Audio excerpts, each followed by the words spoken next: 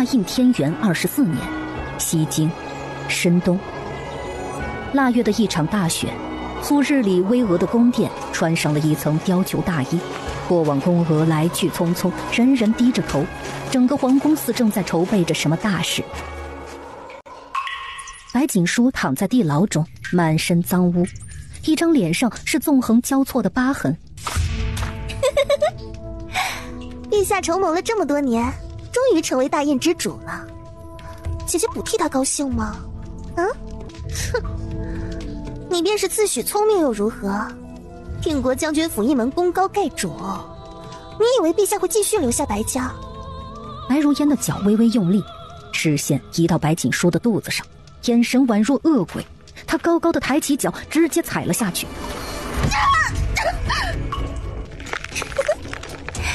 哎呀，死到临头了，你还不知道肚子里面的野种是谁的吧？哦，我来告诉你吧，那是陛下给你找了一个男人，是他亲手将那男人丢进了你的卧房。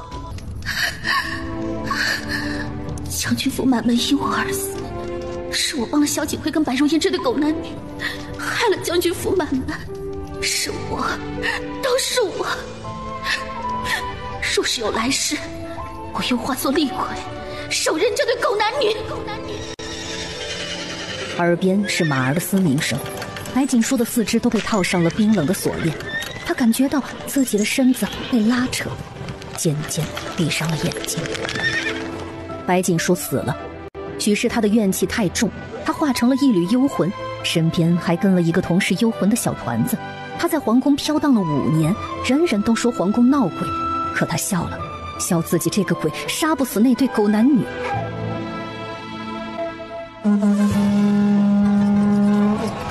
景历5年春，阵阵厮杀声传遍了国都西京。白锦书惊诧地看着一人手握着滴血的长剑，一步一步将萧景辉以及白如烟杀了，成为了大印的主人。而这人就是摄政王萧君策。是了，这是萧景辉最忌惮的人，他手握重兵，驻守在边境玉门关。白锦书笑那对狗男女终于死了。可更令他惊奇的是，萧君策在登基后做的第一件事就是为白家平反。更令所有人没想到的是，他不顾所有大臣反对，捧了一个牌位，对天下宣布那是他的皇后。那牌位正是白锦书的。白锦书跟在萧君策的身边，见他会在夜深人静的时候满脸痛苦地抱着那牌匾。白日里杀伐果断的帝王会在没人的时候亲吻着牌匾，是在怀念他吗？又或者说，一个男人露出这种神色是喜欢他？白锦书怔愣，可更令他诧异的是，他看着自己身边的小团子跟萧君策越长越像，可白锦书不知道自己是何时跟萧君策有交集的。又一日，白锦书看着萧君策请了一道士进宫，他刚想跟过去看看，却不曾想他的意识却逐渐消散了。小姐醒醒啊，你没下罪过啊，怎么办？小姐定是因为老将军惨死伤心过度，这才掉进了湖中。耳边是小丫鬟着急的声音，白锦书头疼的厉害。除了小丫头的声音，还有一道孩童的声音：娘亲，快醒醒了，有人过来了。白锦书猛地睁开眼睛，小姐你没事吧？老将军的灵柩如今就快要出府了，您可不能再有事啊。将军府，外祖父出殡。白锦书浑身冰凉。翠果，走去偏院。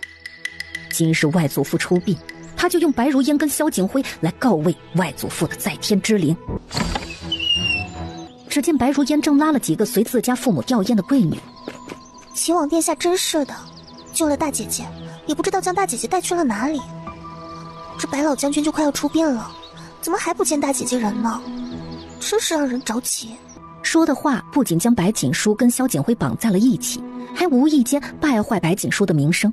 自家外祖父就要出殡了，他这个外孙女却跟男人卿卿我我，真是好生厉害。前世他究竟是有多蠢，才会相信白如烟就是一朵清纯不谙世事的小白花？厉害，真是厉害，陈氏真是厉害极了。他倒是小看了那个继母。是了，能以他娘姐妹的身份嫁入尚书府给自己当继母，可见陈氏的手段有多高明。傻，真傻，不仅他傻，他娘也傻。白如烟抹着眼泪，伴着娇弱：翠果，给我打烂他的嘴，看何人敢在将军府败坏我的名声。是。翠果浑身一激灵，嗷的一声冲了过去，一把抓住了白如烟的头发。放你个狗屁！你是哪家的闺女，敢在将军府败坏我家小姐的名声？我打烂你的脸！住手！身后一道好听的男音传了过来。锦书，你有没有好一点啊？怎么不多穿一点？刚到初春，什么都透着一些寒凉。齐王殿下说的什么话？锦书不懂。莫非齐王殿下也听了别人的胡言乱语？白锦书，你不是落水了吗？大姐姐，妹妹知道你生气，若是打我能出气，你便打我吧。不解，是吗？是我没认出妹妹来，当着这么多人的面，先是说我跟外男拉扯，又说我没在外祖父灵柩前尽孝，我以为是哪个跟我有深仇大恨的人编排我。以往若是外祖父在，妹妹指不定就要血溅3尺了。狂什么狂？白老将军还不是大意疏忽，中了敌人的奸计，损失了一座城池，还没了命。看啊，这就是白家那么多将士护着的大英贵族，皆是忘恩负义之辈，我真替白家不值。好，天元15年，孝忠侯府世子楚灵随大军出征边境，因疏忽大意，引敌兵烧城，是外祖父率500精兵突破重围，身中3刀，拖着身躯擒对方首领，保下一城。敢问楚郡主，若是没有我外祖父，你孝忠侯府如今可还会在？天元10年，白家军在汉阳城驻军，顺昌侯府嫡长子抢杀汉阳都护女儿，引起全城起义。是我大舅舅以监管不力之名自刺一刀，稳定了汉阳城。若非如此，不知道顺昌侯府的子女如今可还是能享受这般顺心的日子。白锦书，我们不是那个意思。翠果，请妹妹去嬷嬷那里待一会儿，带回了尚书府，将她的话学给母亲跟父亲。出殡的时间到了，可白家男儿却都在大印的边关，就连白锦书的几个姨母都随大军出征了。白家就只剩下外祖母跟几个夫人，还有白化平等将军府的小姐。大夫人，时间到了，老夫人的身子怕是……老将军出殡，何人扶灵啊？大嫂，母亲几度昏死，不如让华平他们来。母亲，我来给祖父扶灵。华平，如今白家就只有白化平一个女儿在家了，就连她的女儿白竹仪跟4弟妹的女儿白木堂都上了战场。这个灵，我来。一道清凉的声音传出，白锦书一步一步地靠近，每一步都好似十分漫长。让他来，让他送外祖父最后一程。今日他绝不让外祖父就这么轻易地走。锦书，你身子弱，就让华平来吧。大舅母，外祖父生前曾说我是最像他的人，所以这个灵该我来扶。舅母们放心，锦书没事。就让锦书来，他生前最喜欢锦书，这个灵让他来。外祖母，对不起。瞬息公公，就由锦书来扶灵，这便出发吧。好，送白老将军出殡。一声出殡，喊得白家女眷又红了眼睛。白锦书身子一动，直接将正堂挂的一把佩剑抽了出来，而后只听一道刀剑划破布帛的声音响起。白锦书将白布系在额间，将宝剑配在腰间，抱着白绢绫花率先走了出去。刚入春，天还冷得很，白锦书穿着一身素色的衣裳走在最前面，后面一顶黑木棺材，棺材后跟着白家家眷。风飘过，吹起那一片片的白，以往热闹的西京街道此时鸦雀无声，众人的眼睛盯着棺材，心中闷闷的。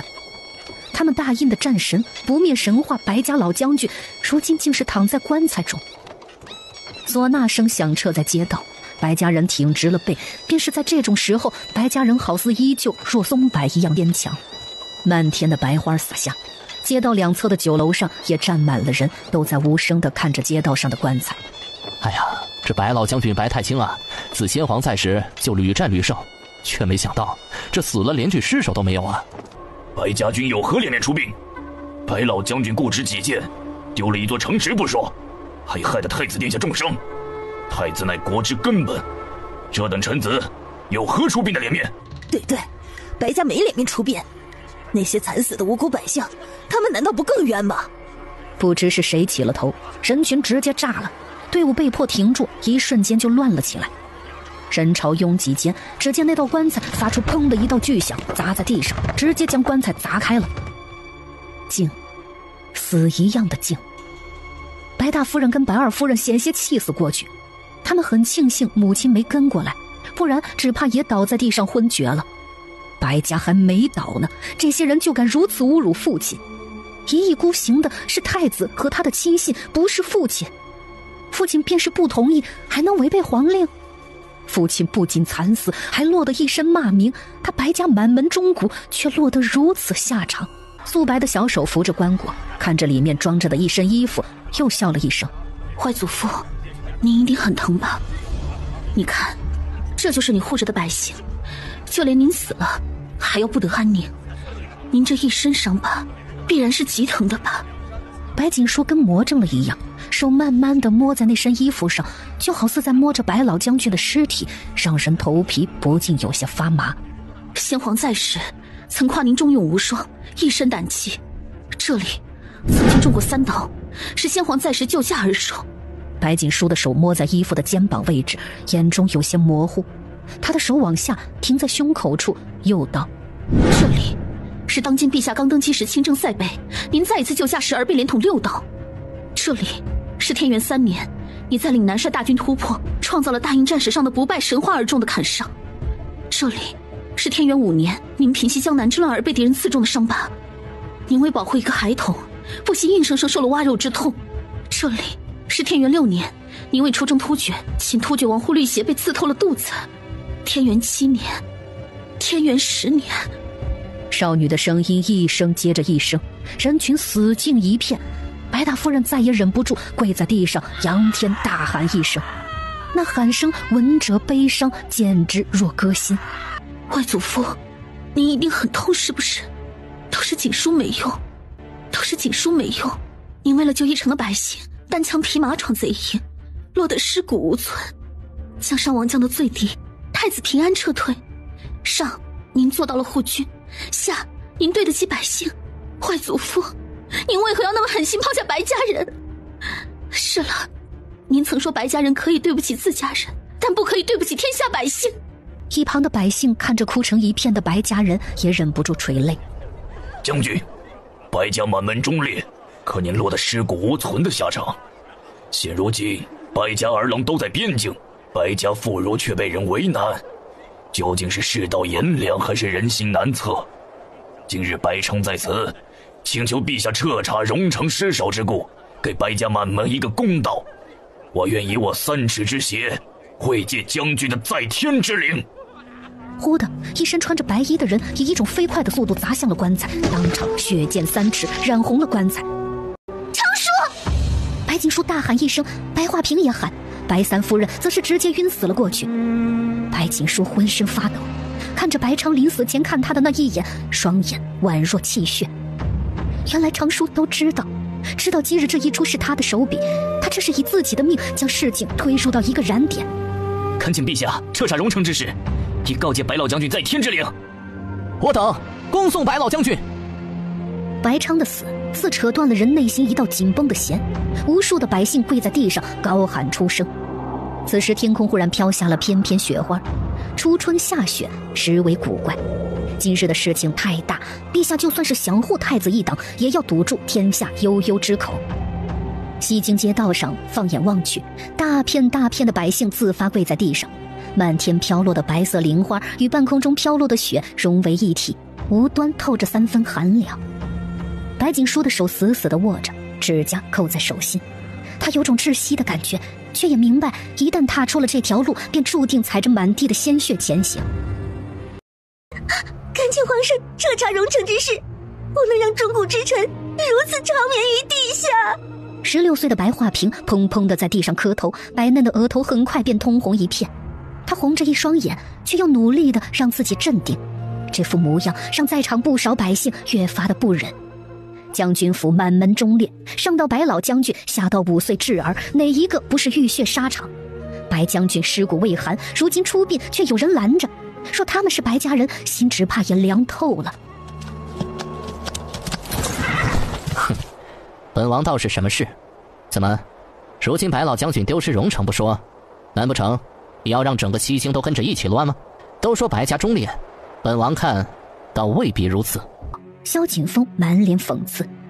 随着马蹄声踏踏而来，白锦书甚至能感受到自己浑身的血液都在燃烧。是他，平王萧景峰，当朝熹妃之子，外祖乃是举国公，手握兵权，同样是天元帝忌惮的人。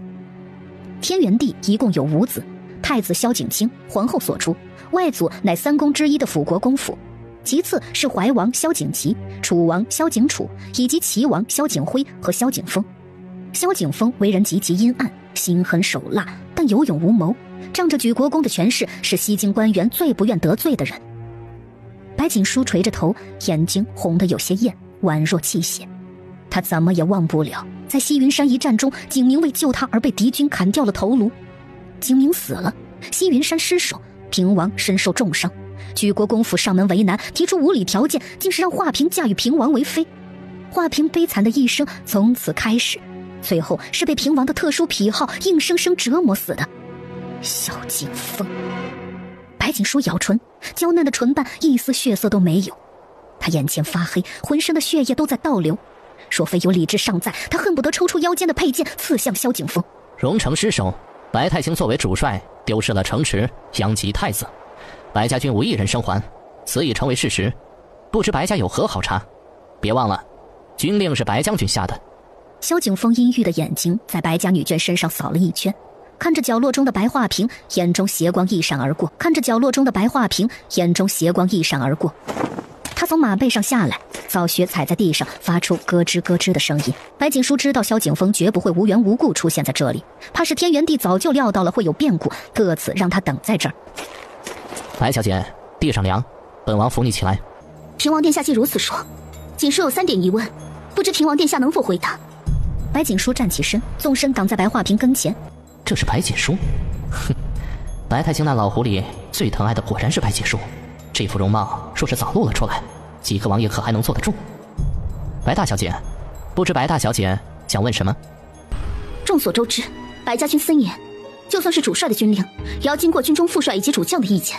白家军副帅白子凯于2月28秘密前往荣城100里之外的天玄门。试问，祖父是如何在短短时间内调回白子凯行的军令？此为1问。2问，敢问陛下，太子前去荣城，主帅的位置是否还由外祖父来担当？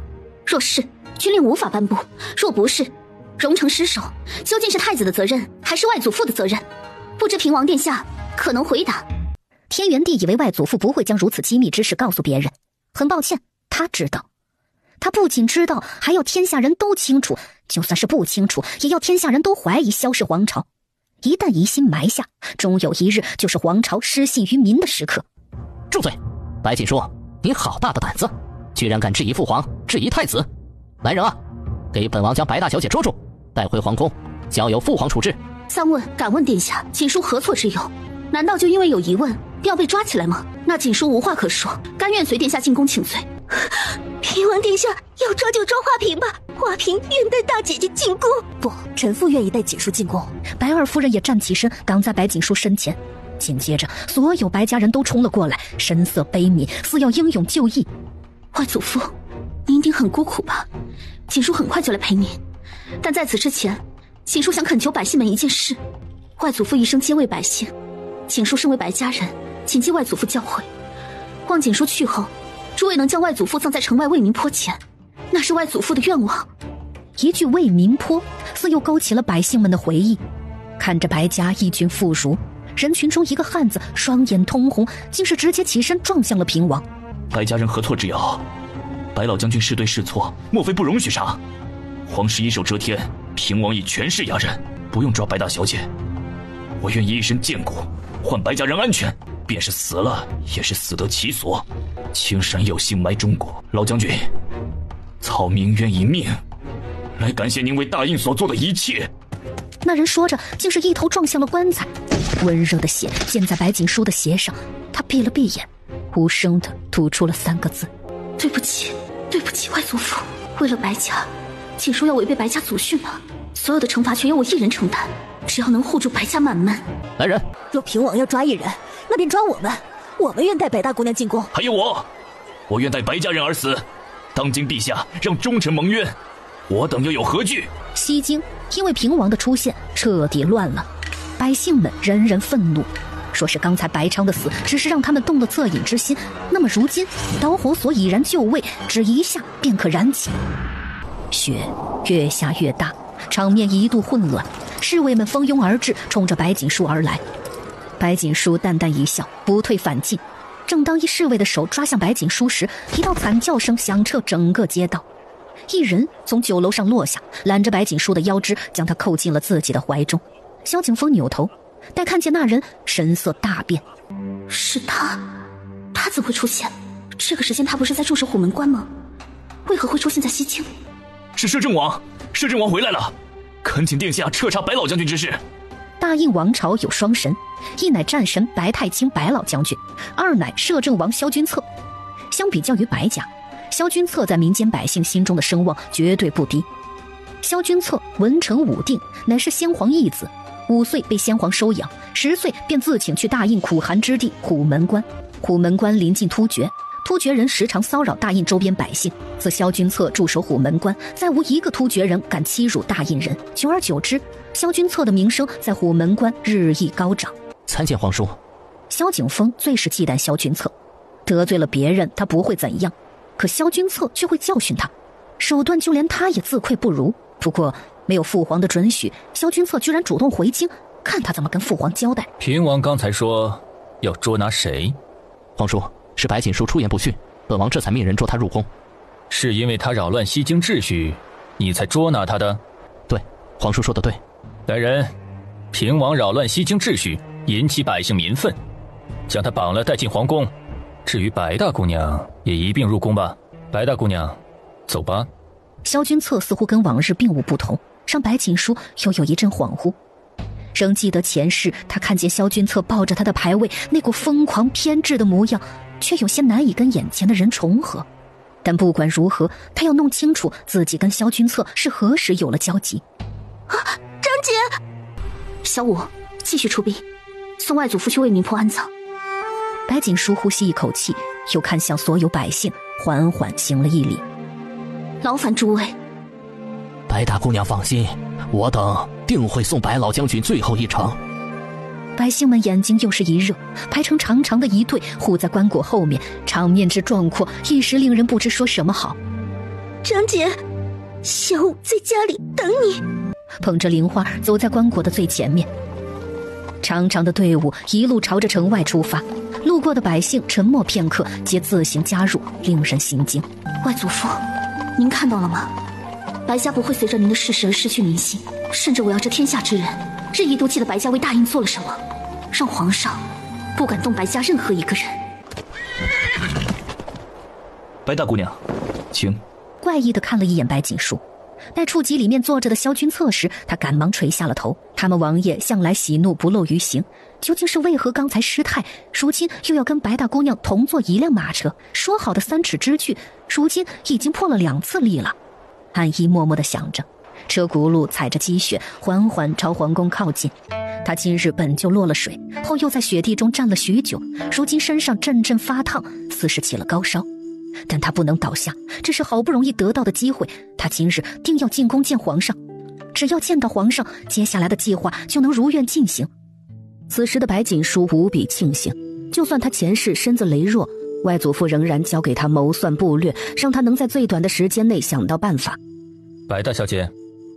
安静的车厢内只有2人的呼吸声。白锦书兀自想着自己的事情，却没发现对面男人那越发幽深的眼神以及紧握的双手。白锦书下意识地往后一躲，萧君策拿着外衣的手硬生生地顿在了原地。白大小姐这是打算还没入宫就倒在本王的马车上吗？那白大小姐所做的一切都要白费了。白锦书身上一热，身上就被一件外衣罩住了。多谢摄政王。忽然，一道骄横的声音扯下了寂静的外衣，也让马车骤然停了下来。马儿的长鸣声传来，似受了惊吓，马蹄高扬，整个车厢也跟着往后倾斜。马车外的暗衣瞳孔一缩，眼看着马车就要倒了，赶忙去拉。车厢内，白锦书由于惯性，整个身子不受控制地朝后砸去。平阳见过君侧哥哥。马车外是平阳公主，她倒是何人敢拦萧君侧的马车？既是平阳公主，那就不奇怪了。说起来，平阳公主乃是先帝最小的公主，从小就心悦萧君侧。名义上他们是兄妹，可平阳郡主就跟疯了一样追着萧君侧。平阳虽贵为公主，命运却也握在天元帝的手中。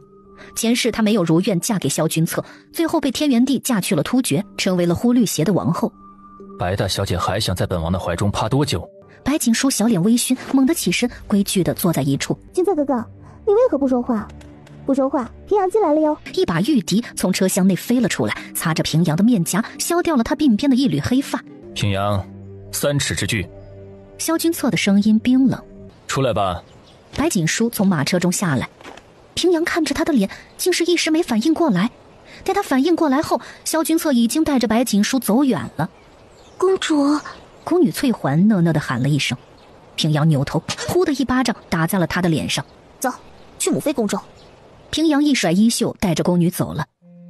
巍峨的皇宫一如前世那样壮阔，可对白锦书来说，每走一步就让他想起前世自己是怎样在这里被折磨的。也是那份恨意让他走得越发的稳。御书房，跪在地上的瞬息后背已经湿透了。龙椅上，天元帝阴沉着一张脸，像是能滴下水来。平王人呢？皇上，摄政王以及白大姑娘在殿外求见。臣女臣参见皇上。起来吧，皇帝，你的事朕稍后再说。至于白大姑娘，不知可否对朕有什么要说的？天元帝脸上带笑，若非知道他是一个怎样的人，白锦书还真就以为他是一位清纯的天子。在这个时候，他不能走错一步，否则等待白家的就是万丈深渊。臣女有罪，请陛下屏退左右。其他人退下，皇帝留下。天元帝摆手，宫女太监鱼贯而出。陛下，外祖父出发荣城之前，曾交给臣女一份军机要件，并留下话，事后若他有任何不测，定要将此交给陛下。事关国之根本，外祖父横死，臣女不敢耽误，又恐生变故，是以今日在街道上冲撞了平王殿下，略施手段让摄政王带臣女入宫。陛下，臣女从外祖父的言语中依稀猜测，突厥王忽律邪已经潜伏到大印，就在荣城百里之外的青城，请陛下明鉴。白锦书话落，天元帝的神色忽然骤变。此密卷是老将军亲手交给你的。回陛下，臣女不敢说谎，外祖父的笔迹你应当是认得出来的，还请陛下尽快捉住忽律邪，给外祖父报仇。荣城失守，太子重伤，定然是忽律邪从中作祟，请陛下下旨彻查荣城之事，给白家一个交代，给百姓一个交代。白锦书说得认真，眼中还带了恨意。天元帝看见那丝恨意，唇角勾起，心中的疑惑逐渐打消。没错，他认得白太清的笔迹，因为白太清是左撇子，别人若是模仿，他一眼就能看出。所以白锦书是觉得白太清横死是忽律邪所为，这才闹了这么一出。如此看来，白太清这个外孙女倒是半分他的谋算都没有继承到，不足为惧。白大姑娘空有美貌，只怕白太清根本就没想将这封密函交给自己，而是让白家人保命的。起来吧，荣城之事复杂，朕定会给白家一个交代。你外祖父还有没有说别的？有，外祖父说今春会下雪，突厥人会趁着大雪偷袭我军阵营，雪深3尺，可封一城。陛下，臣女请陛下快快出兵，将大哥哥他们调回，给外祖父报仇，以堵百姓悠悠之口。只要擒住忽律邪，臣女甘愿受罚。臣女无用，上不了战场，唯愿大哥哥他们能够捉拿贼人，为祖父报仇。缓缓走到窗边，看着外面落下的雪变成鹅毛大雪，对白锦书的话越发相信了。天助他也！白锦书虽然激起民愤，但若是放出消息将事情引到突厥人身上，只会引起百姓对大印的拥护以及对突厥的愤怒，这何尝不是一个好的谋算？但在调动人马方面，他需要想想，要让白家6子哪一个去青城呢？皇帝有何看法？陛下，先送白大姑娘回白家吧，她不适合听那么多。皇帝说得对，白大小姐今日之举虽失礼，但也事出有因。朕就罚你在尚书府禁闭2日，2日后皇后举办春日宴，白家家眷可进宫。天元帝摆了摆手，换了瞬息，找了一辆马车送白锦书出宫。咯吱一声，厚重的宫门缓缓关上。白锦书抬头，鹅毛般的大雪落在他的脸上，化成了一滩水。他眨眨眼睛，扭头看着森严的皇宫，眼中闪过了一丝冷意，一板一正地随着小太监出宫了。从此刻开始，他要前世所发生的一切都变一个轨迹。若没猜错，天元帝定是要从6个哥哥中选择一个去荣城，一旦这个缺口打开，就是他反击的时候。根本没有什么外祖父的密卷，那是他仿照外祖父的笔记，结合前世的记忆临时描摹的。无论是尚书府还是将军府，没人知道他也跟外祖父一样是左撇子。有劳公公送锦书回来。白锦书的脸苍白，小太监客气的点头走了。小姐，你有没有事啊？翠果，回荣锦院，烧热水，我要沐浴。白尚书在得知今日西京街道上的事情后，第一时间入了宫，只不过跟白锦书正好错开了。不知是皇上有意敲打，还是刻意晾着他，竟是让他在殿外跪了1刻钟，让白尚书心中不由得恼怒。白锦书一回到卧房，再也撑不住，就倒了下去。翠果跟嬷嬷一阵慌乱，给白锦书泡了热水澡，又盖了厚厚的棉被。见白锦书躺在床上，眉头紧皱，嘴中一直念叨着什么，翠果跟嬷嬷满脸心疼。今日注定是一个不太平的日子。白锦书浑浑噩噩，半睡半醒，梦中是白如烟狰狞的笑容，是白家儿郎凄惨的死状。娘亲，醒醒，宝宝想娘亲了。耳边是孩童稚嫩的声音，还带着一丝软糯以及一丝依赖。娘亲不要宝宝了吗？要快点醒来啊！那小软音再一次出现，还小小的叹了一口气。白锦书睁开眼睛，卧房内安静一片，他苦笑一声，以为是自己听错了。他重生了，但是他的孩儿却没有，因为那孩子根本就没生出来，自己定然是太思念他，这才听到了他的声音。他除了对不起白家人，还对不起那个尚未出世的孩子。娘亲，你醒了，小宝还以为你不要我了呢。床边一个小肉团子飘了过来，对，就是飘过来的。天色已经沉了下来，室内燃着几个蜡烛。白锦书扭头，只见一穿着白色锦袍的小团子正双手撑着下巴，眼巴巴地盯着自己。他揉了揉眼睛，以为自己太思念孩子产生了幻觉，直到那小身影朝着自己扑了过来，他喜极而泣。他重生了，他的孩子也跟着回来了，苍天有眼。小宝！白锦书喜极而泣，从床榻上起身，想要抱住对面那个小小的身子，但在二人接触的一刹那，他的手却从那小身子上穿了过去。白锦书怔愣，小宝则是撇了撇嘴，大眼氤氲，看得白锦书心都要化了。宝则是撇了撇嘴，大眼氤氲，看得白锦书心都要化了。怎会？为何他能看见小宝，但却触碰不到他，就连摸摸他、抱抱他都不能呢？娘亲重生了，但是小宝却不能，因为小宝根本就没出生。小宝白嫩嫩的脸郁闷地皱成一团，小身子在半空中飘着，盘起腿，用小手托着脸，微微沉思，又有些苦恼。他也想要娘亲抱抱自己啊，可如今只能看到却摸不到。他还想要之前那样让娘亲牵着自己，还想要趴在爹爹的桌案前看书。是娘亲不好，若非娘亲前世识人不清，你也不会为出生就。白锦书唇瓣有些抖，小宝一看他这副模样，赶忙飘到他跟前，胖乎乎的手臂绕到他脖子上，虚虚地抱着他，声音甜腻道：娘亲莫要自责，小宝这不是跟着娘亲回来了吗？本来小宝是要魂飞魄散的，但不知为何居然可以跟在娘亲身边。忽然想起外祖父身边那个十分厉害的谋士诸葛明，他听外祖父说起过诸葛明，此人不仅擅长谋算，也略通岐黄之术，在战场上用兵如神。本来他是不信这些的，但随着他的重生以及小宝的出现，他已经信了。荣城失守，诸葛明失踪，当务之急是要找到他的踪迹。他听然知道荣城之事的真相。外祖父曾有意让自己拜诸葛明为师，但前世自己十分排斥这些东西，想来都是他目光狭隘了。哎，有了！小宝知道怎么才能重新回到娘亲身边了，忽的，小宝兴奋地抬起头，一双狭长的桃花眸亮晶晶的，让白锦书看得一愣。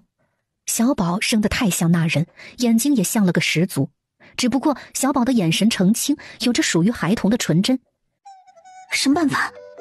白锦书摸着小宝的额头，小宝将小身子挤到白锦书怀中，神神秘秘道：嘿，小宝不能重生，是因为前世就没出生。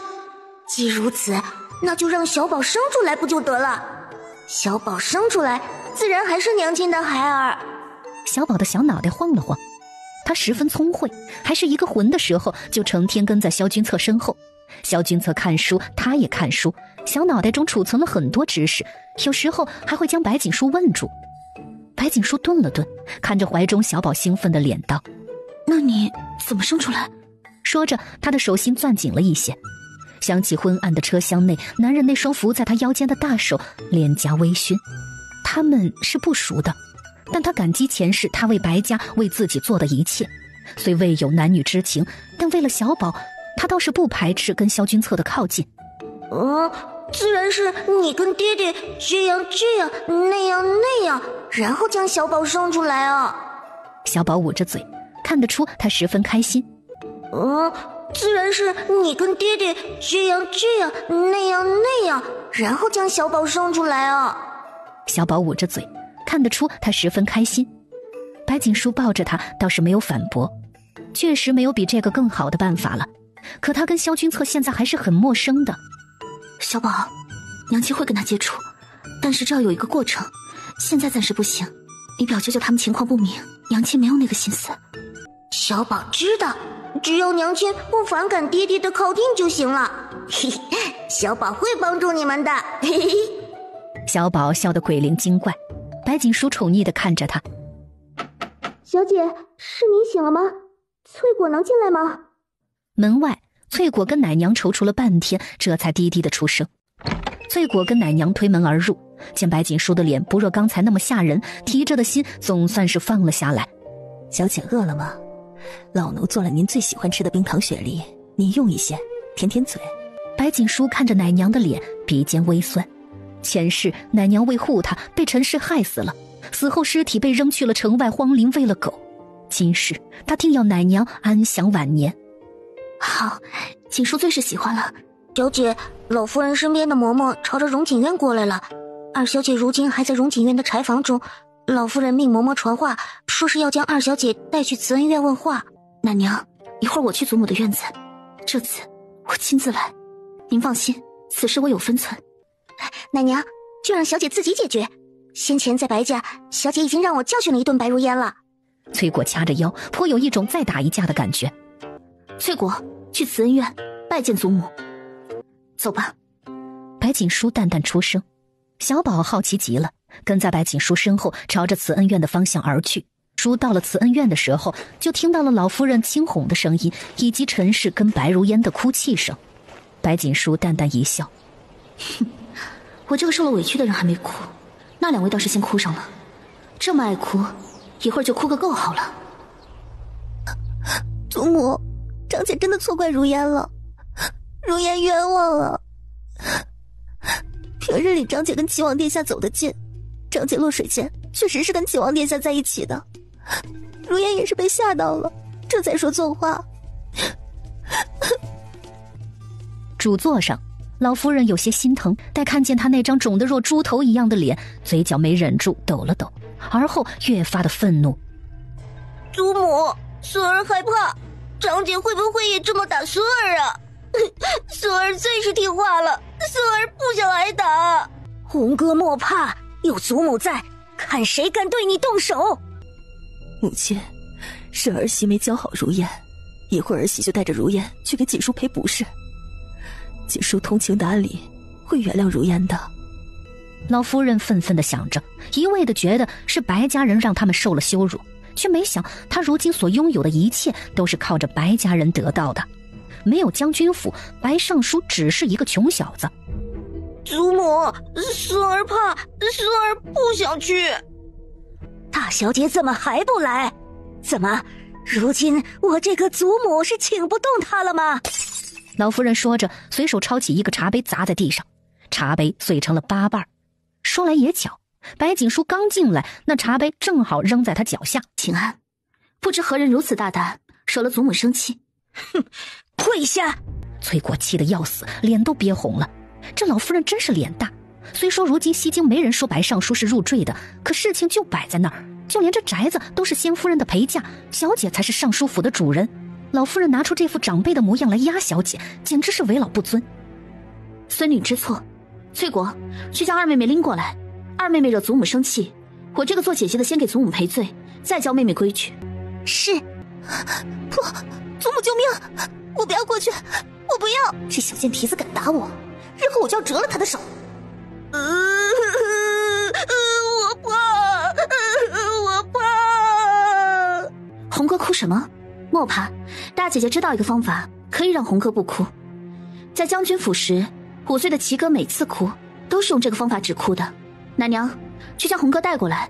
以往我总是生病，也不曾尽到一个做姐姐的责任，真是十分愧疚呢。放肆！你眼中可还有我这个祖母？我看谁敢过来！祖母难道不是怪我不曾管教好妹妹吗？为何又要如此训斥我？锦书知道，祖母是想知道在将军府发生的事情。翠果，给祖母学一遍妹妹当时说了什么。给祖母学一遍妹妹当时说了什么。白锦书垂着头，翠果已经像模像样的学着当时白如烟的话跟动作，重新复述了一遍。她学得绘声绘色，就连白如烟的小动作也学了个十足像。老夫人脸色难看，陈氏的脸也有片刻的发白。老夫人，二小姐这些话传出去，若非大小姐及时制止，怕是尚书府姑娘的名声都要毁了。就是不知道二姑娘是有心的还是无心的了。此举若是被将军府知道，定然是要追问的。老将军便是不在了，还有大爷、二爷，也还有姑娘的6个表哥。我没有，不是这样的。长姐，你忘记了吗？是你平日里总托我邀请齐王，都是你让我这么做的呀。二妹妹，你怎能如此冤枉我？祖母素日教导我们不能与外男见面，要时刻谨记自己是白家人。我往日都待在荣景院，未曾迈出过院子一步，何时要你去寻齐王？而且二妹妹说反了吧？不是你求了我托人去找齐王的吗？妹妹，你说你爱慕齐王，你都忘了吗？二小姐莫不是以为大小姐性子软，就可以随便为你泼脏水？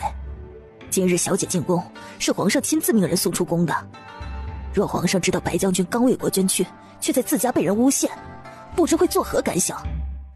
奶娘的话让老夫人眼皮子一跳，更让陈氏心道不好。她飞快地思索着，娇弱的身子往地上倒去。她身边的婆子刚想大喊，却不曾想白锦书先她一步往奶娘身上一倒，晕死了过去。老夫人险些一口气没上来，跌坐在了椅子上。慈恩院一瞬间陷入了慌乱中，而陈氏则是僵硬地站在原地，倒下也不是，做别的也不是，脸色越发的白。不好了，大姑娘晕倒了。二小姐，如今你可是满意了？老将军现在刚入土为安，你就敢如此污蔑长姐，倒真是好本事。白尚书一脚刚踏进慈恩院的门，就听到奶娘这么一番话，眼前也有些发黑。他刚从皇宫出来，本以为圣上会责怪他管教不严，但令他惊讶的是，圣上除了让他跪了1个时辰，就让顺喜放他出宫了。从顺喜的言行中，他听出来了皇上的意思。皇上不仅丝毫都没有怪白锦书的行为，反而不知是因为白锦书进宫说了什么，让皇上有些高兴。如此，他倒是小瞧这个大女儿了。所有人都以为她柔弱，继承不到将军府那种骁勇，但若是她足够聪慧，倒也说不定对她是一个助力。老爷回来了。母亲今日这事办得糊涂呀。老夫人想明白其中的弯弯绕绕，手脚冰凉，心跳得厉害，没忍住，两眼一翻，晕死了过去。母亲，还愣着干什么？还不快请大夫！白锦书窝在奶娘的怀中，听到白尚书的声音，浑身的血液都凝成了一团。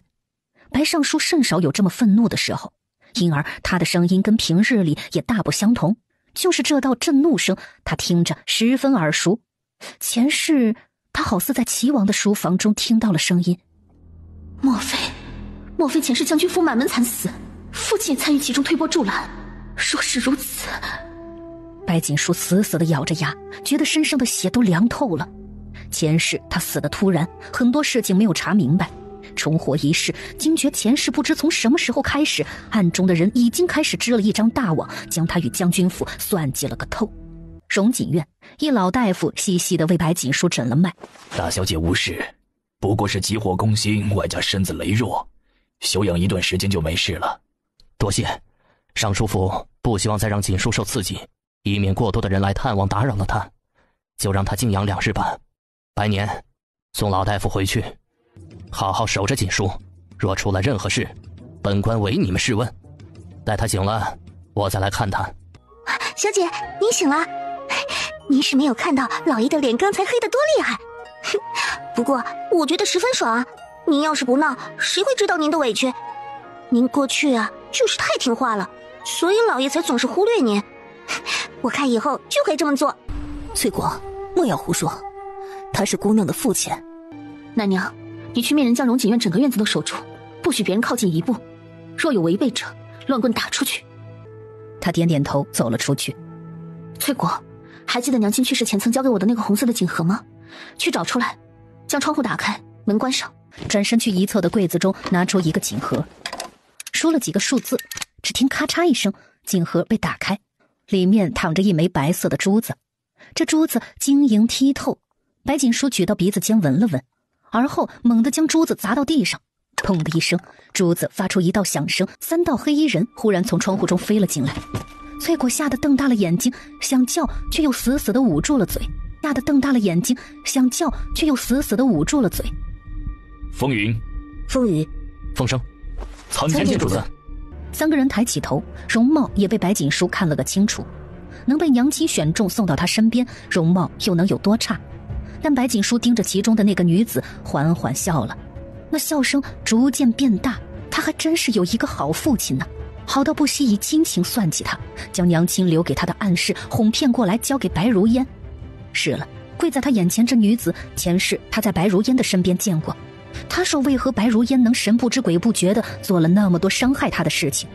有这个高手在身边，白如烟想做什么不成？他忘不了2日后的春日宴，白如烟是怎么算计自己，让自己名声扫地，被西京人嘲笑，害白家丢脸的。果然一切都是在外祖父死后便开始了。既如此，他定要报复回去。我既能换你们出来，从此以后你们就是我的人了。若有任何叛主的行为，我定不轻饶。你是风云，娘亲是否还让你交给我什么东西？例如令牌。是，主子命风云将这块令牌交给您，此乃风云令。主子说了，说是有人捏碎了那枚哑炮，唤出了他们，让他们不要轻易的将令牌交出去，须得对方说出才能将令牌拿出来。可见主子并不放心尚书府的人，也不放心他选中的继承人。但如今新主子说出了令牌的事情，那么就证明主子是想明白将令牌交给眼前这少女的。你们是风云阁的人，没想到江湖上令人闻风丧胆的风云阁，居然是娘亲的暗示。是了，娘亲那么厉害的人，培养出来的暗示定然是极其厉害的。可是我不明白娘亲那么厉害，为何会死？你叫风雨，我有一事要你去做。主子的话，风雨定然照做。白锦书看着风雨，缓缓笑了。前世虽然风雨跟在白如烟身边，但却也是因为将她认成了自己。亲眼见识过风雨对白如烟的忠心，他前世还曾感叹白如烟找了一个忠心的丫鬟。就是不知道这一世，他再将风雨送到白如烟身边，是否结果会让白尚书满意？风雨留下，稍后我会告诉你需要做什么。风云听令，我以风云阁阁主的身份，命令你火速前往荣城寻一人。稍后我会将那人的模样画下来，找到人之后莫要打草惊蛇，跟着他，一旦时机成熟，就叫人带回来。另外，风声，我要你即刻出发去汉阳城寻大舅舅，亲手将我的书信交给他，看完他便会明白。刚看见白锦书，他们还觉得他年纪太小，恐撑不起风云阁。现在听到他这么冷静的安排，他莫名产生了一股发自内心的臣服。我等谨遵主子指令。风云、风声齐齐出声，白锦书则是走到桌案边，快速地写了一封书信，而后又将一幅图像交给了风声。他们二人拿到东西，马上就消失不见了。他推开窗，看着外面已经能将人的脚面盖住的大雪，眼中闪过一丝金光。这场大雪明日便会停，后日的春日宴也会如期举行。春日宴上事关一件大事，他定会送给所有人一个惊喜。摄政王府苍兰院，袅袅熏香在书房内燃起。天下大雪，冷得厉害。书房内铜牛竹盆中燃着火光，室内有些昏暗，显得略微朦胧。书房正中间有一身影伫立，暖色的烛光将他的身影拉得有些长，跳跃的火苗映出他一双潋滟桃花眸。小宝在外面飘了许久，找了多间屋子，终于找到了萧君策。远远的听到书房内传来的动静，小宝十分开心。他今夜忽然有些想父王了。王爷，师兄失踪，荣城如今暗处藏着许多人，依着师兄的谋算，别人都会猜测他是躲到了荣城周围的城池，一定想不到他就在荣城中。书房内一道略沉的声音响起，小宝在听到那声音的时候，小身子猛地一顿，眉头都皱了起来。这声音怎么听着那么耳熟啊？倒像是前世我跟娘亲消失前那个入宫的道士的声音。想着，小宝有些害怕，没有直接进去，而是将小脸贴在门口，透着门缝看向里面。只见萧君策整个人站在桌案边，垂着眸子，冷凝的侧脸露出些许的温柔，修长的手指缓缓摸向桌子上的一幅画，动作越发的轻。小宝好奇极了，又往一边走了走，待看清了那幅画上的人，他捂着小嘴乐了。那不正是我娘亲吗？我就说了，父王喜欢娘亲，不然前世也不会抱着娘亲的牌位整夜发呆了。天师，本王有一事想要请教。良久，萧君策的声音传了出来。天师，也就是那个穿着宽大白袍的老头，应了一声，似在等着萧君策说话。小宝也纳闷，他前世跟在父王身边那么久，知道他父王无所不知，厉害的不得了，是什么让他父王会露出这么一副模样？还有他父王不知道的事情吗？你说这世间有没有一种法子，可以让一个心有所属之人喜欢上另外一个人？这样是不是便可以拥有他，日日夜夜让他都只属于一人？小宝盯着他的眼睛，忽地捂住了小嘴。他觉得这个样子的父王好吓人，透着一股偏执疯狂味。宝宝好怕。尚书府荣锦院，一大早白锦书便醒了。为了将昨夜那场戏继续下去，白锦书一直拖到此时才让翠果将消息传出去。卧房内暖烘烘的火炉让室内都热了不少。二妹妹还在外面跪着呢。陈氏的手段还真是一如既往，苦肉计虽然要吃些苦，可却是最好用的一种。白如烟在门外跪了一晚上，若是消息传出去，只怕外人会说他这个长姐仗着外祖家是将军府而苛待为难他的妹妹。一旦昨夜他被白如烟气得昏过去的消息传去，那么陈氏紧接着就会将白如烟跪一晚上的消息散播出去。如此一来，尚书府女眷不和的消息也会传出去。老夫人不会允许，白尚书也不会允许。白锦书淡淡笑了，本来他也没打算将消息传出去，只是敲打一下老夫人而已。毕竟他还要靠着白如烟传递消息。姑娘，要不要让二小姐起来啊？若是再这么跪下去，日后老夫人说不定又会为难你。不用，说我让她起来，父亲跟祖母倒是要怀疑了。白锦书淡淡一笑，站到窗边，见白如烟穿着一身单薄的衣服跪在地上，脸色青紫，唇角的笑越发的凉薄。别看陈氏生的一副柔弱样，但他的心狠着呢。他很会教养女儿，用这种刻骨铭心的方式让白如烟长记性，又能让白尚书心疼，一举两得。翠果，父亲走到哪里了？白锦书低着头，伸手摸了摸窗台上那盆绿色的味儿了，估计这会儿应该已经回来了，正往您院子中来呢。翠果看了一眼天色，恭敬地说道：“拿件外衣，我们出去看看二妹妹。”白锦书嗤笑一声，翠果找了一件新衣服，随着白锦书走了出去。一脚刚迈出房门，院子门口那棵枯树后隐约站着一人。白锦书垂下眸子，装作没看见，缓缓走到白如烟身边。长姐，都是妹妹的错，是妹妹昨日说错话了，是妹妹鬼迷心窍，还请长姐原谅嫣儿吧。长姐平日里是最疼我的。白如烟浑身都冻麻了，一看见白锦书出来，她极力压下眼中那道恨意，可怜兮兮地跪在地上，抹着眼泪。白锦书就是故意的，故意晾着自己。若非如此，她怎么不早出来？自己何苦跪这么久？妹妹说的哪里话？长姐怎么会怪你？父亲平日里教导自家姐妹要团结一心，不能生了二心。外祖父逝世，长姐痛心难忍，故此让妹妹跪了这么久，倒是姐姐的不是。白锦书伸手将白如烟扶了起来。白如烟狐疑地抬头，待看见白锦书的神色又恢复了往日那样，心中松了口气。只怕是白锦书太伤心，昨日才会那么反常。翠果，将披风给妹妹披上，天气寒凉，莫要感染了风寒。白锦书摆摆手，翠果低着头将披风给白如烟披在了身上。长姐，你真的原谅我了吗？太好了，那明日的春日宴，我们一同去许昌侯府参加吧。披风披在身上的那一刻，白如烟终于将心放到了肚子中，眼底闪过一丝兴奋。白锦书捕捉到他眼中的兴奋，笑着点头。去，怎么会不去？不去的话，怎么会看到白如烟的大戏？戏台子都搭好了，我不去怎么看戏？好了，我不去怎么看戏？太好了，长姐不生气就好。嫣儿也是太担心长姐了，日后不会了。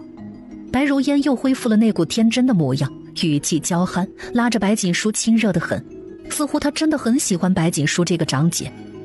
白锦书低着头，模样温和。一阵脚步声传来，她心中冷笑：父亲，长姐原谅我了。父亲，嫣儿知道错了。白锦书扭头，故作惊讶地看了一眼白尚书，随后眼泪就落了下来，满脸自责，那神态语气跟陈氏八成像。白尚书本就心疼白如烟，见她身姿单薄，脸上还肿着，眼中闪过一丝疼爱，想伸出手摸摸她的头，却碍于白锦书在这里，将手收了回去。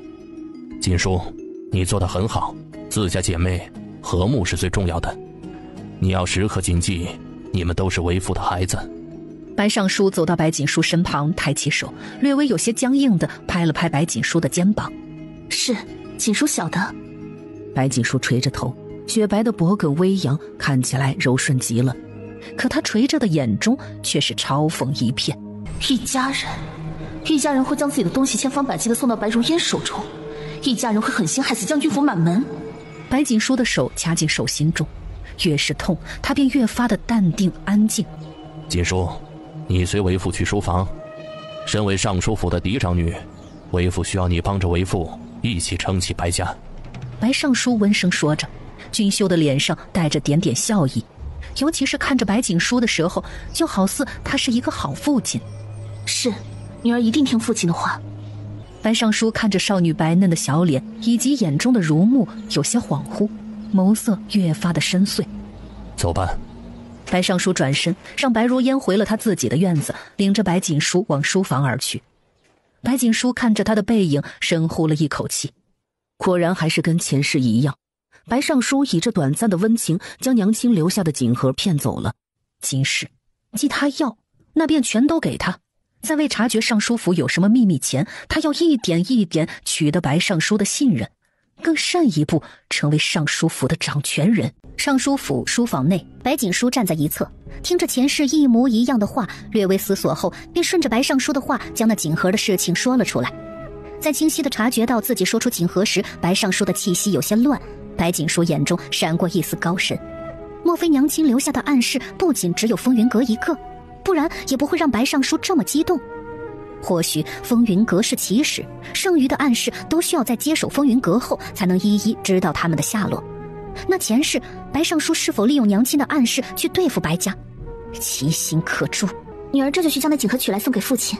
娘亲去世多年，女儿以往还心生怨恨，觉得父亲不喜娘亲，女儿愧疚，原是女儿误会了父亲。白锦书扶了扶身，一张小脸满是温和。见白尚书的身子有些僵硬，他又笑了笑，返回荣锦院去拿锦盒。不续，就等着他们跳进来了。半盏茶后，荣锦院一个个的丫鬟鱼贯而入，手上都拿着托盘，上面放着钗环首饰。大姑娘，老夫人身子不爽利，明日便是1年1举的春日宴了。许昌侯府2日前就送来了帖子，邀您跟二小姐一起去参加。老夫人命老奴给您送来这些首饰，还交代若是你有什么需要的，尽管去命翠果寻老奴。赵嬷嬷弯着腰，说话不经意带上了一丝恭敬。她觉得自从白老将军去世后，这位一向大门不出二门不迈的大姑娘似乎有哪里不同了。就比如此时她一句话不说，只是安静地盯着自己，竟让她觉得如芒在背。想着，她大着胆子抬头，却见白锦书跟往日那副好说话的模样并无不同，遂又放下心来。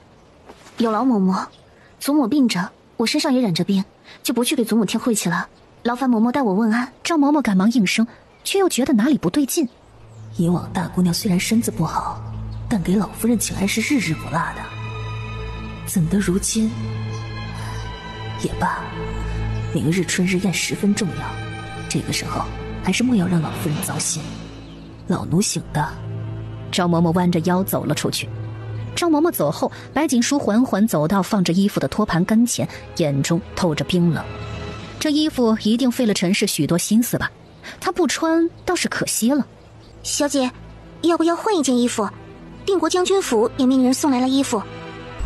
翠果小心地说着，她是不信任陈氏，只有将军府的人才不会害小姐。小姐，这春日宴也是变相的相亲宴。以往老将军在的时候，就算是皇后娘娘想给您赐婚也是不行的，可如今……翠果咬唇，身为定国将军府的外孙女，小姐的婚事多少双眼睛盯着呢？尤其是明日的春日宴，几乎所有的王孙贵族都参加了。无妨，皇后娘娘是最不想我入东宫的，太子病着，她更不会动这个心思。前世皇后一直在人前夸她，有意无意地让众人以为她想让自己入东宫。可重活一世，她知道自己在皇后的心中只是钳制熹妃的棋子，她哪里是想让自己嫁太子，而是嫁平王。说起来，自己在西平街道对平王的3问，不仅惹怒了熹妃，更让皇后恼怒吧。唉，也不知道今年是怎么了，春日下雪不说，就连那一向不参加任何活动的摄政王，竟也是破天荒的要去春日宴呢。不然那些贵女们哪里会那么兴奋？翠果嘟嘟囔囔地将东西都收拾进卧房，没有注意到白锦书在听到萧君策时有些出神。她要去春日宴？白锦书垂眸，长长的睫毛遮住眼中的神色。想起那日男人在自己鬓间那炙热的呼吸，白锦书的呼吸都紧了几分。经历了寒冬的遮掩，春日悄然来临。春日宴是从先皇在世时就举办的宴席，也是大印默认的变相的相亲宴。皇后身为举办人，因太子重伤，特意将举办春日宴的重任交给了自己的娘家许昌侯府。一大早，来往马车一辆接着一辆往许昌侯府而去。白锦书坐在车厢内，挑开帘子往外面看去。路上的积雪已经被清扫了出来，马车络绎不绝，一辆挤着一辆。小姐，想来是今日的人太多，又因为下了雪堵住了路呢。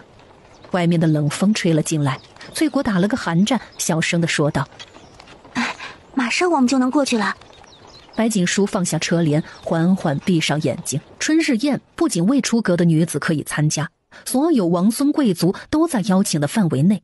尤其是今日，那便是皇上有意给摄政王萧君策选妃。虽然皇上忌惮萧君策，可他大权在握，整个西京谁不想将女儿嫁进摄政王府？上一世萧君策并没有来春日宴，或许来了，只不过是他不知道罢了。不料马车外一嬷嬷的声音传了进来：“老奴奉许昌侯夫人的嘱咐，特意来接大小姐入侯府。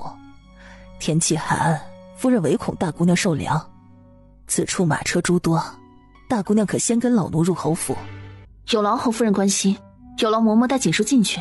但尚书府来的女眷不止我一人，不知可否？这是自然，还请姑娘放心。摄政王来了！是摄政王府的马车。这一瞬间，所有人的视线都从白锦书的身上看了过去。翠果松了口气，感慨这摄政王出现的还真是及时。许昌侯府当着这么多人的面给尚书府女眷搞特殊，不是关心他们小姐，而是让众人猜忌，可不是一件好事。关心他们小姐，而是让众人猜忌，可不是一件好事。但很快他就察觉到一道高大的阴影出现在他身侧。他抬头，在看见萧君策那张潋滟华颜后，整个人一震。啊，说好的3尺之距呢？摄政王离的距离可没有3尺吧？啊，一会儿我会不会被扭断脖子呀？参见摄政王。翠果的舌头像是打结了一样。阿姨，请白大姑娘入侯府。老将军刚入土为安，莫要再生事端。今日的他依旧穿了一身白衣。是。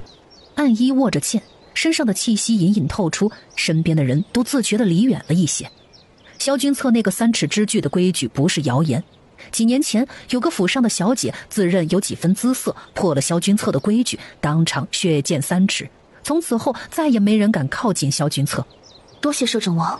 白锦书垂眸，语气很轻，机不可察地退了一步。这一步是下意识往后退的。他内心苦笑，倒不是抗拒这人，而是他们实在是不熟，且前世萧君策从未对他跟别人有什么不同，就算是喜欢他也从未说过。进去吧。萧君策衣袖中的手紧了紧，清晰地看见白锦书倒退的那一步，眼中闪过些许自嘲。他早就有喜欢的人了，可怎么办？看见他跟我保持距离，还是轻易就泄了气息。我多想不管不顾就这么将他带走藏起来，可惜不能，那样会吓坏他的。白如烟站在最后面，眼睛盯着白锦书的背影，指甲都扣进了肉中。白锦书什么时候跟萧君策认识的？萧君策那样的人也是白锦书能笑想的吗？哼，白家外孙女又如何？很快他就要被西京人的唾沫星子淹死了。白如烟得意一笑，余光往身侧垂着头的风声身上看去，心中又是一阵顺畅。哼，白锦书身份尊贵又如何？父亲还不是将他的东西都给了我？我要将白锦书所有的一切都夺过来，那些本来就是属于我的。一进入府内，仿佛入了一座仙境。室外摆放着几个铜炉，不会让人觉得很冷。丫鬟小厮来往匆匆，虽然忙，但也可见他们脸上的喜色。白锦书脸上带着淡笑，心中却悲凉一片。外祖父为国捐躯横死，前2日才刚入土为安，今日这春日宴就如此豪华，世家贵女言笑晏晏，府上公子推杯换盏，有谁知边境保家卫国将士的寒楚？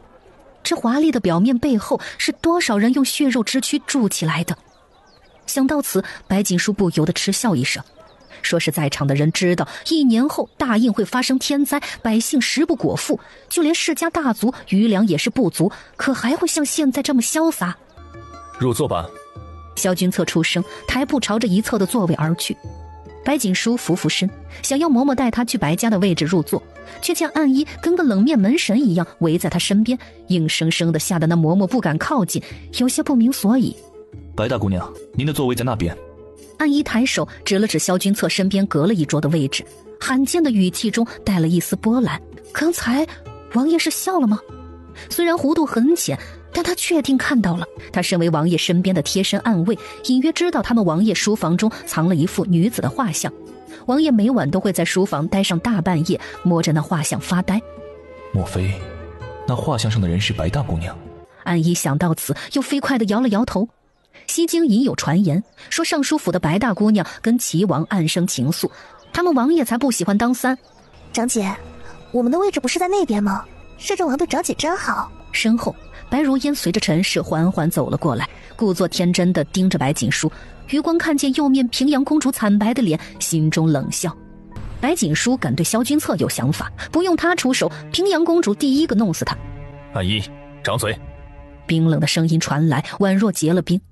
白如烟身子一僵，暗衣身影飞快地动了一下，在所有人惊诧的视线下，举着手就要往白如烟脸上呼。世家贵女的手段，在他们王爷面前还敢班门弄斧，简直是找死！住手！皇叔息怒。他身边的侍卫试图将暗衣拦下来，安姨冷笑：“大小姐，还请饶了嫣儿，她不是故意的，妾身求你了。”安姨，停！白锦书看着白如烟瑟缩的模样，以及齐王面上闪过的紧张，笑了。今日的戏开始的这么早，妹妹说这话是何意？摄政王殿下待民如何，大印子民皆心中清楚，难道我不算其中之一吗？摄政王也不过因外祖父对我多了一丝照拂，莫非妹妹是觉得殿下是冷心冷情之人，故此下次若是殿下对谁颇为恩惠，那么便是非要有些什么不可吗？陈氏的脸白了一分，这话说出来竟让嫣儿得罪了摄政王，又说他心思不正，说流言传出，日后白如烟就别妄图嫁入什么高门贵府了。还不给你长姐道歉？别以为平日里你长姐对你纵容，你就可以胡乱说话。对不起，长姐，是嫣儿说错话了。嫣儿是因为外祖父的事情伤心过度，才会说胡话。难为妹妹记挂外祖父，倒是有心了。白锦书温和的点头，目光停在白如烟的衣服上，又淡淡道：“妹妹的衣服真好看，桃红色，很衬妹妹的肤色。”白锦书脸上似带了一层忧伤，虽然她在笑，可众人却能察觉到她的伤心。嘴上说着白老将军，却穿得跟个花蝴蝶一样。白大姑娘的这位继妹心思也不浅呐。长姐，待春日宴提起白老将军，还说自己孝顺，倒是应付了白锦书，可却也打了众人的脸。这个时候谁还记得白家白老将军？夫人入座吧，时间不早了，春日宴马上就要开始了。身后那嬷嬷出了一身冷汗，她没想到宴会还没开始就出了这么多乱子，希望接下来不要有什么事才好，不然许昌侯府可讨不了什么便宜。今日的事一定要成功，只要成了，日后白锦书一切的荣耀就都是我的了，齐王也不会三心二意。白夫人，王爷说的白家指的是定国将军府白家的家眷，尚书府的位置在那边。暗衣板着脸，让陈氏苍白的脸又红了。好家伙，简直是杀人诛心呢！哎呀，真要是细论起来，尚书府的主人姓白，是白锦书母亲的。陈氏嫁给白尚书，好听的叫她一声夫人，那不好听的，她就是白家一个下人。她生的女儿也是下人，什么时候下人能挤兑主人了？也是好笑了，是不是？母亲，再忍忍。陈氏拍了拍白如烟的手，脸色很快又恢复了正常。这么多年都忍了，也不差这么一时半会儿。白瑶烟再厉害，还不是死了？现如今白太京也死了，接下来便是将军府的其他人。陈氏淡淡一笑，垂着头，似乎别人说的都影响不到他。白锦书眼睛微微眯着，越是能忍的人，心思便越是厉害。不过没关系，这一世他要陈氏母女自食恶果，要尚书府大厦将倾，要白尚书在乎的一切消失。熹妃娘娘到，楚王殿下、平王殿下到。很快门外又传来几道脚步声，几名宫女簇拥着几道身影走了过来。最前面的正是熹妃，熹妃身后还有一名宫妃，跟在他们身旁的是一脸阴郁的平王以及楚王。恭迎熹妃娘娘、平王殿下、楚王殿下。熹妃漫不经心的摆摆手，嗓音娇柔：“起来吧，今儿个是春日宴，随意一些就好。”熹妃说完，众人却更加不敢掉以轻心。这位熹妃出身举国公府，又深得皇上的宠爱，谁敢对她不恭敬？说来倒是有一个人，前日白锦书不就是当街服了平王的面子，害得平王被皇上罚了？今日熹妃来，怕是没有白锦书的好果子吃。都坐吧，不必多礼。熹妃扶了扶自己的发鬓，随后状似不经意地往自己的位置走去，出声道：“听闻白大姑娘也来了，今日的春日宴还真是热闹。大姑娘病了还能来参加，许昌侯府的人可要好好伺候，以免落人话柄。”熹妃话落，身后的许昌侯夫人脸色一僵。今日来的都是大佛，稍有不慎，她这个侯夫人可就坐到头了。这么多年，她从未如此为难过。这白锦书身后是定国将军府，熹妃身后是举国公府，中间又夹了个皇后，可谓是难办呐。您说的是，臣妇醒的。身后，她的宫女手上还抱着几个锦盒以及玉盘，正忙着将东西都摆在桌子上，上面有边塞进贡的瓜果，都是稀罕物，整个皇宫都没有几份。看熹妃那架势，是生怕别人不知道皇上有多宠她。也是，举国公府教养出来的嫡女，自然受得住这份宠爱。连带着平王在西京也是没人敢招惹的。这葡萄啊，是边塞进贡来的。本宫听闻白大姑娘这2日身子不好，给她送过去舔舔嘴，这心里苦，自然是要吃些甜的了。熹妃盯着跟前那一盘葡萄，淡淡出声。众人的心一紧，纷纷朝着白锦书的方向看了过去。这熹妃最是记仇，白锦书让西京百姓验了平王，可是触了熹妃的眉头，她今日怎么可能会让白锦书好过？不远处，白如烟低着头，死死地压制住兴奋。看来，就算他不出手，也多的是人要对付白锦书。瞅瞅，这熹妃不就送上门来了吗？是。宫女应了一声，在众目睽睽之下，端起那盘葡萄，朝着尚书府女眷的方向而去。熹妃娘娘的好意，白大姑娘领了。至于这葡萄，还是娘娘自己留着吃吧。王爷这边也有，毕竟皇宫中边塞的瓜果，还是王爷命人送进宫的。整个大印也就只有萧君策胆敢如此嚣张，天生他手上有先皇铁券，皇上对他的忌惮远大于将军府。可恶！萧君策到底是哪根筋不对了？一而再再而三地帮着白锦书。日后她成为了我的女人，还不是任由我想怎么搓磨就怎么搓磨？如果萧君策真的对她不同，那我岂不是还打了萧君策的脸？平阳公主坐在位置上，看着平王眼中露出的欲色，她正愁找不到人，这平王倒是送上门来了。今日她就做个顺水人情，将白锦书送上平王的床。倒是稀奇呀，摄政王殿下怎的做到那里去了？本宫一时没瞧清殿下呢。嬷嬷不断给熹妃使眼色，举国公夫人多次进宫，其中缘由厉害，也告知了熹妃。熹妃自那日后就对萧君策多有拉拢，就算不给皇后面子，也不敢不给萧君策面子。娘娘桌上的瓜果不好吃吗？若是不好吃，想必下次就不用让皇兄往娘娘的宫中送了。萧君策淡淡出声：哼，算那小贱人运气好。不过萧君策既如此护着他，看来平王跟他的婚约今日一定要定下。哼，这样平王就能得到将军府跟萧君策的协助，如何会怕坐不上那个位置？娘娘，殿下，时辰马上就要到了，一会儿皇上便会过来。宫中的太监传旨，说是陛下要我们先开始。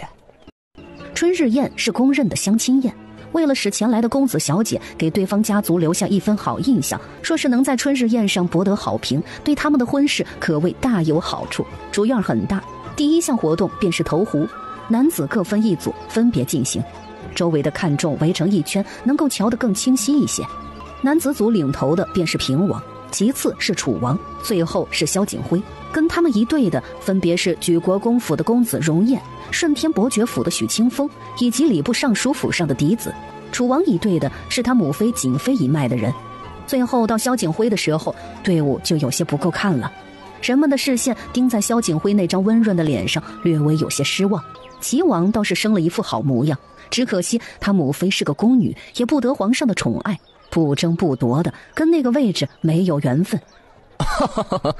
皇帝这剑法不行，若是被父皇知道了，又要念叨了。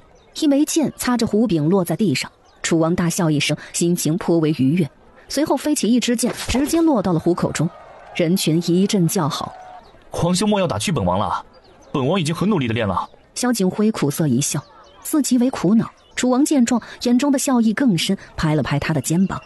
白锦书淡漠的目光盯在楚王的手上，心中冷笑。若非见识过前世萧景辉的武功，他大概真的跟所有人一样，以为他文不成武不就。果然是善于伪装，将所有人都骗了。你看楚王此时笑得欢快。前世萧景辉亲手将楚王的脑袋砍了下来，杀了威武将军府满门。楚王还不知道，他早就被一头狼盯上了。那个白大姑娘用些茶吧，此茶是从王府带来的，姑娘试试味道如何。暗衣遮住眼中的神色，转身拎起一个茶壶，亲自给白锦书添了茶水。多谢。白锦书淡淡点头，伸出一张小手，捧着素白的茶杯，待抿了一口茶水，他心中惊讶：华堂春，这茶居然是华堂春。他平日里最喜欢喝的就是华堂春，这种茶叶大户人家是不怎么喜欢的，因为茶水苦涩，但他却十分喜欢那种口感。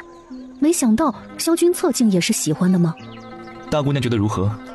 这是我们王爷专门托人从西塞带的，姑娘若是喜欢，属下……暗衣转了个身，悄悄将白锦书的视线挡住，以免他再看向那些投壶的齐王。安姨，退下。萧君策手上也拿了一个茶杯，他将茶杯放在桌子上，修长的身子站起，一瞬间吸引了众人的目光。白大姑娘喜欢投壶。萧君策淡雅的出声。白锦书有些傻眼，不懂他为何要这么问，可萧君策却已经迈着步子朝着前方而去。安姨一看又明白了几分，取过小厮手中的剑递给萧君策。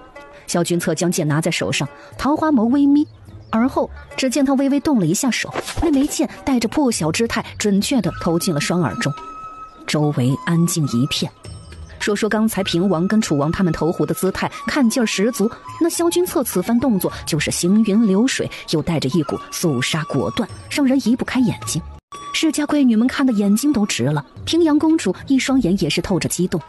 这个男人她从小就喜欢，此生若是不能嫁给他，那么她也绝不会让其他的女人尽摄制。白锦书看着萧君策的动作有些出神，他想起这人久负盛名，只不过前世他被萧景辉迷惑，眼中看不见其他人。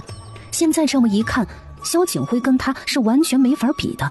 暗一盯着那落在双耳中的剑，见萧君策心情似乎颇好，悄悄地往旁边挪了挪，以便让他身后的白锦书可以更清楚地看见萧君策。果然，见白锦书盯着这边，萧君策唇角的弧度又大了一些。平阳公主恶狠狠地扫了一眼盯着萧君策看的世家闺女，随后看向白锦书，见白锦书也盯着萧君策，她的指甲都扣进了肉中。她对着身边的丫鬟招了招手，小声地说了什么，那丫鬟机不可察地点头，随后转身走了。萧君策的加入促使投壶结束得更快，接下来便是世家贵女们的节目。第一位出场的便是平阳公主，身为先帝最小的女儿，当今圣上对她也多为纵容。她抱了一个琵琶，纤细的身段微微摇摆，其中所表达的一腔爱意简直不要太明显。平阳公主心仪萧君策不是什么秘密，一曲毕，众人纷纷说着好话，可萧君策却连头都没抬。听闻白大姑娘自小深得先夫人身传，弹得一手好琴，不若今日让平阳见识见识如何？莫要说白大姑娘不像将军府女眷那样习武，就是连曲子也不会弹。平阳说着，他身后的宫女已经搬了一把琴来，这是要赶鸭子上架了。既提到了将军府，白锦书若是拒绝，那便是丢了将军府的脸，落人口实。平阳，本宫看你就莫要为难白大姑娘了，人家还病着，怕是不好弹琴。他可不是帮白锦书，纯粹是怕白锦书弹不好，丢了平王的脸。要知道，白锦书日后是要嫁入平王府的，他可跟着丢不起这个人。锦书身子确实不好，还望公主体谅。若是公主想听曲子，就让如烟为公主弹奏一曲。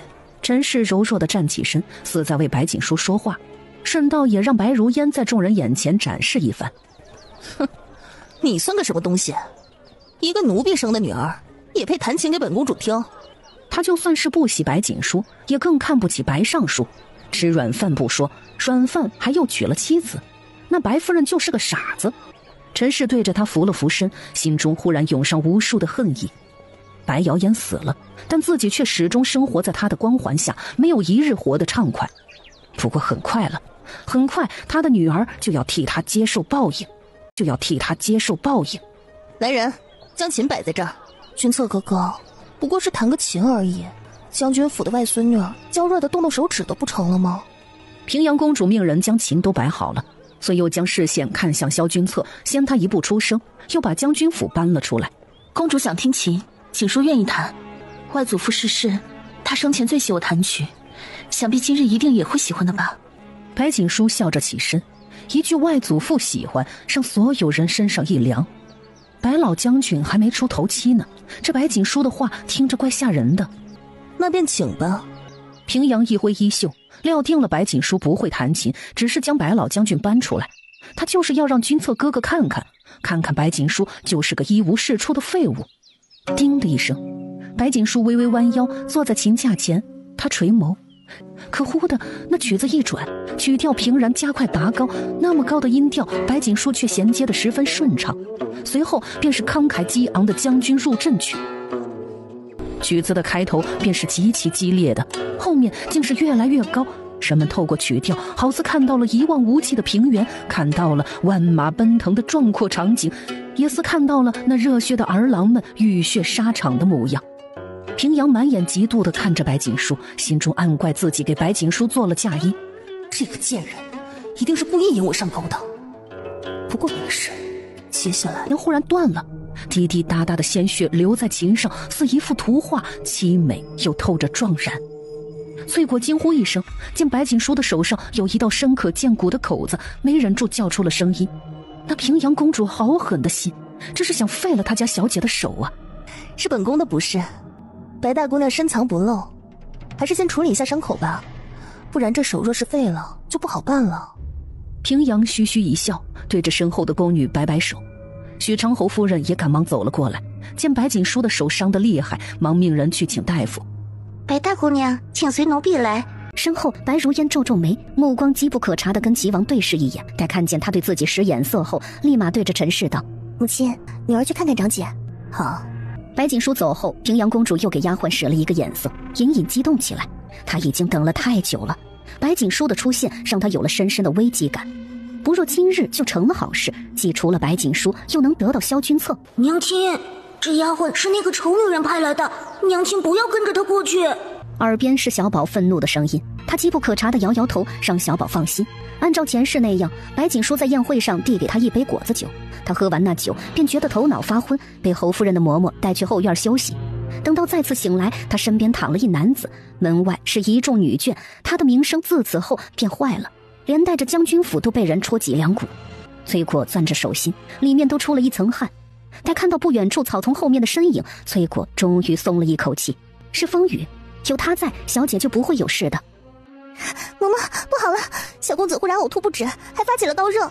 如今夫人正忙，奴婢寻不到人，只能来寻您了。嬷嬷去吧，莫要耽误了，我这里不碍事，还有人引路。白锦书淡淡一笑，那嬷嬷千恩万谢地说了两句话，赶忙随着丫鬟走了。今日多的是人想算计他，那就看看最后谁能成功好了。大姑娘，请稍等片刻，奴婢去看看大夫来了没有。那丫鬟垂着头转身往外面走去，只不过她还没走几步，一人影忽然落了下来，一掌下去砍在那丫鬟的后脖梗上，将丫鬟砍晕了过去。风雨，还好你来了，真是吓死我了。小姐，您交代的事情属下都办好了，白如烟正在往这个方向来，他命属下将这包药神不知鬼不觉地下到您的酒水中。这药中有什么，能发挥怎样的效果，他一清二楚。主子，这丫鬟是平阳公主的人，那嬷嬷也是平阳公主命人支走的。除此之外，风雨欲言又止。平阳将谁引来了？他嗤笑，深宅大院中的女人用的手段还真是像，但这却是让一个人的名声毁得最快的方法。前世他不就是这样吗？是平王。好，当真是好得很。正巧今日我也要送他们一份大礼，告诉白如烟，就说这药我已经服下，另外将他带来这院子，还真是有趣呢，有趣呢。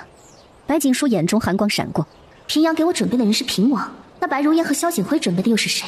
没关系，一会儿就知道了。只不过想起前世，白锦书有些失神。前世萧景辉联合白如烟骗了他，让他以为自己失身给了别人，是萧景辉将那人杀了，又不嫌弃自己，所以自己才对他那般死心塌地。如今想来，他是那个时候怀上的小宝，也就是说，今世的人是萧君策。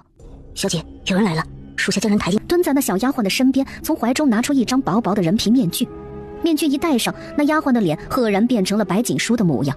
去吧。熹妃跟平阳想算计他，那他就绝对反击报复回去。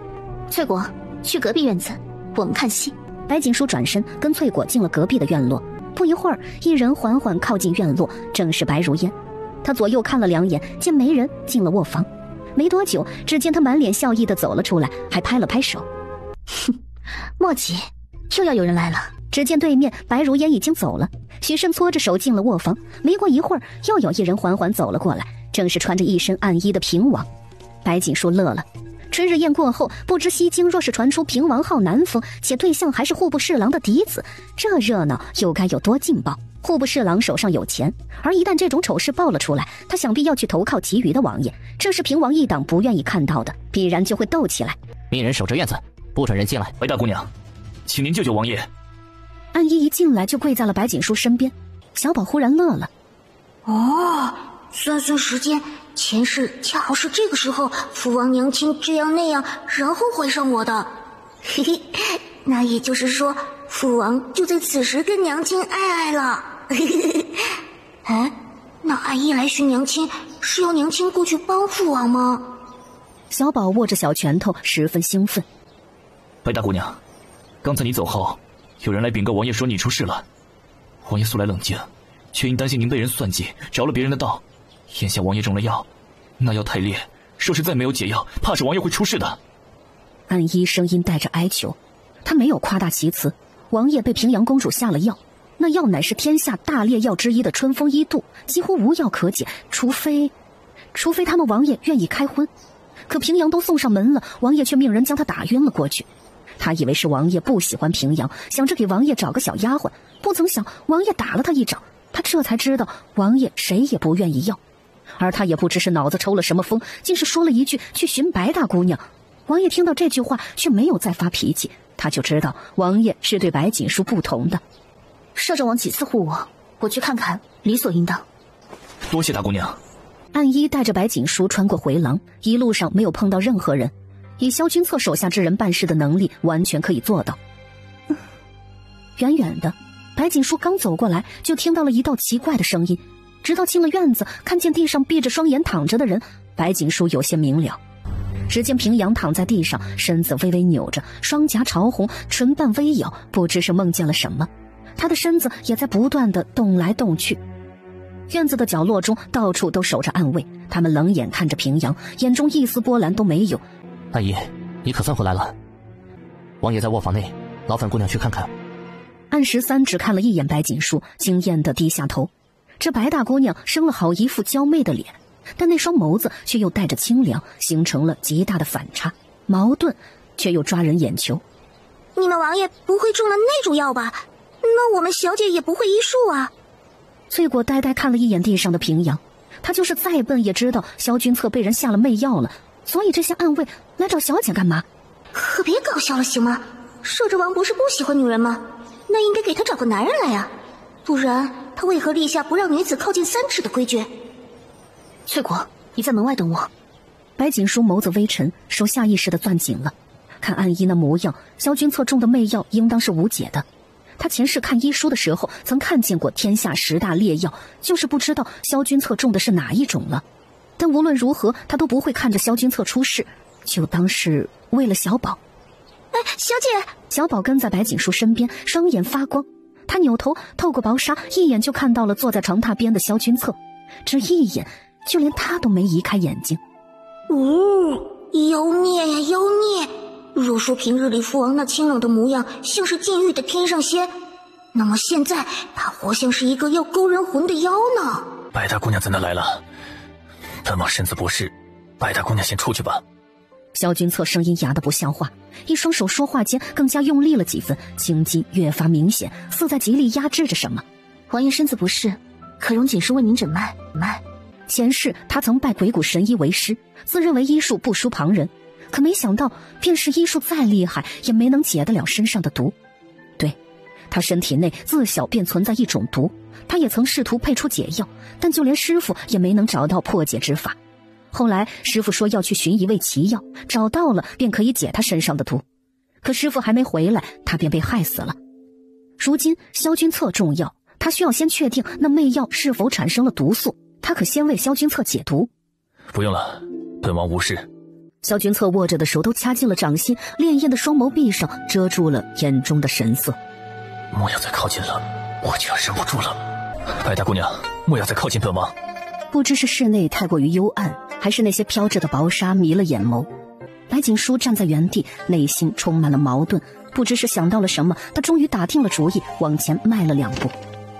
那道脚步声很轻，但在萧君策听来却宛若一道雷鼓在他耳膜中敲击，连带着他的心也跳得厉害，浑身的血液都在燃烧。锦书无礼，王爷几次为我解围，如今王爷有难，锦书又如何能走？劳烦王爷忍耐一下。白锦书从头上拔下一枚金簪，依次充当银针，又走快了几步，手腕用力，尖利的簪子飞快地朝着萧君策身上几个大穴刺去。会阴穴、阳明穴都是人身体几处大穴，但白锦书动起手来却是眉头都不眨。萧君策中了烈药，他以针刺血，可让他体内血液流动的速度减缓，趁此期间寻得解药。女子身上悠悠的香气，堪比世间最烈的药。他忽然睁开双眼，头一次这么近的打量白锦书。王爷，春风一度虽然厉害，但你内力极高，一会儿再泡一泡药浴，应当就没事了。一时间，他微微失神，只觉得这双眸子宛若深渊，会让人一头栽进里面出不来。为何要救本王？他不害怕我吗？不是厌恶我吗？为何知道我中药了还敢来救我？是为了报答我这2次的帮助吗？想着，萧君策脸上带上了一丝苦笑。他从来不要他，从来都怕他，只是感激，没有其他的情愫。可怎么办呢？他隐约觉得快控制不住自己了。在刚才进来这卧房的时候，他就察觉到房内的熏香不正常，可他偏生任由事情发展。他贪心地想着，或许这样他会过来看自己，或许他可以一清方泽。很卑鄙，是不是？但他萧君策从来不是什么清高的人。王爷帮了臣女，臣女不敢相忘。白锦书垂眸，其实他也不知道为何，或许是因为小宝。默默的，白锦书将一切都归结在了小宝身上，而此时还是一道魂的小宝却着急了。他头一次觉得父王和娘亲就是2块木头。小宝要哭了，他们如此木讷，宝宝什么时候才能生出来呀？见白锦书跟萧君策离得如此近，忍不住小身子一撞，想要将白锦书撞到萧君策怀中。然而意外发生了，白锦书只觉得自己的后腰被什么东西撞了一下，整个人不受控制地往前倒去，他整个人已经被萧君策抱在了怀中。他的心有些抖，下意识地抬头，却对上了男人那双隐忍仿佛藏了很多事情的眸子。白大姑娘这是何意？萧君策喉结滚动，扶在白锦书腰间的大掌下意识地握紧，隔着衣服他都能感受那柔软的弧度，眼尾慢慢变红，脸颊也越发的红。臣女，白锦书一阵慌乱，他猛地挣扎，但萧君策却箍住了他的腰肢，令他整个人都动弹不了。我要动了，本王难受。萧君策的话是从嗓子中挤出来的，他的手越发用力，白锦书闻言也不敢挣扎了。白锦书下意识地扭头，待看见萧君策的脸全红了，才意识到事情不好。来人！白锦书慌乱喊了一声，门外的暗衣整个身子都贴在门上，恨不得长个透视眼能看到里面的场景。怎么没动静了？不应该呀！别看他们王爷瘦，可力气却是大得很啊，怎么一点动静都没有？暗衣，滚进来！萧君策的声音传来，暗衣赶忙推门而入。一进来，他就看见了站在床边的白锦书以及他身上略微凌乱的衣衫。劳烦你们备桶凉水，再去准备这些药材，将药材泡入桶中，让王爷泡上1日就可以了。若实在不行，那……您放心，若实在不好，属下就去寻您。暗衣干巴巴地笑着，心中想着这白大姑娘可别说让他给王爷找个女人，那王爷不得气死呀。好。白锦书疑惑地看了一眼暗衣，不知他为何这么信任自己。送白大姑娘回去，东面院子的事情一并解决了。这一招反击不仅成功将自己摘了出来，接下来朝堂都会因他的举动而改变轨迹。有如此之才华，怪不得他们王爷对白大小姐不同。这白大姑娘当真是败坏白家名声，不知检点，居然与男子私相授受。怎么耐不住寂寞，是找了这么个日子？真是好本事。不知是谁忽然说了一句，暗衣的脸已经冷了下来，对着白锦书道：白大姑娘，属下送您过去。哼，我倒是要看看谁敢诋毁他们王爷看上的姑娘，就等着被打脸吧。里面的人是谁？说，再不说，本宫砍了你们！2个丫鬟再也不敢犹豫，哆嗦着出声道：是白大姑娘跟平王殿下。2个丫鬟2种说法，说完又瑟瑟发抖。再说一遍，你们说里面的人是谁？莫不是3个人一起的？哼，倒是玩得热闹。江莹莹拿着帕子，见众人都看了过来，而房内却传来了一道尖叫声，那叫声带着惶恐，又有些刺耳。人群中，陈氏听见的声音，垂眸，心中却畅快极了。想来是如烟的计划成功了，且十分成功。今日过后，白锦书就会沦为西京的笑柄。这声音如此凄厉，不会闹出人命了吧？熹妃一动，所有人都跟着往前走去。离得近了才听见里面的声音有多大，且听着有2道男子的声音，再结合刚才那女子的尖叫声，众人越发觉得江莹莹说的是对的。撞门，将门给本宫撞开。门被打开，里面的衣服散落一地，一走进来，只见一个女解说，你怎么？她那一声充满了忧伤，似一个母亲十分痛心自己的孩儿，可谓是真情实意。可下一秒，跌坐在桌子边的人却猛地冲了过来，而后撞进了陈氏的怀中，凄惨地喊了一声：“母亲！”这一声喊得陈氏浑身如坠冰窟。然而更让他没想到的是，身后一道淡淡的声音也传了过来：“母亲唤我吗？你们怎能围在这里？”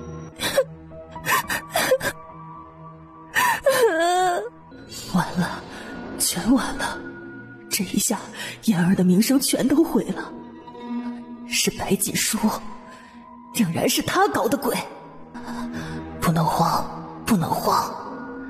事已至此，一定要将白锦书也拖下水。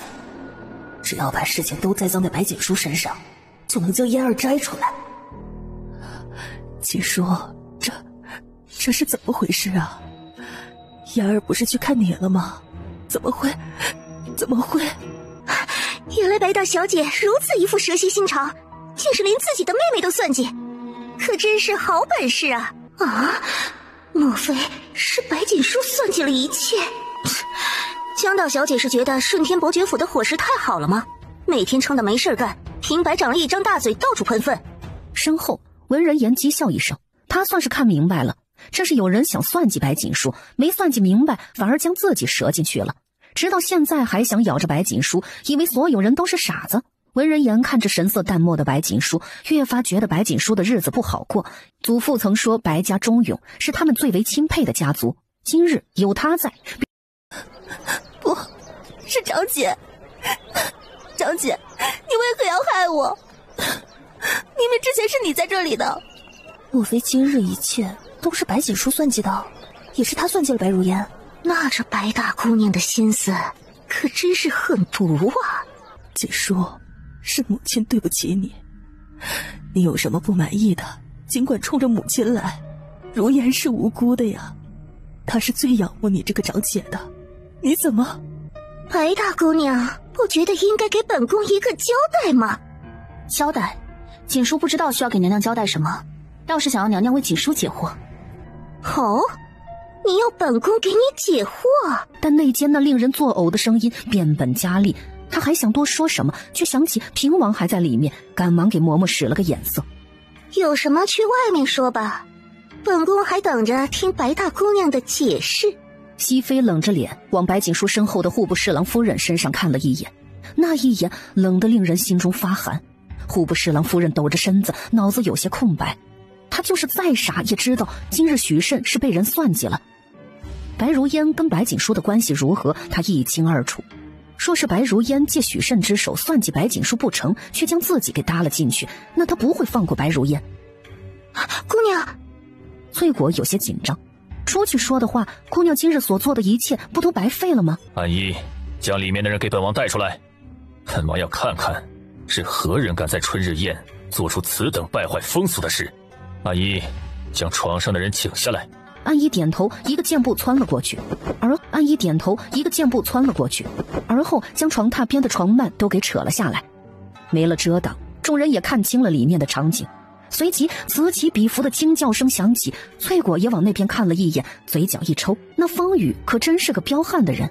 不过这样让姑娘的计划会更成功。只见宽阔的床上3道人影相互纠缠着，许慎双眼朦胧，一手扭着那丫鬟，身子还骑在了另一个人的身上。他嘴中不断说着什么，眼神发狠。那丫鬟被他掐得直翻白眼，而他身下的男人就更惨了。只见那男人双手双脚被绑在床榻的角落中，嘴中还被塞了一个帕子，也是满脸潮红，一双眼睛似要杀人。哟，许公子醒了呀？你还记得你是怎么来的吗？好好想想啊，别告诉本郡主是白锦书约你来的，人家可是跟摄政王殿下去治手伤去了。我也不知道，是表妹说找她长姐迷了路，我才陪着她过来的。你安的是什么心？表妹，你可真是会教养女儿。户部侍郎夫人一巴掌就挥了过去。燕儿只是担心锦书，怎么会料到慎儿做这种事？若是他不愿意，燕儿还能逼迫他不成？燕儿一介女流，哪里来的那么大本事？陈氏咬牙闭了闭眼，既已经得罪了侍郎府，那么必定要保全燕儿。我相信二妹妹不是那样的人，她最是天真娇憨，不会做出那样的事。白大姑娘此时还为她说话，陈氏母女果然好本事，不知白大姑娘日后可会后悔。户部侍郎夫人跟陈氏是表姐妹，彼此是什么样的人都是清楚的，怕是这陈氏母女不若表面上那么简单呀。将人带走，回王府待皇兄处置。话落，转身走了出去。白锦书扶了扶身，耳边是许慎惊恐的喊叫声，以及户部侍郎夫人绝望的声音。他眸色越发的深，心中冷笑：妹妹起来吧，妹妹既是清白的，父亲自会处理。只要白锦书还愿意相信他们，便是今日棋差一招又如何？日后还有机会。锦书，是母亲对不起你，没有管教好如烟，日后母亲一定会严加管教的。翠果，母亲跟妹妹今日受了惊吓，跟侯夫人打一声招呼，我们先行回尚书府。许昌侯夫人现在巴不得所有人都赶紧走，她要进宫寻皇后。荣锦院暖色的烛光下，白锦书捧着一本书在看，光照在她的侧脸上，露出她一双清凉的眸子。是风云阁的风雪。主子，起来吧，可是事情有进展了。白锦书抬头看着风雪略圆的脸蛋，眸光璀璨。都查清楚了，属下连夜动用了风云阁中的暗示，将江南一带农作物生长的情况都打探了个清楚。确实若主子猜的那样，情况不好，许多稻谷都死在了田地中，江南官员层层瞒报，但只怕时间一久就要瞒不住了。风雪低头，语气还带着一丝惊讶，若非主子说，他都不知道江南的情况会如此严重，不出1年，大印必将发生灾祸，粮食一缺，百姓必乱，只怕战事就要起了。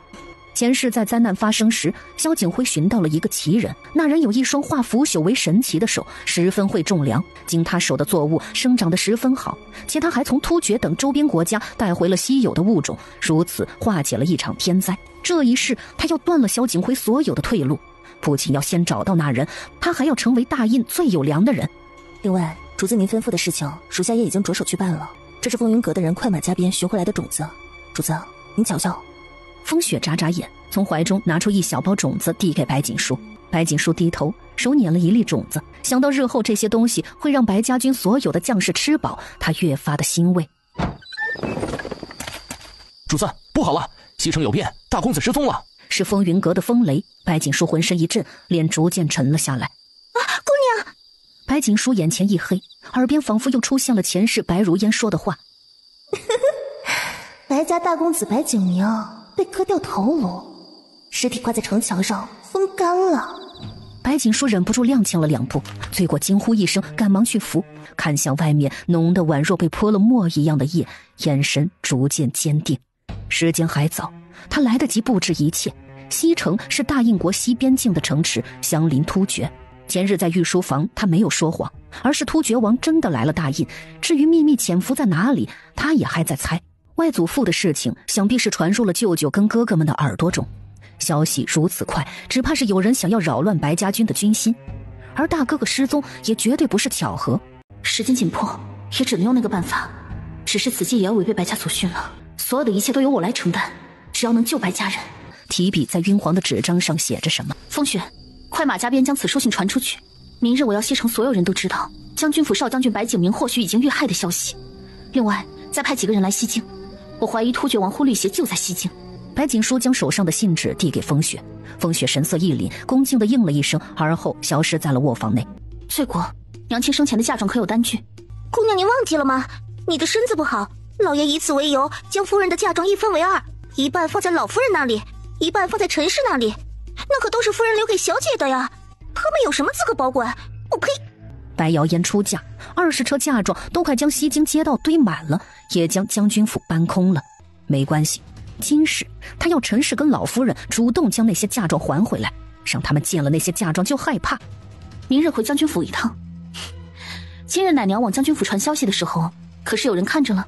白锦书轻笑一声，手又摸向了窗前的蓝银草，这是娘亲送给她的，她一直养得很好，每日都摆放在屋中。忽的，白锦书的视线盯在蓝银草的一片叶子上，硕大的绿叶上带着小白点，风缓缓吹来，那些白点在白锦书的注视下忽然又消失了。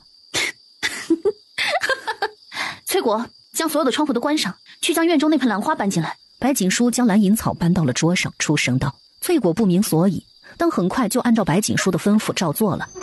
待屋内的窗户都被关上，白锦书伸手拈了一朵花，取了花蕊中的花粉撒在蓝银草上，只见那盆蓝银草上密密麻麻出现了无数道小白点。有人下毒？是谁如此歹毒，居然给小姐下毒？不对，这蓝银草是从老爷的书房中搬过来的。夫人去世后，老爷称这蓝银草是夫人留给小姐的，将它搬进了荣锦院。这草养了都有5、6年了。翠果脸上的血色都没有了，她下意识地看向白锦书。姑娘可是她的亲生女儿啊，她怎么敢？不要声张，将这盆蓝银草放回去。一会儿若是父亲来，就说外祖母明日要我早些去将军府。我睡下了。白锦书轻笑一声，翠果浑浑噩噩地将那盆蓝银草又搬了回去。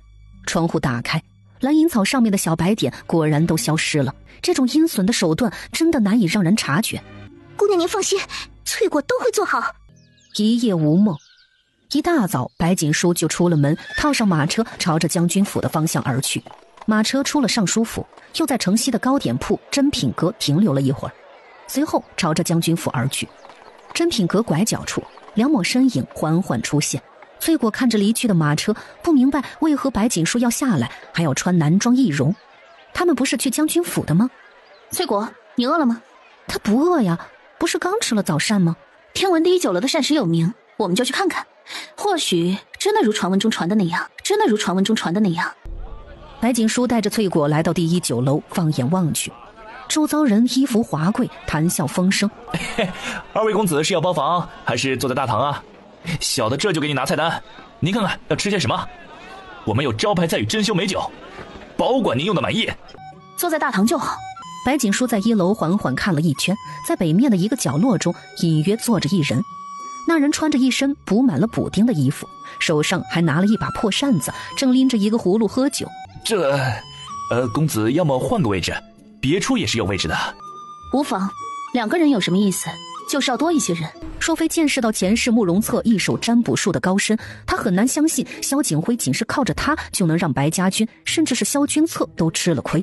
慕容策擅长伪装，嗜酒如命，最明显的标志就是一个不离手的酒葫芦。很难想象这么一个高深的人喝醉了酒会耍酒疯。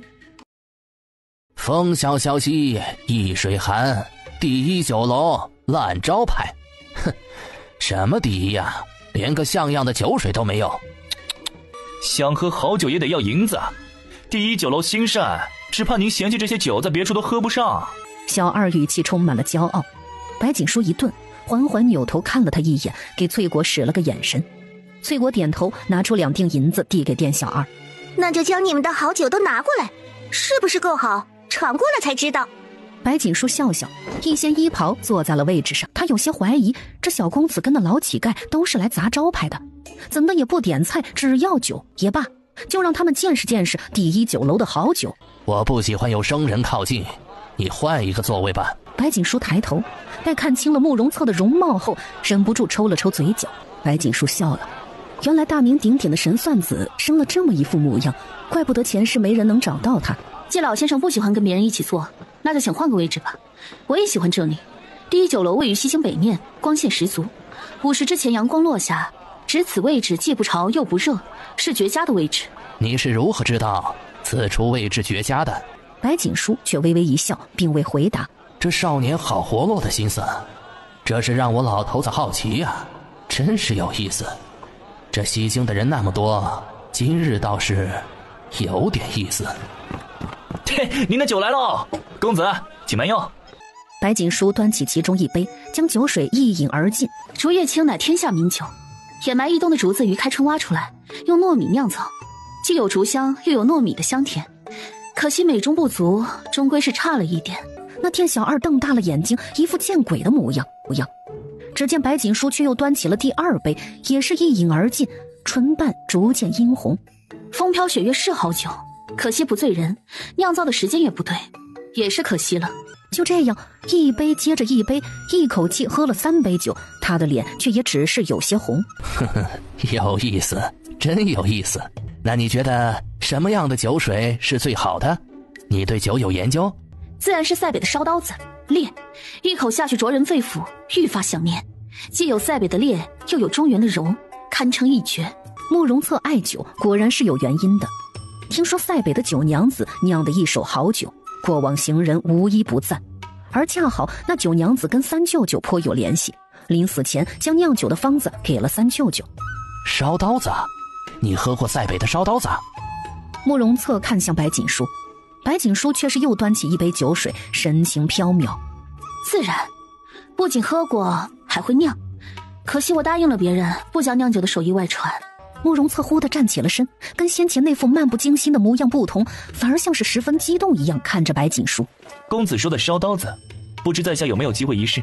在下不才，也对酿酒颇有心得，不知可否能与公子交流一番？酒楼拐角处，一道好听的男音传了过来。白锦书闻声看去，对上一张芝兰玉树的温润容貌。不是，吩咐掌柜的，将我珍藏的那几瓶酒都拿过来。店小二惊诧，随即恭敬地去拿酒了。而随着这年轻公子的到来，大堂内的客人都纷纷站起了身，面色带着尊敬。风世子，您今日居然来了第一酒楼，在下真是有幸，今日可见世子一面。白锦书眯着眼睛，心中虽然知道这酒楼背后的主人是风眠，却仍然有些吃惊。前世第一酒楼的名声实在太大，而酒楼据说是淮阴王世子亲手开的，众人只是来此用膳，但风眠却很少露面。说起这位世子，大概也是西京数得上名的人物。淮阴王乃是大印唯一一位异姓王，而淮阴王府这一任的王爷沉迷酒色，王府日渐掉落，就连皇上平日里都不愿多搭理淮阴王。多谢公子。风眠一掀衣袍，坐在白锦书身侧。白锦书拎起酒壶，将酒杯中又倒满了酒。在下愚见，竹叶青虽是名酒，结合深冬与初春之味，但糯米极容易酸腐，稍有不善，酒水就会过干过灵，难以发挥其真正的味道。白锦书端着杯子在鼻下嗅了嗅，他垂着头，却没看见风眠在他的话落后，眼中闪过了震惊。不知公子可有兴趣跟在下去楼上一叙？或许我们可以谈谈，说不定在下能让公子满意。风眠不愧是风眠，果然聪明，跟聪明人打交道无需多言。自然，风眠则是领着他往5楼而去。哎呀，这位老伯呀，那5楼您可去不得呀！拐角处，白锦书步子一顿，从上面往下看去，正好对上慕容策的视线。他挑眉，随即不再犹豫，往前而去。大半辈子了，这还是他头一次被一个女娃娃摆了一道，不去看看，他心中还真有些不平。小丫头愣着干什么？给老夫倒酒，一会儿带你主子出来了，老夫去你府上做客。5楼一包房内，袅袅清香飘散于室内，跟1楼的大堂不同，5楼的装饰极淡，包房内甚至还有书案以及笔墨，更像是一个人的住所。公子对酒有研究，尝尝这茶如何？既公子将在下带到了这里，那在下觉得还是直接一点比较好。在下手上有一笔生意，不知公子可否愿意合作？大印江南16郡，郡郡好绵薄，倒是不知公子打算如何转卖手上积攒的绸缎布料。在下今日前来，正是为了那批布料。公子凭何据说出此番话？沈家绸缎遍布大印，门下店铺之广，如何会有卖不出去的布料？公子莫要担心，在下并无恶意，只是沈家到如今两难，公子何尝不赌一把？便是赌不赢，最坏的结果也不过是公子想的那样。眼下已然是春日，怕是天气会越来越暖。正因如此，沈家那些棉帛才不适合出售。风眠扶额，此番沈家的难关都是三叔听信谗言，囤积了太多的冬绸，说是解决不好，沈家便会自此消失。他知道定然是有人算计了沈家，但是背后的人他还未查到。公子此言差矣，未来10日大雪封城，雪深2尺，冬绸棉帛供不应求，边塞寒苦，则是更加稀缺。公子将棉绸运往边境，1石2鸟，反而会大赚一笔。好，我愿信你一次。若是输了，我也不怪你，是沈家命该如此。事情进行到这里，他知道自己成功了。有了那批东畴边塞的将士，就不会死伤无数，跟舅舅他们的日子就会好过很多，而暗处之人的计谋也不会成功。如此一来，还能攀上沈家这条大鱼。外祖父，您看到了吗？您交给锦叔的东西没有白费，锦叔如今都用上了。自古做生意哪有不出钱的道理？但没有多余钱，就赠公子一道酒方，若是酒水盈利，在下想要4成。这小公子还真是不客气啊。不过自己对他的酒方子还挺看好的，既今日下了赌注，何不再大一些？好，稍后我便与你立字据。不知公子家住何处？我该如何寻你？在下姓苏，单字一个锦，暂住在西京南街道天字客栈。若是公子想要寻我，可命人去天字客栈。风眠点头，心道果然若自己猜的那样。在下还有事，就不久留了，告辞。翠果正候在大堂，见白锦书出来了，赶忙迎了过去。他知道姑娘今日来第1酒楼是来寻人的，应该就是那个老头。如今看来，那老头对姑娘很感兴趣。接下来他们要带着她回哪里呢？尚书府肯定是不行了，将军府也不太合适。我们走吧。白锦书淡淡一笑，丝毫都没有看慕容策一眼，摇着折扇就走了出去。翠果有些懵，就连慕容策也有些呆愣，随即反应过来后，脸上的笑意加深。一口气出了第1酒楼，白锦书带着翠果朝着城南的客栈而去。翠果往后面看了一眼，忍不住道：主子，那人没跟上来啊，要么我们等等他。姑娘费了那么大劲，怎么走了呢？不用，一会儿到了客栈我们就又会见面的。半盏茶后，待他们到了客栈，一进门就看到慕容策大大咧咧地站在门口，抱着酒葫芦，转头对身旁的店小二道：老夫的徒弟了，酒钱他结。慕容策说着又喝了一口酒，而翠果则是瞪大了眼睛，忽然觉得他们姑娘真是神了，居然能让人上赶着收徒弟。翠果，给银子。翠果点头，赶忙将银子结给店小二。你是苏公子吧？昨日有人给了银子，为您订了卧房，还请随小的来。带我去卧房吧。那小二已经麻利的领路了。白锦书没有跟慕容策说话，也没有喊他一声师傅。慕容策牙根有些痒痒，觉得自己被这丫头牵着鼻子走了。这丫头还真是一个小狐狸，这是要将自己的好奇勾到最大呀。白锦书缓缓走到桌子边，倒了一杯茶水。酒喝多了伤身，师傅不若试试这西湖龙井，味道不比酒水差。慕容策盯着白锦书手上的茶，那一句喝酒伤身，似乎勾起了他的什么回忆，让他的脸上又浮现出了那丝怀念的神色。哼，你这丫头倒是聪明，我所有的点都被你拿捏住了。师傅哪里的话，就算是我想，那也要您给我这个机会才可以啊。翠果见状出了房门，小心的在外面候着。你认识九娘子？你是如何认识她的？我不认识九娘子，但我三舅舅认识。你姓白，出自定国将军府。慕容策话落，自己先笑了。他自认为占卜厉害，却没想到今日被一个小丫头牵着心神被摆了一道。师傅是后悔了吗？后悔也晚了。刚才那茶你已经喝了，容不得您后悔了。慕容策看着他，说一开始是感兴趣，也或者是因为九娘子，那么如今他是真的想收白锦书为徒。这么聪明的姑娘，说是被别人收去当了徒弟，他慕容策会后悔的。九娘子已经逝世了，临死前她留下一个孩子，将酿酒的方子以及那孩子一并托付给了三舅舅。如今那孩子正在白家军参军，而慕容策则是一刻也忍不了了，从他的衣襟前拿出3枚破铜钱，咬破了食指，顾不得去拿纸笔，直接在桌面上勾勾画画。约莫过了一会儿，只见他看着桌子上的那个图案发呆。那孩子多大了？是否身有顽疾？那孩子今年14岁，身体不是很好，据舅舅说是中了一种毒，那毒在娘胎里就已经得了。万幸的是那孩子命大，被救活了。舅舅说他身子弱，需要锻炼。后来九娘子逝世后，舅舅就让他进了白家军。前世慕容策之所以死心塌地的为萧景辉卖命，就是因为那个孩子。说起来，那孩子还是通过他，萧景辉才从舅舅手中要走了。今世他虽卑鄙了一些，将那孩子的事情告诉慕容策，虽然也是要挟，但他会为那个孩子治好体内的毒，就当是补偿。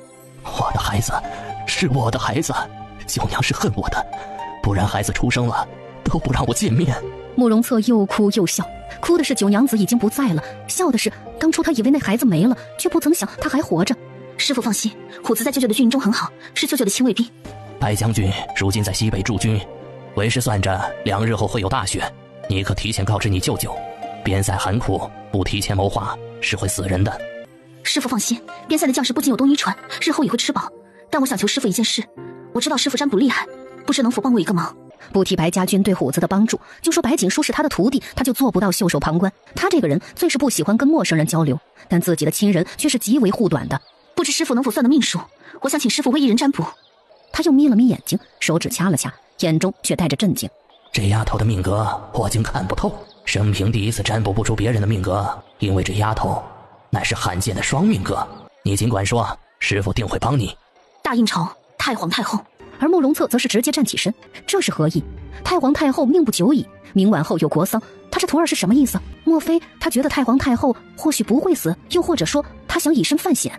慕容策有些看不懂白锦书了，他恍然觉得白锦书知道什么，但他的面相显示他又不懂占卜之法。他昨日来了西京，偶然一算了大印朝那位太皇太后于明晚子时便是逝世，而太皇太后的死法也是有些耐人寻味，因为她竟是做了一个噩梦被吓死的。准确的说，不是被吓死的，而是太皇太后病体抱恙，患有虚汗咳喘，她因那噩梦呼吸急促，就此西归了。你想要救太皇太后的命，你可知贸然插手别人的命运不是一件好事儿。便是损我一人又有何惧？事关边塞那么多将士，太皇太后必须救。太皇太后手上握有先皇留给她的亲卫队，那支队伍神秘，约莫有1支军队的人，其中每一个人拎出来都能以1敌100。太皇太后一死，亲卫队就会落到皇上手中。杀人的利器若是被他得到，头一个开刀的就是白家军，因而他不仅要太皇太后活着，还要活得好好的。可是你用什么办法入宫？总不能是真实身份吧？所以这就需要师傅以卜算子的身份传一些消息。鬼谷神鹰之徒不日即将抵京，师傅说我作为鬼谷徒弟的身份入宫如何？白锦书勾起唇角，想着一旦这个消息传出去，以师傅那脾气，怕是会气得恨不得长双翅膀来西京。如此，他们就可以早一些见面了。你这鬼丫头，算计为师一个还不够，还想要算计凤行那老头子？他那脾气比我还酷坏，你确定能当他的徒弟？白锦书笑笑，却是没再说话。师傅就在此处住吧，这里有我的人，他们会保护您的安全。想来这几日找师傅的人应该很多，师傅也想亲近一些，对吧？慕容策点头，从知道虎子跟白家军牵扯在一起，他就已经被卷了进来。将军府一门救了他的孩子，他身为父亲总要报恩的，且将军府满门忠烈，名声存于世间，就是下场太惨，但现在说不定迎来了一个转机。你走吧，师傅静静，明日来记得给师傅带烧刀子，别以为我不知道你那有酒。慕容策摆摆手，又开始摆弄他那些铜钱。自然，但是师傅还是要少喝，不然师母若是知道了会生气的。一口气出了客栈，翠果随着白锦书往将军府附近的一间糕点铺子而去。待进了那铺子，白锦书从铺子后院进了将军府。这糕点铺是将军府的私产，只有白家人知道，而铺子后院有一条通道是跟将军府后院连在一起的。白锦书从通道出来时，白化平正一脸紧张地守在门口。长姐，你没事吧？昨晚皇上连夜派了顺喜来将军府，却被祖母以受了刺激病重打发了。华平，没事。今日我来除了见外祖母，是有事要跟你说的。长姐，你说，华平都听长姐的。华平，长姐问你，你可知将军府为何让世人称赞，让皇上畏惧？叔倒了一杯热茶，茶气将他的面色晕染得朦胧了一分。是因为将军府有兵权？没错，将军府手握兵权，既是平安符，也是催命符。若是有一日兵权没了，便是将军府满门被灭的时候。生逢乱世，手上握的权势越多越好，不管用什么手段，只要能达到目的保护将军府，便是什么都能做的。白化平则是瞪大了眼睛，长姐说的有违祖父祖训，可他又没有办法反驳。皇上已经对将军府下手了，若将军府不仅掌握兵权，还掌握大印的商脉以及粮运，涉及到衣食住行，那么这大印才真正是我白家说了算。长姐的意思是他要反？华平，你当为何从昨日开始顺喜就不断的往将军府跑？那是因为皇上有意瞒着边塞消息，大哥哥他失踪了。白化平油坠冰窟，泪水很快就蓄满了他的眼眶。时至今日，他要是再看不清皇上下了死手，就枉为白家人。我白家忠君，可君却要白家人的命，白家人何错之有？难道定要落得个满门惨死的下场，才是忠君之道吗？江南困苦，边塞百姓凄寒，皇上可有半分关怀之心？他善权谋，将所有臣子算计于内，早就忘记了为民之道。既如此，白家如何忠此君？君不仁，无需供其为主。白锦书手上的茶杯缓缓扣在桌面上，而白化平则是浑身发抖。他想不到一向好说话的长姐怎么变成这样，但他知道长姐说的没错。住嘴！白老夫人那张苍老的脸忽然出现在白锦书面前，她浑身发抖，目光盯着白锦书，复杂又震怒。她忽地想起多年前智德大师的预言，白家有女乃是双命，一命灭，凤命引有龙气。其实当年智德大师还说过，说是瑶儿日后有女儿，那么命格便会传到女儿身上。也就是说，如今锦书是继承了他母亲的命格。外祖母，大哥哥他失踪了，您知道吗？这就是为何顺气总往将军府跑的原因。外面的百姓都在谈论，难道外祖父横死后，接下来就要轮到大哥哥了吗？那下个又是谁？将军府满门的儿郎，最后是不是要全都死了，才算得上忠君？白锦书看着白老夫人摇摇欲坠的身子，有些不忍心，但局势已经发展到这里，他便不能放弃。早在重生的那一刻起，他算计一切，也把将军府包括进去了。单凭他一个人护不住将军府所有的人，需要每一个人都参与进来。锦书，你可知道你在说什么呀？君要臣死，臣不得不死，这是白家祖训。这是谁说的话？我灭了他，天下人的幸福为何一定要牺牲将军府保全？皇上自己尚且做不到如此，却要他的臣子如此。外祖母，将军府保卫大英50余年，外祖父7时横死沙场，已经够了。外祖父忠君，但不能愚忠。若皇上心中有名，请叔说出此番话，是请叔该死。可当今圣上如何，外祖母心知肚明。白老夫人恍惚了一阵，仿佛又看见当初瑶儿也是这么跟自己争辩。如今瑶儿的女儿又说了这番话，白老夫人的心终于松懈。难道真的是白家祖训错了吗？外祖母，难道我们不忠君就不能守护百姓了吗？有很多方法让百姓安乐幸福，为何一定要白家人牺牲呢？请叔没有那么大的志向，甚至不想让天下人记得白家的忠烈。锦叔只想让白家人活着，只要大舅舅跟几个哥哥舅母还有您好好活着，便是锦叔死了下地狱被神唾骂，也在所不惜。白锦叔铿锵有力的话说得人头皮发麻，白化平早就已经愣了。原来白家最温软的长姐才是看得最清楚的人，大哥哥那么好的人，为何一定要死呢？不，或许现在是大哥哥出事，接下来就轮到其他人了。为何？究竟是为何？白化平的指甲扣进了肉中，他闭了闭眼睛，随后走到白老夫人跟前，扑通一声跪在地上。祖母，若是长姐一个还不够，再加上华平吧。华平愿意死无全尸，被天下人辱骂，只有兄长父亲伯伯们活着。白化平坚毅地说着，随后他将额头往地上砸去，一道道声音在白老夫人耳边作响。他看着白锦书跟白化平，心中十分复杂。小辈们长大了，终归是有了他们自己的想法，可他们只是想要活着，活着为何就那么难？外祖母，我只是想要一个保障，一个保障白家人的平安符。锦叔不敢问外祖父教导，您又怎么知道锦叔此番所做之事对百姓无利呢？唉，锦叔，你想做什么就做什么吧。外祖母年纪大了，或许未来将军府的希望就寄托在你身上了。你外祖父曾说，若你是男儿，会比白家儿郎还出色。白老夫人摆摆手，白锦书听见此话，却是心中松了一口气。他最怕的就是刺激到外祖母，可是他又非要这么做不可。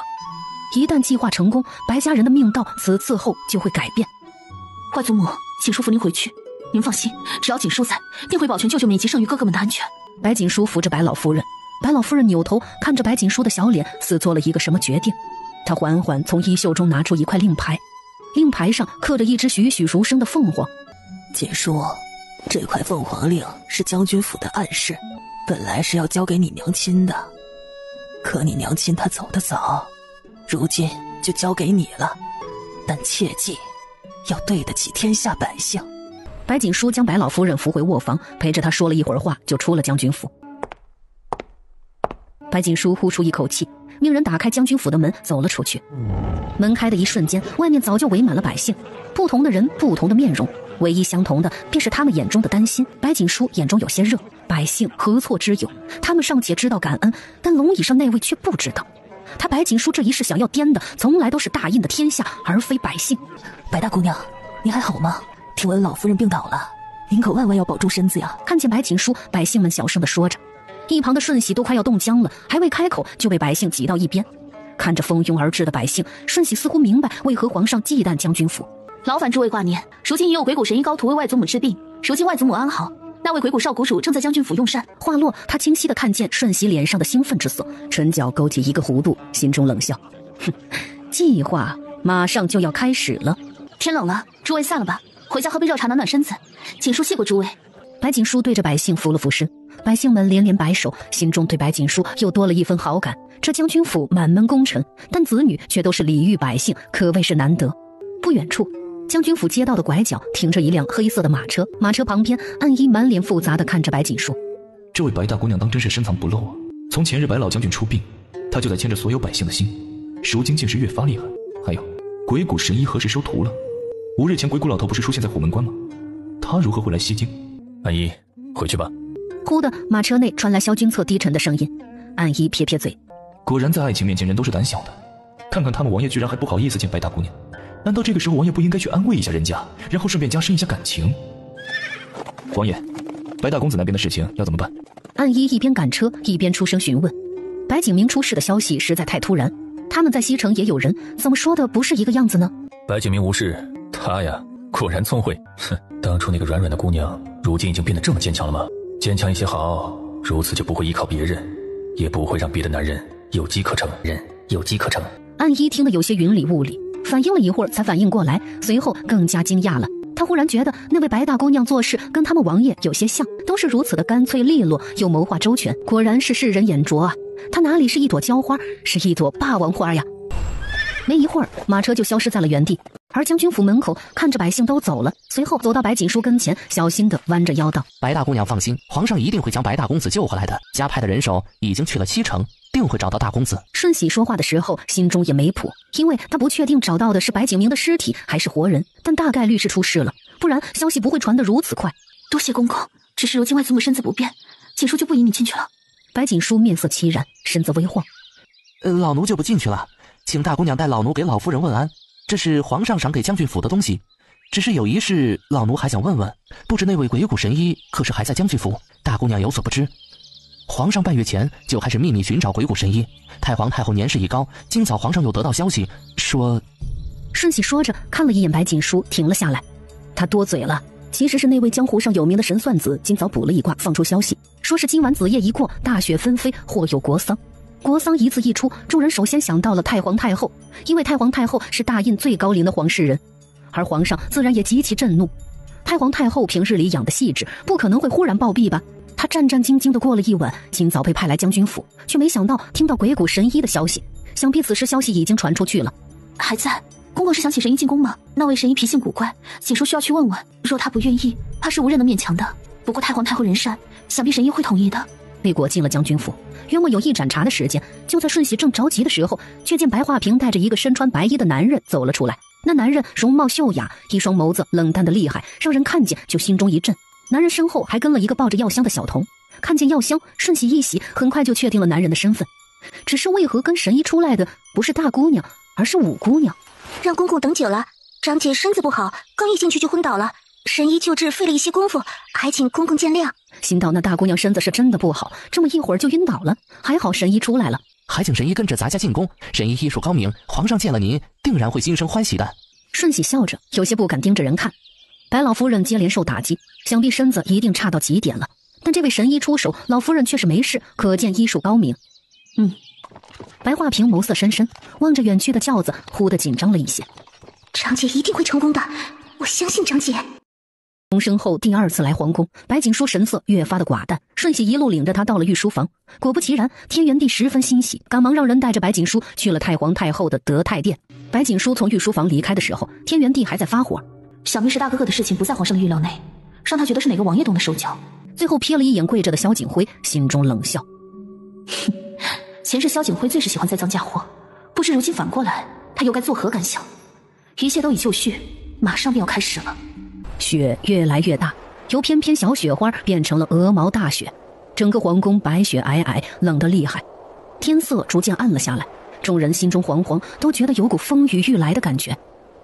朱红色的宫门开了合，合上再开，宫女太监以及背着药箱的太医来往匆匆。太德宫内一片安静，众人连大气都不敢喘，就连太医院首席御医杨太医都默不作声，只用一双复杂又震惊的眸子看着床榻边为太皇太后施针的白锦书。几个时辰已过，天渐渐黑了下来，众人想着慕容策占卜的预言，更加提心吊胆。而太皇太后一到傍晚便昏睡不醒，杨太医以及好几个御医诊了半天，却没有任何收获。根根金针发出阵阵低鸣声，看着白锦书毫不犹豫地将金针刺入太皇太后脑袋上几个大穴，年纪轻一些的太医被吓得眼前发黑。若非白锦书顶着鬼谷弟子的身份，他们早就顾不得身份去阻止他了。稍有差池，他们这些人的命今晚就会交代在这里。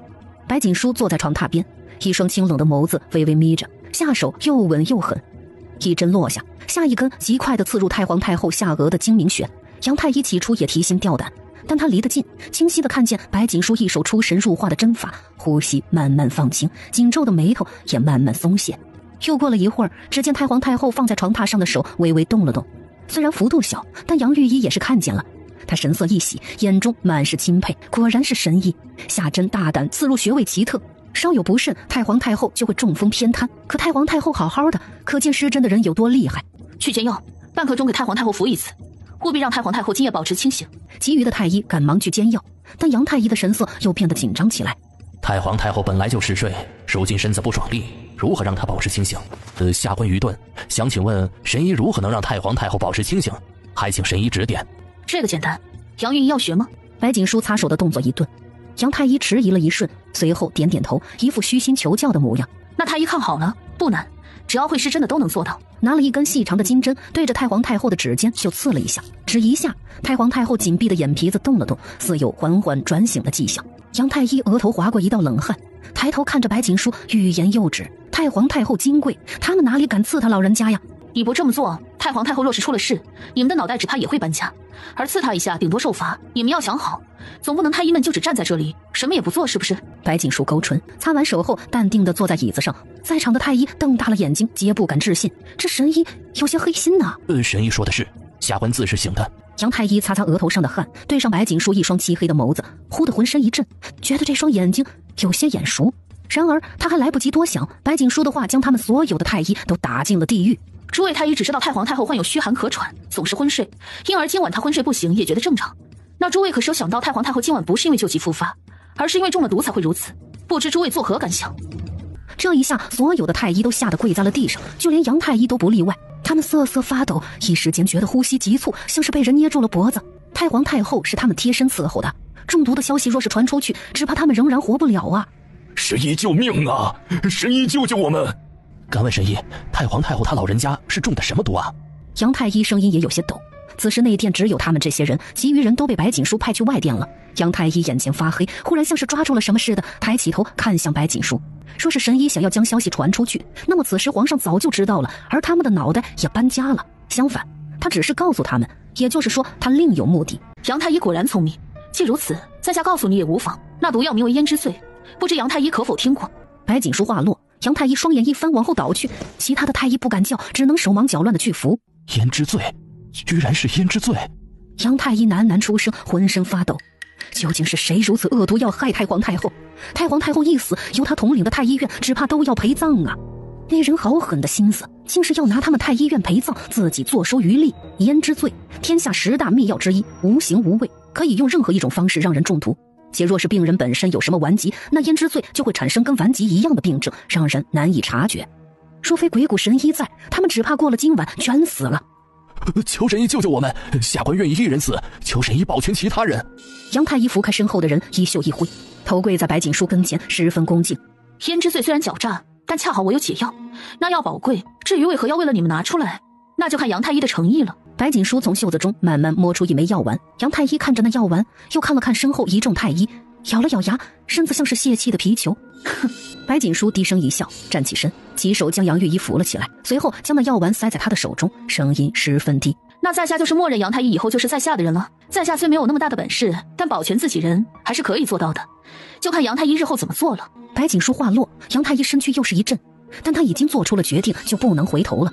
且他觉得这位神医总不至于让他做出给皇上下毒这样大逆不道的事情吧？那未免也太相信他了一些。去吧，一会儿太皇太后便会醒，在下还有事需要交代诸位。白锦书挥挥手，杨太医拿着那药丸，身子抖着给太皇太后服下。在内殿的诸位太医跪在地上，看着白锦书略微单薄的身躯，恍然觉得就这么一会儿的功夫，这神医就掌握了太医院。这样的人，就算是他们想出卖他，也是得罪不起的。下官等都听神医的。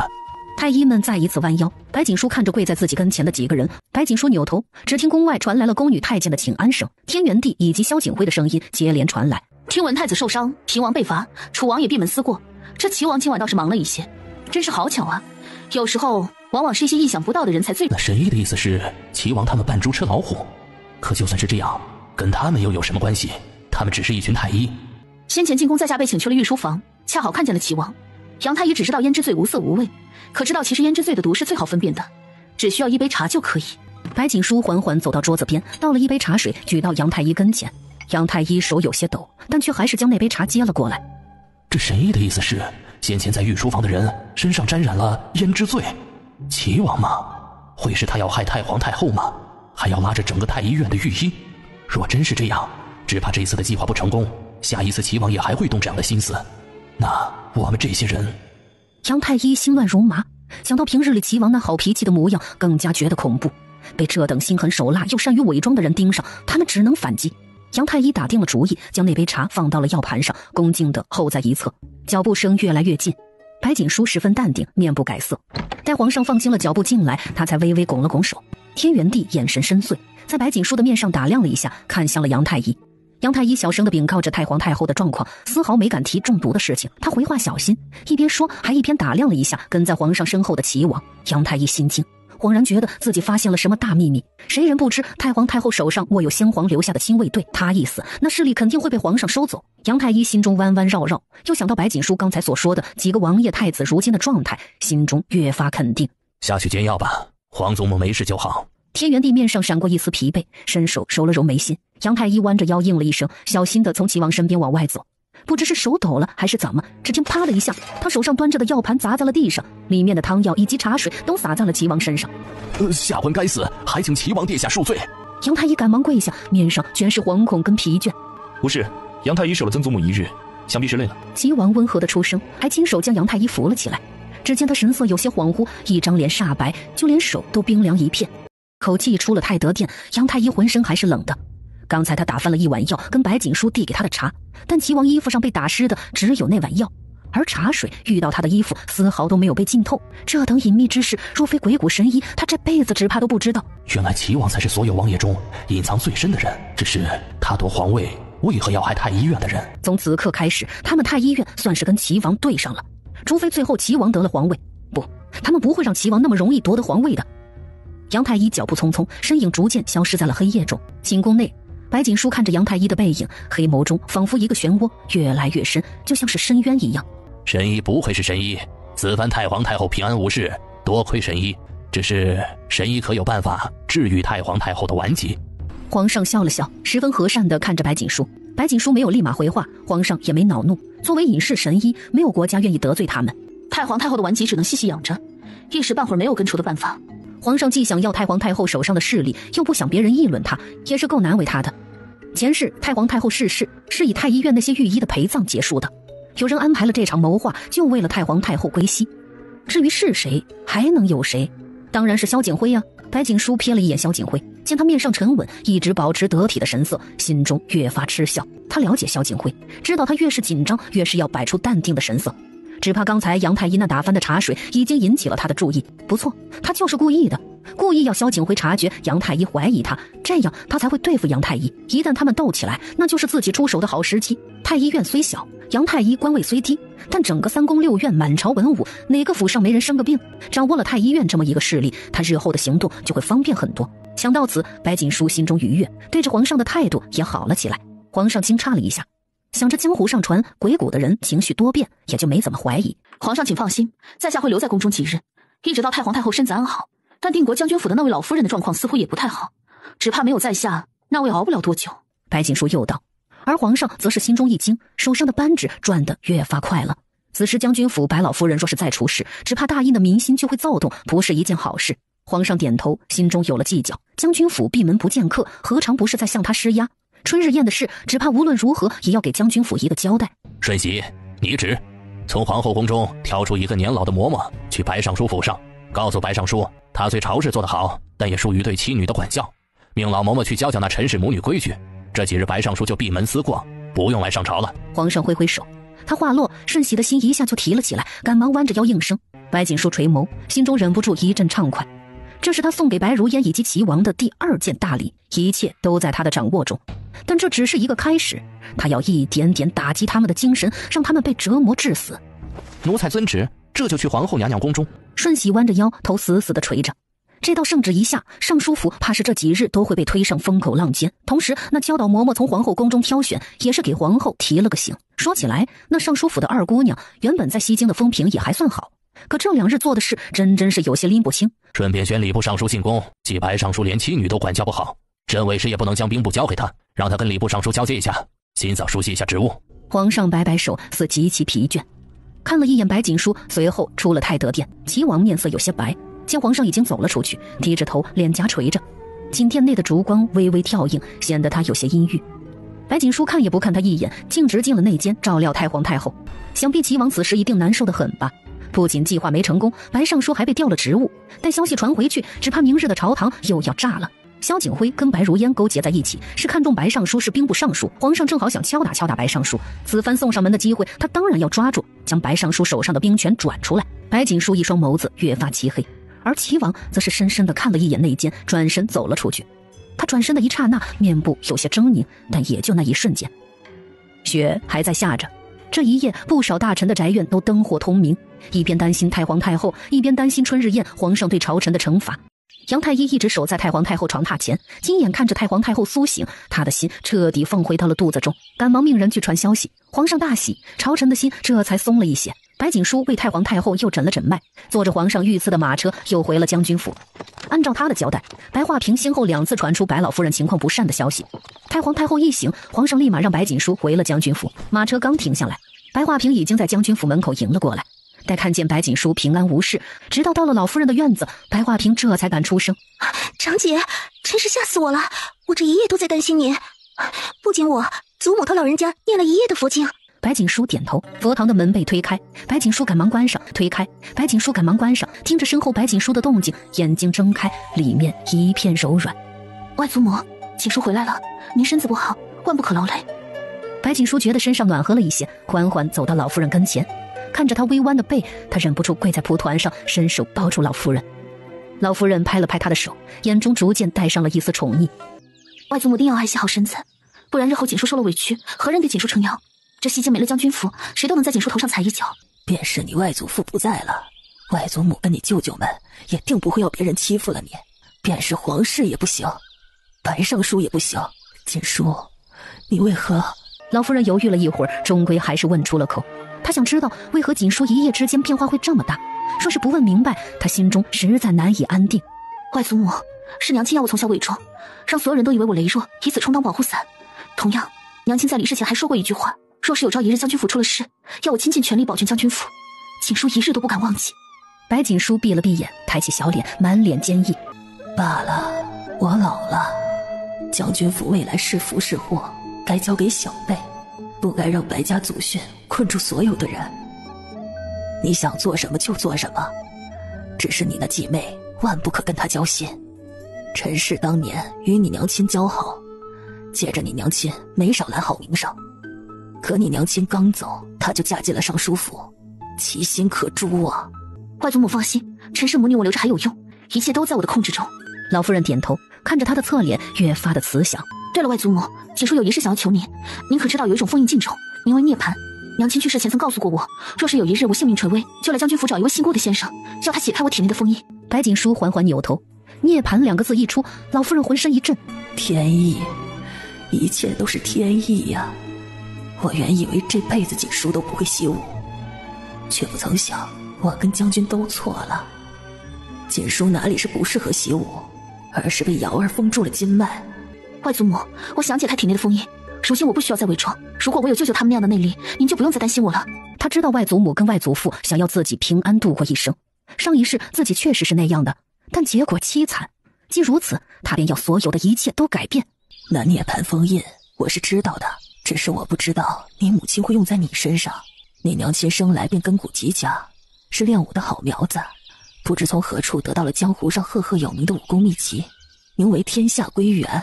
我与你外祖父是后来知道的，但我们知道你娘亲她早就建立了自己的势力，名为风云阁。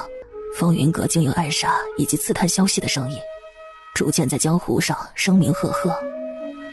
但最让风云阁出名的不是阁下的杀手，而是一份藏宝图。老夫人叹了一口气，声音似乎苍老了许多，而白锦书却是瞳孔一缩，指甲陷进了肉中。外祖母说的莫不是那份令几国都觊觎的藏宝图？前世萧景辉最后已找到藏宝图，问鼎皇位。原来那份藏宝图竟是娘亲的，也就是说娘亲留下的东西都被白如烟跟白尚书找到了。果然如此，我就知道一个风云阁远远不能让白尚书如此紧张。锦书，嫣儿真的知道错了，你跟嬷嬷求求情吧，天寒地冻的，嫣儿本来就受了惊吓。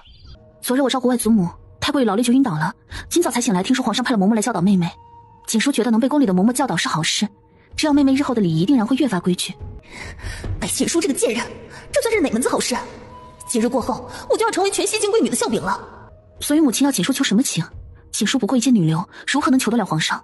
母亲太高看我了。还有，我如何有那个胆子去顶撞皇上的恩赐？母亲莫不是糊涂了？父亲，您说呢？白尚书却犹如当头一棒，瞬间惊醒了。皇上是在敲打他，已经表达了他的不满，说是白锦书求情，那不是打了皇上的脸吗？皇上不会迁怒将军府跟白锦书，却是会牵连自己。嬷嬷来教导也好，这样日后妹妹就不会说错话了，就不用牵连家族，甚至是父亲。锦书，你这话是什么意思啊？母亲跟父亲不知道吗？还是顺喜公公还没来？将军府的人说，皇上已经下了旨，宣礼部尚书进宫，要他跟父亲的职务交换一下。哦，日后父亲就是礼部尚书了。而白如烟也顾不得愤怒了，浑身都抖了起来。完了完了，他最怕的事情还是来了。老夫人虽然疼他跟娘亲，可若是因为此事导致父亲的仕途，那他跟娘亲在府上的日子可就难过了。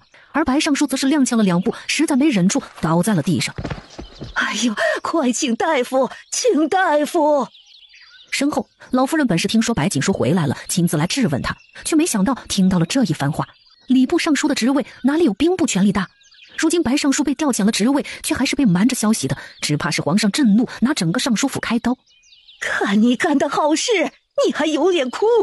啪的一声，老夫人怒极，抬手就给了陈氏一巴掌。啊，姑娘你怎么了？来人呐，快去御医！大姑娘担心老爷晕倒了。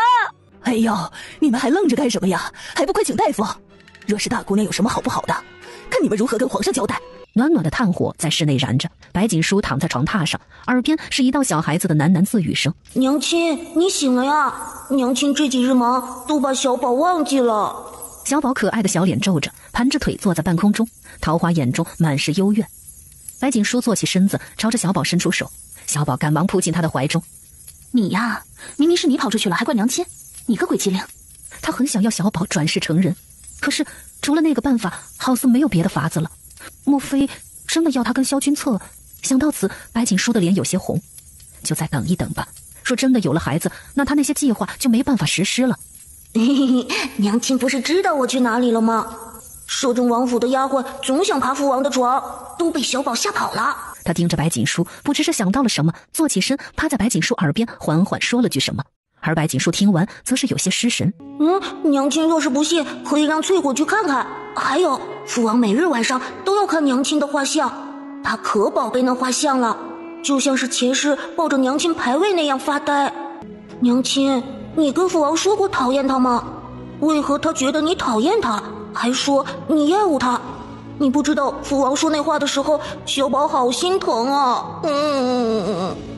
小宝眼珠子转了转，小手抹着眼睛，偷偷地看白锦书的表情。白锦书先是茫然，随后仔细地想了想，摇头。他很确定自己没有说过，但萧君策也不会平白说出这些话。莫非是有人借我的名义传了消息？小宝莫要担心，娘亲会找个机会跟他说明白的。小宝点头，随后打了呵欠，睡觉了。作为一个幽魂，他还是会困的，也需要睡觉。翠果，进来吧。前院怎么样了？翠果满脸兴奋，叽叽喳喳的，还压低了声音，将白尚书那边的情况都告诉了白锦书。白锦书晕倒后，顺喜就拿着皇上的圣旨来了尚书府。白尚书强撑着跟顺喜入了宫，走的时候整个人都十分虚弱。至于陈氏跟白如烟，那就惨了，如今正在老夫人的院子中挨骂呢。老夫人跟白尚书一样冷血，如今白尚书官位因为陈氏跟白如烟受挫，可想而知陈氏母女的下场。而若是他没猜错，接下来老夫人定会要白锦书回将军府想办法求情。这可真是时候，老夫人都派嬷嬷来问了好几次了，想必是想让你想办法。哼，祸事是白如烟闯的，凭什么要您帮忙啊？真是不要脸。风雪雪那人送过来了吗？接下来我不会经常在府中，很多事你需要留心，莫要被人看出来。很快，门外的风雪就带着一个女子走了进来。那女子穿着一身白色的裙子，头微微垂着，气质清冷淡然。主子，人找到了，您看看可以吗？这是风云阁的一个暗位，是属下挑了好久才选中的。风华，抬头让主子瞧瞧。风雪话落，风华抬头，只一眼，翠果就捂住了嘴，因为这风华居然跟主子生得有些像，再加上他那股气质，说容貌像了3分，那么加在一起就像了5、6分，再一容便可以以假乱真。不错，确实很像。仔细地打量风华。风云阁风华，参见主子。风华沉稳，见白锦书打量自己，他大大方方的任由打量。白锦书越发满意。日后我不在的时候，你就伴奏我会命翠果将平日里我的喜好跟习惯告诉你。风华定然不会让主子失望。风华将头磕在地上，白锦书点头，缓缓起身，将风华扶了起来。老夫人的人来了好几次，都被翠果打发了，而白锦书则是悄悄地出了尚书府，在风雪的陪同下往城外3里坡而去。如今天下大雪，道路都被积雪掩盖，街道上没什么人，显得有些冷清。马车压着积雪，发出咕噜咕噜的声音。说起顾临朝，当年在西京也是声名赫赫、风流俊美的探花郎，亲自被先皇提名，一时间风头无两。可后来顾临朝做了3年官，就辞去了官职，云游四海。主子，就是这里了，属下去敲门。风雪穿着一身丫鬟的衣服，掀开马车帘子，只见他们停在一座不大的宅院前。白锦书的目光看向那宅院的牌匾，有些失神。只见牌匾上写着烟雨小院，这不是将军府娘亲院子的名字吗？为何这里也叫烟雨小院？像，太像了。乍一眼还以为是将军府的那位回来了。顾叔叔，多年不见，您还好吗？是他太想念那人了，还以为上天怜悯他，将他送了回来。是锦书，你是怎么寻到这里来的？听闻老将军他……顾叔叔，是锦书有事想要求你，准确的来说，是我娘亲要我来的。进去吧，我大概猜到是什么事情，但我有几个问题想要问你。身后，顾清泽盯着白锦书的背影，丝毫都不犹豫，也跟了进去，只留下小厮呆愣的挠了挠头。不是说要回去吗？怎么又进去了？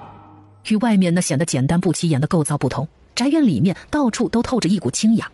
院子中有一个小亭子，亭子里面放着4张竹凳和1张竹桌，亭子中4角放着铜炉，人坐在里面不仅不冷，反而衬着片片白雪，有种别样的意境。白锦书对这幅场景并不陌生，因为娘亲就爱在下雪时如此。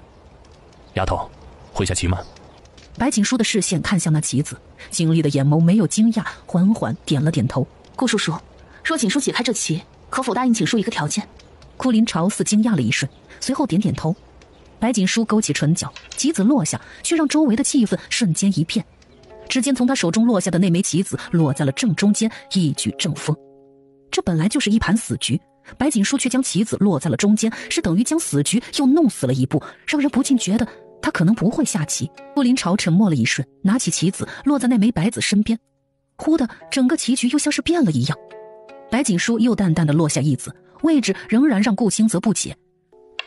叮叮的声音不断落下，约莫一口气落了10几个棋子，那小厮的眼神却有些变了。要知道，就算是顾清泽跟顾临朝下棋，也只勉强落了6子就下不去了，可如今已经下了10几个棋子了，这棋局却像是路越来越多一样。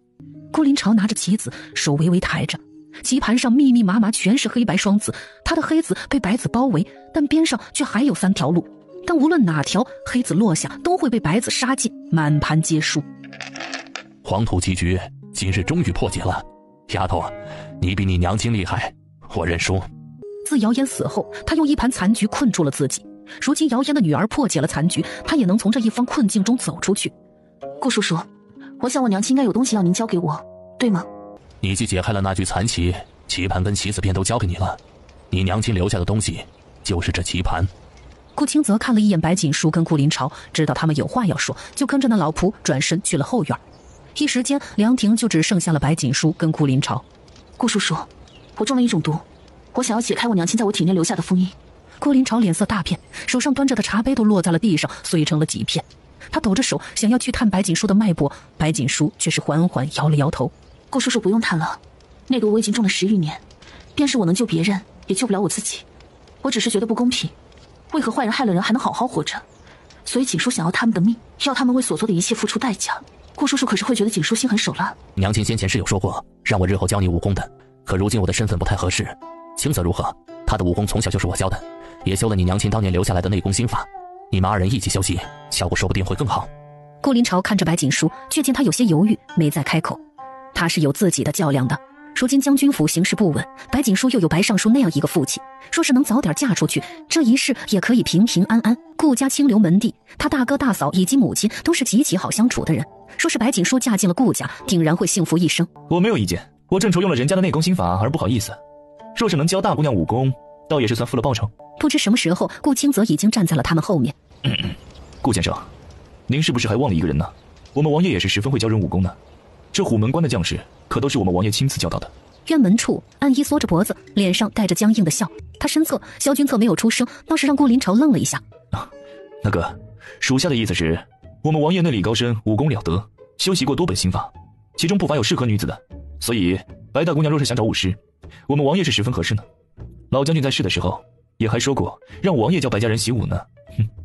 安依见白锦书也满脸不解，又笑了笑，一张脸都快笑麻了。可真是难呐，天气冷不说，身边还有一个放冷气的王爷，这是要将我冰冻啊！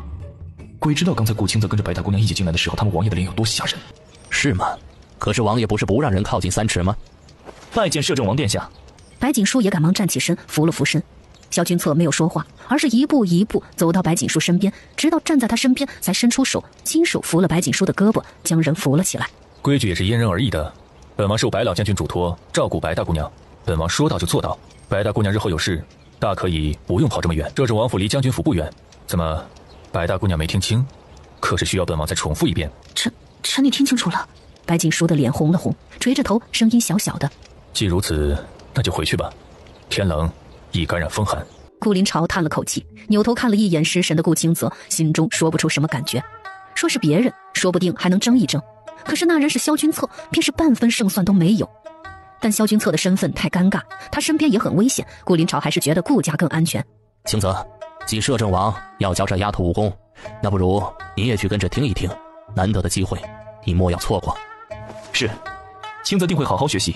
明月还未曾确定将光照在谁身上前，谁都有机会去靠近光芒，不是吗？便是对方是萧君策又如何？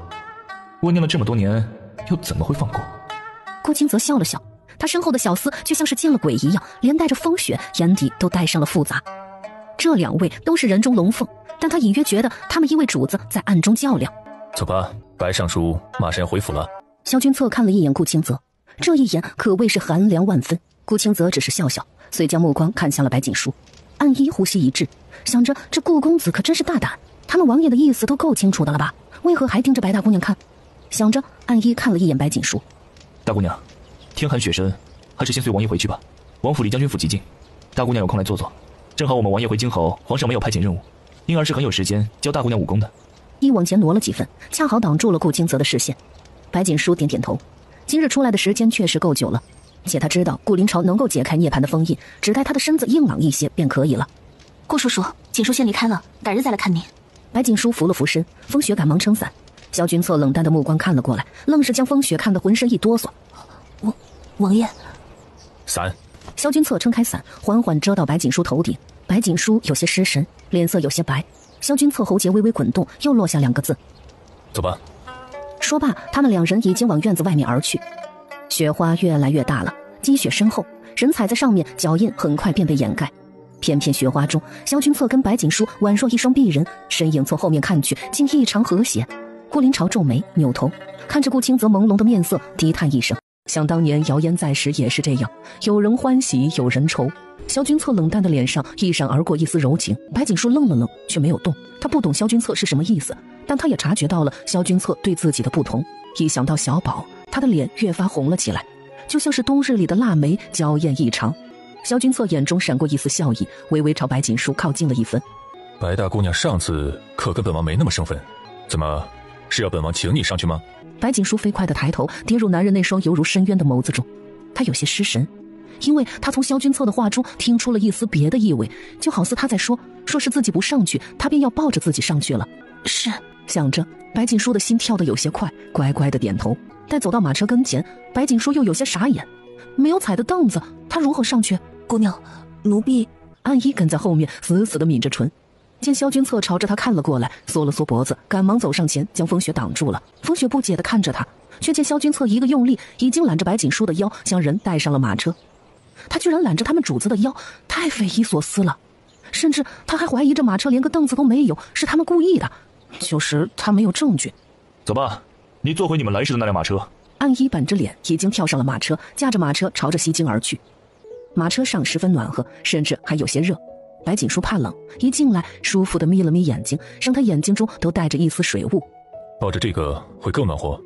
对面，萧君策不知是从什么地方摸出来了汤婆子，塞到白锦书怀中，随后拿起一本书，面无表情地看了起来。不知为何，跟萧君策在一起，白锦书不仅不会觉得害怕，甚至还会觉得十分心安。车内暖和，白锦书睡得很踏实。对面，萧君策虽是眼睛盯着手上的书本，却是一个字也没看进去。他抬起头，见对面的人儿小脑袋一点一点的，像是一个慵懒的小猫，眼中充满了柔情。忽的不知是怎么的，马车的车厢颠了一下，白锦书的身子朝着一边砸去。萧君策飞快地动了一下，白锦书的身影一瞬间就落在了他的怀中。怀中少女身材娇小，靠在他怀中就像是镶嵌在里面一样，让萧君策的眼神越发柔和。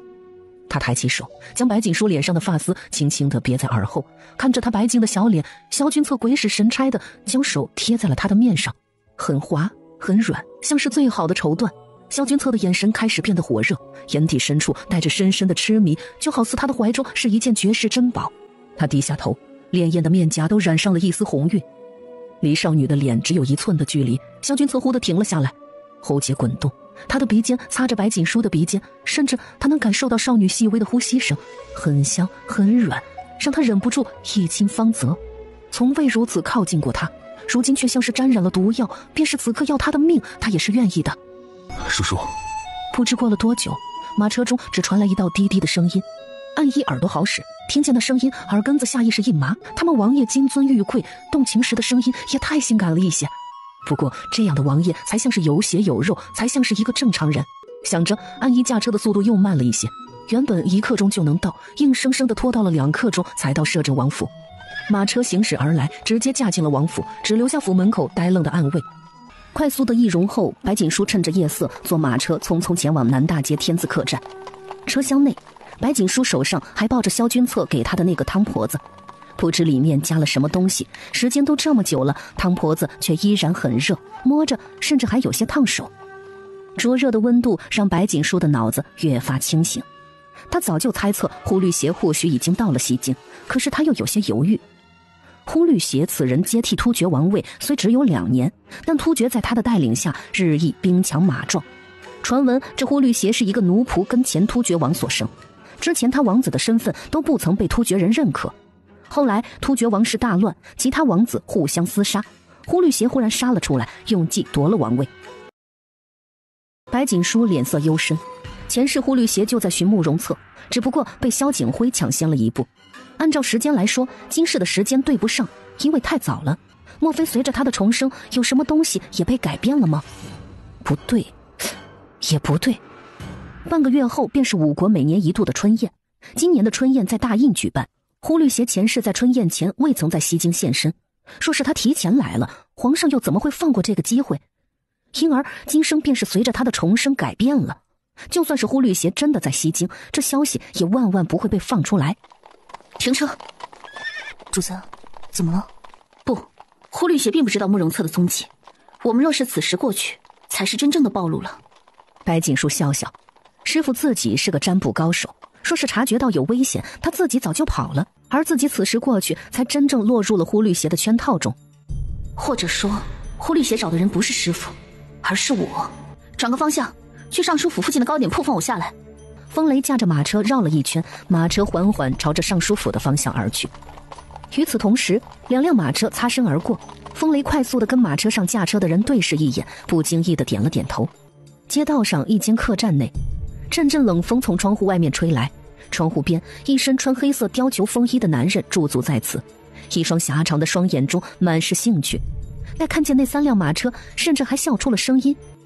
主子，属下在天字客栈并没有发现什么奇怪的人前往，还请主子恕罪。见他身前的男人不出声，暗卫手上拿着一把弯刀，极快地朝着自己腹部刺去。暗卫办事不力，应自伤，这是突厥王室暗卫的规矩。主子，哼，起来吧，孤的用意本就不是如此。况且那人聪慧异常，连马车都弄了3辆在城中乱跑，孤真是十分感兴趣呢。起来吧，这2日西京可是有什么趣事？呼律邪慢慢走到桌子边，拎起茶壶，自己倒了一杯茶水。暗卫立马出声，将这2日西京所有的消息全都回禀给了呼律邪。白锦书吗？也是巧了，不是吗？我来大印正是来寻风眠的，却不曾想有人比我先一步找到了风眠。至于那位白家大小姐为何要易容，又为何去见风眠，那就有待深究了。继续盯着白锦书。暗卫应声，随后消失不见了。他们王来大印，一是要寻找慕容策，二是想要来屯粮。夜静悄悄的，白锦书在城中绕了一圈后，回到了尚书府。直到他坐在荣锦院，翠果这才松了一口气。姑娘，您时常都需要出去，这也不行啊。不如我们也像将军府那样，弄一间铺子，打个暗道，这样奴婢就不用那么担心了。翠果变聪明了，都知道我接下来要干什么了。奴婢不笨的，只要是关乎姑娘，奴婢什么都会多想一想的。那姑娘想要开什么铺子呢？哎，说起铺子，奴婢倒是想起来，夫人名下有好多啊。只不过铺子的电器都在陈氏跟老夫人那里。不急，一会儿便有人给我们送电器来了。忽的听见院子中传来了许多道脚步声。姑娘，老夫人带着身边的嬷嬷亲自往荣锦院来了。如今白尚书成为了礼部尚书，白如烟跟陈氏又被罚了。虽说这都是白如烟惹出来的祸，可依照老夫人那性子，只怕是还要将错处归结在姑娘身上。奶娘莫要慌乱，我今晚便是刻意等着老夫人的。白锦书安抚一笑，忽地走到铜镜边，往自己脸上擦了一层细细的粉。如此一来，她的脸越发白了。奶娘你看，我的脸是不是更白了？白锦书眨眨眼，奶娘宠溺地点了点头。怎么，老身亲自来了，还要给他请安不成？他真是好大的架子，老身换了他许多次，竟是一次也请不动他。回老夫人，姑娘病得厉害，还在床上躺着呢。平日里他就跟个强悍的老母鸡一样护着白锦书，从未掉过眼泪。如今这眼泪倒是说流就流，活像是白锦书要不行了似的。我进去看看。白锦书就算是要病死了，也要回将军府先求情。祖母来了，锦书实在是没力气，还锦书无礼。疾病了，大夫来看过了没有啊？来过了，大夫说是受了风寒，又过于忧虑，这才病得越发的重。如今老将军头七还没过，老奴这几日常常听见半夜姑娘的房内有说话声。老夫人，老将军生前最喜欢大姑娘，莫非是回来找大姑娘说话了？若是老将军知道大姑娘如今这副模样，指不定会多震怒呢。浑身僵硬，脖子都不会转了，眼珠子转着在房内寻了一圈，只觉得手脚冷得厉害。那白太清杀人太多，他每次看见都十分害怕。被奶娘这么一说，他越来越觉得这荣锦院不吉利，到处透着一丝阴气。忽的一道细微的冷风对着老夫人的后脖梗就吹了过来，老夫人浑身一麻。又是一道冷风吹了过来，老夫人浑身发抖。然而她还没开始叫，倒是她身边的嬷嬷嗷的一声喊了出来，险些将老夫人吓得从椅子上摔下来。你个老货，喊什么喊？不要命了？白锦书眨眨眼，但看见不断朝老夫人脖子吹气的小宝，眼底闪过一丝好笑。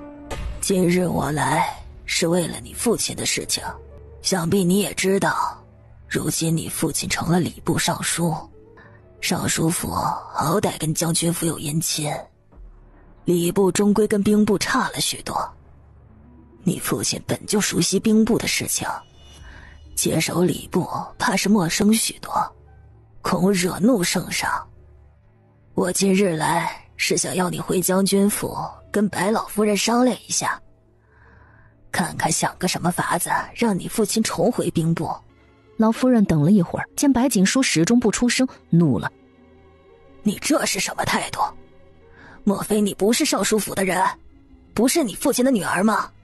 尚书府的荣耀关乎于你的未来，你父亲不好，你也没什么好下场。锦书不懂为何祖母会觉得将军府有办法，圣旨是皇上下的，将军府如何有那个本事要皇上改变心意？莫非祖母觉得将军府能一手遮天不成？他就算是再不识字没学问，也知道这话传出去是要杀头的。住嘴！我不过是要你回将军府想想办法，何时说过那些话？哼，人不要脸真是无敌了。他们凭什么觉得我让外祖母去给白如烟跟陈氏擦屁股？也是搞笑。祖母还没看明白，如今皇上是恼了父亲的，但这件事本身跟父亲无关。不知祖母可是知道春日宴上发生的事情？妹妹得罪了熹妃跟户部侍郎，皇上重视熹妃，必然要重罚户部侍郎。户部侍郎夫人跟母亲交好，但那日母亲貌似跟许夫人发生了矛盾，因而母亲如今是得罪了熹妃跟户部侍郎府。户部侍郎夫人得皇后娘娘看重，因而皇上要给皇后几分面子，所以最后只能罚妹妹跟母亲了。父亲是受了波及。所以锦书不明白，此事是母亲跟妹妹惹出的乱子，为何祖母不去找母亲的娘家陈家，反而来找锦书了？如今这尚书府后院也不是锦书当家，管家权也不在锦书手上，若是锦书去求外祖母，怕是外祖母不会答应。所以祖母莫不如找陈家的人来想想办法，毕竟母亲是陈家的嫡女，平日里陈家也没少跟着尚书府沾光，不是吗？这白锦书是不愿意去将军府呀，管家权，他想要管家权，他也配。可白锦书有句话说得对，若是他手中不握着点尚书府的权势，波及不到他，白老夫人那个老狐狸是不会出手的。今日太晚，祖母身子不好，或许明日说这事也行。祖母年纪大了，锦书虽担心父亲，但同样也是担心祖母的，祖母也要爱惜好身子。见老夫人不说话，白锦书靠在床榻边，声音不咸不淡，也不着急。当初父亲提出要祖母跟母亲一同管理尚书府，如今父亲受了母亲跟妹妹的连累，想必这管家权还是都放在祖母手上要更放心一些。白锦书倒是提醒他了，陈氏犯错，说是先将他那一半管家权交给白锦书，就凭白锦书这副没脑子的模样，待将军府帮了尚书府，他就随便寻个错处，再将权力收回来。老夫人越想越觉得可行，脸色也好了很多。明日我跟你父亲商量一下，你大了，想来也是时候学着管理家事，先歇着吧。明日我自会派嬷嬷过来。老夫人松口，在房内看了一圈，越发觉得身上发凉，让嬷嬷搀扶着赶忙走了。姑娘，您真的要将军府求情吗？这事儿会不会适得其反呀？奶娘觉得我会怎么做？想必老夫人要他回将军府求外祖母这事儿是他自己自作主张，白尚书根本就不知道。老夫人自以为聪明，殊不知人就是被自作聪明给玩死的。当然他是要去求情的，能让皇上越发恼怒白尚书，让皇上以为白尚书跟将军府走得近，才是他愿意看到的。更何况还能得到一半的管家权，自然是赚到了。算算日子，明日太皇太后也是该醒了，外祖母是该进宫看看他老人家，趁机提提父亲的事情。白尚书嗤笑一声，视线看向窗户边的那盆蓝银草，笑意越发不明。翠果，去跟祖母身边的嬷嬷通个气，我的病什么时候能好，取决于那管家权什么时候到手。另外，日后管家去打听打听西京哪个地方的绿植卖得好，开春了，府上每个院子都要有一盆植物，这样才显得有活力，不是吗？他说了，要一一报复回去。前世跟着师父，他用医术救过人，今生他也不介意做些别的。是，奴婢一定会办好的。翌日一大早，白锦书在翠果的伺候下用了早膳，隔着2个院子都能听到皇宫来的那位嬷嬷的说话声，这是生怕别人说他没有教好白如烟礼仪，喊给人听呢。姑娘，二姑娘一大早就被那嬷嬷喊起来罚站了，听说站了1个时辰都还没有用膳。陈氏昨晚在老夫人的院子中跪了1晚上，老夫人都没见她的面呢。若是一会儿陈氏知道她的管家权会被收了，还不得被气死呀？经过一番易容，白锦书又悄悄出了尚书府。有风云阁的暗卫在，白锦书想要瞒过众人的耳线出去还是很顺利的。出了尚书府后，他先是去了糕点铺，又从糕点铺进了将军府。待换回衣裳后，他坐着皇宫的轿子一路到了太后的太德宫。神医，您来了呀！太皇太后她刚入睡，精神倒是好了很多。白锦书应了一声，去了内殿，先给太皇太后诊了诊脉，确定她身子健康，又浅浅的施了针，这才走了出来。见白锦书出来，杨玉衣犹豫着，一掀衣袍跪在了白锦书跟前，声音带着些微的阴沉：“求神医指点迷津，再救救太医院的人。”杨太医，在下以为你在皇宫为官那么多年，应该明白一个道理，你不害别人，死的就是你，求我又有什么用？最能保护太医院的人是你呀，单单看你有没有胆子做了。不过我可以给你提供一份名单，若是齐王身边的人出了事，想必一时半会儿他也想不起太医院了，你说呢？白锦书眼中暗芒闪过，杨太医却重重的点头：“齐王既不仁，就别怪我不义了。”白锦书去了皇上的御书房，将太皇太后的情况说了说。太皇太后好了，他自然要出宫。皇上先是委婉地表达了一下他的爱才之心，白锦书毫不犹豫地拒绝了。皇上虽然失望，如此倒是打消了怀疑，不会留在皇室，自然也不会在将军府长期住下去。将军府的势力已经够大的了，皇上不希望江湖上的这些势力再跟将军府有联系。公子，前面围满了人，要不咱们换一个街道走吧？走吧。转了个身，白锦书面无表情地朝后走去，身后的声音越来越大，哎，我说你长成这副模样，卖身葬母是要多少银子呀？他话音一落，身后跟着的那群纨绔子弟还吹起了口哨起哄。100两银子，少1两，不卖。什么100两？2两银子都不值。不过既然小侯爷看上了你，那就1两银子吧，跟我们走。傅子轩身后一个纨绔弟子说着，从衣袖中拿出1两银子扔了过去，伸着手就要去抓人，不料那人很快便哀嚎一声，看着手上被挠出的血印子，脸色狰狞。敬酒不吃吃罚酒，来人，将他给我捉回去！贱丫头，居然敢挠小爷！那人说着，身后的小厮瞬间冲了过去，作势要抓那少女的肩膀。少女抬着一张略黄的脸，眸子一瞬间变得凶狠，浑身戒备，像是要跟他们拼了。傅子轩正看得有趣，刚想出声，不料一道白光闪过，他下意识的一躲，一根银针擦着他的面颊，刺在了他身侧一人身上。哎呦呦！瞬间觉得身上一麻，立马就动不了了。嗖嗖嗖，又是几道银光闪过，都是擦着傅子轩的面颊而来的。傅子轩没有武功，躲闪的狼狈，但还好那些银针没有刺在他身上，但他身边的人可就遭殃了。阵阵哀嚎声响起，傅子轩狼狈的在地上滚了一圈，他抬起头，只一眼就对上了一双极其寒凉的眸子。你干什么？居然敢对我们动手！你知不知道我们是什么人？白锦书看都没看他一眼，只睁着一双黑白分明的眸子看向那少女。少女抬头，她跪坐在地上，仰着头看向站着的白锦书。100两银子，跟我走吧。白锦书的声音不大，他拿出一张银票，不顾小童惊诧的眼神，蹲下身子，将视线跟那少女持平。这少女此时如此狼狈，但众人一定做梦都想不到，未来有一日她会成为北齐的女皇。至于面前的少女，正是那位消失的皇太女。自古皇室多有阴谋，这位皇太女流落大印，其中具体情况白锦书不了解，但他却是知道这位皇太女前世也是萧景辉的一大助力。哼，倒也是巧了，他接下来的目标正是他，如今他倒是送上门来了。跟我走吧，我不会让人欺负你。至于这100两，等你有能力还给我，你便自由了。见少女神色警惕，白锦书笑笑，也不再说话。你是哪里来的小子呀？敢跟小爷抢人！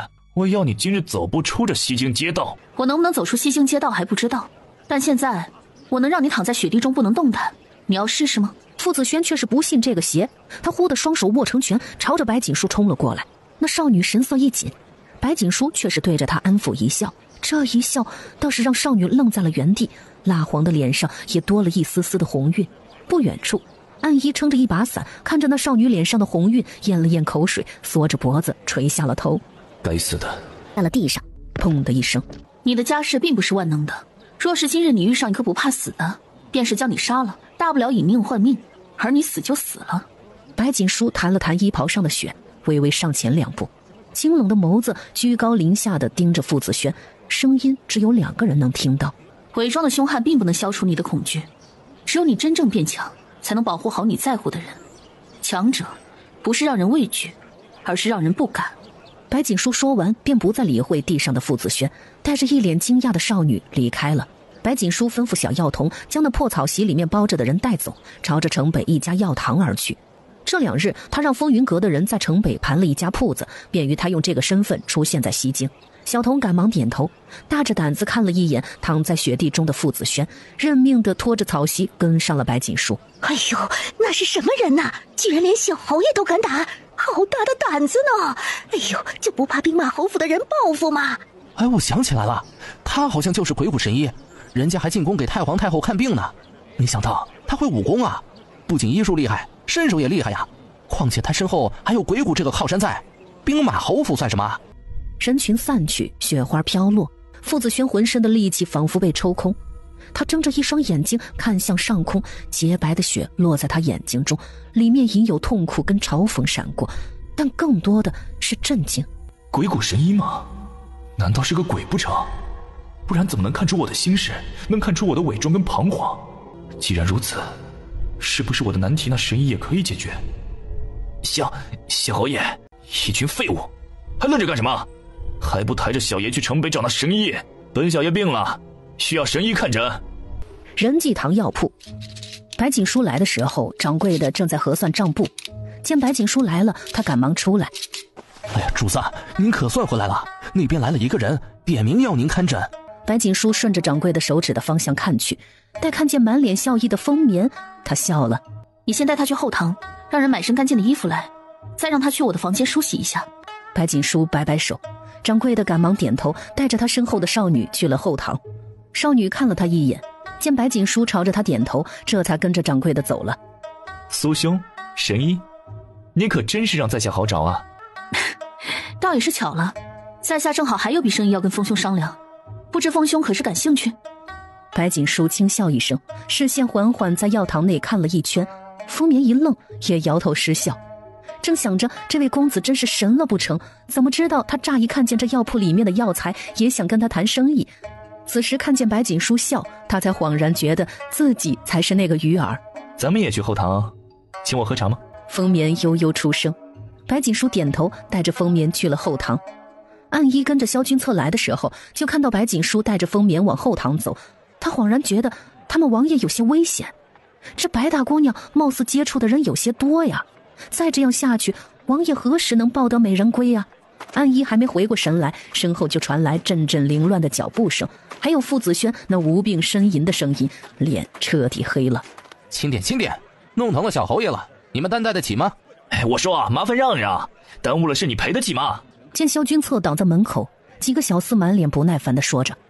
暗一瞥了他们一眼，待看见浑身僵硬的傅子轩，咧嘴一笑。是。一句话还没说全，身后又传来了一阵脚步声，两个人影忽然冲了进来。子轩，是谁将你打成重伤的？本小爷替你报仇。一身穿绿色衣衫的年轻公子看着傅子轩浑身动也动不了，风流的脸上全是怒气。嘉诚，先让子轩看病，过一会儿再问。另一人出声，正是三大纨绔之一的楚逢时，不可一世的模样，恨不得将脸时刻抬着说话。傅子轩话也说不清，只不断用眼神示意他们不要说了。可楚逢时跟徐嘉诚只顾着说话，压根儿就看不见傅子轩的神色。暗一咳嗽了一声，这一声才将徐嘉诚的视线吸引过去。他抬头不耐烦地看了一眼，然而只看了一个侧脸，他猛地跪在了地上。皇。徐嘉诚抖着声音，楚逢时顺着他的视线看去，只一下也扑通一下跪在了地上。要死了，摄政王怎么来了？长公主最近很忙嘛，没有时间教导你。若不然，你来摄政王府。不敢劳烦皇舅，母亲，我……舅舅？还能有哪个舅舅？皇上当然不可能亲自来，只能是摄政王了。参见摄政王殿下。那些小厮吓得一个哆嗦，也顾不得抬傅子轩，浑身都伏在了地上。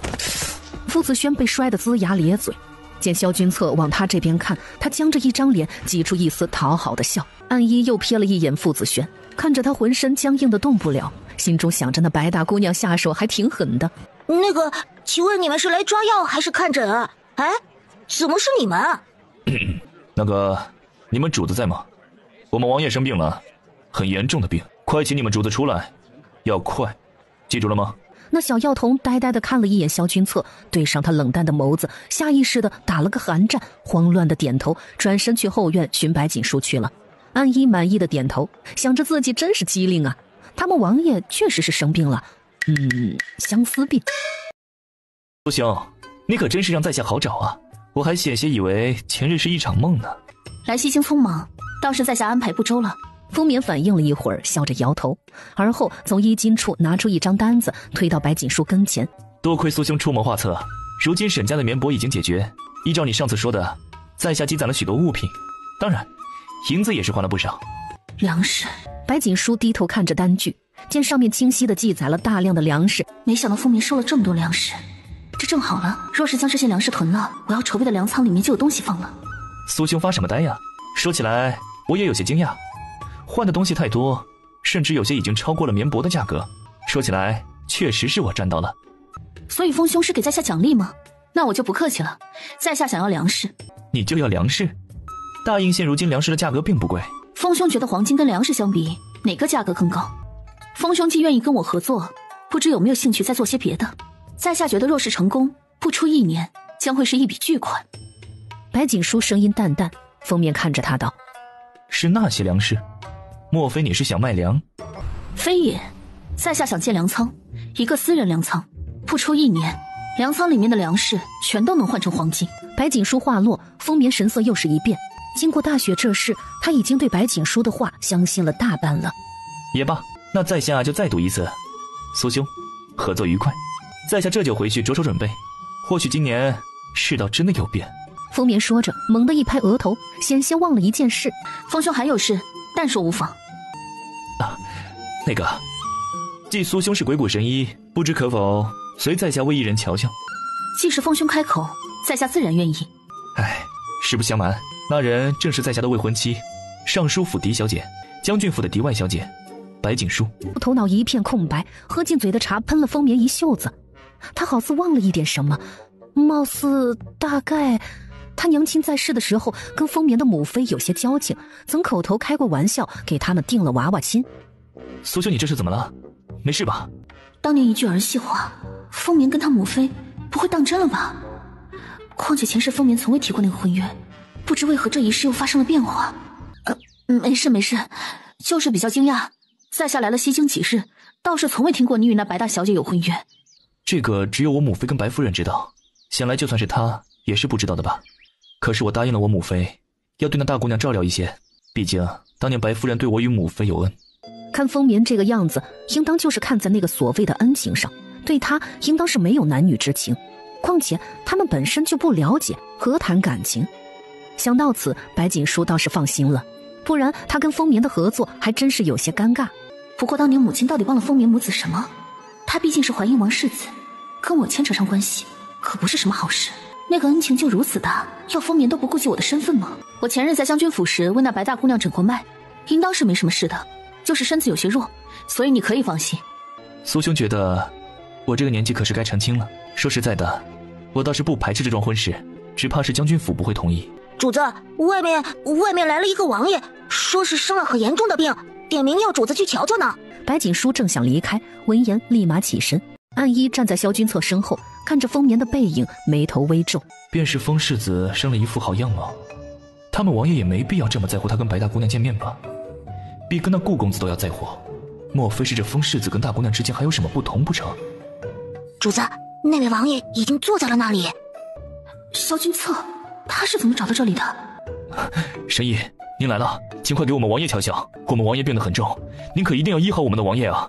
白锦书动作一顿，下意识地看了一眼萧君侧有些白的脸，不再犹豫，坐在位置上，缓缓伸出手。莫非是上次中的媚药还没彻底解了？说起来，上次为了帮自己，萧君侧连药浴都没泡，自己又欠人家一个人情了。萧君侧有些恍神，他黝黑的眸子盯着白锦书那张易容的脸。白锦书神情认真。如何？可是有诊出本王得了什么病？王爷常年身居边境，还是要爱惜身子。在下会为王爷开一副补药，王爷每日煎一副。本王以为神医出自鬼谷，能医治本王身上的顽疾。神医开的药，可是治那病症的？白锦书写字的手顿了一下，抬起头。这是什么意思？莫非萧君侧真的有什么顽疾我没诊出来？不知王爷可否具体描述一下？诊脉有时许会出错。本王时常想起一人，每次这样心口便会跳得厉害，严重的时候夜晚甚至也会发作。听闻鬼谷神医犹如华佗在世，不知可否能解本王这病？又或者说，神医有什么好的建议，给本王指一条明路？萧君侧的话说出来，白锦书愣了一下，手上的毛笔突然掉在了地上。安姨不知道什么时候已经出了帘幕，站在外面，谨慎又警惕地看着周围。谁说他们王爷不会说情话的？谁说王爷不会表白的？在明知道那神医是白大姑娘假扮的情况下，说自己惦记一人，还要人家给自己指一条路，他们王爷是真腹黑呢。倒是很好奇那白大姑娘会如何回答。怎么，竟是连神医都不能医治吗？那本王有一日会不会病入膏肓啊？白锦书心中乱成一团，他的睫毛眨个不停，思忖着自己该如何回答这个问题。王爷的病，心病还需心药医。王爷若是想要治好顽疾，只怕还需要找对人。在下没办法医治王爷的心病。白锦书说完话，这才松了一口气。神医的意思是，本王应当去找那个让本王乱了心神的人。那不知具体应当如何做？问我怎么做吗？这让我如何回答？难道直接回答说王爷你可能私穿了吗？那萧君侧会不会将我的铺子给砸了？这个要看王爷自己想怎么做了。神医的意思是，本王得了相思病。哼，看来确实是如此。有劳神医指点，本王这就去找人了。今日若是见不到那人，本王的病或许便会更严重了。白锦书抠了抠手心，一听萧君侧要去找人，不知为何他心底下意识一紧。他到底要去找谁呢？那个人便是他心底的人吗？王爷，我们是要去尚书府吗？那快些吧，神医的话可是要听的，事关王爷的病情，他们王爷可算是想清楚了，不然这白大姑娘说不定要被风世子或者那顾公子抢走了。王爷用兵如神，没想到追姑娘这计谋也是用的真是厉害呀！鬼谷神医整出来的治疗之法，他们王爷日后光明正大的去找白大姑娘，天下谁敢说什么？还不走？萧君侧轻飘飘地看了一眼徐嘉诚等人，徐嘉诚赶忙点头，脑袋跟个拨浪鼓一样，赶忙拽了拽出风时还不忘让人抬着面瘫的傅子轩一起。小爷不走，小爷要拜师，小爷要拜鬼谷神医为师。傅子轩努力地出声，但他的身影却已经被抬走了。半刻钟后，白锦书回了荣锦院，他刚坐下，翠果就慌慌张张地走进了卧房，舌头打结，脸上还带着震惊。姑娘，摄政王来了，点名道姓的说要您去正堂。奶娘也是一惊，担忧地看了一眼白锦书。摄政王怎的来了尚书府，还要大姑娘过去？奶娘不用担忧，我去一趟。想起之前在仁济堂萧君侧的话，白锦书的耳根子有些烫，但他还是不明白为何萧君侧会对他如此。白大姑娘安好，我家王爷奉皇上旨意来跟大姑娘知会一声，皇家围猎3日后便会开启，尚书府跟将军府都在受邀范围内，望大姑娘早日做好准备。安姨说完，看了一眼萧君侧，见萧君侧面色无恙，他又继续说道：还有一事要劳烦白大小姐，王爷常年守在边境，护大印子民安危，身子落下了一些顽疾。自老将军去世后，王爷每每想起当时对老将军的承诺，便郁结于心。今日王爷前去神医那问诊，神医说若是想要王爷的顽疾痊愈，还需大姑娘费心。安姨一番话说完，翠果已经傻了，这安姨的话他是听明白了，什么意思？莫非是老将军之前拜托摄政王照顾他家小姐，老将军去世后，摄政王忧虑于心才犯了病？那他们小姐该怎么医治呢？神医的意思是，王爷只需要跟大姑娘每日待上一会儿，完成老将军的嘱托，这样王爷的病就会好了。从明日开始，不若白大姑娘就前往摄政王府，跟王爷一起祭拜老将军吧。安姨说的一脸严肃，说完去摄政王府？有没有搞错啊？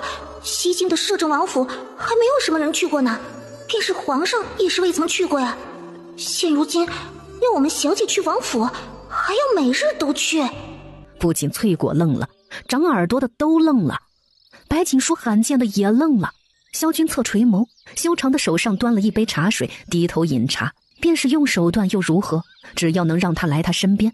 白大姑娘，上次在下说了我们王爷很是空闲，今日就是一个不错的日子，不若大姑娘随我们王爷一道回王府吧。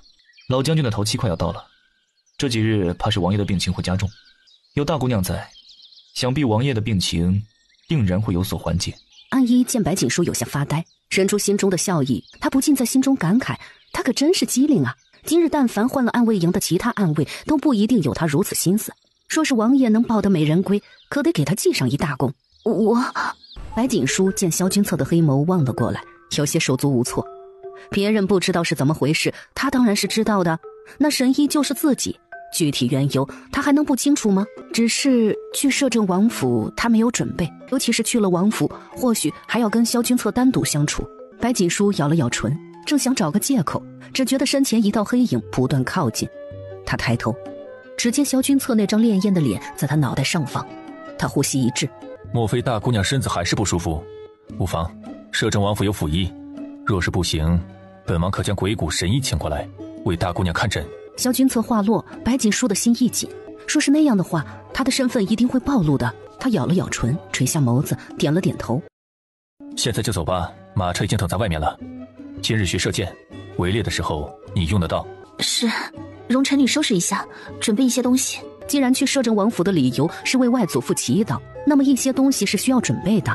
不用，本王都命人准备好了，只需要大姑娘过去就行了。走吧，天黑之前送你回来。他站在原地没动，很明显在等白锦书。白锦书心跳得有些快，鬼使神差的，他走到萧君策的身前，直到两人并排而站，萧君策才迈着步子往前走去。尚书府门口已经围了一些百姓，待看见萧君策跟白锦书靠得十分近，一道出来，他们先是诧异了一下，而后朝着不同的方向悄悄地离开了。上车吧。萧君策手上撑着一把黑伞，伞柄上是他白皙骨节分明的手指，那黑伞十分有技巧地将白锦书的脸挡住了，众人只能看到他们的身影。走到马车前，扶着白锦书的胳膊，将人带上了马车，直到马车门关上，众人与此同时，齐王府主院，一黑衣小厮行色匆匆地进了院子，拐了2条回廊，到了王爷的书房。小厮赶忙推门而入，书房内光线有些昏暗，萧景辉坐在宽大的桌案前，下面的凳子上还坐着一个穿着白袍拿着扇子的老头。王爷，属下刚才在尚书府门口的确看到了摄政王跟白大姑娘一道出来，两人站得十分近，距离仅有1寸。摄政王他还怎样？萧景辉手上端着一杯茶水，手指摩擦着茶杯的杯身，眼中的神色一瞬间就变了。他还亲自撑着伞带白大姑娘出来，而后扶着她上了马车。小厮说完，萧景辉握着茶杯的手用力一分，只听咔嚓一声，茶水洒了他一身，他的脸也变得僵硬了几分。你先下去吧。那白袍老头出声，小厮赶忙点头走了出去。王爷，您对那白大姑娘的事最近很是上心呀。如今既然萧君策也卷了进来，若是能得到摄政王府跟将军府的助力，便是太子也没有优势。白袍老头站起身，苍老的脸上一双眼睛带着金光。他的话萧景辉听得懂，他在提醒自己对白锦书只是利用，不应该有别的感情。可最近事情不顺，他总觉得白锦书哪里不一样了。不是说的对，是本王不该。萧景辉闭了闭眼睛，想起白锦书那张浓丽的脸，不知为何听到萧君策对白锦书如此不同时，他居然会觉得烦躁。他不信萧君策对白锦书有别的心思，更进一步来说，他觉得就是因为白太清的恩情。可是萧君策打破了他那个3尺之距的规矩，让他总觉得心中不舒服。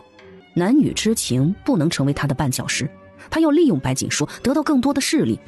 萧景辉不断地在心中告诫自己，王爷当下之急是需要得到将军府的助力，便是皇上忌惮将军府，但大印1/3的兵权还是握在白家军的手中。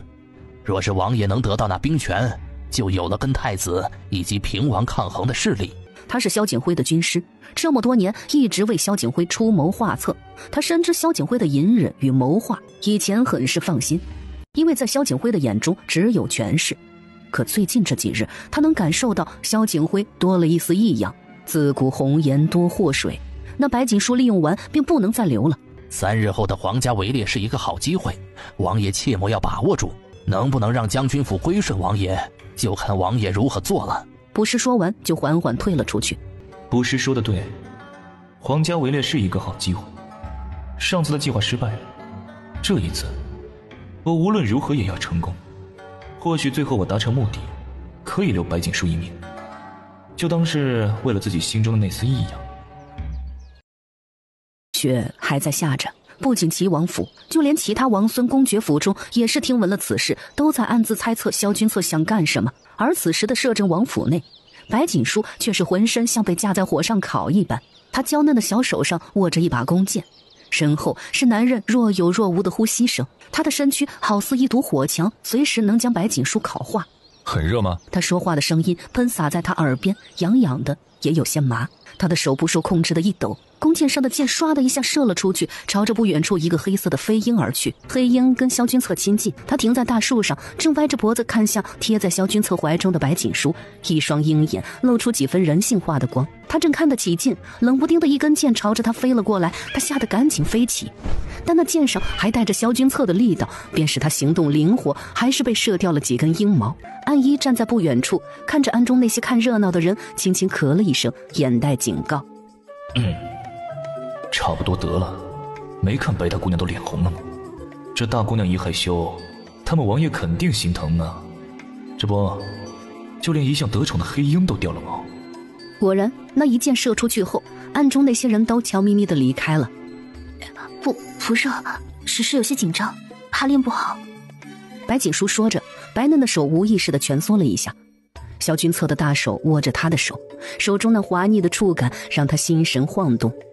以前想了多少次不敢想的场景，如今实现。没人知道那种滋味，就像是刻入骨髓中的满足，浑身百骸都叫嚣着让他要更多。萧君策应了一声，那一声很低很沉，但他却没有松开白锦书的手，反而是又贴近了几分，带着磁性的声音不断涌入白锦书的耳中。射箭的时候莫要分心，手往弓箭下方使劲，拉弓的时候要快，就像刚才那样。萧君策教得认真，白锦书努力压下那股不适，认真听着萧君策的话。无疑他是个很好的师傅。白锦书被他把着练了一会儿，射得越来越准，也越来越有信心，甚至将那丝尴尬都忘记了。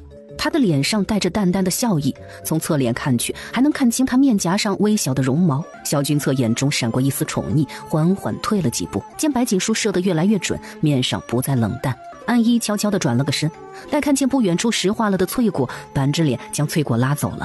王爷跟白大姑娘相处，这丫鬟真是个没眼力劲儿的，眼珠子瞪那么大，说是惹了王爷不满，小丫头还不得吓死。走了，去备水，一会儿你家姑娘沐浴，沐浴后该用膳了。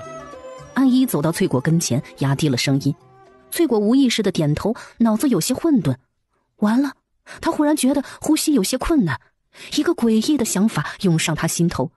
他又扭头看了一眼，待看见萧君策站在白锦书身后那保护的姿态，越发怀疑摄政王好似喜欢他家姑娘，这怎么可能呢？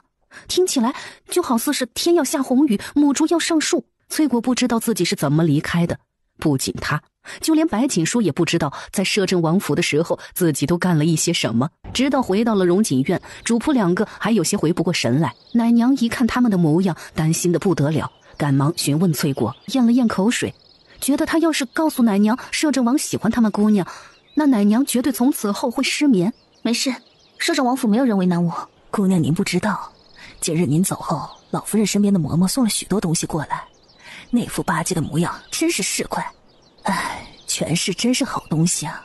将军府也有权势，只不过太好说话，让王孙贵族不像惧怕萧君策那样。不过从今不会那样了，他要众人提起将军府，比惧怕萧君策那样还要畏惧。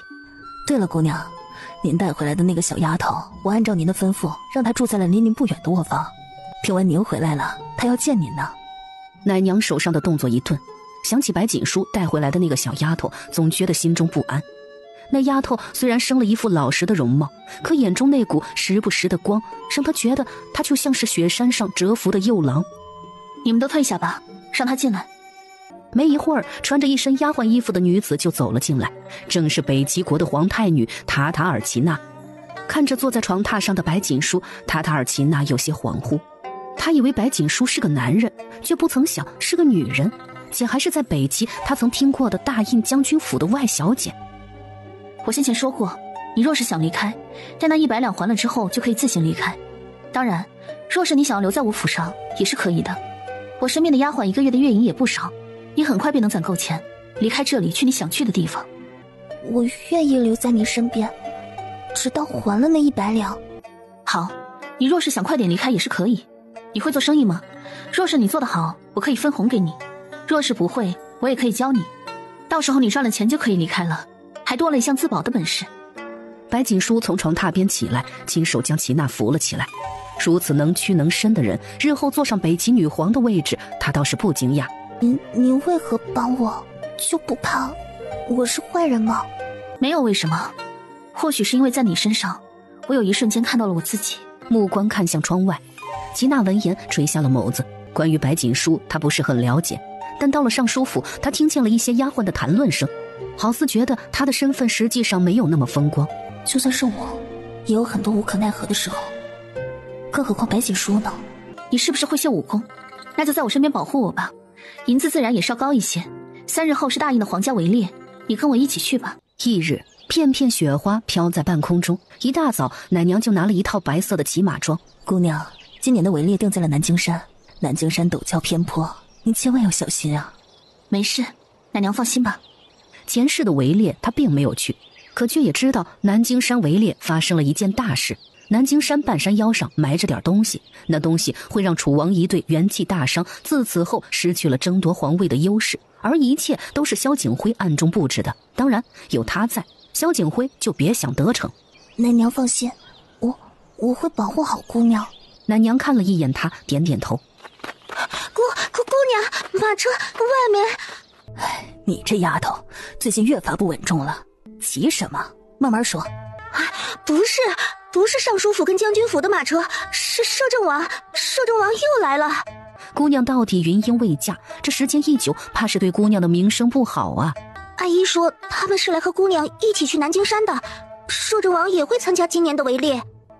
那就走吧，正好不用套马车了，毕竟尚书府今日就我一个人。出了院子，白锦书察觉到一道若有若无的视线看向自己，他扭头看了一眼那个方向，带着吉娜出了门。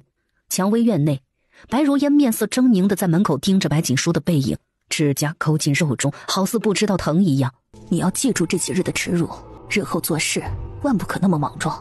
好在这几日我让柳儿去探白锦书的话，她并没有怀疑我们。娘亲，我不甘心，那一切都该是我的，是我的。只要我们还将白锦书握在手上，娘亲总有办法将一切都夺回来。等你解了禁闭，要对白锦书比以前更好，让她更信任你。只要你将那个东西拿回来，还有什么可愁的？女儿知道了，我一定会跟白锦书好好相处的。以前我能哄得她团团转，出去后就一定没有问题。数十辆马车缓缓行驶在小道上，马车周围踏踏马蹄声不绝于耳。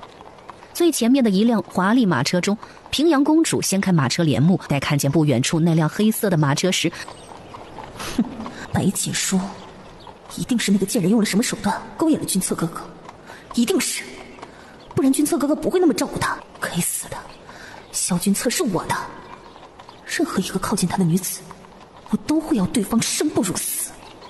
倒是要看看这次白锦书会不会还有那么好的运气。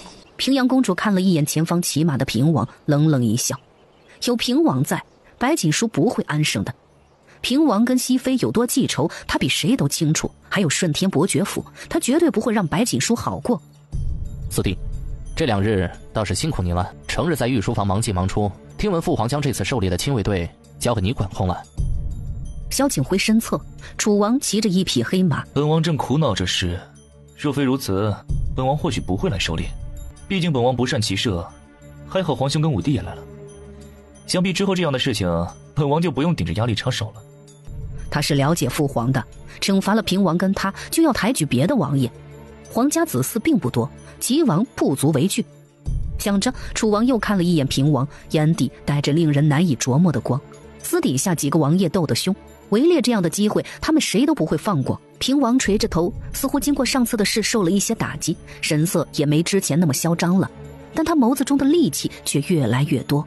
几个王爷的说话声断断续续。队伍后面，一辆黑色的马车上，白锦书素白的小手撑着帘幕，杏眼盯着队伍前面，不知在看谁。他对面，萧君侧见他有些出神，顺着他的方向，似乎正好看见齐王等人在说话。他原本温和的眸子瞬间染上了黑色。很好看吗？本王好奇啊，究竟是什么样的美景，能让白大姑娘这么专注？白锦书的手一顿，猛地扭头，放下帘幕，外面的光刺眼。萧君侧闭上了眼睛。白锦书张了张嘴，他想着萧君侧应当是误会了，他想解释，可他却好。白锦书咬咬唇，他不是个喜欢解释的人，可想起上次小宝对自己说的话，以及他几次三番总是出现护着自己，他莫名做不到不说话。王爷，萧君侧没有睁开眼睛，但他的睫毛却微微颤了一下。臣女多谢王爷几次三番的帮助，臣女觉得王爷是个好人。萧君侧猛地睁开眼睛，二人视线相对。所以臣女觉得王爷很好，一定没有人会讨厌这样的王爷。白锦书抿抿唇，脸色有些微红。这么说，萧君侧应该是听懂了吧？我从未讨厌过萧君侧，便是前世我们不熟，也并不讨厌。甚至因为将军府全都是将士的原因，我对萧君侧是钦佩的。能保护百姓的人都是好人。哼，他是开心的，开心到有些怔愣。他以为他讨厌自己，毕竟以前那话是他亲口让人传的。没关系的，就是骗骗他，他也开心。谁让自己中毒太深呢？王爷，臣女是认真的，臣女也跟其他人一样，觉得王爷是一个好人，从前也是这么以为的，不仅仅是因为王爷帮了臣女几次。见萧君侧似乎很开心，白锦书内心柔软，莫名的就想让他更开心。他说的认真，小身子还坐得直了一些，大眼睛就那么盯着他。萧君策眯了眯眼睛，忽地觉得哪里不对劲。这要是白锦书说的，我都相信。所以之前我以为他讨厌我，可如今他的话明显跟之前对不上，是哪里出错了吗？或许有人传了假的消息。想着，萧君策眼底闪过一丝狠厉。萧君策应了一声，脸色可比刚才好了很多。白锦书松了一口气，靠坐在车厢上，又抱紧了怀中的汤婆子。萧君策的目光停留在白锦书抱着的汤婆上，又勾了勾唇。队伍缓缓向前行驶着，约莫半刻钟后就到了南京山。山上搭建了帐篷，里面会烧炭火铜炉，并不比皇宫差。白锦书等人到的时候，只见山上插满了锦旗。这场围猎说白了也是一场为王孙贵族的子弟准备的考核，就为了提前到皇上跟前露露脸，因而今日的围猎来的人也是多有准备。今日虽然下雪，可是空气也是难得的好，在雪地中狩猎，我倒是还觉得挺新鲜的。马车纷纷停下，贵女们穿着颜色各异的骑马装，兴奋地走了下来。大印开放，女子也可以骑马射箭，其中以定国将军府的女子最为显眼。可惜如今将军府就来了一个白锦书。众人想着，将视线看向刚从马车上下来的萧君策。白锦书下来后，萧君策就站在他身边，清晰地看见他们之间的距离。众人眼神都微妙了不少，但更多的是嫉妒。本来白锦书的家世就引人眼红，如今又被萧君策另眼相待，偏生这样的女子自身没多少才华，文不行，武也不行，让人不服气。穿一身白色的骑马装，真是晦气！不能来就不要来嘛，又没有人逼着他来啊！如意姐姐，我觉得你穿白色比那白锦书好看多了，毕竟你是西京第一美人，穿什么自然都是最好看的。身侧其他女子则是悄悄地瞥了一眼白锦书，没有跟着说话。香海妹妹别说了，我从来不想当什么西京第一美人。沈如意面上无所谓的笑着，她很聪明的，比白如烟还要聪明，知道怎样不会让人产生反感跟厌恶。身份尊贵，跟管事的说了一句，她就跟白锦书一个帐篷了。可让她不开心的是，沈如意跟孟映雪也被分在了他们的帐篷内。白锦书，我们将东西放好便出去吧。我们骑马，我从王府牵了一匹枣红大马，皇上让人带了突厥进贡的汗血宝马，博得头筹者能得一匹宝马。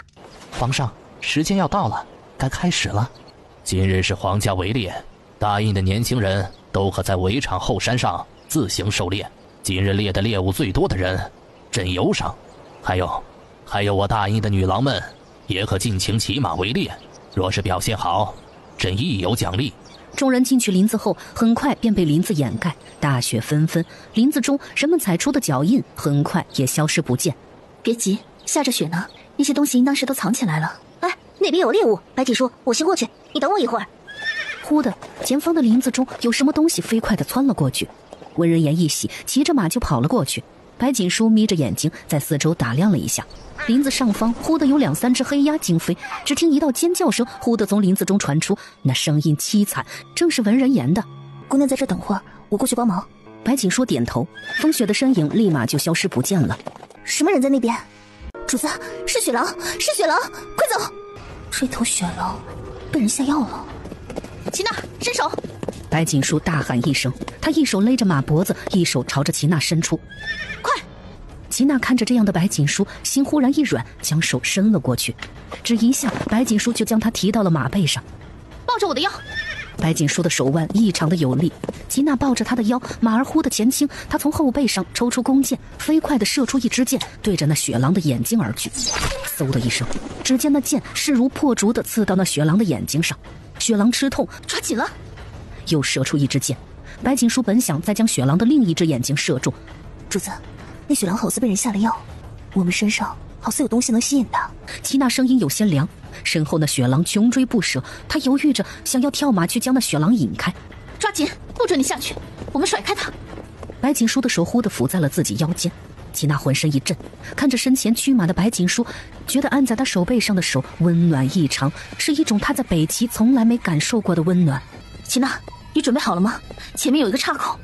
齐娜应声，本以为白锦书是要她在这里下来，可谁知她身前忽的一空，白锦书竟是自己跳下去了。齐娜，我们身上被人下了东西，是冲着我来的，你快去寻人。白锦书从马上跳下去，在地上滚了一圈，飞快地朝着一个岔口跑去。主子，齐娜大喊一声，有什么东西逐渐填在她的心口，有什么冰凉的东西充满了她的眼眶。她只是一个丫鬟，为何要将马留给她？天下怎么会有这么傻的主子？白锦书跑得飞快，雪太大，他跑起来十分吃力。他仰头猛地抽出剑，射向树枝。他的剑法很准，只一下，只听嘎吱一声，一个树枝夹带着积雪落下，挡在了唯一的小路上。雪狼被下了药，又疯狂追着他。白锦书神色冷静，将披风脱了扔在地上，随后借助雪地在地面上滑动，以此将身上的气味冲淡。是我大意了，本以为萧景辉会动手，没想到还有人能在我身上抹东西。一共就那么几个人们，是孟映雪还是沈如意呢？没关系，既然他们跳进来，那就别怪我了。他一边滑动，一边不断往后射箭。前面有一座山，白锦书神色一喜，又折断了几个树枝，阻挡了那雪狼的路，随后飞快地躲进一个山洞中。白锦书的身子贴在冰凉的石壁上，外面是雪狼的咆哮声，他拼命地在嗅着什么，一只独眼凶狠地盯着周围。白锦书屏住呼吸，那雪狼中了药，在四周寻觅了一会儿，又疯狂地往前方跑去。外面已经没了雪狼的身影，但地上那点点血迹却十分刺眼。白锦书走了过去，看着地上的血迹，他伸手捻了一些，凑在鼻子下闻了闻。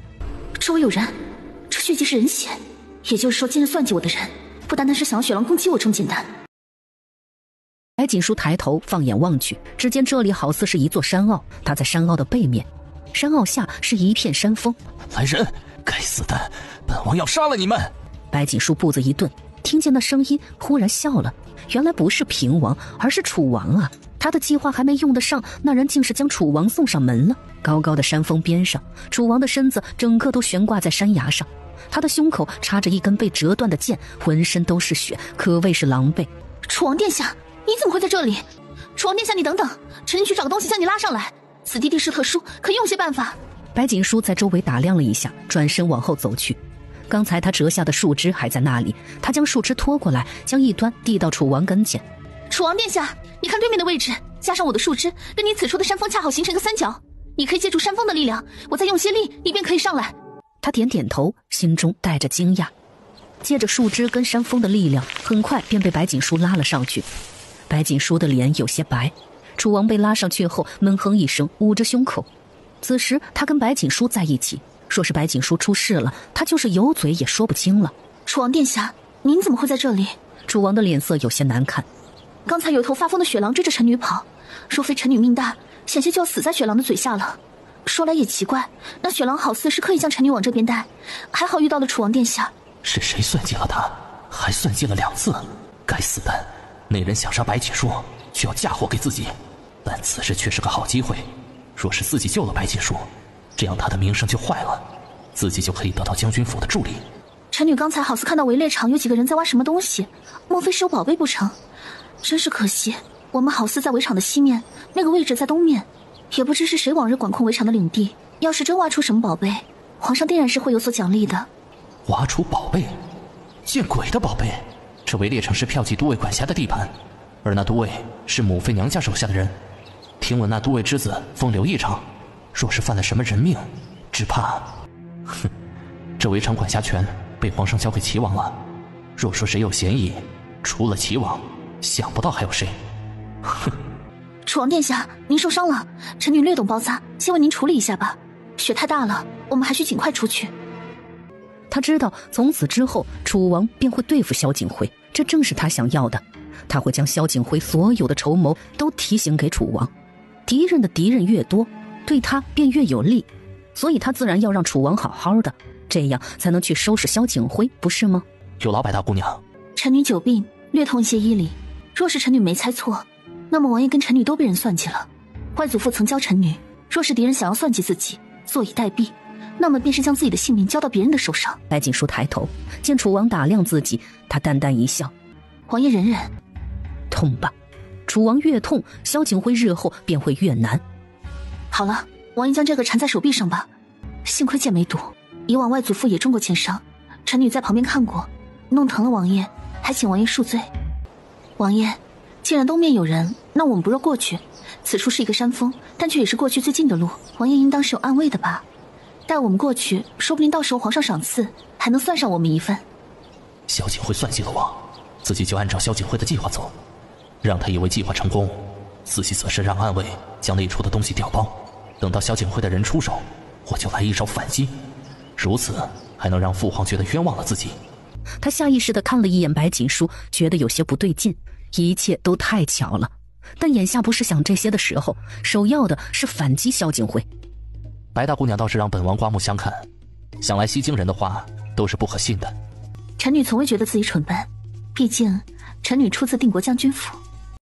楚王看着白锦书来来回回的走，待那条凭空出现的小路搭建好后，他看着被连在一起的方位，心中升起了震撼。王爷，臣女这人最是喜欢技巧，今日有人算计了臣女，王爷能不能看在臣女帮了王爷的份上，帮臣女一个忙？走过这条小路，如何在最短的时间内过去，还需要白锦书的帮忙。且他若是帮了白锦书，也算是跟将军府合作了。多谢王爷。开始从那条小路走去，楚王跟在他身后，一口气到了对面，楚王这才缓过神来。他在怀中摸了个火舌子，点燃了一个暗号，只一瞬间，几个黑衣侍卫出现在他身边。王爷，臣女就是从这边过来的，知道回去的路，还请王爷到时候得了皇上的赏赐，莫忘记臣女。白锦书扶了扶身，楚王深深地看了他一眼，转身离去。时间太短，他必须尽快将事情办好。片片大雪中，白锦书的身影盈盈而立。他在原地站了一会儿，转身往后面的路走去，脸上带着一片森寒。下一个，轮到今日算计我的人了，不知道那人做好准备了吗？白锦书往前走着，他此时位于狩猎场的东面，他先前在北面，为了摆脱嫌疑，那么动手的人就在南面。出来！一道黑色的身影出现在他身后，是风云阁中一个暗卫。风墨，参见主子，主子有何吩咐？来时我带了一些药，且都按照不同的袋子装在了一起，去将粉色口袋中装的东西放在沈如意帐篷内的床上，记住，千万不要放错了。风墨点头，正想要离开，不料白锦书忽地走了过来，抽了他腰间的佩剑，对着自己的胳膊划了一道口子，丝丝血迹渗出。风墨下意识一惊，却见白锦书唇边的笑越来越大，打了个寒战。看主子这副模样，只怕算计他的不是那个什么沈如意，而是其他人。主子是想要将沈如意的父亲沈宰相拉进来，既要踩着森森鲜血往前走，自己又怎么能例外？这次他要算计的人除了楚王，还有沈丞相。半盏茶后，整个围场大批大批的侍卫出动，世家贵女公子陆续从林子深处走出。皇上满脸阴沉地坐在位置上，看着下面跪在地上的齐娜，眼神好似要杀人。还请皇上为我家姑娘做主，有人给姑娘下了药，引来了雪狼，想要置我家姑娘于死地。奴婢该死，姑娘为了保护奴婢，自己将雪狼引开了。究竟是谁如此恨定国将军府，非要我家姑娘死？恳请皇上彻查。奴婢贱命一条，若是能救回姑娘，奴婢可以现在立马就死。顺喜站在皇上身边，看着他那阴沉的脸，心中吓得要死。究竟是哪个不要命的，非要在这个时候动白锦书？如果白锦书真的出了什么事，定国将军府的白家军只怕是要炸呀！恳请皇上彻查跟姑娘一个帐篷的人。姑娘久病，略通一些药理，且当时那头雪狼明显被下了药，非要咬死人才罢休。姑娘从小遵守将军府祖训，哪怕在如此危急的时刻，都在护着奴婢。在她心中，没有将奴婢当成下人，而是大燕的子民。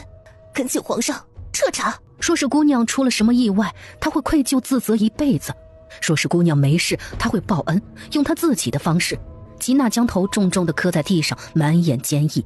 皇上，白锦书是为了救臣女，他将会武宫的丫鬟派去帮了我，若不然臣女就没命了。恳请皇上彻查，不然臣女长跪不起。文人言受了惊吓，踉踉跄跄地跑了过来。当他知道白锦书将会武宫的婢女派去救自己，而他却失踪了，他没法形容那种感觉，酸酸的，涩涩的，他要难受死了。如果白锦书能回来，他文人言一辈子都要跟白锦书做朋友。来人，再去查，都给朕查！朕倒是要看看何人那么大的胆子，再派人去帐篷内将东西都检查一遍。皇上猛地站起身，围场中所有人都跪在了地上，沈如意跪在其中，不知为何心中涌上了一丝不好的预感。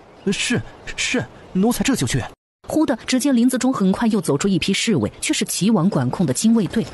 皇上，南京山有异，东面山腰发现了一具尸骨。完了，那尸骨不会是白锦书的吧？白锦书若是死了，只怕边境的白家军全要闹事了。废物，都是废物，朕砍了你们！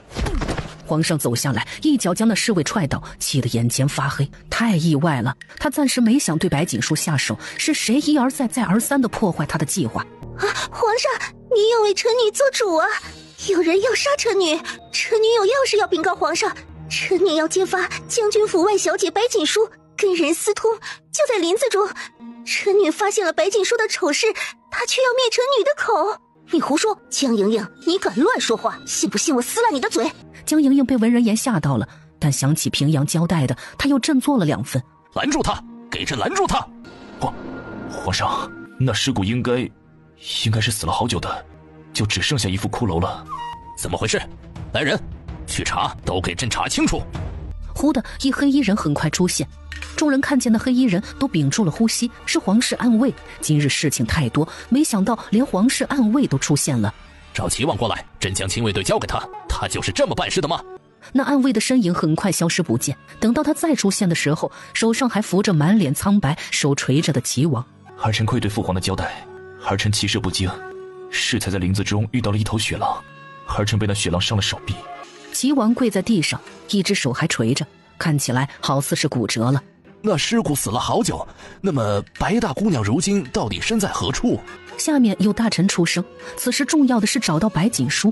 啊，臣女没有撒谎，臣女还看到了跟白锦书在一起的人，是楚王，是楚王殿下。皇上，那半山腰不仅一具尸骨，还有碎尸块，是残骸。侍卫又说道。皇上眉心已经开始疼了，何人那么大胆，居然敢杀人埋尸，还埋在南京山了？皇上，既然尸体早就出现，不若将这之前管控这南京山的官员调来，一问便知。人群中，一身穿绿色官袍的官员垂着头，他弯着腰，余光飞快地看了一眼萧景辉。萧景辉也跪在地上，唇角勾起一个不明显的弧度。到底是谁多事坏了他的计划？不过今日虽然没算计到白锦书，只要将楚王扳倒了，也算是成功了。好似是骠骑都尉。皇上，微臣之前就听说那骠骑都尉有一子，风流成性，残害女子，只需要让仵作检验一下那些尸骨是男是女，臣想差不多就可以知道凶手是谁。又一小官出声：皇上，微臣要状告景妃娘娘纵容家族之人残害百姓，又毁尸灭迹，请皇上彻查。哼，今日这出戏倒真是精彩呀！父皇，儿臣冤枉，今日这事是有人想要陷害儿臣，甚至还不惜拉上白大姑娘，请父皇彻查。白大姑娘为了救儿臣，跌到山峰下了，请父皇快些派兵救人。林子入口，楚王缓缓出现，他的胸口全是血迹，脸上也带着擦伤，一条腿也断了。他似乎极其愤怒，拖着一条腿跪在天元帝跟前，头重重地磕在地上。很好，萧景辉的人士们，我若弄不死他们，今日的罪岂不是白受了？齐王眯了眯眼，心中那种诡异的感觉又出现了，他有不好的预感。皇帝，本王能回来还要多谢你啊，若不是你那些亲卫队，本王就回不来了。皇上，找到了，老奴在沈小姐的床铺中发现了这包药。顺喜抖着身子，手上还拿了一包药。沈如意猛地往后倒去，满脸不敢置信。不是我动的手，我还没动手，有人陷害我，有人陷害。来人，传御医。随行而来的御医赶忙走了过去，将顺喜找出来的那包东西取出一些，放在鼻子间闻了闻。他立马跪在地上，恭敬出声：回禀皇上，此乃藤草，将藤草磨成粉末喂给动物，可以让动物发狂，若是将粉末抹在人的身上，也可以引来兽类的攻击。沈如意更是眼前发黑，不是他做的，他没让人找这种东西。他迅速地想了一遍，猛地将目光看向身后的孟映雪。好一招112鸟，孟映雪够狠。孟映雪被他盯得脸色有些白。不，也不是我放的，我是在白锦书衣服上放了东西，但那藤草我早就扔了，不可能会在沈如意那里。皇上，姑娘说我们身上衣服都被抹了东西，所以会让雪狼发狂，恳请皇上让太医验一下奴婢的衣服。伊娜出声，皇上摆手，那御医赶忙走了过去，还没靠近就已经闻了出来。皇上，这丫鬟身上确实是有藤草的味道，这藤草遇血腥味会更加浓郁，因而下官十分肯定。御医说完，沈如意浑身都被抽干了力气。完了，如今父亲不在，没人能帮他，他必须自救，不然整个沈家就完蛋了。皇上，臣女不知，这是陷害。若是臣女给白大姑娘下药，臣女为何不毁尸灭迹，还要留着把柄呢？皇上，臣女冤枉，臣女跟白大姑娘无冤无仇。皇上，沈小姐说的对，今日种种疑点太多了，怕是有心人设计，还请陛下先派人找白大姑娘，以及彻查半山腰那些尸骨。下面丞相一派的官员出声，更加让沈如意冷静了下来。但是不管是谁动的手，都是存了要害白锦书的心思。我看这西京是没有白锦书的生存之地了。说什么的人都有，有谁关心白锦书的死活？若是白家人在这里，众人还会如此看轻白锦书吗？来人，先将沈如意关押起来，不许她出来。另外再去寻个仵作，在此之前，楚王禁足，待结果出来再定。皇上说完，一甩衣袖进了帐篷中，其余的官员跪在外面，细细的想起来，如今最不能出事的是白锦书，不然大印只怕要乱了。踏踏的脚步声不绝于耳，整个林子全是皇室侍卫队的人。白大姑娘，大姑娘，你在哪里啊？但半盏茶的时间过去了，还没找到白锦书的身影，侍卫们都觉得没希望了。白锦书，你快出来！只有你好好的，我保证日后一定会好好保护你，好不好？文人言发了疯一样的喊，眼泪挂在脸上。天渐渐暗了下来，有些灰蒙蒙的。南京山东面一个山洞中，火光隐隐传来。白锦书坐在干净的稻草上，心中有些不安。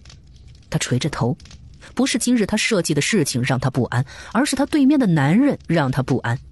他实在没想到会遇到萧君策，还是他用锋末的剑在自己胳膊上划口子的时候遇到了他。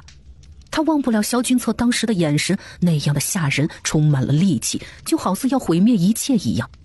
白大姑娘缓缓伸出手，坐过来，这边暖和。你是想让伤口发炎吗？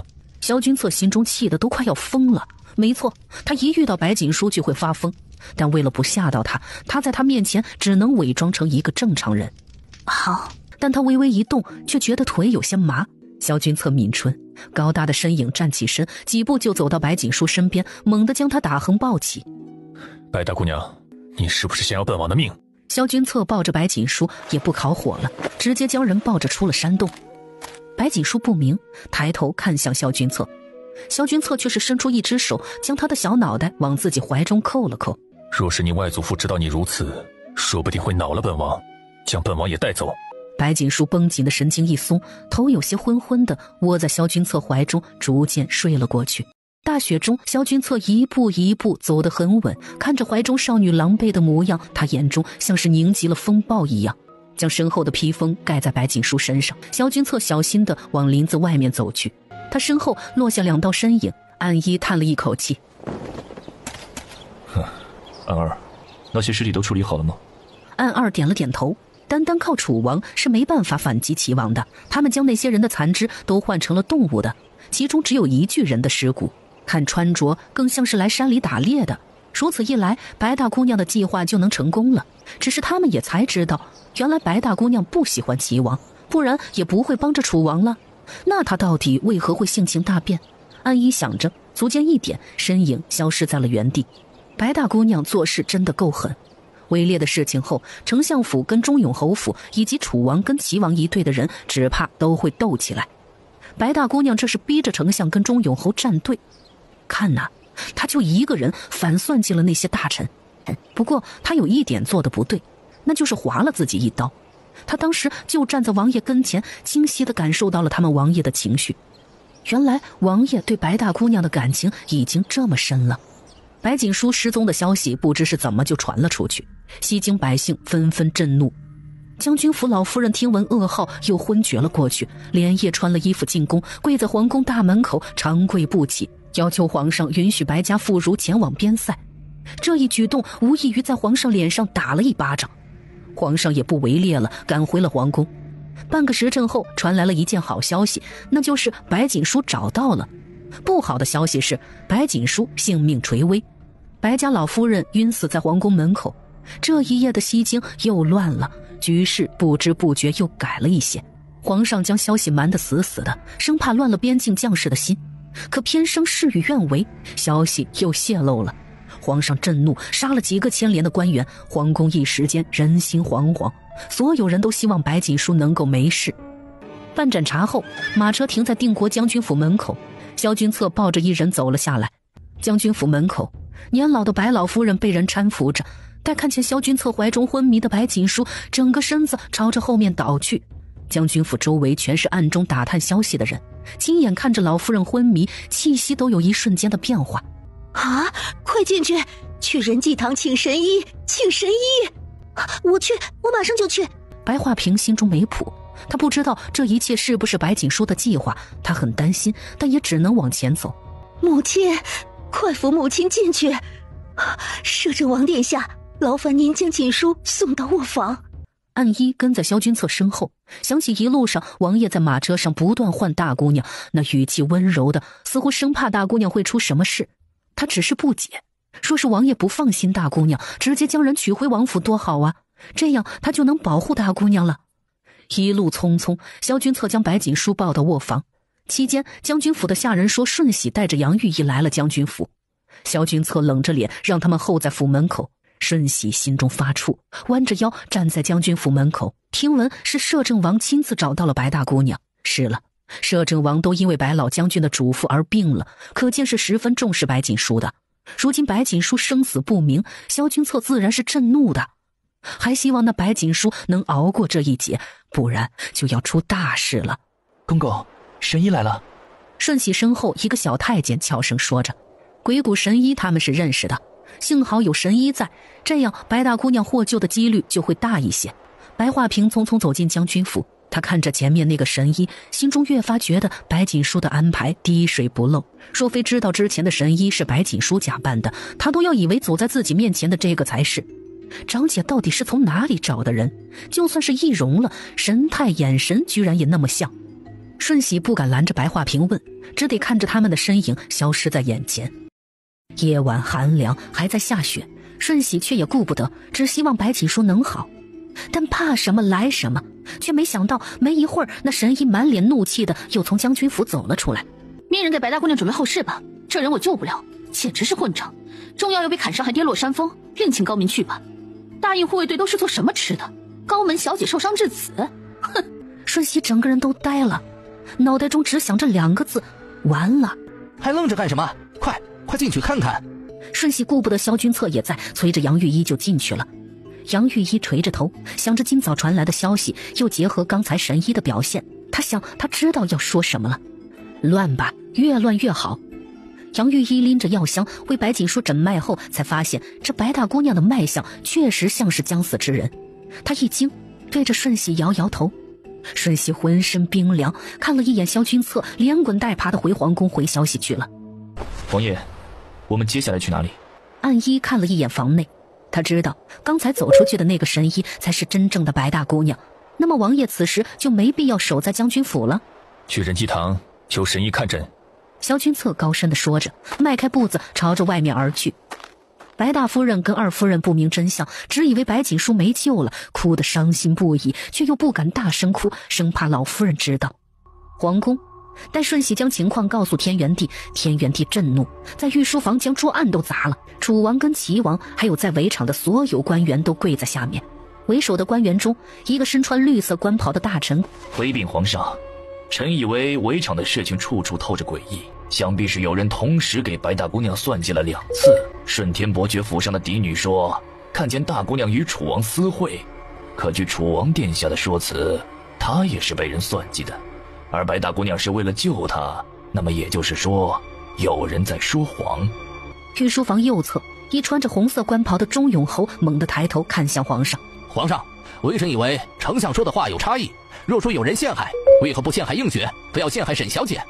也就是映雪倒霉，跟沈小姐同处一个帐篷内，到底是谁做的，还要查清楚再说。钟永侯是武将，大印武官穿红，文官穿绿。定国将军府在外征战，因而西京的文官以丞相为主，武官以钟永侯为主。如今关乎两府的嫡女，他们头一次将内部的争斗点燃。沈丞相沉着脸，钟永侯同样面色不善。事情还关乎到楚王，楚王胸口也有伤，腿也断了。如今听闻有人诬陷他跟白锦书私通，气得要死。好啊，今日都将我当成靶子了吗？待我做验尸结果出来后，便是我的主场。父皇，儿臣冤枉。今日这一桩桩一件件真相如何？只待我做验尸后，父皇便会明白。这是陷害，儿臣从未跟大姑娘私下相处。儿臣想问问顺天伯爵府狄小姐，到底是如何看见儿臣跟大姑娘相处的？她又是如何会出现在那里的？楚王腿受伤不能下跪，他整个人趴在地上，有些狼狈，也有些凄惨，但看得出来他态度有多坚决，丝毫心虚都没有。天元帝看着这群人，太阳穴突突直跳。忽的又是一个小太监匆忙走了进来，在天元帝跟前说了什么。天元帝眼前发黑，传朕旨意，命将军府四子雇佣小将军白飞节即刻出发京城，彻查荣城之事，立马去传旨，马上去。荣城之事本来他另有打算，可如今白锦书出事，作为脾气最不好最爱妹妹的将军府四子白飞节是头一个炸的。白飞节武艺超群，唯一的弱点可能就是白锦书这个妹妹。如今白锦书性命垂危，自己如何还敢将边塞交给他？同时让白飞节去查荣城之事，也是安抚白家军。只是如此一来，他的计划全乱了。回禀皇上，那些尸体检查出来了，仵作已经等在外面了。参见皇上。回禀皇上，南京山碎尸发现的第一时间，臣就已经过去了，将尸骨全都取回来后细细的查验，如今已经出了结果。至于那些碎尸块，乃是一些野兽的残肢，已经埋在那里好多年了。具体的情况，微臣已经全都写下来了。仵作手上拿着一个折子，待看清上面记载的文字，天元帝将那折子猛地摔在桌案上。好，当真是好得很。算计人算计到南京山了，尤其是还将白锦书算计其中，到底是哪个大臣做的？父皇，儿臣冤枉。之前有大臣说那是骠骑都尉府上的公子做的，儿臣倒是想问问那位大臣，为何会如此笃定那里埋着女人的尸体？是否是事前算计好的，就等着今日围猎，要将骠骑都尉置于死地？早就说了不要让他成日里跟着平阳公主，出了事平阳不会受罚，可顺天伯爵府全完了。那逆女动谁不好，非要动白锦书啊！若是有人算计楚王，那2名官员又该如何说？若是本相没看错，其中一个貌似是吴大人的门生，莫不是吴大人知道今日南山腰会埋着尸体？住嘴！都给朕住嘴！都滚去外面跪着！白锦书若是不行，你们就不用起来了。多保重，待此次事过，本王定会好好感谢皇帝的。太子昏迷，皇后听闻沈如意被扣押，当即摔了寝宫的杯子，局势悄然改变，都因为一人。而此时的白锦书却是浑身都瘫在仁济堂卧房的床榻上。想必四哥哥马上就要被调去京城，接下来他必须再谋划，因为半个月后的京城会爆发一场瘟疫，他必须要赶去那里。他要找到白子凯，搜集荣城证据，有朝一日将皇室丑事暴露在阳光之下。除此之外，京城还有一人他要亲自去寻，光是在江西建造势力还是太少了，他接下来选择的地方就是京城。月光皎洁，仁济堂外面的拐角处，一辆马车安静地停着。安一坐在外面，他抬头看着半空中的月亮，面色有些不明。今日是一个禁忌，每月的今日是王爷病发的时候，以往这个时候王爷是停在尚书府或者是将军府门口的。他太迟钝了，迟钝到王爷的病跟大姑娘有关却不知。他也知道那是什么病，大概就是相思病。那病如今怕是已经病入膏肓了。翌日，今日的雪小了一些，倒是有要停的趋势。一大早，仁济堂药铺门口就围了许多百姓。小药童打开铺子门时还惊了一下。你们是有什么事情吗？今日神医不问诊，抓药的话是可以的。呀，你们这是做什么？说了神医不问诊，你们就是跪下也没用啊！忽的，围在最前面的百姓朝着仁济堂的门口跪了下来，随后大片大片的百姓自发下跪，雪花落在他们的身上，周围的氛围莫名有些悲伤。求神医救救白大姑娘，老将军头七未过，大姑娘早死厄运，我们愧对老将军啊！求神医救救大姑娘吧，她还那么年轻，不能就这么……荣城之事本来他另有打算，可如今白锦书出事，作为脾气最不好、最爱妹妹的将军府四子白飞杰是头一个炸的。白飞杰武艺超群，唯一的弱点可能就是白锦书这个妹妹。如今白锦书性命垂危，自己如何还敢将边塞交给他？同时让白飞杰去查荣城之事，也是安抚白家军。只是如此一来，他的计划全乱了。2楼窗户边，白锦书看着下面跪着的百姓，猛地闭上了眼睛。主子，外面的百姓……小药童的声音在房门外响起，白锦书没说话，他不敢贸然进来。忽的又有几道身影朝着仁济堂靠近，待看清来人，白锦书却是有些怔愣。傅子轩，他怎么来了？让开让开，你们一群百姓跪在这里有什么用？平白扰了我师父的清静，都回去回去！你们这么跪，好似我师父多么无情一样，还愣着干什么？给本小爷赶人，将他们赶走。傅子轩挥挥手，他身后几个小厮模样打扮的人将百姓拎了起来，倒是没用力，只是不让他们再跪在药铺门口。子轩，你这大早上闹的是哪样啊？不远处，你们过来，跟着我一起跪，快点！一掀衣袍跪在了雪地上，还不忘让他身后的小厮一起跪着。子轩，让他们跪不就得了？你没必要亲自跪着。你们若是我兄弟，那便跟我一起跪。是我们欠了白家的，我虽是纨绔，但也知道廉耻。好，那我们陪你一起，我们3人是一体的。请师父救救白大姑娘，都是我们的错。请师父救救将军府的白大姑娘。若是师父不答应，我们就长跪于此，直到师父愿意救人为止。师父若是不救人，那我便去将军府了。到时候若是将人给治得更惨，坏了师父以及鬼谷的名声，师父可不能怪我啊。傅子轩勾着唇角，声音懒懒的。主子什么时候收了那个纨绔弟子为徒弟了？我一直跟主子在一起，怎么不知道呢？还有，那个纨绔叫主子师傅，是要学医术吗？傅子轩一声接着一声地说着，他身后百姓们都像见鬼了一样。什么时候西京大名鼎鼎的纨绔愿意给人下跪了？要知道，就是他父亲他都不跪，如今他跪在药铺门口，他可知他这一跪代表的是权势。这个纨绔小侯爷他们算是看不懂了。这神医如果出来了，那便是承认他的身份了。2楼内，白锦书看着跪在地上的傅子轩，唇角缓缓勾起一个弧度。这个傅子轩此举甚合他的心意，如此一来，皇上跟世家大族的脸算是打得更响了。如此他也不是不可以将傅子轩收了，毕竟傅子轩一直都是他想收拢的对象，如今正好。主子，您要出去吗？小药童大着胆子又问了一声，白锦书淡淡应了一句：嘿嘿，师父，您出来了呀？那我们这便去将军府吧。听闻那白锦书就调职1口气了，有师父出马，1口气说不定能变成3口气。莫要乱喊，我不是你师父。纨绔尚且知道人情冷暖，我倒是不介意因此再跑一趟，只是能不能救活，看天意。走吧。忽的几道脚步声又传了过来，白锦书扭头，只见风眠满脸急色，待看见他，风眠松了一口气。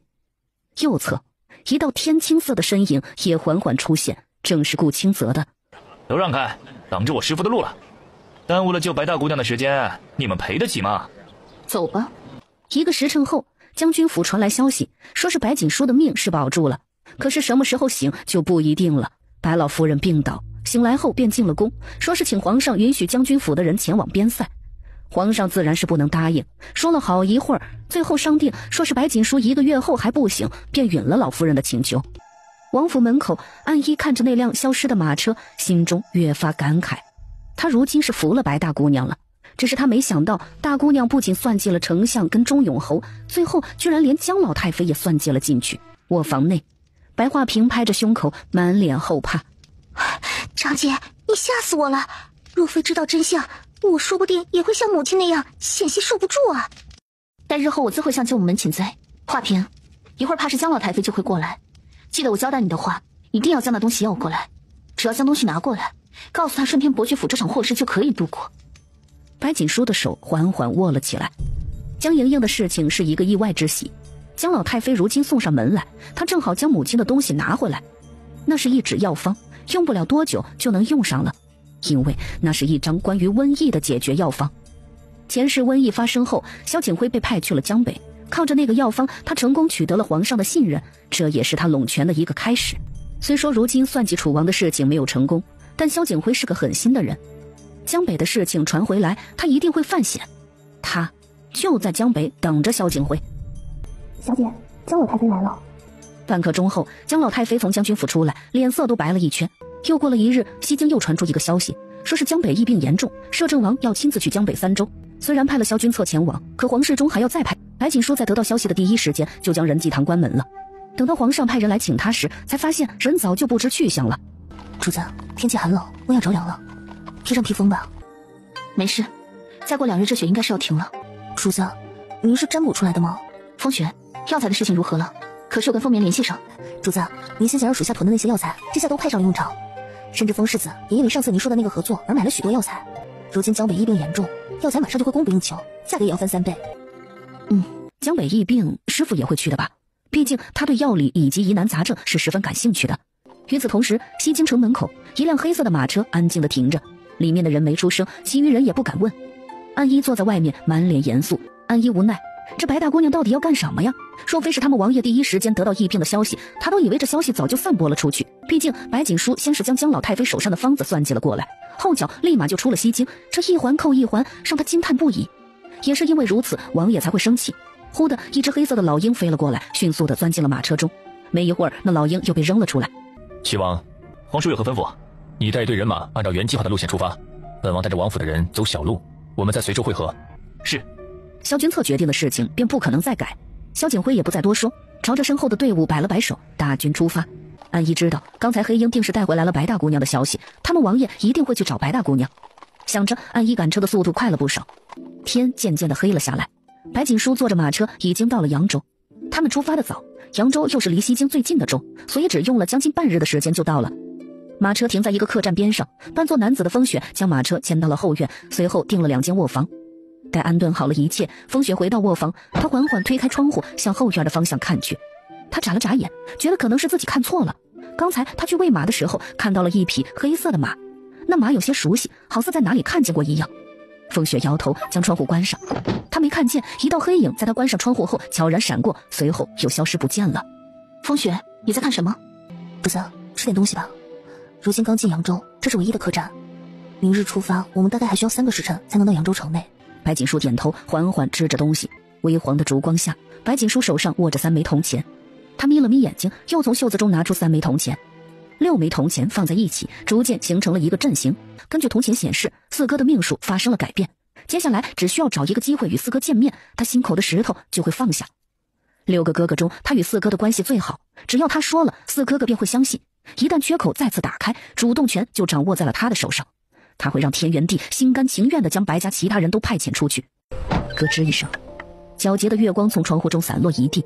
月光下，一抹修长的身影忽然出现在室内，月影微斜，将那人的容貌照得越发清楚。萧君策垂着眉眼，眼中的神色都隐藏在阴影处。阵阵兰花香涌入他的鼻息间，依稀能听清他的心跳声，咚咚咚，一声一声，那心跳声如此有力。萧君策轻笑一声，衣袖微微一挥，窗户被关上。借着月光，只能看见他的身影缓缓朝着床榻而动。安一停在外面的一棵大树上，见窗户关得紧紧的，撇撇嘴，仔细地打量周围的情况。白大姑娘的暗卫都被他们引开了，至于那个小丫鬟，也被他们用熏香迷晕了，不用担心她会坏事。万事俱备，他们王爷今晚有的是时间一清芳泽。宿了几日的男人最是恐怖了。安一想着，抬头看向半空的月亮，耳朵却是竖了起来。他闭了闭眼睛，清晰地觉得自己骨子中有什么东西蠢蠢欲动，就快要从他体内冲出来，将床上的人吃干抹净。小狐狸，坐在床榻边上，萧君策宠溺的呢喃声响起：“叔叔你不乖，你这一跑将本王的心也带走了，该怎么惩罚你好呢？”夜晚寂静，萧君策却像是一个疯子一样，他的手从白锦书的眉眼处缓缓移动到唇瓣，往下，他的指压了压，那唇越发的红，似一颗草莓，在无声的引诱人品尝，甚至想一口吞下去吃掉。就当是换了南京山那些碎尸的报酬，好不好？叔叔，本王会轻一些的。你不说话，本王就当你答应了。萧君策的手缓缓撑在白锦书的两侧，他垂头，薄唇就那么贴在了白锦书的唇上。他睁着一双黑眸，浑身荡漾，光是这么贴一贴，他就险些受不住。唇瓣微微启动，他含住了身下那柔软的唇，一手遮在白锦书的眸子上，他不再满足于浅尝辄止，而是重重吸吮。月光泻了一地，室内的温度升高，透着月光看向床榻上，只见萧君策潋滟的脸上都带上了一丝红，看起来就像是醉了一般。动情时，他的双手缓缓向下捧着白锦书的脑袋，虔诚地吻着她，吻得深情又充满了眷恋。半晌，清晰地感受到身下人儿的唇有些肿，萧君策才恋恋不舍地离开少许，额头抵着额头，呼吸交织。萧君策满脸宠溺，说是一辈子都能这样，那该多好。好想时间停留在这一刻，可惜不能。自围场马车上，他对自己说觉得他是个好人的时候，他便疯得更加厉害，每每看见他都觉得快要到濒临压制不住的境界。原来他不讨厌自己，甚至还觉得自己是好人。哼，这几日他好像是在做梦一样，先是知道他不讨厌自己，后又看着他算计齐王，以往那些压抑的克制便逐渐崩盘。往日他想着，既然叔叔讨厌自己，自己可以成全他，甚至他在想，说是他喜欢齐王，那么自己可以在某些事情上助齐王一臂之力，只要他好便好。可是那种滋味就跟有人在他心上戳刀子一样，疼得他每晚都难以入睡。如今一切都不一样了，他是自己的，只能是自己的。随后身子一歪，躺在了他的身侧，忽的他的喉间又溢出低沉的笑。他甚少有开心的时候，可躺在这里，鼻息间全是兰花的味道，他体内那叫嚣的痛意都消失了。隔着被子，萧君策将白锦书揽到怀中，下巴抵着他的脑袋，浅浅地闭上了眼睛。这一晚似乎格外的快，一眨眼几个时辰过去了。安一守在外面，精神紧绷。为了他们王爷，他干什么都行，只希望王爷能早点将白大姑娘娶回家，不然也不能总是半夜溜进人家的屋子吧。安一默默想着，听着半空中的月亮，心中计算着时间。客栈养的大公鸡喔喔地打着鸣，安一见萧君策还没出来，忍不住暗暗着急。王爷已经待了那么久了，天快亮了，若是再不出来，只怕要被人发现了。就在安一着急的时候，咯吱一声，一道身影忽地飞了出来，随后消失不见了。安一松了一口气。风雪揉着肩膀从卧房中出来，端着水盆跟帕子敲了敲白锦书的房门。进来。风雪推门而入。主子，你怎么了？为何脸这么红？是不是着凉了？风雪很自责，他也不知怎么的，居然睡过头了。还好这客栈的人不是很多，主子也没出什么事，不然他会自责死的。没事，被子有些厚，倒杯水给我。白锦书摇摇头，脸却是越来越烫了。他咬着唇，有些羞耻。昨晚他居然做了一个春梦，梦到自己跟萧君策。他拍了拍自己的脸，不再去想。主子，您擦一下脸，待你洗漱完我就去端饭菜。风雪担忧地看着白锦书，白锦书用帕子擦了擦脸，温温的水贴在脸上，他心中那股燥热逐渐退去。主子，您让我打听那件事有消息了，传闻那人就在扬州城。主子，您真是料事如神，这消息风雨阁绝对是江湖上第一个知道的。如果掌握了几大暗示，那么其势力绝对不输于任何一国的皇室。风雪握着拳头，其实还有一个秘密，那就是早些年风云阁跟其他的暗示都是一体的，只不过随着后来阁主的逝世，分裂成了许多门派。如今新主子心有沟壑，说不定可以将这些势力统统都收回来。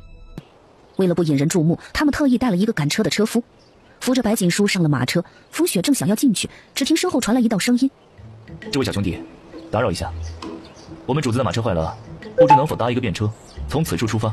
大家应该去的都是随州城内吧？马车内，白锦书也是听见了暗一的声音，他无意识地握紧了手，面颊不知为何又红了一些。暗一来了，那就证明萧君策就在外面。按理说他们不应该走这条路，却为何又出现在这里？抱歉，我们主子不喜欢跟生人坐一辆马车，可能不太方便，不如你们等等。哎，真是可惜啊！我们原本是要去找一味草药的，那草药名为虫枝草，听闻那草生长地域神秘，采摘也需要在特定的时间，但只要有我主子在，就不愁摘不到。待看见风雪眼中的惊诧，他勾唇一笑，随后低下了头。王爷说的对，白大姑娘果然是冲着古门来的。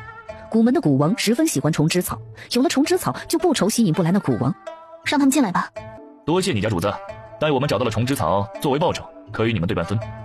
那虫枝草对身体有益，也可抵御风寒。风雪跟暗一跟在马车两侧，看着后面那匹跑着的黑马，风雪才知道，原来昨晚自己没看错，那真的是萧君策那匹拉车的黑马。风雪暗自恼怒，说是昨晚他再警惕一些，说不定主子今日就不会跟萧君策一起了。暗一瞥了风雪一眼，面瘫脸上多了一丝笑意。王爷谋划惊人，如今用来谋白大姑娘，他真是十分激动呢。暗一挺直了腰板，想着如今家人就在身侧，萧君策的心情一定也会非常好，终于不用每天都放冷气了。他抿唇，忽地皱了皱眉。这边的天气果然干燥，他的嘴都有些干，居然还裂了一小道口子。这边天气干燥，这个唇油送给公子，就当是做了公子马车的谢礼。见白锦书一直垂着眸子，萧君策的视线在他唇瓣那道小伤口上看了一眼，眼中盛满了笑意。怪他，早知道他该小点力气的，居然还将他咬伤了。哪怕是最后自己给他抹了药，那伤口也没有完全消失。好在他没怀疑，说来还要感谢这边干燥的天气。想着，萧君策忽地笑出了声。抱歉，在下只是很开心。我比较喜欢这边的天气。萧君策低哑的声音响起，将那唇油塞到白锦书手中。不知是不是没注意，还是不小心，他的手指刮了一下白锦书的手心，痒痒的又麻麻的。白锦书猛地收回手，低声说了一句谢谢。公子不涂上吗？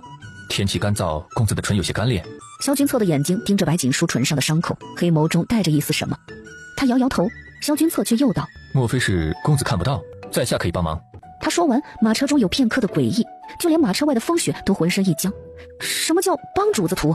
若非知道萧君策有多冷，他都险些怀疑他在调戏主子，甚至他还觉得坐在马车中的萧君策是个假的，不然为何会帮陌生人涂唇油？那个，我们主子其实就是有些小癖好，莫要介意啊。可能是因为坐了你们的马车不好意思，所以才热情了一些。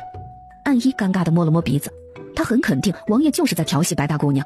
王爷昨晚到底对大姑娘做了什么？今日他整个人身上都带着一股春意。是吗？风雪诡异地看了一眼身后，恍然大悟，原来那传闻居然是真的。萧君策居然真的喜欢男人。要知道主子如今的扮相可是一个模样英俊的美男呐，亏他还以为萧君策之前对主子有所不同，原来根本就是错觉。大印的摄政王居然有断袖之癖是这样没错的。见风雪满脸奇怪，眼中还带着一丝十分隐晦的八卦，安一摸了摸脑袋，打着哑谜。依照目前的情况来看，他们王爷恐怕要一直以这个身份与大姑娘相处。为了方便，这热情的人设得立住，不然王爷如何跟大姑娘亲近呢？安一想着，越发觉得可行。风雪甩了甩肩膀，又活动了一下手腕，看见前面那个山坡，想着这里就是他们要来的地方了。马车停下，主子，这里就是那座山坡了，只不过这周围好似没有百姓。风雪扶着白锦书的胳膊，压低了声音。如今瘟疫的消息一出，按理说来，这里的百姓应该比以前要多才是啊，怎么连个百姓的影子都没有看到？有动静。忽的，前方树林中传来一道稀稀疏疏的声音，安一猛地抽出腰间的剑，挡在白锦书的跟前。萧君策下了马车，站在白锦书身侧，桃花眸看向声源处。别杀我，别杀我，我不是坏人，我只是来采药的。只见一个年岁约莫50上下的老者，穿着一身灰色的衣衫走了出来。这老者满脸蜡黄，背上背着一个药篓，里面装着一些草药。老者举着手：你是什么人？我是随州城外百里村的村民，我只是来这里采草药的，我不是凶手，莫要抓我，求求大人。老者跪在地上，浑身都有些抖。风雪斜了一眼暗衣，慢慢走到老者身边，将人扶了起来。老伯，您先起来，我们也不是坏人，只是您刚才说凶手。至于刚才我说的那个凶手，老伯攥着衣袖，紧张的左右张望了一下，见没人，他才敢开口。最近随州城出了一件怪事儿，每日夜半时分，总会听见外面有女子的笑声，而笑声过后便有人失踪，且还都是妇孺。我们这边的百姓以往都是出来采草药的，这如今大家都不敢出门，尤其是女子。您受伤了，我帮您包扎一下吧。风雪抿着唇，将那老伯的裤腿掀开，只见他腿上有一条深可见骨的伤口。白锦书微微一笑，走到那老伯身边，丝毫都不嫌弃的弯下腰，仔细的看了一下他腿上的伤口。使不得，小的贱民一条，公子金贵，哪里能让您为我包扎？在下是一个大夫，大夫救死扶伤是本分，老伯您忍一忍，很快就好了。白锦书笑笑，又简单的包扎了一下，将那药瓶塞到老伯的手中。公子您的药真神奇呀，小人也略通一些药力，但从未见过这种可以立马止血的药。这公子莫不是个神医？说是百里村有这种药，每年也不会死那么多人。公子，敢问您这种药可是还有？小人想再买一些。哎，您不知道呀，百里村的村民以药材为辅，只不过这山上地势比较高，每次村民来到这里都会受伤，伤口流血不止，发了高热，好多人都死了。今日他来就是给大儿子采药的，说是有了这神药，说不定大儿子就会没事。我们可以付钱，当然我们也可以以药材做抵扣。那老伯又赶忙补充道。白锦书微微眯眼，视线在老伯身后的山上看了一圈，一个计划忽然涌上心头。说是他也想插手五国药材的生意，那么便势必需要一个地方储存药材。百里村村民略通药理，或许他可以将这里的村民都收为己用。未来的大印灾害不断，药材粮食都是必需品。白锦书垂着头，老伯正忐忑，只见他忽然笑了，那笑十分好看。老伯从来没见过这么俊美的公子，一时间竟看呆了。忽的，老伯身后的林子中又传来了刷刷刷的一道声音，只见又有2个人从林子深处钻了出来，他们满身的血腥味，一张脸上都带着惊恐。救命啊！有人要杀我们！林子中有鬼，有鬼啊！鬼？哼，这世间哪里有什么鬼？比鬼更可怕的是人。张叔，你也在啊！吓死我们了！这山坡日后怕是不能来了，我们看见鬼了！大山、小山，你们这是怎么了？张叔，我们刚才在深处的林子中看见了一个女人，那女人穿着一身红衣，走路都是飘的，十分吓人。尤其是她那张脸，全是纵横交错的伤疤，她还只有一只眼睛。你们是不是看错了？张叔的脸也白了，想起最近随州城内的传闻，呼吸都短了1分。主子，风雪走到白锦书身边，白锦书点点头。真是有意思，想不到江湖上大名鼎鼎的古门门主竟然是个女人。古门门主柳三郎喜穿红衣，宛若鬼影，从来没有人见过她的真面目。若是依照刚才大山说的，那柳三郎相貌丑陋，好似也跟传闻对不上。但不管怎样，我们是冲着柳三郎来的。既他出现在这里，看样子我们需要去百里村一次了。是真的，他还一直追着我们跑，吓死了！幸亏我们知道小路，不然就要被他抓走了。主子，那草，那不是这两汉子无意间摘了虫吃草，怪不得柳三郎会追他们。看样子今晚的柳三郎一定会再来找这两人的。您是说这草吗？哦，这是我们兄弟2人无意间摘的，我们只是见它好看，随手就摘了。若是您喜欢，那就送你。来而不往非礼也，我用我们的药跟你换。见白锦书给自己使眼色，风雪从袖子中又拿出2个药瓶。张叔看见那药瓶，神色一喜，又看向了小山手上的草。这多不好意思啊，这就是废草，送给你们了，不用换。这样，我教你们如何配置这止血药，如何？日后不小心受伤便可以用了。至于制作的药材，也十分简单。真的吗？多谢公子，您真是好人啊。快要到晌午了，公子莫不如跟着小人回百里村。虽说不是大鱼大肉，但粗茶淡饭还是管饱的。张叔站起身，大山跟小山也反应过来，赶忙点头。止血药吗？这可是好东西啊！对于他们目前来说，最需要的就是止血药。城里卖的药太贵，他们买不起，但村里的人又经常受伤，说是能学会制作，那么也就意味着可以救好多人。自然，就当是付给你们的报酬。白锦书笑笑，有了虫枝草，不愁那柳三郎不出现。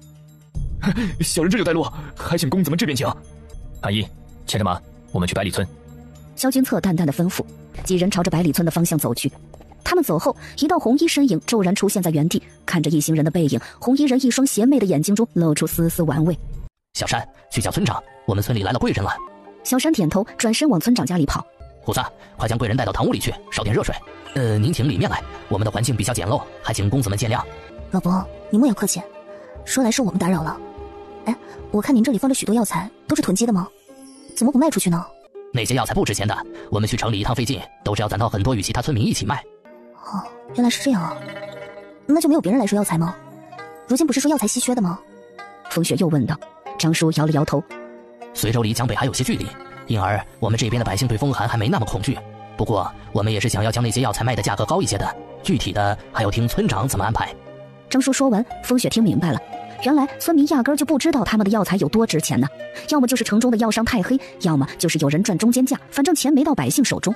那不知若是在下想说那些药材，老伯您可是愿意售卖？无论什么药材，我统一按照5两银子一斤的价格收取。虎子拎着茶壶走了过来，刚想给白锦书倒水，猛地听见他的话，都愣在了原地。5两银子，他听错了吗？平日里他们的药材能卖2两银子就不错了，那还需要分类卖。如今这公子一口气都收了，难道是老天爷见他们日子难过，特意让这公子来救他们的吗？公子这话可是当真？白锦书点点头。百姓们太淳朴，便是5两银子的价格也不贵。如今一看，不仅百里村有药材，邻近的村庄怕是都有。那么村民多少都是通一些药理的吧？说是将这里建成一个药材加工点，既不引人注意，又能赚钱，未来的某一天会越做越大。啊，太好了，我这就找村长来。虎子，你去看看村长来了吗？虎子点头走了出去。没过一会儿，他又回来了。不好了，村长家前世失踪的女儿回来了，只不过回是回来了，但整个人却是神志不清，村里如今都炸了，村长怕是不能过来了。虎子说完，白锦书则是站起了身，往外面走去。那位古门门主到底想干什么呢？又或者说他想要引我过去干嘛呢？不过有一点他知道，那就是他无意中引起了那位门主的兴趣，这正中他的下怀。究竟谁是鱼饵，谁是鱼，只需要他一探便知。张叔，我跟你们一起去。张叔愣了一下，随后点点头。这公子既然有神药，还是大夫，说不准他的医术也十分厉害。还没走到村长家，就听到了一阵撕心裂肺的声音以及村民的议论声。村长也是够可怜的，好不容易老年生了一个女儿，却被掳走了。如今虽是回来了，但又变成了这副模样。白锦书抬头看向院子内，只见地上坐着一个年岁约莫15、16的少女，少女被村长的妻子抱在怀中，她的脸正对着白锦书的方向，可以很清晰地看见她脸上的呆滞。公子，能不能请您给胖丫看看？村长一家都是好人。好，既是跟柳三郎有关，白锦书自然不会坐视不理。张叔见他同意了，小心地带着他走进了村长家里的院子。村长，这位公子是个大夫，今日我上山采药受了伤啊，是这位公子帮我止血的。不如让他给胖丫看看。好吧，只是会不会冲撞了这位公子啊？村里迷信，如今的胖丫没人敢靠近，毕竟有些不吉利。不会，行医者不姓庞的，村长尽管放心。蹲在胖丫跟前，众人的视线都盯在白锦书跟胖丫身上。暗一守在不远处，也紧张地盯着白锦书。他不确定这个村庄到底安不安全。想来百里村发生的事情，就是之前随州刺史上报给王爷的那件怪事。王爷命令暗卫营的暗卫查了几日，才隐约查到古门身上。那个古门门主柳三郎行踪诡异，又十分擅长下蛊，说不定那个胖丫不是中邪了，而是被人下了蛊。暗一想着，神色越发紧绷。既是蛊，哪怕种植在人身上，也是可以听从下蛊之人的命令。万一那人对白大姑娘下手，那岂不是很危险？主子，暗一看向萧君策，萧君策的视线一刻也未曾离开过白锦书。只见他微微摇头，清冷的视线盯着白锦书，眸子中逐渐有什么东西不断涌现。针刺在胖丫脖颈上的一个位置，银针下有什么东西似乎在不断涌动，好似被那银针给盯住了。胖丫整个人都没了动作，只是诡异的睁着一双圆圆的眼睛盯着白锦书，眸子中的瞳仁逐渐变大，有些吓人。天哪，那么长的针刺在脖子上，胖丫怎么不动了呢？不会是出事了吧？那公子是不是个庸医呀？走开，我们不要你治。风雪脸一冷，一个反手剪就将村长妻子制服了。白锦书又拿出了2根银针，丝毫都没有犹豫，这次对着胖丫的脑袋就刺。银针闪过，村民被吓得瞪大了眼睛。银针刺进去，我苦命的胖丫！是蛊，这个世界上比毒药还要阴损的东西就是蛊。前世跟着师傅学习时，师傅也曾教我如何解蛊毒，但只能暂时让中蛊的人清醒。若是下蛊的人不松手，那么胖丫迟早会变成真正的傻子。不过那人既是冲着他来的，他又如何会让对方失望？他暂时没事了。天，哥哥。村长眼眶通红，抱着胖丫的手都在抖。只要胖丫人没事，其他的又算得了什么？主子，你有什么吩咐？白锦书眯着眼睛，他背对着众人，用银针在手指上刺了一下，一枚血珠渗出来。他又拿出一枚丹药，将血滴在上面，直到与丹药融合为止。给他服下。白锦书勾唇，风雪点头，心中也有些雀跃。蛊门的蛊都是依靠蛊王来繁衍的，而那些蛊虫也并不是没有办法消灭。若是寻到了能饲养蛊王的鲜血，那么那血也就成为解蛊的致命利器。走到胖丫身边，将手上的丹药递过去，待胖丫吃下药，银针下的东西彻底不动了。这一下，村长心中大骇，这随州城怕是来了高人了。多谢公子，您当真是华佗在世，若非您在，我女儿就……村长不用客气，这是大夫应该做的事情。视线越过村长，看向院子门口，一道红色的身影好似鬼魅一样出现在人群最后面，却又眨眼间消失。看来胖丫被放回来，绝对不是柳三郎发善心，而是冲着我来的。蛊毒被除，而我这个解蛊的人，柳三郎是绝对不会放过的。今晚柳三郎必会出现。胖丫好了，村民都很高兴，同时也对白锦书更加好奇了，尤其是他的医术，百姓们更是觉得神奇。公子，天色已经不早了，不如今夜就在村中过夜吧。我们家人少，还有2间空出来的屋子。张叔看了一眼天色，如今已经到了正午了，一会儿用过午饭后再跟白锦书商量一下药材的事情，天就要黑了。好，那就打扰张叔了。为了感谢白锦书的救命之恩，村长一家人留白锦书用了饭。作为与白锦书同行的人，萧君策自然也跟着一起。在跟村长的交谈中，白锦书才知道这边的村民都通一些药理，可以分辨药材。这个消息对他来说可谓是大有裨益。甚至白锦书还觉得村里的男子每年可以轮流外出去收购别的地方的药材。白锦书将自己的想法跟村长说了一下，村长有些沉默。村长，天色已晚，您可以想一想，明日或者后日上午给我答复，后日下午我就要启程了。这里的民风淳朴，虽然村子小，但是却干净异常。走在小路上，风雪看着白锦书带笑的侧脸，小声地问道：主子，你就不怕那个村长不答应吗？他会同意的。风雪，准备一下，今晚不出我所料，会有惊喜出现。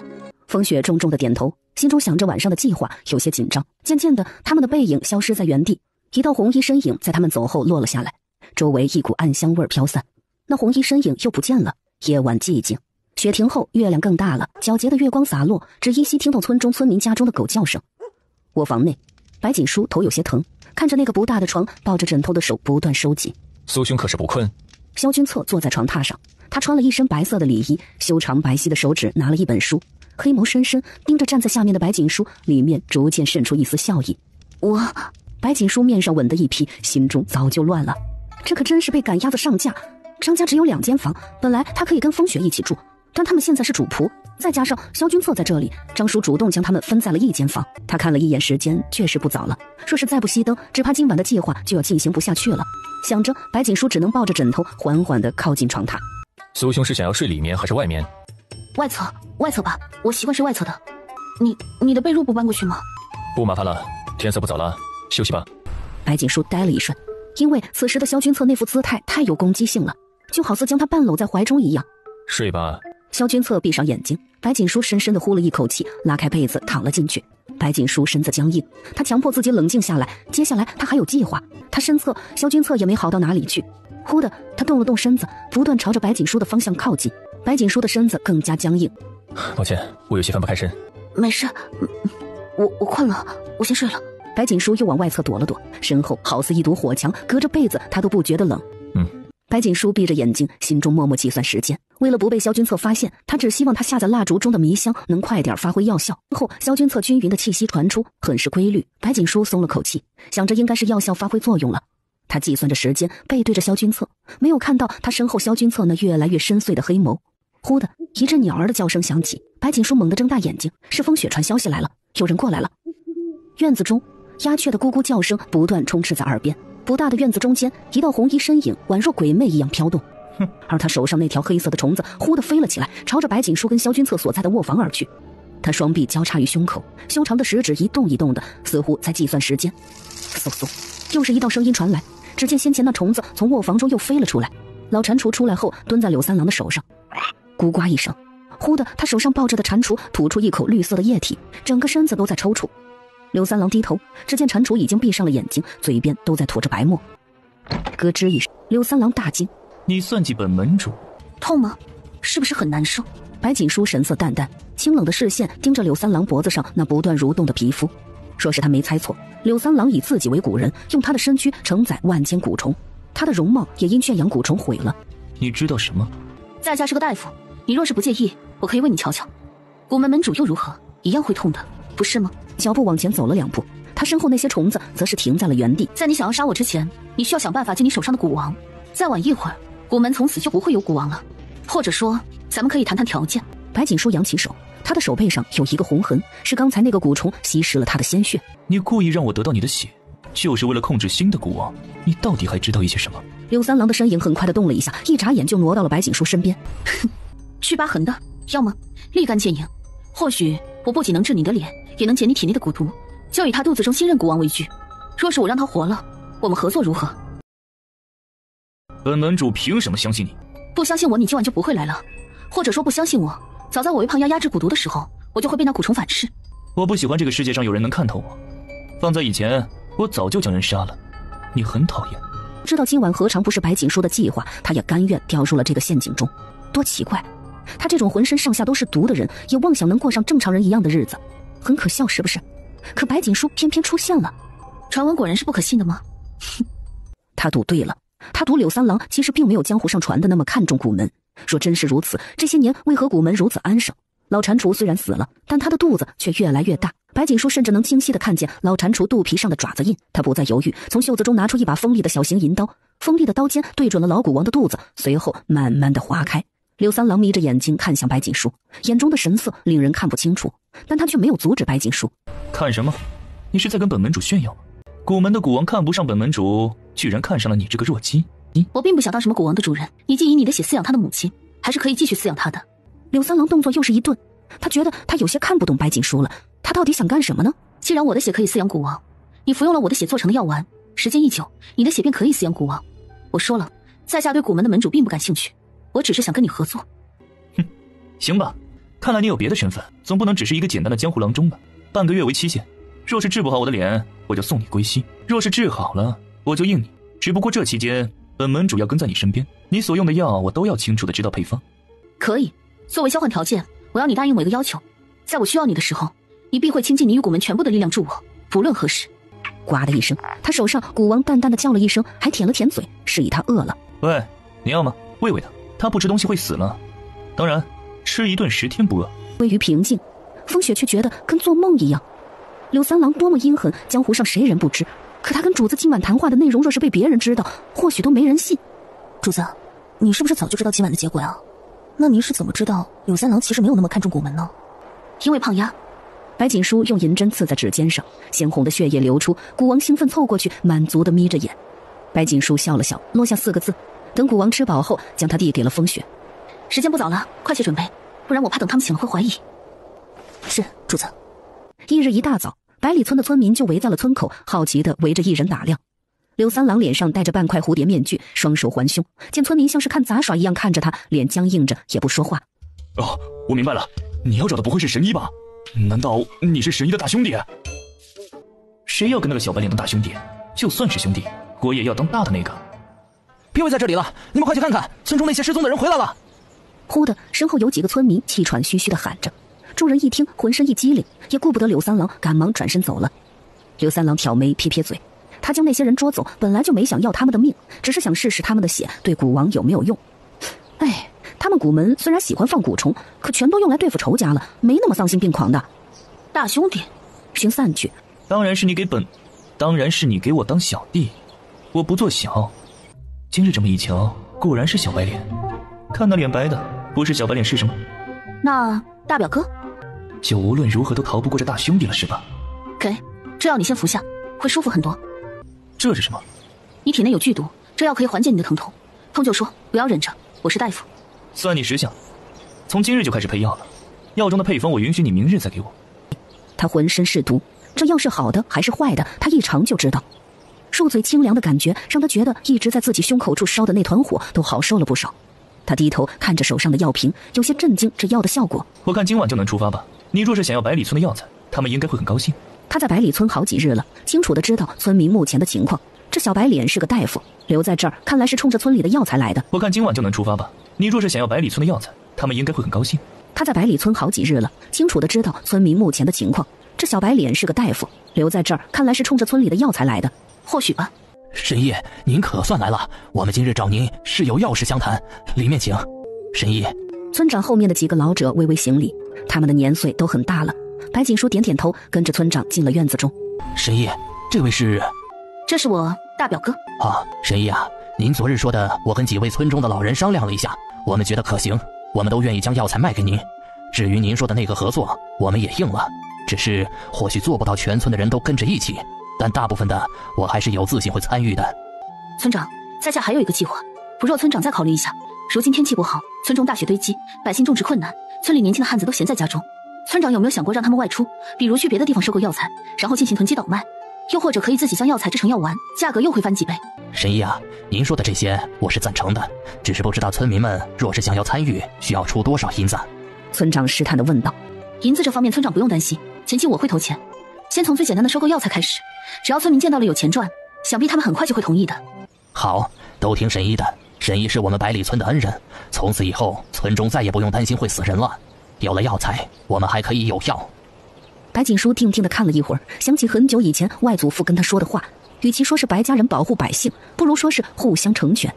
当你看到百姓们脸上满足的神情，你就会发现其实自己的内心也是满足的。所以我走的每一步都是外祖父在保佑我。爷，您可算回来了，我们公子好似着凉了，您快给瞧瞧啊，这可怎么办呢？公子身子不好，恐怕一时半会儿还要麻烦您再带我们一段路程。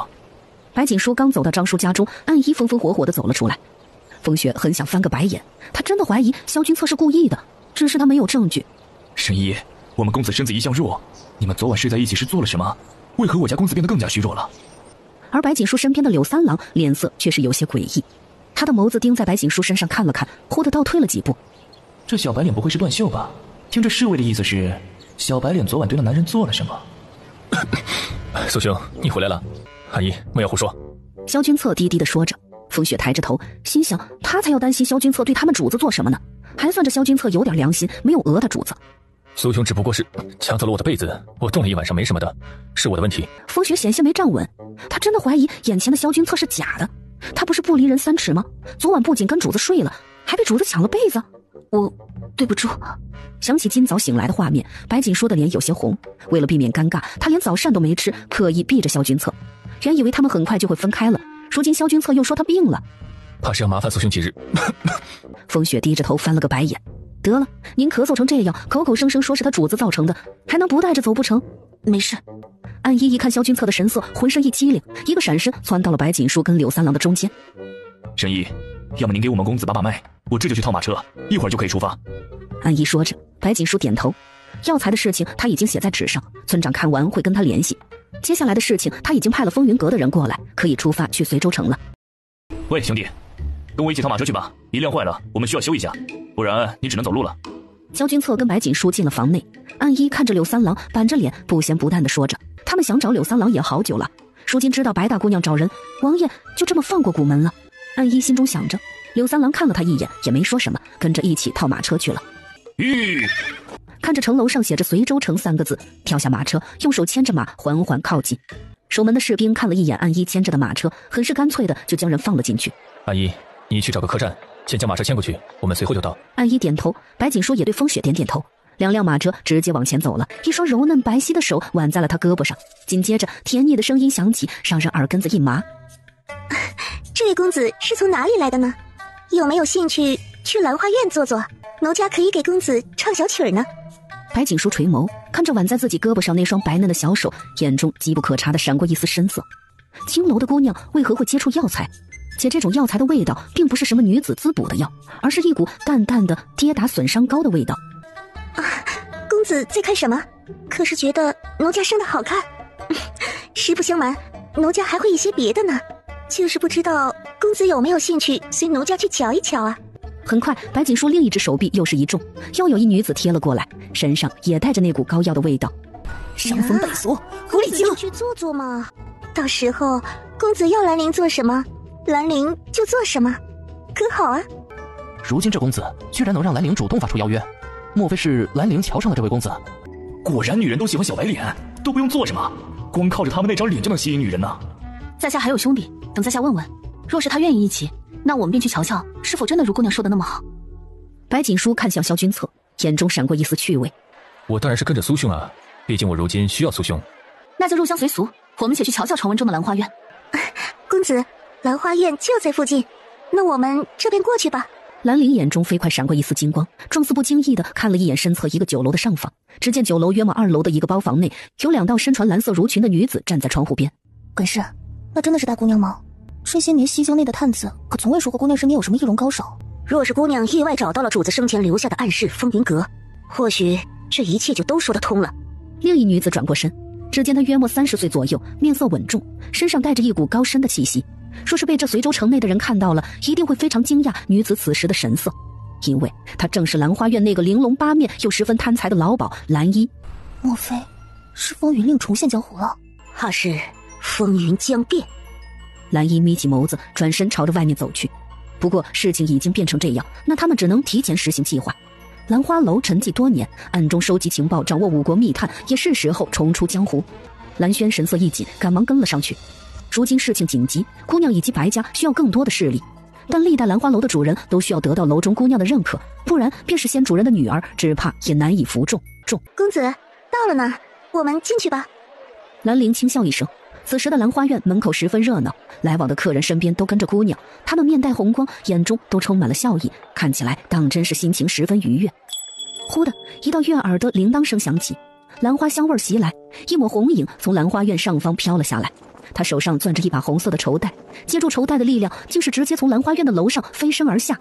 所有人的视线都被他吸引了，他们只觉得漫天的红绸中似飘下来了一个仙女。那仙女蒙着红色的面纱，身上穿着红色的衣裙，露在外面的一双眼睛妩媚多情。她没穿鞋，左右银白的脚踝上挂着2个铃铛，铃铛声响起，似有魔力一般，让人有些沉醉。白锦书抬头，入目的就是一片红影，那红影就在他的头顶上方，好似下一秒就会落在他怀中。天哪，是五魁蓝笑，他好久没出来了，今日是怎么了？怎么一口气看见了2大花魁？白锦书眼睛眯着，脚步恰好往后退了一步，他的时间把控得特别好，好到原本能掉在他怀中的蓝笑落在了离他只有1步之距的位置。白锦书抬眸，正好对上蓝笑面纱外的眼睛。蓝笑似乎呆了一瞬，反应过来后，他眼中的兴趣越发的大。他扭着身子，不断摆动身姿。兰陵看了眼白锦书，眸子中飞快地闪过一丝惊讶，不知为何心中有些雀跃。蓝笑的媚术好似失效了呢。真是没想到姑娘她居然有这么高的定力，就算是江湖上的高手，在蓝笑媚术的进攻下也不会保持这样的清醒。他对新任的主子越来越好奇了。不过就算是过了蓝笑的考验，能不能让其余4个兰花楼的使者臣服，还需要看姑娘有多少本事了。跳得真好，此舞只应天上有。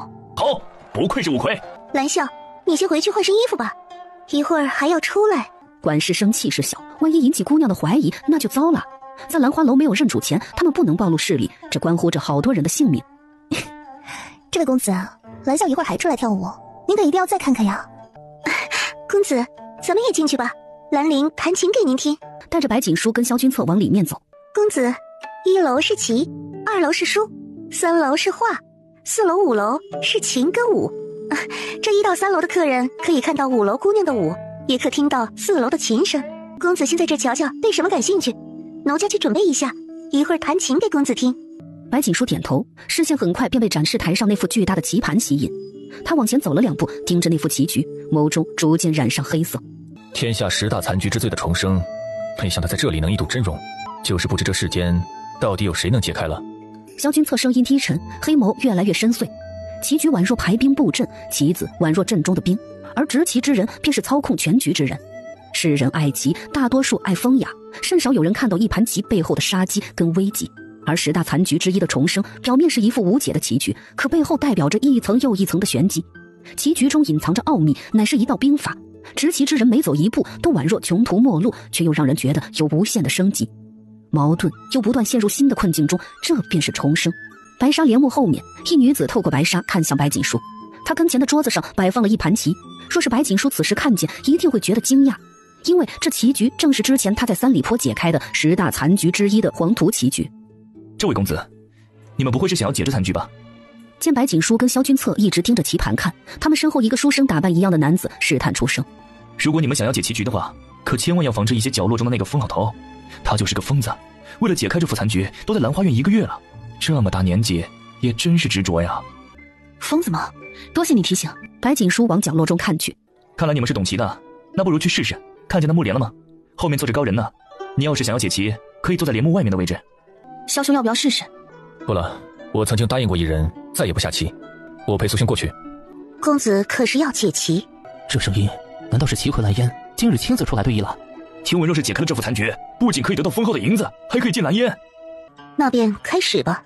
蓝烟的声音传出，白锦书点头，在棋盒中拿起一枚白色的棋子。天啊，他疯了吧？一上来就往中间下，到底会不会下棋啊？我看他或许真就是试试，根本不懂下棋吧。萧君策站在角落中，黑眸盯着棋盘，里面逐渐渗出一丝笑意跟宠溺。帘幕后面，蓝烟盯着棋盘，他面上戴了一个白色的面纱，眼中闪过一丝失望。白锦书从一开始就错了，或许是自己期望太高，以为他能解开黄图棋局，说不定也能解开重生棋局。此时看来，或许是巧合吧。蓝烟想着不再去追着白子走，反而是将黑子落在了先前白锦书的白棋身边，打算将对方吃掉。完了，看来蓝烟是要攻击了呀，黑子要开始吃棋子了。蓝烟的动作又是一顿，他搞不明白白锦书到底要做什么，但这棋盘他不抱希望了。哎，快看，这是怎么回事啊？是不是我眼睛出毛病了呀？为何我觉得白棋越来越多呢？姑娘她想干什么？她居然想用另外一副残局解开重生棋局？不，这是绝对不可能的事情。真龙棋局如何能跟重生棋局一起用？简直是闻所未闻。蓝烟姑娘，轮到你了。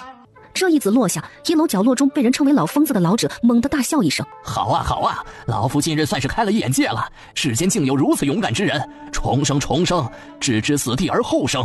老者猛地冲到展示台的棋局跟前，头发下面的眼睛中满是惊喜。或许他一直寻找的人出现了。众人没出声，这样下棋的法子从来没见过，谁下棋会主动去送死啊？好，吃得好，如此一来便不是重生棋局了，开了，打开了。这一声让蓝烟的心都有些抖动，他手上捏着黑子，却迟迟没有落下。只见原本的棋局随着黑子将白子吃掉，骤然发生了变化，就连残局中原本白子所在的位置也移动了。纵观全局，黑白双子宛若阴阳八卦图，但中间的黑子蜿蜒往下，形成了一个龙形的轨迹。蓝烟仿佛瞬间看懂了棋局，他再也不能冷静，震惊地垂着头，手都有些抖。不仅是真龙残局跟重生残局，如今竟是又多了阴阳棋局，如此天下3大残局竟是被引到了同一棋面。白子占据周围，黑子却守在中间。白子可以随意的改变局势，就算是黑子稳居上风，可只要操纵白子的人想要改变棋局，整个棋盘全部都是白子说了算。破了，全破了！原来如此，原来如此啊！公子棋艺高超，蓝烟认输。棋局已破，从此后再也没有10大残局的重生棋局。蓝烟缓缓起身，白纱构成的帘幕被拉了上去，而众人听见10大残局，愣了一下。蓝烟说什么？他说这棋局是天下10大残局的重生。天啊，那棋局今日就这么破了，被一个小白脸。兰花院蓝烟心服口服，同时蓝烟也感谢您解开这棋局，如了我多年的心愿。公子之谋划，蓝烟自愧不如。老夫的乖徒儿，为师可找到你了。老先生，您认错人了吧？在下并不是。见老者似乎神志真的有些不清，想要去探他的脉搏，露出了他手腕上一枚八卦阵形图。白锦书整个人一僵，似是不敢置信的抬头看向老者。他没想到之前外祖父说起的人竟然就站在他跟前。乖徒儿可是对阵型图感兴趣啊，莫急，师傅日后都会教给你的。好，白锦书也不矫情，能拜天山老人为师也是外祖父生前的愿望，他自然愿意。为师的乖徒儿，跟为师去江州吧，为师手底下还有些东西都给你，我们一起去江州天山门如何？天山门竟真的是天山老人的势力。10年前天山门横空出世，众人都在猜天山门跟天山老人是什么关系，但许多年过去，天山老人从未出现在天山门。如今天山老人说回天山门，让我怎能不吃惊？还有事未办完，若是师父想要回去，我可找人护送师父。他好不容易收了个徒弟，徒弟不跟他一起回去，他自己回也没意思。为师跟你一起好了，待你处理完你的事情，再跟为师一起回去看看。白锦书点头。此时楼上忽然传来阵阵琴音，舞楼中蓝笑穿着一身红衣不断起舞，她的身姿异常的轻盈，动作比先前在兰花院门口时还要难。好，莫要听，这琴音有问题。白锦书点点头，他自然听出了琴音不正常，不仅琴，就连五魁蓝笑跳的舞都是有问题的。说他没猜错，蓝笑会媚术，江湖上曾传过这种媚术，可迷惑世人，蚕食人的心智，以达到蛊惑人的效果。至于这琴，虽然美妙，却也是杀人的利器。这兰花院在纸醉金迷包装下掩盖着的是重重杀意。居然是魔琴，魔琴重出江湖了。天山老人喃喃出声，白锦书的视线看向周围，只见那些男子们双眼涣散，瞳仁中已经没了清明，就好似没有心智的人，像是傀儡一般。不好，快堵住耳朵！在白锦书手腕上轻轻一点，想要拉着白锦书走，可侧面的楼梯上却走下来了几个姑娘。那些姑娘衣服上都绣着兰花，手上抱着琵琶，将整个楼都围了起来。天山老人皱眉，视线看向3楼，待对上蓝衣的眼睛。诸位公子，请坐到座位上，奴家们马上就要为公子们带来更美妙的音乐。白锦书抿唇，她没动。那紫衣女子戴着面纱，露在外面的一双眼睛复杂的看了一眼白锦书，拨弄琴弦的手越发的快。滚师，我从来都不知道姑娘的心性如此牵强，蓝笑的媚术加上兰陵的魔琴，居然都没能迷惑姑娘。兰花楼的5大使者，他怕是收服了3个了。3楼内，蓝轩低低的叹了一声，若非他跟管事事先服下了药丸，怕是也不能抵挡兰陵跟蓝笑的双重进攻。他震惊的同时也很好奇，姑娘年岁还小，到底经历了什么才会有如此心性，实在难得。还有2关过了，我兰花楼便有主人了。秦葵兰陵见过公子。兰陵朝着白锦书缓缓行了一礼，视线跟蓝烟对上，点了点头。他知道主子得到了蓝笑跟兰陵的认可，接下来就只剩蓝梦跟兰溪了。公子可是有兴趣来3楼一叙？3楼中，蓝轩微微出声，白锦书抬眸点点头。那些姑娘还围在4处，就算是他不想上去，怕是也走不了了。不如一探究竟，这兰花院到底有什么秘密？奴与公子一起。蓝烟低低出声。天山老人看了他一眼，像是想明白什么一样，自己寻了个位置坐下，还倒了一壶酒。乖徒儿莫怕，若是有人敢欺负你，师傅就拆了他们的楼，你尽管去，有为师呢。萧君策也寻了个位置坐下，对着白锦书点点头。有他在，自是不会让白锦书出事，但他也不会阻碍白锦书。萧兄跟师傅等等我，我马上回来。随后朝着3楼缓缓走去。公子请进。一女子推开了3楼一间卧房的门，恭敬出声。白锦书应了一声，迈步走了进去。蓝烟跟蓝笑3人对视一眼，都守在了门口。恭喜公子破解了天下10大残局，不知公子可否有兴趣看看我的画？卧房内安静，茶桌边一道女音传了过来。桌子不远处有一张软榻，榻上坐着一穿着粉衣的女子，女子手上拿着一本书，好似入定了一般。奴家名为兰溪，公子请坐。黄衣女子微笑着。白锦书缓缓走了过去，一眼便看见了半幅残缺的图画。这好似是一幅山水图，从残余的图像上可以看到山的棱角以及湖泊，其余的便什么也看不到了。公子是个大夫，那想必一定是去过很多地方。我这儿有一幅残图，乃是一位故人所赠，可惜故人还没有来得及画完，便不在了。兰溪的视线看向桌子上的那幅画，言语间充满了惋惜。在下可以试一试，但未必可以将残像画出。白锦书抿唇，眼睛盯着画上的鸦雀。这种鸟类擅长伪装跟飞行，整个大印只有一个地方会有，那便是塞北。他看过外祖父给他的大印地形图，再加上对地势敏感，他只沉思了一会儿，便提起了砚台上的笔。山峰跟河流都是作战时需要的最佳地形。白锦书握着笔在纸上勾勾画画。若非是去过，是绝对不可能画得这么详细的。可是怎么可能呢？这半幅残图是兰溪根据他的描述画出来的。他博览群书，出任务时曾游历5国，这处山峰神秘，旁人不可能会知晓，所以他根本就没抱希望白锦书能画出来。待看见那逆流的湖水，蓝猛猛地站了起来。抱歉，我只能画成这样。敢问公子可是去过此处啊？在下不曾去过，但在下研究过地形图，对地形有些研究。又拿出一张白纸在上面勾勒，随后固执地递给白锦书。白锦书只看了一眼，便动笔补全了。这一下，蓝梦彻底没了动作。画回兰溪，参见公子。蓝梦定定地看了白锦书一眼，也跟着兰溪一起行礼。门被推开，蓝笑等人缓缓走了进来。兰花楼大使者参见主子，吾等认识你为兰花楼新任主人，侍奉您左右。这一刻是心服口服。忽的，白锦书身后传来一道咔嚓声，紧接着有3枚暗箭从身后的墙面上射了过来。白锦书眼睛眯起，刚想起身，不料又是一道声音从他脚下响起，地面忽地裂开一道口子，白锦书整个人掉了进去。蓝烟等人心头一惊，轰的一下，白锦书站在密道中，两侧的墙壁上烛火燃起，一排一排将周围照亮。白锦书抿唇，这里寂静一片，只有他的脚步声不断回荡。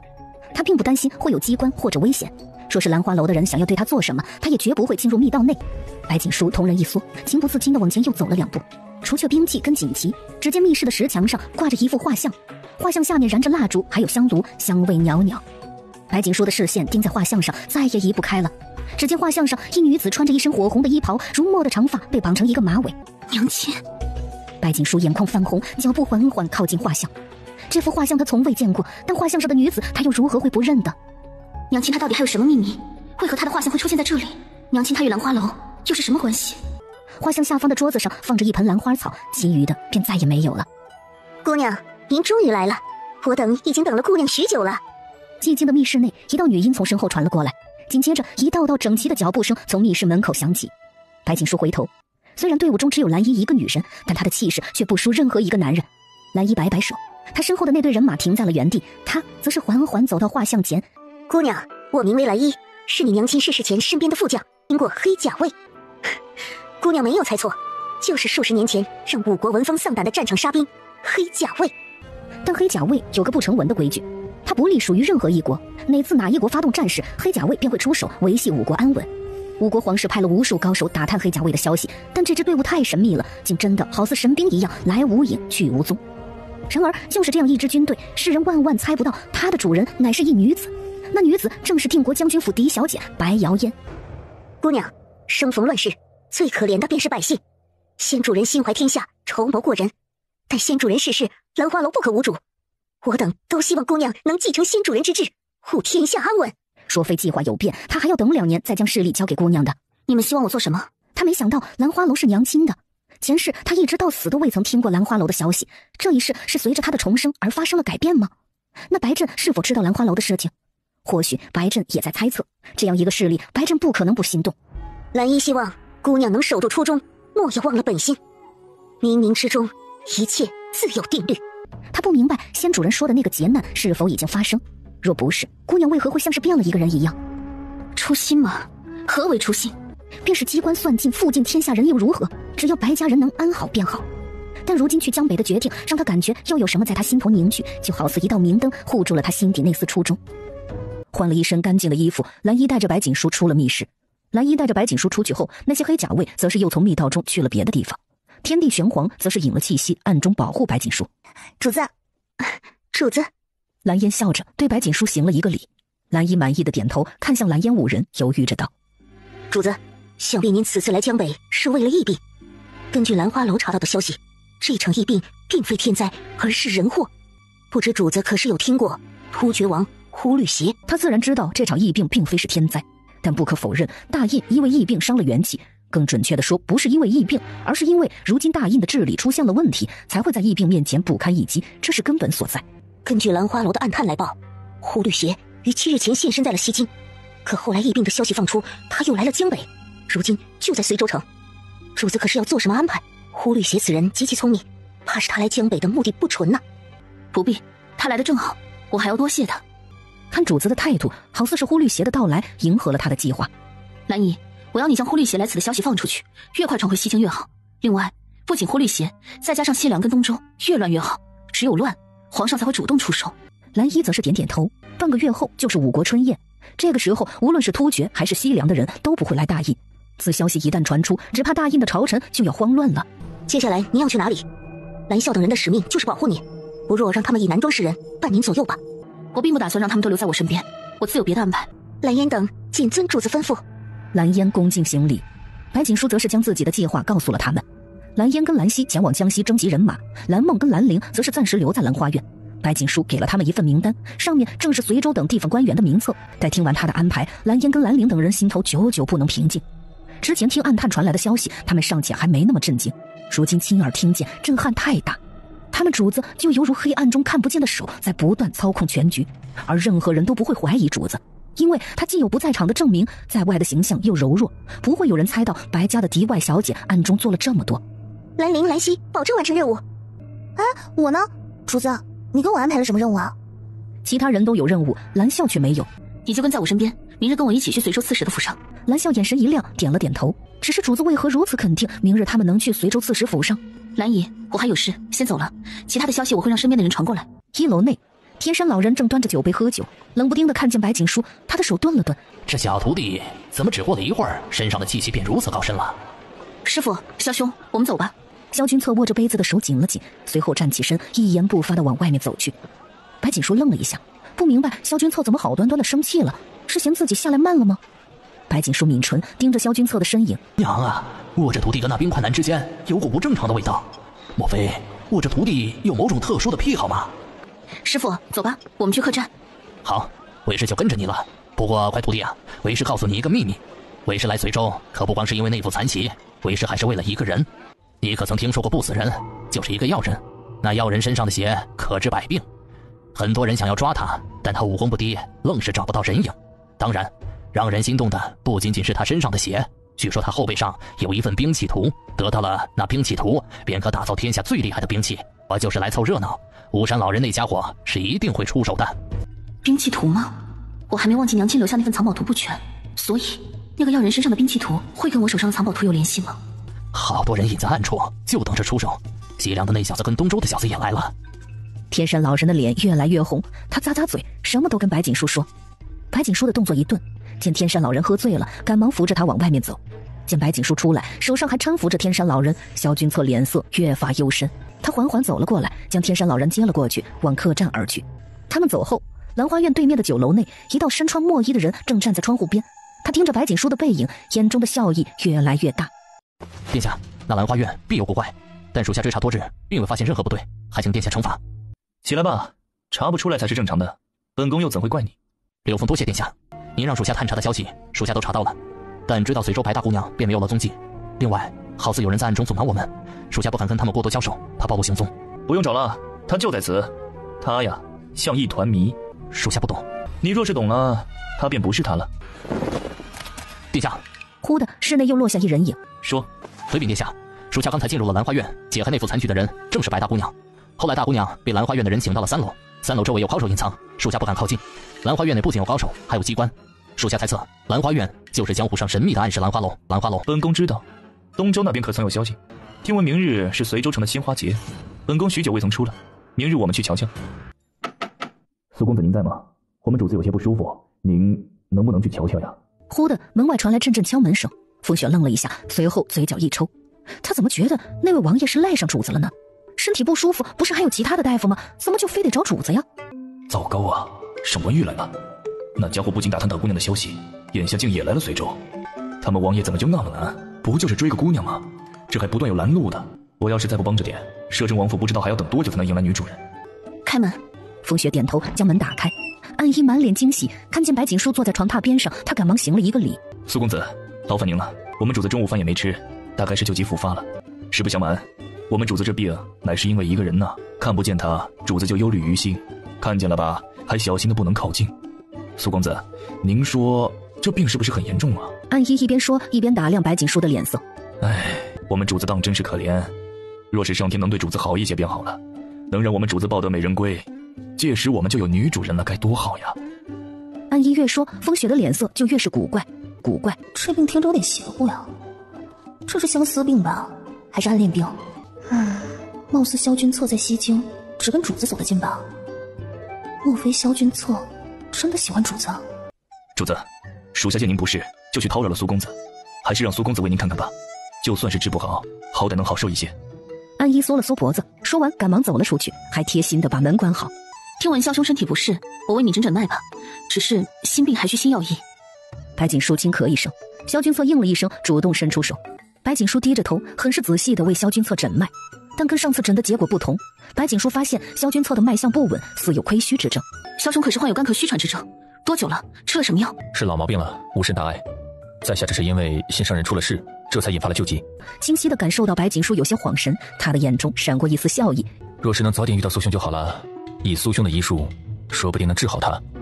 实不相瞒，他若是再不好，大概我就要疯了，真是要了我的命啊！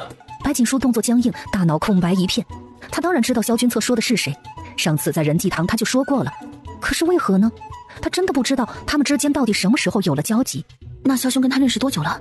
萧兄应当非常在乎他吧？他呀，就是个小骗子，惹了我，后来又将我抛弃。说起来，我们认识10年了。10年吗？萧君策确定是10年？我脑海中根本就没有关于萧君策的记忆。那我到底是什么时候招惹了他呢？还抛弃了他？但我却从未有过怨言。萧君策语气悠悠，视线盯在背对着自己的白锦书身上，眼中藏着的是旁人都看不懂的偏执。这是药方，一会儿让安姨去抓药，服下你就没事了。至于心病，我觉得总有一日他会看见我的。萧兄要尽快好起来，我出去送药方了。萧兄好好休息。好。十分听话的站起身，乖乖的走到床榻边，伸手便褪下了自己的外衫。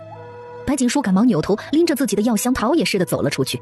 身后，萧君策唇角微扬，动作却是没有停。叔叔让我休息，我就照做。我什么都听叔叔的。王爷，安儿他们传来消息，说是上官玉已经到了随州城。至于容止，按时一说，他已经从仁济寺走了。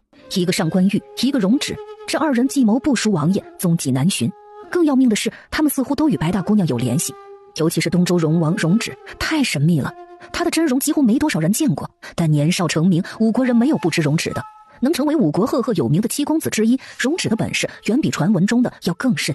明日便是随州城鲜花节，随州刺史会主持送花神仪式。王爷，明日我们要不要一同前去？那位白大姑娘怕是除了江湖上的暗示，还冲着那些官员来的。王爷既知晓，又如何会不出手协助？让龙一在暗中准备，人多嘈杂，务必要确保他的安全。安一点头，想起白锦书开的那张药方，转身出去抓药了。既是大姑娘开的，便是穿肠毒药，王爷也会喝的。时间飞快，白锦书看书看到半夜，这才吹了蜡烛上床休息。明日他要去参加鲜花节，按照前世的发展，鲜花节上会发生一件震惊大印朝野的事。不知是不是因为他的重生导致了疫病发生的时间提前了，那也就是说那件事也会提前。他早就做好了准备，就等着再给大印皇室一个重击。第二日，他是被柳三郎的拍门声吵醒的。白锦书打开门，太阳都晒屁股了你才行啊，你是猪吗？这个点了还不起来？外面那么热闹你也睡得着？从怀中拿出一朵兰花，扔到白锦书怀中。那今日是随州城的鲜花节，我早上闲来无事摘的，给你也带了一朵。原来大表哥也喜欢热闹，正好今日闲来无事，不如去瞧瞧。行吧，我看你很想去，那我就跟你做个伴。好，不过你要保护我，人太多了不是很安全。哼，就看在那些药丸的份上不计较了。好一个小白脸，居然把自己当侍卫，自己度量大，不跟他一般见识。那个，今日我主子身体好一些了，听闻鲜花节热闹，不如一道去吧。隔壁卧房门口，暗一摊着一张脸，努力地挤出一丝笑容，看向白锦书。好。白锦书愣了一下，随即点头。花神庙就建在山坡下。约莫走了半刻钟的时间，白锦书等人就随着人群到了花神庙。花神庙周围好似一片花海，入目之处全是鲜花，花香味浓郁，却并不刺鼻。远远的，白锦书就看到了一座神像。神像是一个女子模样，手上拿着一朵大大的荷花，神态端庄圣洁，就好似是花神。白锦书盯着花神像，他很难想象如此一座神像居然会成为杀人的利器。他抬头看了一眼天色，心中暗暗计算时间。时间快到了，马上就要取花神了。百姓激动的声音传出。风雪见这些百姓如此信花神，不由得也盯着花神像多看了2眼。忽的，不知是风雪眼睛花了还是怎样，他竟看见了那花神像刚才好似动了。周围全是百姓，风雪身上却起了一层鸡皮疙瘩。他揉了揉眼睛，又看了一眼神像。这一次，只见那神像眼中似有液体在凝聚，风雪彻底不淡定了。他压低声音，在白锦书耳边悄声说了几句话。白锦书抬头，视线也盯在那神像上，不知在想什么。刺史大人来了，快点跪下。只见几个身穿官服的官员被侍卫簇拥着缓缓走了过来。如今楚王、平王还有萧景辉皆伤了元气，太子以为他昏迷了便能逃得了吗？有他在便不能够。今日他就要以陈博文为切入口，焊了太子党的大动脉。哎呦，流血了！神像的眼睛流血了！一百姓指着神像，因为恐惧，说话的音调都变阴了。白锦书看向神像，只见原本圣洁无比的神像，双眼中有一片片猩红凝聚，随后一点点的落在面颊上，越流越多。陈博文抬头，随后猛地一震，完了，不会是花神动怒了吧？眼下江北疫灾泛滥，这不是老天要降灾于我们吗？百姓迷信，惊魂出声，所有人闻言都有些不知所措，而陈博文的脸色则是越发的沉重。当今圣上十分的忌惮天灾，若是不吉利的消息传出去，我这刺史便做到头了。快看，神像的耳朵也流血了，还有鼻孔，全都出血了。主子，白锦书摇摇头，示意风雪静观其变。哎呦，花神饶命啊！花神息怒，请不要降灾于我们！纷纷跪在地上，哀嚎遍地。都给本官起来！但没有百姓听他的话，还愣着干什么？还不快过去，给本官查清楚！是。陈博文身后的侍卫赶忙应声，走到花神像跟前。侍卫伸出手，但刚一触碰到那神像，他却像是触电一样猛地收回了手。还愣着干什么？还不快些检查！那些侍卫赶忙靠近，伸出手想要将神像搬下来。可那些侍卫在触碰到神像的一刹那，皆脸色大变。大人，这神像好像是人。他话落，只见神像上有石灰土层不断脱落，最后变成了一个女人的模样。死人，是死人，神像变成死人了。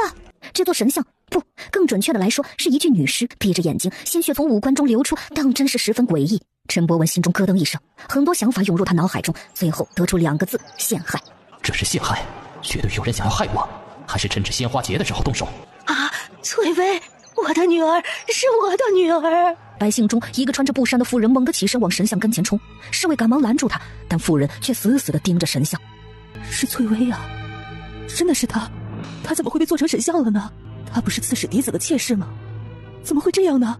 好臭啊！这是什么味道啊？忽的一阵怪味又传了过来，闻着倒像是神庙内传出来的。那个孽子怎么还搞出了人命？搞出人命也就算了，怎么没有处理干净？进去看看，鲜花节发生如此大事，不吉利呀！百姓们纷纷起身，因为恐惧也顾不得刺史在这儿，都朝着神庙内冲去。陈博文赶忙挥手让侍卫们去拦人，但百姓太多，根本就拦不住。有百姓冲到了神庙内，紧接着干呕声传出，那些百姓又跑了出来，满脸惶恐。死人，好多死人，全都死了，跟神像一个死法。刺史的公子不是什么好人，他残害人命，就是连上天都看不过去了吗？里面那些尸体是我们认识的人，二大娘，二蛋找到了，就在里面。这一下，百姓再也忍不住了，纷纷往里面冲，有喊叫声，也有哭声，场面一度混乱，就连柳三郎都凝眉沉思。这是怎么看怎么透着怪异。不过幸亏我在这小白脸身边，不然这么诡异的汉子，搞不好有人会猜是我古门做的。来人，快来人！此案复杂盘踞，将涉及的人都给本官带回去，听候发落。哼，好好的鲜花节，看热闹不成，竟变成了倒霉蛋。凭什么？刺史这是想要杀人灭口吗？关我们什么事？凭什么抓我们？闭嘴！本官办案，哪里有你们说话的份儿？安逸摸着腰间的剑，脸色漆黑。若是不出来，他们尚且不知道大印的官员都是一群强盗，地方官员好大的官威，竟是想一手遮天。我们不去，我们要回家，别找我们。将神庙封了，待查清后定夺。陈博文挥手，在这里没有人比他官位更大，况且他有陈家护着，消息肯定能瞒下来。天哪，还有天理吗？我顾命的女儿哦，当初你被那畜生强抢回去，这才3个月你就没了命啊！当真是没有世道了吗？既如此，娘也随你一道去了，我跟那狗官拼了！翠薇的娘满脸悲痛，她看着自己女儿的尸体，浑身充满了戾气，猛地朝着陈博文冲去。一个侍卫飞身而起，将妇人踹倒，抽出了腰间的剑。大殷要灭了，如此一群败类，大殷灭国指日可待。可惜将军府忠肝义胆，若是白家人在随州为官，定不会如此啊！老将军，请您救救我们吧！崔薇的娘悲痛出声，她不知是哪里来的力气，很快又站起身往侍卫的剑上冲去。反正都是死，她何不早点去陪女儿？崔薇娘，主子，风雪的手握紧，白锦书却深呼了一口气。大印朝堂如此腐败，就算是白家军再强，也护不住百姓。他早就看透了这一点，因而才会另辟蹊径。经此一遭，他要所有人都看着白家在百姓心中的地位是如何越来越高的。他要消失皇朝，失去民心。千钧一发之际，一道凌厉的箭忽地射了过来，打偏了侍卫手上的剑，也救了翠微娘一命。神庙门口，只见一穿着铠甲的男人手握弓箭，满脸凌厉。百姓们看见那身白色的铠甲以及铠甲后写着的字，双眼渐渐红了。是白家的人，是白家军，白家人来救我们了！听见那声音，白锦书才缓缓看向来人，唇角勾起，眼中满是算计。白家人来了，我们有救了，我们有救了！侍卫手上的剑被飞来的箭雨打飞了出去，恰好钉在陈伯文脚下。陈伯文抬头，陈家跟定国将军府有不共戴天之仇，如今在他管辖的地界出事，白家人又出了搅和。将军，救救我们，不关我们的事啊！请将军为我们做主。起来。白楼看向陈伯文，英俊的脸上一丝笑容都没有。原来是白副将，不知副将怎么会出现在随州城？这城中的事情有本官在，怎么副将这样的武将也想要审案吗？陈伯文丝毫都不紧张，别说是白楼，就算是白飞杰亲自来了，今日这事儿他们也休想管。侧使大人错了，本将从未插手大人的事，本将管的是百姓的事。白家军出没之地，百姓必安然无恙。别说大人在此，便是王爷太子，白家军所在的地方也不会违背军令。看不出小白脸还会验尸啊，怪不得不怕那些蛊虫。莫非他是个仵作？你的意思是他已经死了一日了？我儿昨日一直在外未曾归家，随州城学堂夫子何作证？陈伯文眼神一亮，上下打量了一下白锦书，这人好生厉害，都没去验尸体便能看出来死者死了多久。敢问公子可是仵作？陈伯文扶了扶帽子，对着白锦书的态度可谓是十分好。白楼看向白锦书，眼中幽深了几许，不知为何他觉得这人的身形有些眼熟，不过那人是绝对不会出现在这里的。听闻他病了，将军十分担心。在下乃是一名大夫，不过验尸嘛也会。真的？那公子能不能看看神庙那些尸体，能验出他们是什么时候死的吗？陈伯文顾不得白楼，眼下他要当着所有人的面摆脱他儿的嫌疑，看到时候谁还敢说闲话。可一看，但具体还要验尸。白锦书点头，陈伯文则是挥挥手，让侍卫带白锦书去了神庙内。他们都种了一种名为斑藤花的奇药，这种花在下在医书中见过，此花无味无性，若是再过一会儿便会完全消散，没人会知道他们种了斑藤花。种了斑藤花最明显的特点便是指甲还会是正常人的状态，但再过一会儿便会消失。今日在下倒是见识到了斑藤花的奇效，这种花极其难见，也十分贵，轻易不可寻，价格1朵100金。斑藤花嘛，1朵100金，如此大手笔还通药理。听闻举国公手下经营这一家药堂，门下的谋士十分善药理，这些消息都是陈家查来的，外人都不知道。今日之事，怕不是平王跟景妃的手笔，为的就是陷害我，想要扳倒陈家。平王。白楼则是看向白锦书，目光越发的探究。这公子说话很巧妙，看似每一句都不经意，可对于眼下的陈伯文来说，极其容易被误导。只怕是太子党一脉的人要行动了。这位小公子，不知可否随本官回一趟县衙？本官想要记录那些尸体具体的死亡时间，不知公子可是方便？白锦书点点头，随后看向身侧的白楼，微微一笑道：“这几具尸体死因如何，暂时还不能下定论。斑藤花只上他们身上诡异流血，在下刚才略微检查了一下那些尸体，发现有些人身上还有很多外伤。对于外伤，想必没人比军中将士更加了解。若是想要验尸，恐需要白副将的帮忙。”白锦书每说一句话，陈伯文的脸就沉一分。牵扯到百姓，本将自会帮忙。不过陈大人，本将奉将军之令来随州求一味药材。将军的妹妹病了，想必陈大人听说了吧？那药材能救大姑娘的命，故此将军特派本将来求取。白楼的话落，陈伯文的脸一黑，他就说为何白楼会出现在这里？他是孤勇将军白飞杰的副将，白飞杰如今已到青城，青城离这里有数百里。看来白楼几日前就出发来了随州城，他们要的药材又岂会是普通药材？白飞杰就是个莽夫，什么求药？他派白楼来是抢药的吧？好说好说，大姑娘的事下官有所耳闻，若是能帮上忙，自不会推辞。陈伯文心中暗骂，脸上却带笑。如今白锦书的事情敏感，他不会落人口实。如此，多谢。大人，不好了不好了！公子他出事了，他死在了胭脂院。就在陈博文刚松了一口气的时候，有一个管事打扮模样的人慌乱地跑了过来。陈博文则是眼前一黑，往身后倒去。就这一个儿子呀，怎么会？怪案啊！刺史的儿子也死了。若是没有这公子验尸，大家还以为刺史公子畏罪自杀了呢。人群中有人不经意的出声，陈博文猛地吐出一口血，昏死了过去。大人！人群中，蓝笑蒙着面纱，低低的叹了一声。姑娘真是料事如神，她昨日说会去刺史府，今日当真就去了。而不仅刺史的公子死了，昨日他们在姑娘的吩咐下也解决了几个人，只怕一会儿消息一出，随州城都会抖上3抖。县衙停尸房，除了神庙那些搬来的尸体，还有几具年轻公子的尸体，他们并排放在一起。刺史跟县城以及几个身穿华服的中年男人都被人搀扶着站在停尸房外面。白楼站在一边，盯着白锦书熟悉的动作，心中的怀疑再一次涌起，甚至有些恍惚。犹记得那年在战场上有将士被敌军投毒，那人也曾验过尸体。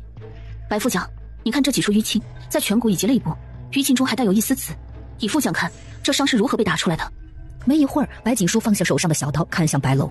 白楼低头在那些尸体上看了一圈，微微摇头，声音低沉：不是打出来的，不是外伤，而是内伤。凡是外伤，伤口处不会一点红痕都没有。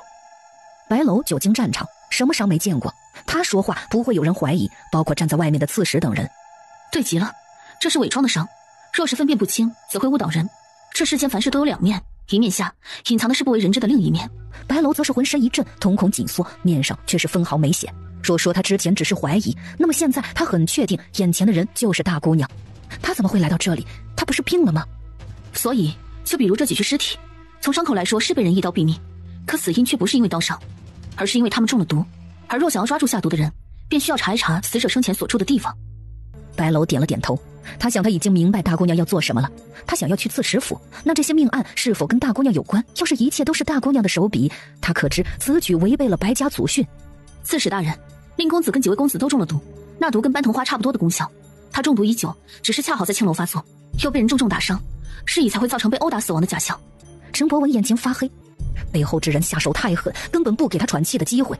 若是他再不反击，那么就真要牵连到高昌伯了。届时陈氏家族全都完了。来人，带苏公子去刺史府公子的宅院。至于白副将，如今命案接连出现，就请副将镇守县衙吧。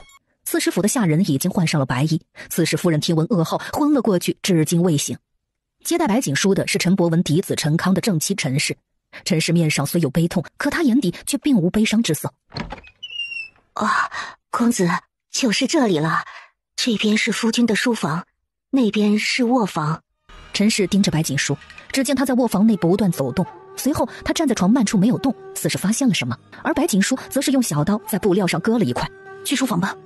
白锦书眼中冷光闪过，荣城离随州城只500里之距，太子一党跟荣城脱不了干系，陈家又如何能干净？而在随州城的陈博文自然嫌疑最大，如今他能光明正大的在刺史府查案，绝不会放过这个机会。公子书房乃重地，外人不可随意进去。你们公子如今死因不明，刺史大人命在下前来检查，你们是要拦着在下吗？你们如此阻拦在下，在下倒是觉得你们有嫌疑。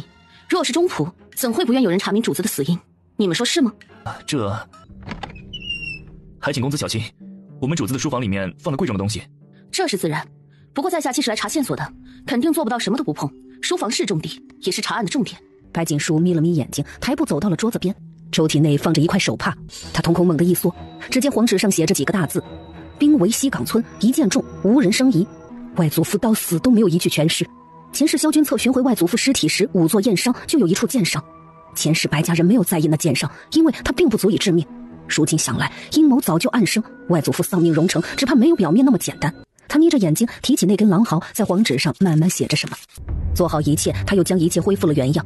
至于那封被换的书信，不会有人怀疑，他模仿的笔迹足够以假乱真。公子，请问有什么需要帮忙吗？进来吧，我发现了东西。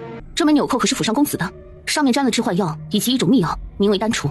莫非是公子见了什么人，有了什么怀疑，故此才会有这枚纽扣？这枚纽扣瞧着倒像是扬州盛产的，属下去扬州城看押犯人时见过这枚纽扣。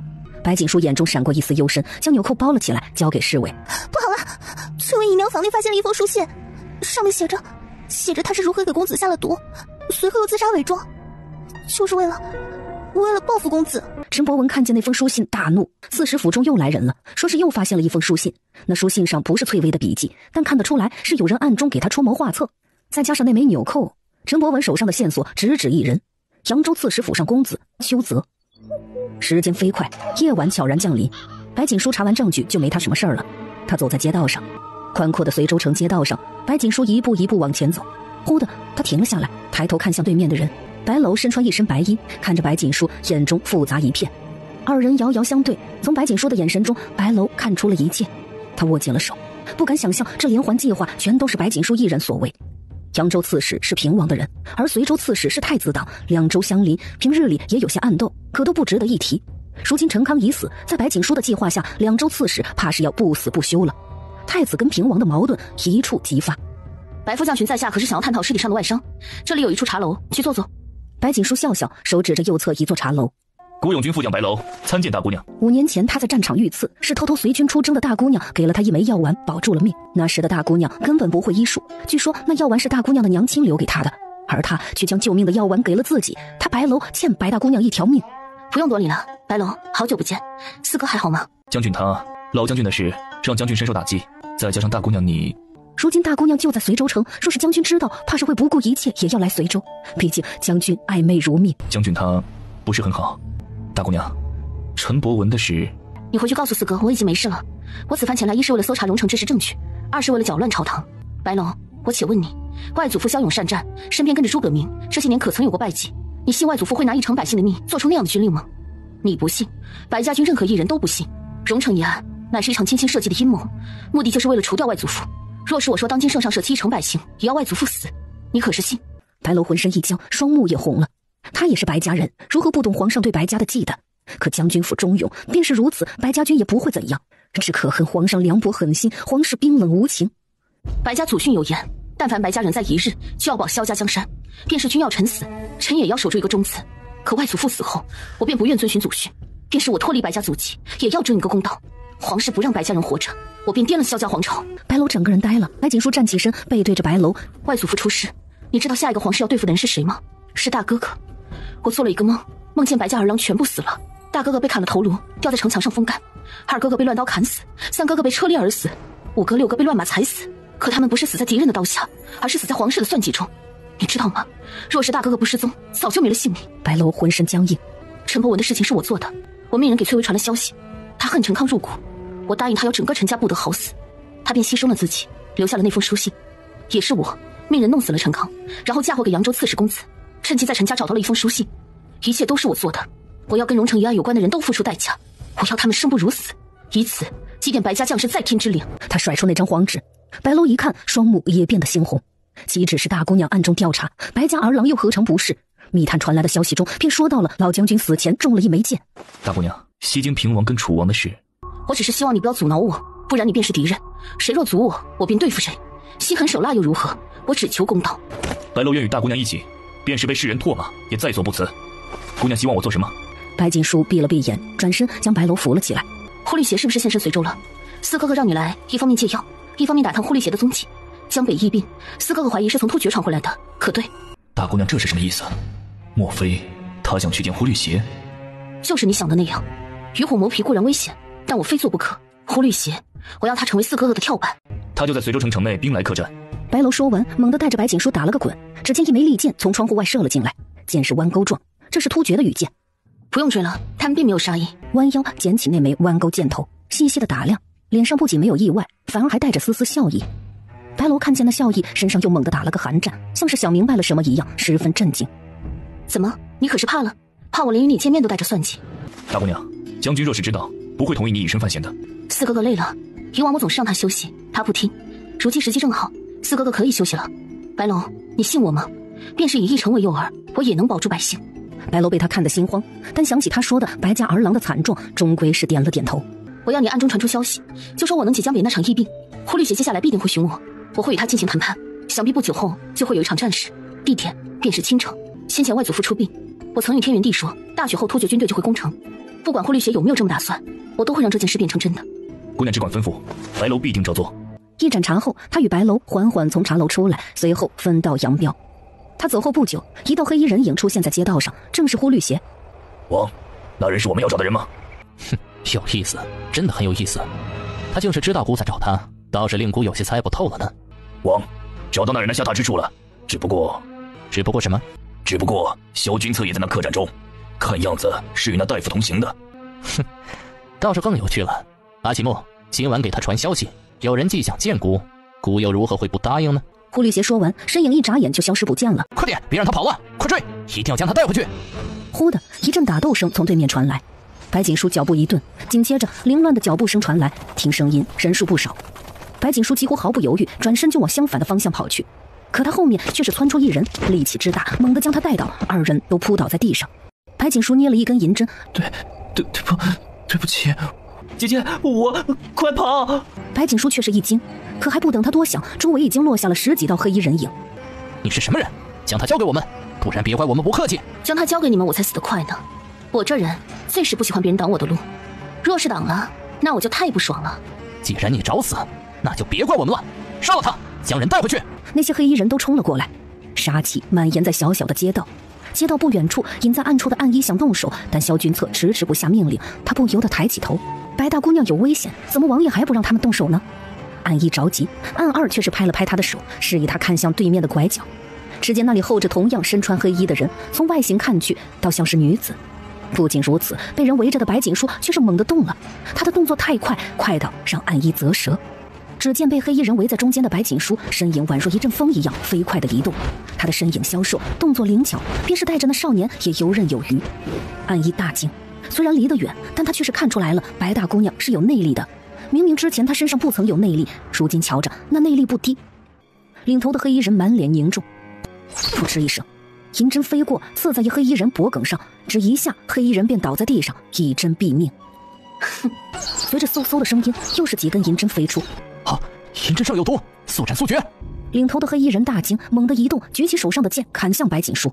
黑衣人也是个高手，且十分擅长杀人，他招式刁钻，内力深厚。千钧一发之际，却见白锦书身边的少年猛地冲到前面，竟徒手迎向黑衣人手上的剑。砰的一声，白锦书眯了眯眼睛，怪不得黑衣人要捉着少年，他体质如此特殊，怕是被有心人盯上了，想要用他这金刚不坏之身。再上，务必将人带回去。我不要走，我不要再吃药，会流血。少年呆呆地看着自己的手，又拽住了白锦书的衣袖。既然少年刀枪不入，他便不用再时刻带着他。他手上捏着银针，身子窜动得越发快，周游在黑衣人中间，将银针刺进了他们体内。找死！白锦书冷冷一笑，他飞快地拾起地上的剑，随后猛地一动，刀光剑影之间，他手上的剑就横着刺在了黑衣头目腰间。砰的一声，忽的暗中猛地飞出几枚利剑，将剩余的黑衣人都击中。一块虎头令牌从黑衣人腰间掉落，摩擦着令牌上的虎头，白锦书眼睛眯起，将令牌收起。白锦书又从袖子中拿出一个瓷瓶，白色的粉末从瓷瓶中倒出，落在那些尸体上。眨眼间，那些尸体就变成了一滩滩的血水，竟是连尸骨都未曾留下。姐姐，我饿了。你想跟着我？少年却是点了点头。少年却拉住了白锦书的手，拉得紧紧的，生怕白锦书会丢下他。不远处，萧君策浑身冷厉，暗一咽了咽口水。看那少年应该是个心智不全的，可偏是这样，那也是个男人。只要是男人靠近大姑娘，王爷都会不高兴。只不过那少年到底是什么身份？竟是刀剑不入，实乃一个奇人。走吧，一会儿要下雨了，气温会更冷，先带你回去换件衣服。少年点了点头。白锦书带着他往客栈的方向走去。他们走后，暗一看着地上的血水，想着一会儿王爷肯定也会善后的。可是大姑娘刚才说一会儿要下雨吗？暗一抬头，只见漆黑的夜空全是星星，根本就没有要下雨的意思。王爷，那些人也走了，应当是没有发现我们。啪嗒，忽的一滴雨水落在他的脸颊上，他抬手抹去那滴雨水，眸中的神色刹那间变换。真的下雨了。暗一震惊，滴滴答答的雨水落下。白大姑娘真的是神啊！她是如何看出会下雨的？当初她在御书房曾说天会下大雪，果真就下了。莫非大姑娘能未卜先知？回去。萧君策吐声，身影也消失不见了。客栈。乖徒儿，你去哪里了？老夫这一觉睡得当真是舒服。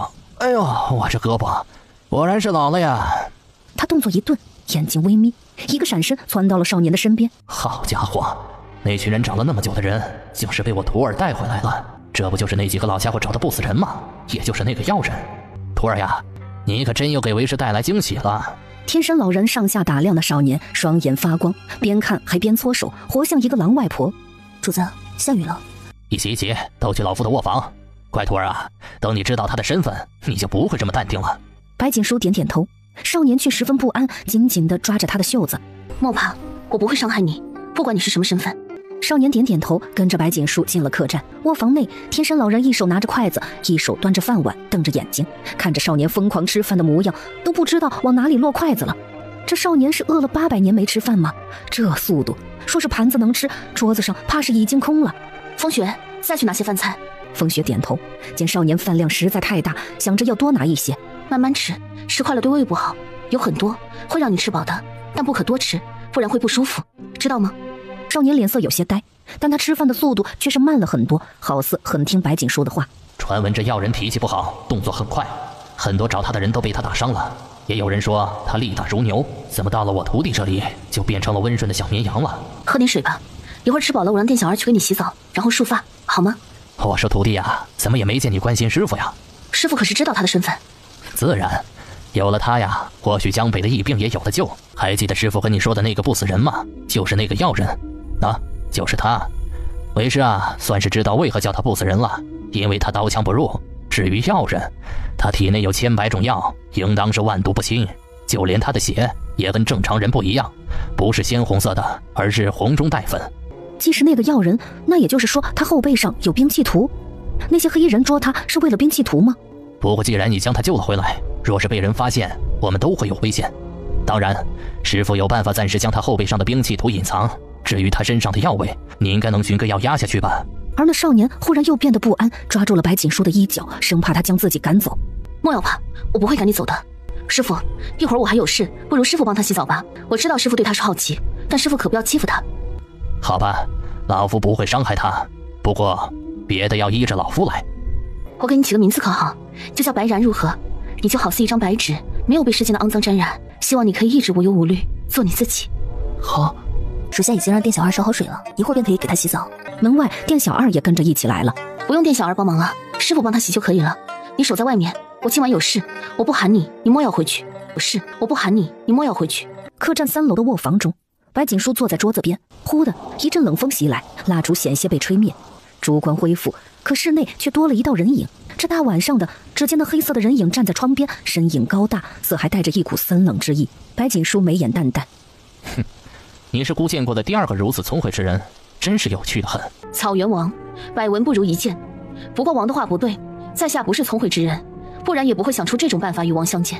王既来了，不若尝尝这茶，虽不是什么好茶，但胜在新奇。王说呢？胡律邪眯起眼睛，脸上的笑意越来越大。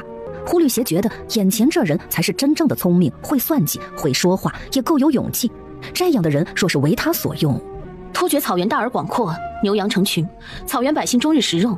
这茶虽苦，但有助于降火。胡律邪端着茶杯的手一顿，眼底闪现一丝杀意。你确实聪慧，但就不怕聪慧过了头，丢了命吗？若是王不在乎草原千万子民的命，在下这条命也没什么珍贵的。王爱民，计谋过人。草原虽大，却也不适合长久居住。想必王一定想过拓展疆土，让草原部落迁移到更好的地方。随后起身，背对着胡律邪。大印前几日的大雪下得很妙，边塞将士畏寒，春日下雪，就连天宫都有成人之美的意味。王一定也觉得这是一个好机会吧？他到底是什么人？在下有一生意要与王商谈，不知王是否感兴趣？王想要趁着大雪攻大印城池，可消息暴露，王不得不暂停计划。可在王心中并未放弃，王一直在找机会动手。可草原百姓以及草原的将士却是生了疫病，王难上加难，这才来了大印，想要寻找破解之法。不知在下说的可对？感受到胡律邪身上的杀意，他又继续道：在下要跟王商谈的事情很简单，若是王想要继续原来的计划攻城，在下可解决王的后顾之忧。而胡律邪的手却是握了起来，眼中的杀意已经不再隐藏。他绝对不允许有人这么了解他的计划，预判了他的预判。这人到底是何身份？你到底是何人？故又凭什么信你？在王说出此话的时候，就已经信了在下。至于在下是何等身份，又为何如此，只能说家世慕容策，精通占卜推算。若在下说一切都是在下推算出来的，王一定不信。那若是在下说在下跟萧氏皇朝有仇呢？王可觉得在下的提议可行？白锦书猛地转身，对上胡律邪的眼神。你说的话，孤还如何相信你？若是你不能让患病的人好呢？万一这是白飞杰的计谋呢？白飞杰命白楼与你接触，孤又如何能肯定不是你们联合起来算计孤？孤攻城，说不定也是你跟白飞杰的计谋。反正王也没想真攻打大印的城池，王的目标是西凉，不是吗？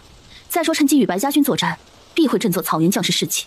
王都想到了，又何须再试探在下？至于能不能让患病的人恢复，王可是差这几日。待在下到达江北，王再动手扶持。你就如此肯定孤会攻打青城，还是说你断定今日与孤谈判，孤就会攻打青城？在下确定，荣城出事，此时攻打青城，最是让人惶恐，也最是能引起大印百姓愤怒。王为何不做？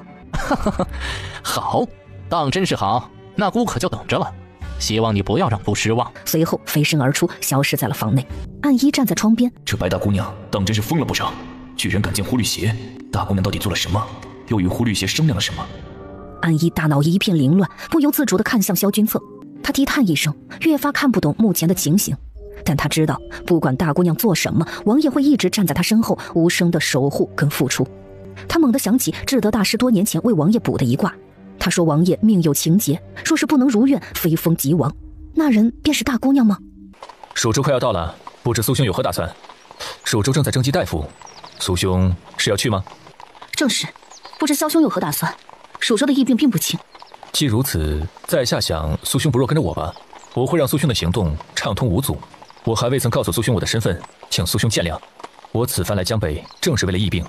实不相瞒，我乃是大印一个闲散王爷，被皇上派来江北，与我一起，苏兄尽可放心。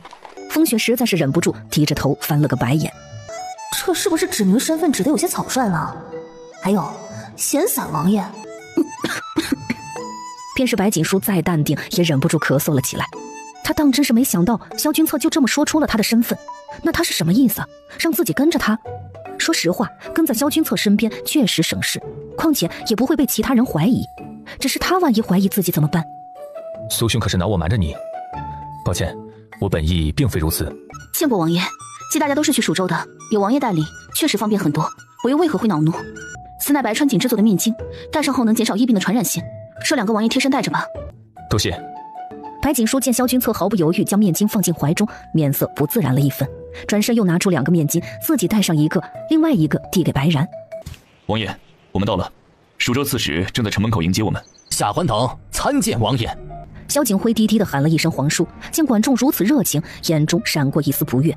无需多礼，你传的书信本王都看了，情况本王了解，故此本王带了一位大夫。神医若是有什么需要，尽管吩咐下官，下官义不容辞，只要能救百姓，便是做什么都可以。白锦书回礼，点点头。见萧景辉看了过来，打量白锦书，萧君策身子一动，将白锦书挡在了后面。进城吧。是。门开的一刹那，白锦书看到了这世间另一副场景，因而放眼望去，到处都是百姓，他们面容憔悴，瘦得不像话，咳嗽声一道接着一道，双眼无光，似乎都觉得自己要没命了，而丧失了活力。风雪跟在白锦书身后，看着地上的百姓，心头有些酸涩，也明白为何主子要以身犯险来江北。他虽将百姓也算计了进去，可他却也在救人，这便是白家人的血性。救救我们吧，我们不想死啊！便是我们不能活，能不能救救孩子？求求大人，求求大人！忽的一双漆黑的小手抓住了白锦书的衣角。哥哥，救救我！我不想死，我家中还有爷爷要照顾，我死了，爷爷便没人照顾了。神医，当真是对不住，这孩子他是烧糊涂了。白锦书却是摆摆手，蹲下身拉着孩子的手，你一定会好的，你爷爷还需要你，还在等着你照顾。你能不能告诉我你现在感觉如何？头疼，浑身无力，总是想咳嗽，其他的暂时没有。刺史大人，不知城中这样的棚子有多少？回神医，城内棚子有230多个，有18家药堂，每个药堂有大概60个位置，全部都有病患。除此之外，下官还将学堂征用了，以方便百姓养病。5家学堂每家大概能容纳200个百姓。关中还未说完话，棚子内一个百姓忽然抽搐了起来。关中一惊，赶忙跑了过去。他一跑，侍卫也赶紧上前按住那抽搐惊厥的百姓。可是他抽搐的太厉害，堵着嘴也将他吐的白沫堵了回去。关中满头大汗，侍卫趁机拿出药丸给那人服下。他们的动作轻车熟路，可见这样的情况发生了很多次了。药丸吞下后，那人抽搐的没那么狠了，侍卫松了一口气，可很快便发现不是药丸生效，而是那人翻着眼皮快要晕死过去了。侍卫大惊，有些茫然无措，管仲也没了法子。白锦书手上捏着一枚银针，他的动作太快了，等管仲跟侍卫反应过来，他已经将那百姓放平躺在了地上。银针落，针针快准狠，让人眼花缭乱，却也针针见效，实在让人惊奇。真乃神医呀！什么神医，简直是庸医！你是要那百姓死吗？观众身后传来一道声音，只见一个背着药筐的老头满脸冰冷。观众看见他，又是一阵头疼。刚才侍卫手上的药丸就是他研制出来的。孔老，这位神医是摄政王带来的。哼，老夫不管他是谁带来的，如今疫病严重，病人大于一切，而且他草菅人命。刚才银针刺下的穴位都是死穴，那人活着与否还不好说。这话可不行说，可使不得呀。啊，这如何可能？那几个穴位都是死穴呀，刺了死穴，如何还能活着？醒了，他醒了呀！看刺史大人的模样，阁下应当是这边的大夫。在下有一个疑问，不知该问不该问。你既知道我刺的全部是死穴，可见你刚才看了许久。你口口声声说刺死穴会要人性命，那你在明知道这样的情况下还不阻止，你将人命置于何处？还是说你想要等着这人死了后再出来指责在下，以此证明在下只是一个庸医，而衬托出你的方法可行？如此，在下倒是不知你到底是大夫还是杀手。你来此是救人还是要杀人？到底是来治病的还是来沽名钓誉的？你才多大年纪，凭何指责老夫？老夫还是那句话，不要以为会医术便能当神医。若说神医当属鬼谷中人，你也配让人称一声神医？多谢神医救命之恩，若不是神医，我就死了。你先前还吃了老夫的药丸，你懂什么？不，我就是吃了那药丸才觉得越发难受。若非神医施针，我便没命了。不可能，药丸中有甘草、成蝇草等数十种止咳的药材，再配一浆虫草就可解高热，如何不对？你分明就是在攀咬我。这疫病并非是高热引起的，因而病症不在高热。甘草与成蝇草确实能止咳，但二者属性相克，掺在一起用便会导致腹泻。另一部分是服用了你的药丸。我是根据药方配的药，难道药方也会有错？你的药方是没有错，错在你用了成蝇草。成蝇草喜寒，而甘草畏寒，与其用成蝇草，不如用黄蝇草，两者相辅相成，不会造成百姓腹泻。这里的病人病因不同，用药也因不同，有的人只是咳嗽，并没有腹泻，有的发了高热但不咳，应按照症状将他们分开，对症下药。还有大面积的聚集对病情没有好处，应该将他们隔开，两个人之间的距离最起码要空出一个位置。神医呀，求神医救救我们，求神医救救我们呐！会的，你们都会好的。我相信神医哥哥，相信哥哥说的一定没错，毛毛一定会按照哥哥说的去做的。毛毛说的对，我们也要按照神医说的做，我们一定照做。下官都听神医的，这就按照神医说的将百姓安置，下官这就去。哦，老夫倒是很好奇，你是从何处得知药物有属性的？你可是有师傅？观众看见来人，倒是多了一些敬重，而白锦书则是浑身僵硬，缓缓转过了身。白锦书盯着老头，眼底有些红。师傅对他犹如亲父，不仅救了他的命，萧景辉的军队需要药材，师傅便将鬼谷的药材拿出来给他。想起前世，白锦书猛地闭上了眼睛。可惜萧景辉狼子野心，阴狠狡诈，竟欲想让鬼谷中的弟子归顺于他。师傅跟师兄们不愿，最后被他用计破了山谷，一把火将鬼谷烧了。凤行动作一顿，是看见自己让他痛苦了？不会吧，他明明长得如此英俊，旁人看见他不应该是这个表情啊。在下师承鬼谷谷主，是他亲传的弟子。他不仅教在下药物有属性，还告诉在下药可以多吃，但话却不可多讲。药吃错了有办法救，可话说多了有时候却是要命的。什么时候又收徒了？我本人怎么不知道？不过这小子怎么会知道自己说过什么呢？你说你师承鬼谷谷主，认真的吗？不由得看向凤行，那眼神带着询问，好似在说你什么时候又给我收了个师弟呀？正是。不仅如此，在下还有一位师兄，师兄对在下很好，还教在下分辨药材。原来真是神医啊，还是鬼谷神医。观众一脸原来如此的样子，而那些百姓则是更高兴了，越发觉得自己有救了。虽不知白锦书医术到底如何，可他却将这些百姓的心理摸了个透，倒是聪明，和鬼谷收徒的标准。话是想着想着也跑偏了。哎呀，凤大夫，您怎么来了？可是昨日说的药研究出来了？还没有，还差一味药材。老夫也是纳闷儿。摄政王殿下，齐王殿下，请随下官先去驿馆吧。蜀州的情况，请容下官再禀告一次。可恶，会合那么多人才都在萧君策身边，而我却只能自己拉拢人，如今连一个管仲都拉拢不过来。阿姨，你留下，神医有需要，你立马去办。喂，你当真师承鬼谷？我也略通医术，想跟你这个鬼谷弟子切磋一下如何？这位师兄，在下必定知无不言，言无不尽。谁是你师兄啊？说的好像真是师傅的徒弟一样。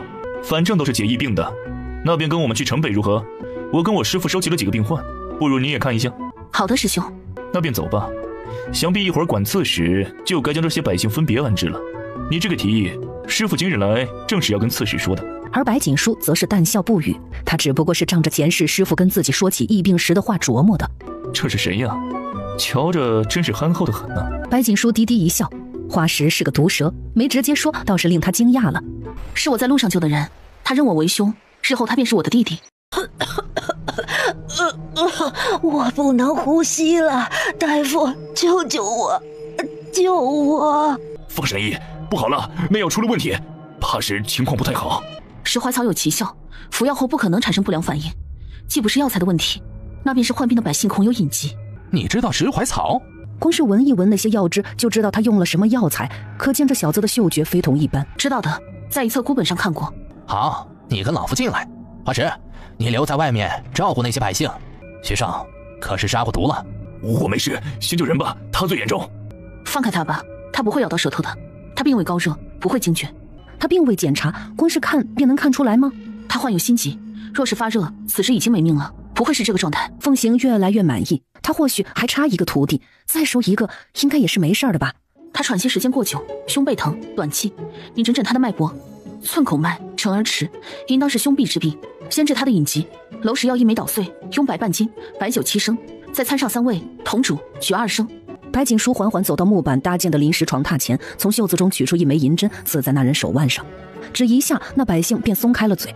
随后，白锦书毫不犹豫，不断用银针刺在那些人身上。他下手太狠，全是大穴或是死穴，看得徐胜头皮发麻。徐胜不由得看向凤行，却在看见凤行眼中的赞赏时，浑身打了个激灵，走了出去。多谢神医，多谢神医救我。凤老，这些人患有不同的隐疾，我知你在研究解药，可是你有没有想过研究2种药？对于没有隐疾的人用一种，对于有隐疾的人用一种。疫病来势汹汹，但大多数人是没有隐疾的，我们可先取得一部分的成功，如此后面便会方便很多。凤行眼神复杂，手指无意识的摩擦，这是他的习惯，他思考时便会如此。白锦书身影来回晃动，一刻钟后，棚子里面居然没了百姓的呼痛声。花石端着药碗站在外面，眼神十分复杂。若非亲眼所见，若非知道鬼谷森严，他都真要怀疑白锦书就是出自鬼谷。以师父的脾气秉性，他知道白锦书以后一定是鬼谷的人。这样也好，多一个人，师父就不会总拿他做实验了。等他走出棚子，暗衣立马走了过来，低声道：苏公子，管仲刺史已经按照您先前说的将百姓都分别安置了。刺史大人的意思是问问，接下来您打算如何做？以前对白锦书尊重，也是因为萧君策，可如今见识到了他的医术，以及百姓对他那种幸福，他从心底里钦佩。将小孩子安排在一处，年老的人安排在一处，再根据他们的症状分类，更加细微的分类。是，属下这就传消息。我亲自去，走吧。神医，刺史大人已经按照您的吩咐，将孩子与年岁大的人安置在里面了。好，我去看看。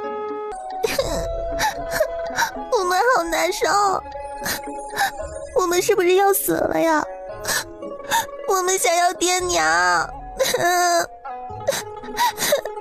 大哥哥说了，不会让我们死的。他说不会，就一定不会。真的吗？我也想看神仙哥哥，他能来看我吗？我好难受。会的，哥哥现在正在忙呢，等他不忙了就会过来。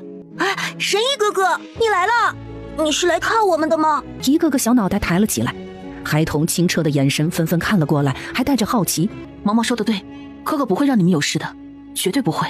白锦书停在一个小姑娘跟前，摸了摸她的脑袋，动作温柔，微微弯腰，暗衣呆呆地看着，似乎有些明白为何王爷会如此喜欢白大姑娘。有些人天生便好似在发光，尤其是对行走于黑暗中的人来说，遇到了便不想放手了。暗衣想着，他身后萧君策缓缓走了过来，看着白锦书，眼神温柔一片。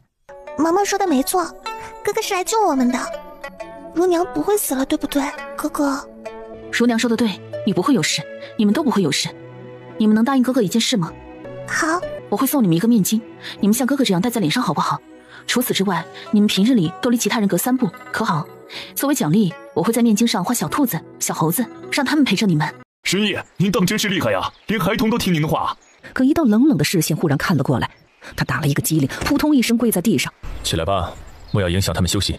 脚步朝着白锦书靠近。莫要太累了，先休息一会儿吧，这里还有别的大夫。我再去看看那些年纪大的百姓，看完再去休息吧。萧兄也要注意休息，我这有一瓶药，萧兄吃了可预防，只要你做好防护，应当是不会有事的。好。他的手伸了过去，不知道又是不小心还是怎样，又碰到了白锦书的手。白锦书想着疫病没在意，萧君策却是唇瓣越勾越高。那我去隔壁的药堂了。只听一道惊呼声从拐角处传来：快拦住他，不能让他进去，快来人！放开我，放开！狗屁的朝廷命官，狗屁的神医，死！你们都该死，都去死！一个疯疯癫癫的老头冲到白锦书身边，也是他愣神的功夫，那老头一口咬在了他胳膊上。失忆！安一飞身便要冲过去，可萧君策却比他更快，他一个转身已经将白锦书拉了过来。萧君策眼中带着杀意，可白锦书却是缓缓推开了他，捂着胳膊往那老头跟前走去。山叔还活着，他还活着。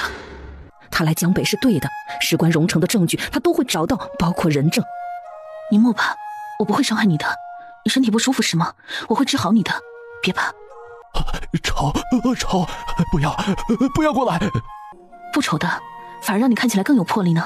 不丑，将他带去后院，我看他病情特殊，需要单独治疗，不用绑着他，那样会让他更加发狂。萧君策缓缓走了过来，给他的胳膊上了药，简单的包扎。暗一握着腰间的剑，眉头紧皱。他是认识白山的，不仅他，王爷也是认识的。他们一直在找白山的踪迹，却不曾想他居然在蜀州，还变成了疯子。我无事，我先去看那些百姓。身后，萧君策一直盯着他的背影，直到白锦书消失在眼前，他缓缓捏紧了手上的金创药。刚才他为白锦书包扎的时候，惊奇地发现他胳膊上的伤口短短的一会儿居然止血了。不仅如此，甚至伤口还变小了一圈。那绝对不是他的金疮药起了作用，他的体质绝不正常。王爷，阿姨，你去听着，有任何不对，立马回禀本王。而萧君策则是随着白锦书去了药堂，果然如白锦书说的那样，年岁大的人情况要更加复杂。他们也不是很配合药堂内的大夫，让人十分头疼。他们无非是害怕、惶恐要多于年轻人。白锦书想了一个办法，便是顺着那些人来，后果也要他们自己承担。他又命人抬了一些十分配合的百姓同住。3个时辰过去，那些百姓开始越发难受，而配合治病的百姓则是舒服地躺在床上。相反的差别直接让那些人不闹了，开始配合治疗。侍卫们大喜，就连大夫也是对白锦书刮目相看。白锦书在药堂内待了多久，萧君策就在药房待了多久。他金尊玉贵地坐在药房中，其他人则是能不来就不来，还会躲远一些。暗一匆忙走来，脸色凝重，在萧君策身边低声说了几句话。此事可是有其他人知道？视线看向还在忙的白锦书，属下一直守着，没让别人靠近。他已经让暗二守在白山那里了。白山的情况不能被任何一个人知道，不然大姑娘就危险了。他真的没有想到，只是短短3个时辰，那白山身上的症状竟是全都消失了，除了神志不清，没有其他的病状。不，也不应该说白山没吃别的，他喝了大姑娘的血。当时他咬伤了大姑娘，流了那么多血，肯定是有一些进了她的肚子中。也就是说，白大姑娘的血能解这场疫病。安一从来没觉得头脑这么清晰，清晰到身上发凉。说是这消息被别人知道了，那么大姑娘就没命了。阿姨，算了，以她的聪慧，看见白山应当就会知道，就算是知道了，也不会放弃。萧君策低低出声：“你过来。”萧君策吐声，安一赶忙又靠近了一些，声音只能2个人听到：“你去取一些白山的血，掺在药中。”王爷，里面的百姓都已经睡下了，王爷辛苦，注意休息。好。隔壁后院，白山被控制在一间卧房中，门口还有2个侍卫以及暗二。别怕，我不会伤害你的。山叔，你还活着，便很好了。死了，都死了，我也该死的。山叔，我会治好你的，不仅你，有我在，我再不会让白家任何一个人丢了性命，绝对不会。姑娘，他闭了闭眼，喉间哽咽，心头急欲呕血。荣城千百白家军的血债，他一定会报。他会送英勇的亡魂回家，让他们得以安息。血，流血，不痛，一点都不痛。山叔，你要将这药吃下，能退热，然后……可话说到一半，他像是发现什么一样，将手探在白山脉搏上，随后脸色大变。山叔，我能不能看看你的后背？白锦书说什么他都点头。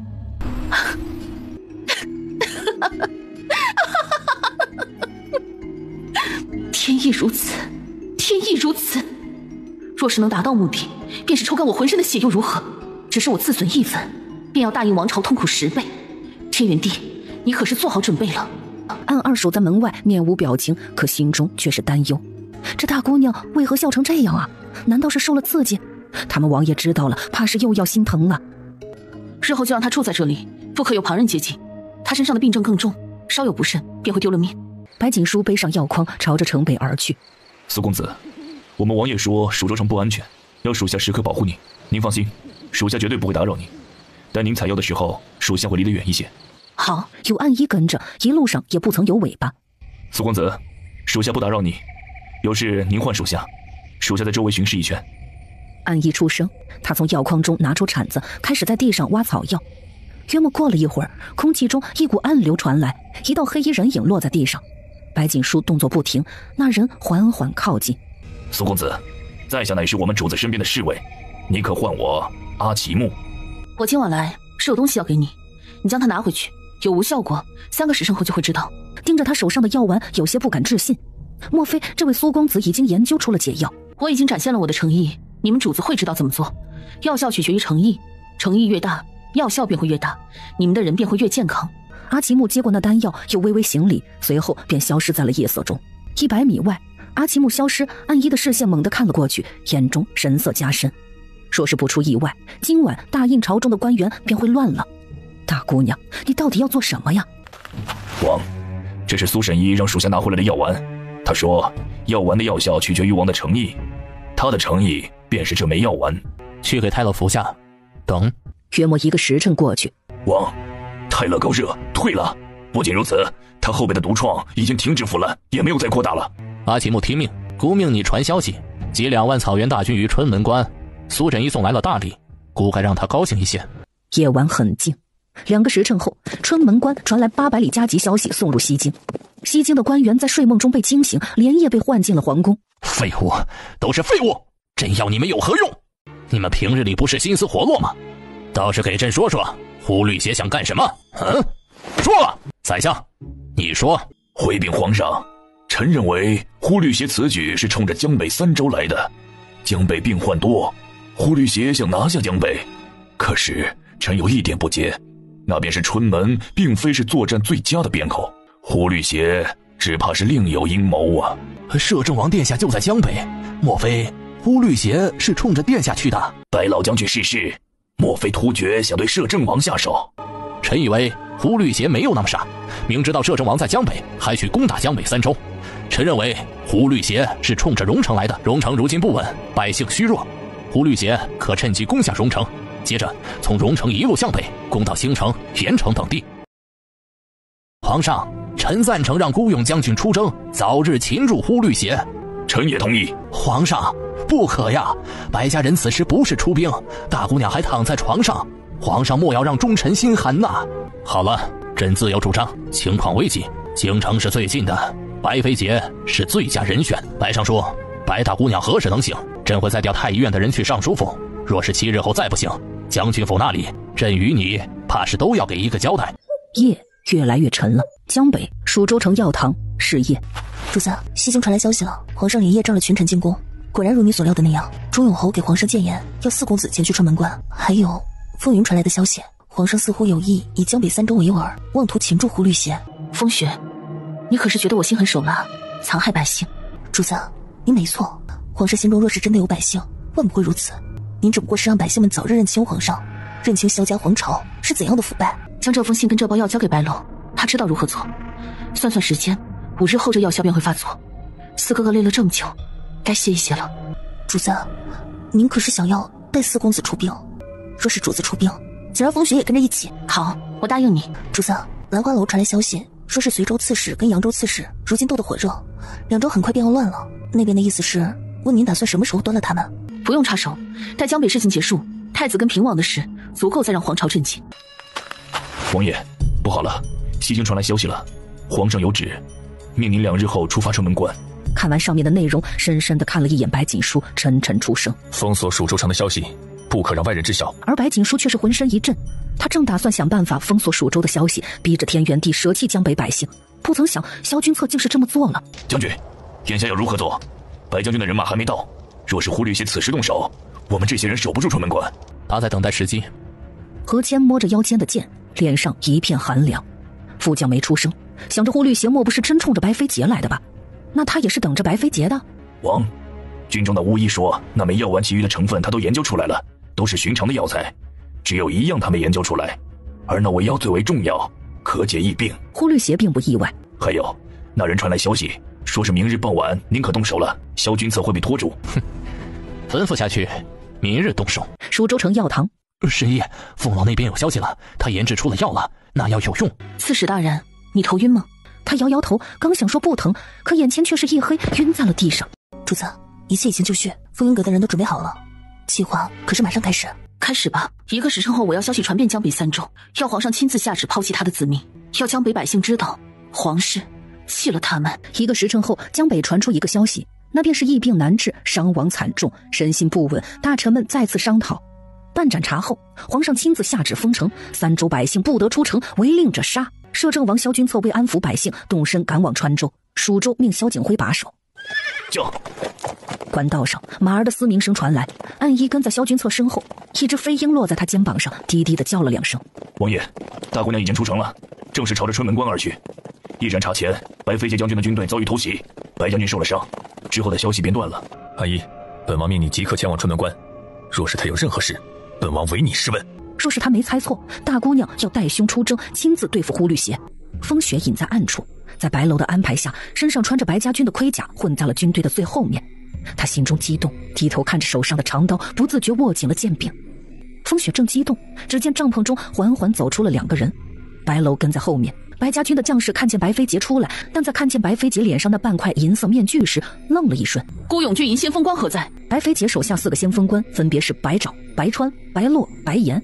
这4人都是白家军训练出的排阵高手。在出发前，白飞节思来想去，顶着悲痛选了一个阵型，名为虚阵。此阵是所有阵型中最为损耗自家将士的阵型，可白飞节非这么做不可，因为春门关后是万千黎民百姓，今日这8000将士已经做好了牺牲的准备。本将命你们修改阵型，不用虚阵，改为阴阳龙蛇阵，可有听清楚？可是将军，阴阳龙蛇阵不是……军令如山，其他的事你们不用管，只需遵守本将军的命令即可。本将以孤勇将军的身份给尔等颁布军令，保全自身，可是有听清楚？我等谨遵将军的军令。而白飞节却是忽然飞身而起，从步兵手上取过白家军的军旗，绑在后背上。马儿长鸣一声，马蹄高高抬起，双脚夹着马肚子，一个前仰，动作流畅又漂亮，驱马前行。所有人听令，出发！天亮之前务必赶到春门关。白飞节冷冷出声，骑马奔了出去。是。白家军高喊一声，队伍快速地朝着东面的方向而去。白楼也骑上一匹黑色的马，他没想到大姑娘真的做到了，没有暴露半分。他对将军太熟悉，便是白家军都未曾识破。官道上，马蹄声跟奔跑声不断，尘土不断扬起。第2日天刚亮，春门关外，黑压压的突厥军队从城墙上看去，触目惊心。号角声与马蹄声不断响起，胡律邪勾起唇角，好整以暇地看向城墙上的何谦。草原王大兵压境，就不怕被4国不耻吗？你莫非是想破坏5国协议？说白将军再不来，他们根本抵不了多久。哼，孤何时违背了5国协议？草原子民沾染瘟疫，孤只不过是想跟大印谈谈。完了，情况比他们原想的还要糟糕。胡律邪是早就将春门关城内的消息打探好了。孟涵想着，一道身影却猛地落了下去。何谦举起长刀，刀剑直指胡律邪。今日便是战死，也要保春门关城中百姓。胡律邪，你可愿与本将一战？王，属下去。阿奇木抱拳，胡律邪点点头。阿奇木猛地从马背上飞身，弯刀抽出，砍向何谦。锵的一声，何谦的长刀对上阿奇木的弯刀，发出响亮的声音。却见何谦猛地下腰，身子宛若一只轻盈的鸟，从弯刀下躲开了。好，不愧是白飞节的好兄弟。何谦将军，好轻功啊！阿奇木则是翻身，手腕翻转，随后砍向何谦。何谦看出他的招式，一躲之后便采取贴身短打。砰的一声，何谦一拳砸在阿奇木胸口，将他砸得后退了几步。好，何谦，你确实英勇，可惜跟错了主子。草原辽阔，你这样的雄鹰就应该自由翱翔。何谦眉眼淡淡，他没说话，而是举着长刀飞快地刺向阿奇木。还是可惜了。阿奇木眼中诡异闪过，一只金雕猛地飞了过来，抓破了何谦的手臂。何谦一惊，只见被金雕抓出的伤口立马变得黑紫。何谦将军兵不厌诈，以你手下的兵与孤对上，是自不量力。但孤爱惜人才，你若是肯归顺于孤，孤可饶你一命。何谦脸色冰冷，举着剑便朝着呼律邪飞去。既你不肯降，休怪我们无情。设计了这么多，任凭呼律邪也想不到，他连他也算计了进来。而呼律邪则是猛地动了，长戟带着森森冷光，对准白锦书的头劈来。突厥人善用弯刀，再加上他们人数多，气势大涨。阿奇木跟阿泰木则是一个朝着白楼进攻，另一个带着突厥军攻城。白楼被阿奇木缠上，视线却是注意着白锦书这边，眼看着呼律邪的长戟便要落在白锦书头上，白楼恨不得冲过去替他接下那一下。可这是在战场上，大姑娘并没有作战的能力。白楼想着，越发心急，与阿奇木作战也用了全力，只盼着尽快解决阿奇木，去帮白锦书。枪的一声，红缨枪竖起，猛地抛向半空，竟是在半空转了半圈，锋利的刀尖擦伤了他的面颊。呼律邪瞳孔一缩，猛地转身，握着长戟的手微微用力，便将长戟拉了回来。好，短短几年，白飞杰进步如此快，只不过这是什么招式？以前他从未见过，倒像是双转回马枪的基础上转化来的另一个招式。白家军听令，留一队人马护住城门，其余人进城。白锦书高喊一声，白家军的将士迅速地动了。他们训练有素，人数虽多，可跑起来的时候十分整齐，几乎是眨眼间的功夫。他们分为了两部分，一部分守在城门口，另一部分则是朝着城内而去。孟涵站在城墙上，吩咐着将士极快地打开城门，放白家军进去。白衣，火箭准备，放！而已经进入城门的白衣手上拿着锦旗晃了一下，没一会儿，白家军的将士便出现在了城墙上，数百枚火箭对准了突厥士兵。你不是白飞杰，你到底是谁？呼律邪眼睛一眯，看着白家军那陌生的阵型，你错了，本将就是白飞杰，不过今日是取你命的白飞杰。手上的长枪转着，猛地逼近呼律邪。呼律邪被白锦书逼得后退两步，长戟甩出，身上内力凝聚，对上了红缨枪，砰的一声，两股力量之强，强的双方都能感受到握着武器的手被震得有些麻。不管你是谁，孤今日都不会放过你。那便要看看你有没有那个本事。白锦书弯腰，双手成拳，凝着内力砸向呼律邪。你去死！又是砰的一声，王小心！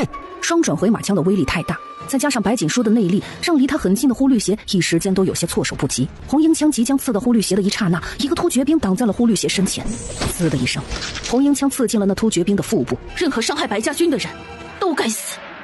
红缨枪挑起那士兵的躯体，将其甩飞了出去。可是孤勇将军白飞杰也如此残酷了？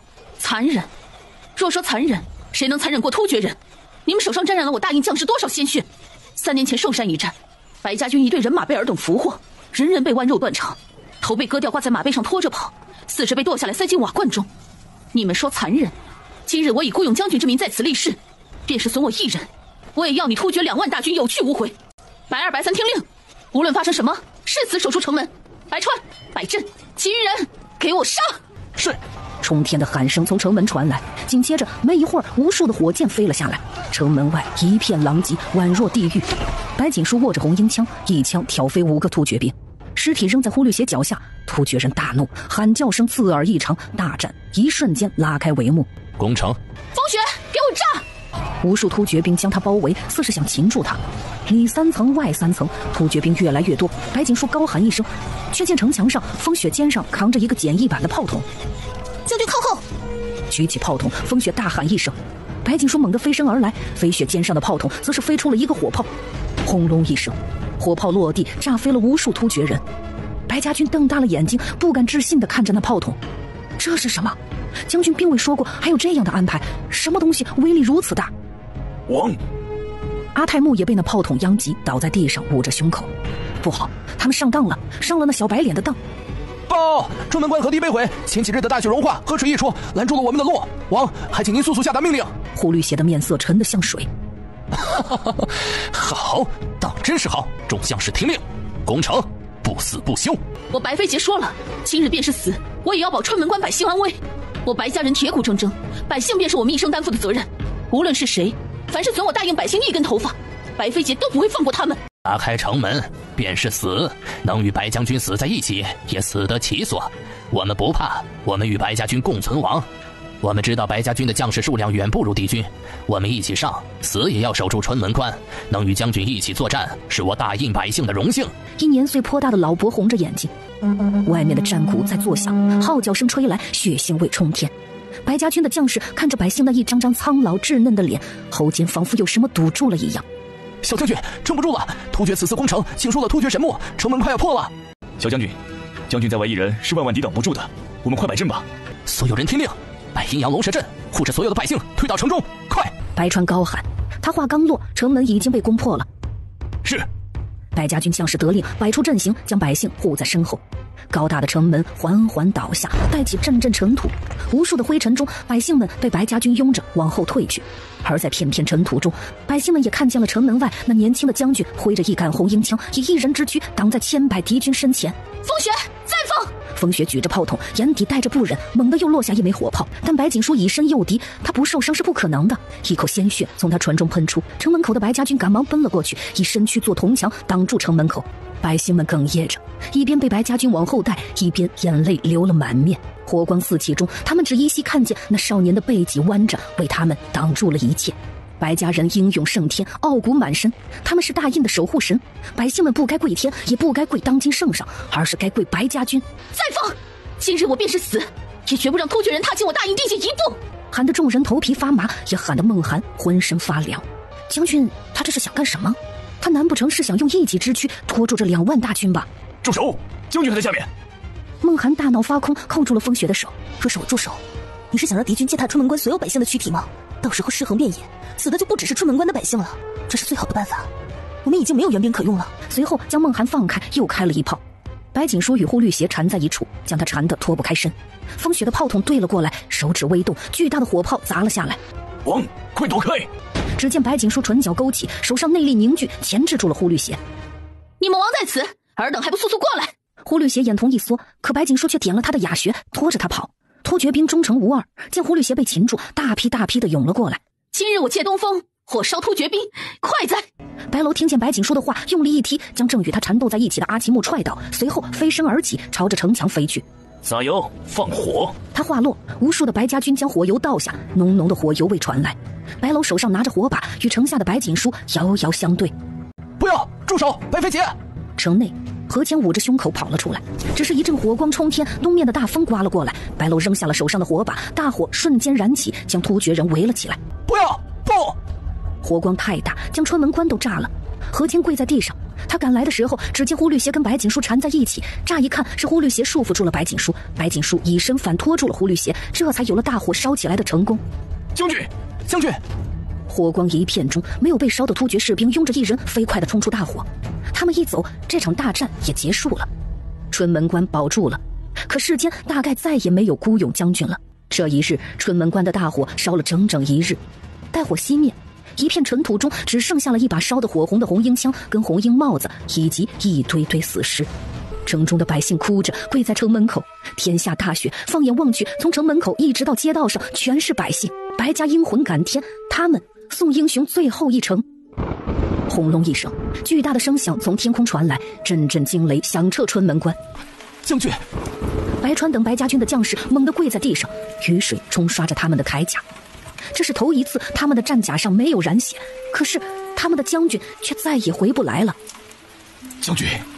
无数白家军跪在地上，泪珠大颗大颗的往下落。年轻的少年郎们第一次红了眼睛，也有了迷茫。老天哪，你开开眼吧！我愿意用我这副卑贱之躯换白将军回来，你开开眼吧！我也愿用我的命换白将军回来。孩子，你们要记得，今日有一个少年将军，为了孤城，用他自己的身体挡住了2万敌军。日后待你长大了，投军便投白家军。大雨落地，何谦跪在地上，看着那一堆残骸，沉默无语。没有人去动那些尸体，因为他们怕惊扰了白飞姐。何将军，将军来时嘱咐属下，日后孤勇军营便托付给您了，请您带领白家军重建春门关，让这里变成铜墙铁壁，让敌人不敢再犯，让春门关的百姓不用再流离失所。你早就知道白飞姐的打算是不是？你为何不拦战？为何？何谦站起身，揪住白楼的衣服，眼底像是染了血一样。那个鲜衣怒马与他相谈甚欢的好友再也回不来了，便是要牺牲也该是他，他才是这春门关的主将，谁让白飞杰自作主张了？因为将军不想让江北3州百姓再受战苦，因为白家人不能看到敌军践踏我大印子民，因为春门关没有援兵可用，因为将军他出自定国将军府。何谦将军，你自认为躲在春门关便是守住本心，可是关键时刻你就是用命守的吗？你这一身抱负才华就要被打压至此吗？将军非要这么做不可。江北3州尽数封城，百姓如何尚且不知？若是敌军今日破了春门关，3州百姓加春门关百姓全都死无葬身之地。定国将军府忠勇满门，你告诉我，将军如何能看着百姓死？如何能？原来情况竟是如此紧急，白将军他是被逼的没有办法了才会如此。地上的血将地面染红，雨水冲刷着那些血迹，染红了人们的眼，也染红了人们的心，哭声遍地。春门关保住了，百姓们保住了，可是将军却没有了。白川，传消息回西京，春门关一战，白家军损伤7人，孤勇将军白飞节战死。江北3州原本起义的百姓听闻噩耗，也安静了下来。又过了1个时辰，民间流出一个传言，说是钟永侯在朝堂谏言，以3州百姓为诱饵，妄图擒住胡律邪。3州全民怒骂钟永侯。联想到昨日皇室下达的封城指令，百姓们也明白是皇室放弃了他们，他们不闹不吵，静静地跪着。越是如此，便越是衬出皇室的无情。蜀州传来消息，说是研究出了治疗疫病的方子，只不过需要一味药材，名为石槐草，但石槐草罕见，极其难寻。可奇怪的是，消息刚出没一会儿，便有人送来了大批草药，其中不仅有石槐草，还有很多其他的草药。人们一打听才知道，送药的人是白家军，且还是孤勇将军军营中的将士。原来白飞节来青城后，一直命人搜集药材，为的就是有朝一日大夫需要时，不至于没有药用。百姓们听到消息越发沉默，纷纷涌上街道，无声的哀悼，甚至他们还拖着患病的身躯做了孔明灯。千百盏孔明灯飘到半空，每一盏上面都写着一个大大的白字。江北3州的百姓很多，多到孔明灯挤满天空。那么多灯飘在天空，当真是壮观极了，也震撼了3州以外的百姓。春门关城外数10里的一处树林中，一人穿着白色的外衣躺在地上，周围的土地上全是血迹。这人正是白锦书。天渐渐暗了下来，这处树林茂密，能遮一些雨。幸亏雷电没有多大，一双黑靴缓缓靠近，低低的叹息声传来，一双修长白皙的手伸了过来，随后将白锦书大横抱起。白锦书头疼欲裂，他猛地睁开眼睛，若溺水的人上了岸喘息。他扭了扭头，白锦书咬了咬牙，慢慢坐了起来。他用手捂着肋下，穿上鞋，走到窗户边，将窗户推开，哗的一下，只见漆黑的夜空中，数千盏孔明灯飘在半空，每一盏孔明灯上都只写着一个白字。他低头，只见街道上无数的百姓跪在地上，双手合十，似乎在祈祷。白锦书唇角勾起，闭了闭眼，心也泛着涟漪。他做到了，四哥哥不会再像前世那样悲惨，将军府永远不会失去白飞节。从此后，白飞节会换一种方式活着，而他担负的责任从此后由他白锦书担。咯吱一声，门被推开。你肋骨断了，不宜走动，怎么下来了？多谢公子救命之恩，待在下好了，必将报答公子。白锦书微微抱拳。我倒是不知，如今大印的风土便是女子自称为在下吗？你倒是有趣。白锦书摸了摸脸，又摸了摸自己的脖子，动作一顿。他伪装的声音还在，但脸上的面具却是早就不见了。你莫要担心，这衣服是客栈的老板娘为你还的。要不要我扶你去床上？你的伤势很重。白锦书摇摇头，自己慢慢的又回到了床榻上。门外，刘云瞪了瞪眼睛，他们殿下有些不正常，他竟是主动要扶着白大姑娘吗？殿下他不喜女人的呀，莫非智德大师说的是真的？殿下若是命中想要有姻缘，那个人就一定要是白大姑娘。房内，上官玉坐在凳子上，端着药碗递到白锦书跟前。你能自己喝吗？你有伤在身，喝完便休息吧。多谢。白锦书点点头，将药碗接了过来，将药一饮而尽。请问公子如今是何日？我们又是在哪里？风雪他们找不到自己，怕是会着急，且四哥用了他的药还在昏迷，他需要尽快回去。今日是天元18年3月28，此处乃是汉州。还好他昏迷的时间不久。听公子的口音似乎不是大印人，不知公子出自何处？日后我若是想报答公子救命之恩，该如何联系公子？我吗？我确实不是大印人，我来自西凉，来大印是为了5国春宴。我家中有些药材生意，故此来了这里。说来也巧，不知是不是因为这个原因，我这一路呀救了2个人，除了你，还有1人在隔壁躺着。若非你们昏倒的位置不同，我还以为你们是兄妹，毕竟你们眉眼生得有些像。上官玉垂眸，眼中闪过一丝笑意。白锦书闻言却是浑身一僵。这位公子，你不能进去。哎呀，我不过是说了一句，你生得跟那位姑娘有些像，你怎么还发疯了呢？而门猛地被推开，一人跌跌撞撞地走了进来。白锦书看见那人，眼眶一红。刘云一手捂着胸口，这孤勇将军手劲真大呀，这给他扒拉的那叫一个酸疼啊！太子殿下这救人还救了一双，这俩兄妹与殿下倒是有缘，不，也不能算有缘。殿下他一直跟着白大姑娘，自然能及时的救人了。哦，看来你们认识，还真是巧了。那我就不打扰了，你们想必有话要说哦。不过你身上有伤，说完话还是要快些休息啊。多谢公子。这间客栈是上官玉在大印的暗室，里面全都是他的人，也不用担心有人听墙角。殿下，胡律邪从春文关回去后便动身去了东周，您料想的果然不错。胡律邪根本就没有打算动西凉，只是春文关一战，怕是让胡律邪十分的恼火。属下还是头一次看见突厥王被算计得如此惨。此前您将消息放回西凉，皇上将10万西凉军交给了您调遣，如此一来，只怕七皇子气得不轻。说起来，都多亏了白大姑娘。本宫是要感谢她，所以你们觉得本宫提亲的时候以国礼相求，如何？刘云震惊，刘峰则是很淡定。智德大师都说了，大姑娘是殿下命中的妻，待殿下日后登上皇位，大姑娘自然是母仪天下，以国礼相待说得过去。殿下，您抢先一步救了大姑娘，我们的行踪怕是已经暴露了，萧军策的人已经追了过来，我们接下来要如何做？白锦书看着白飞杰，忍不住站了起来，他的双眼逐渐氤氲，泪珠顺着脸颊流下。阿美，莫哭，四哥在。怀中的少女娇小，却瘦得很，瘦到白飞杰觉得硌手。他眼眶酸涩，自从祖父战死，他没有一日不担心家中，更担心阿妹会受不了打击。尤其是听闻他昏迷，他心如刀绞。这可是白家六子捧在手心中的宝贝啊！哥哥，楠楠以为再也见不到哥哥了，我以为再也见不到哥哥了。都是四哥不好，是四哥的错。楠楠莫哭，楠楠想干什么，四哥哥都为你做，好吗？四哥，我梦到外祖父去世后，你与几个哥哥接连出事。我梦到大哥哥被割了头掉在墙上，我梦见二哥被乱刀砍死，梦见三哥哥被车裂而死，梦见你被大卸8块，五哥六哥被乱马踩死，我梦见舅舅们都死了，而白家女眷被充了军纪。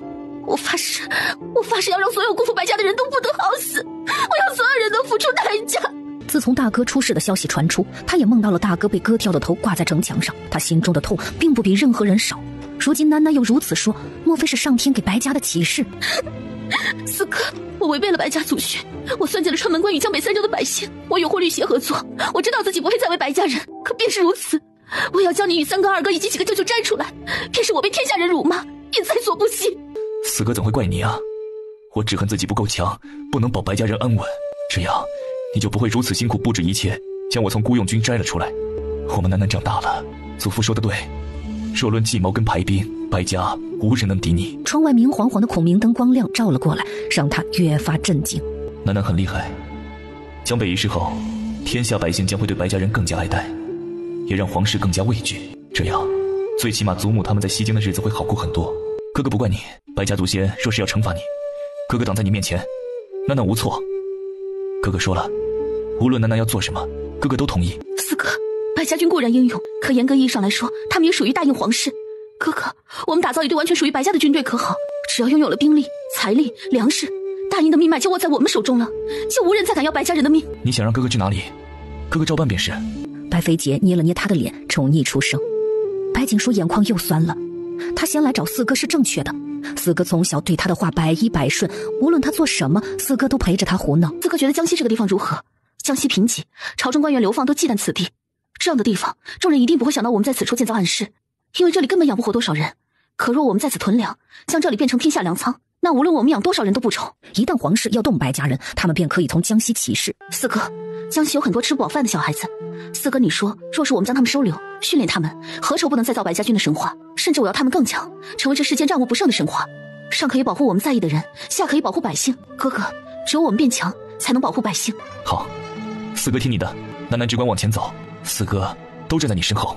好，四哥，江西的事情不急，我们先找到大哥哥。我手下的人传来消息，大哥哥最后消失的地方是在滇南江霍城。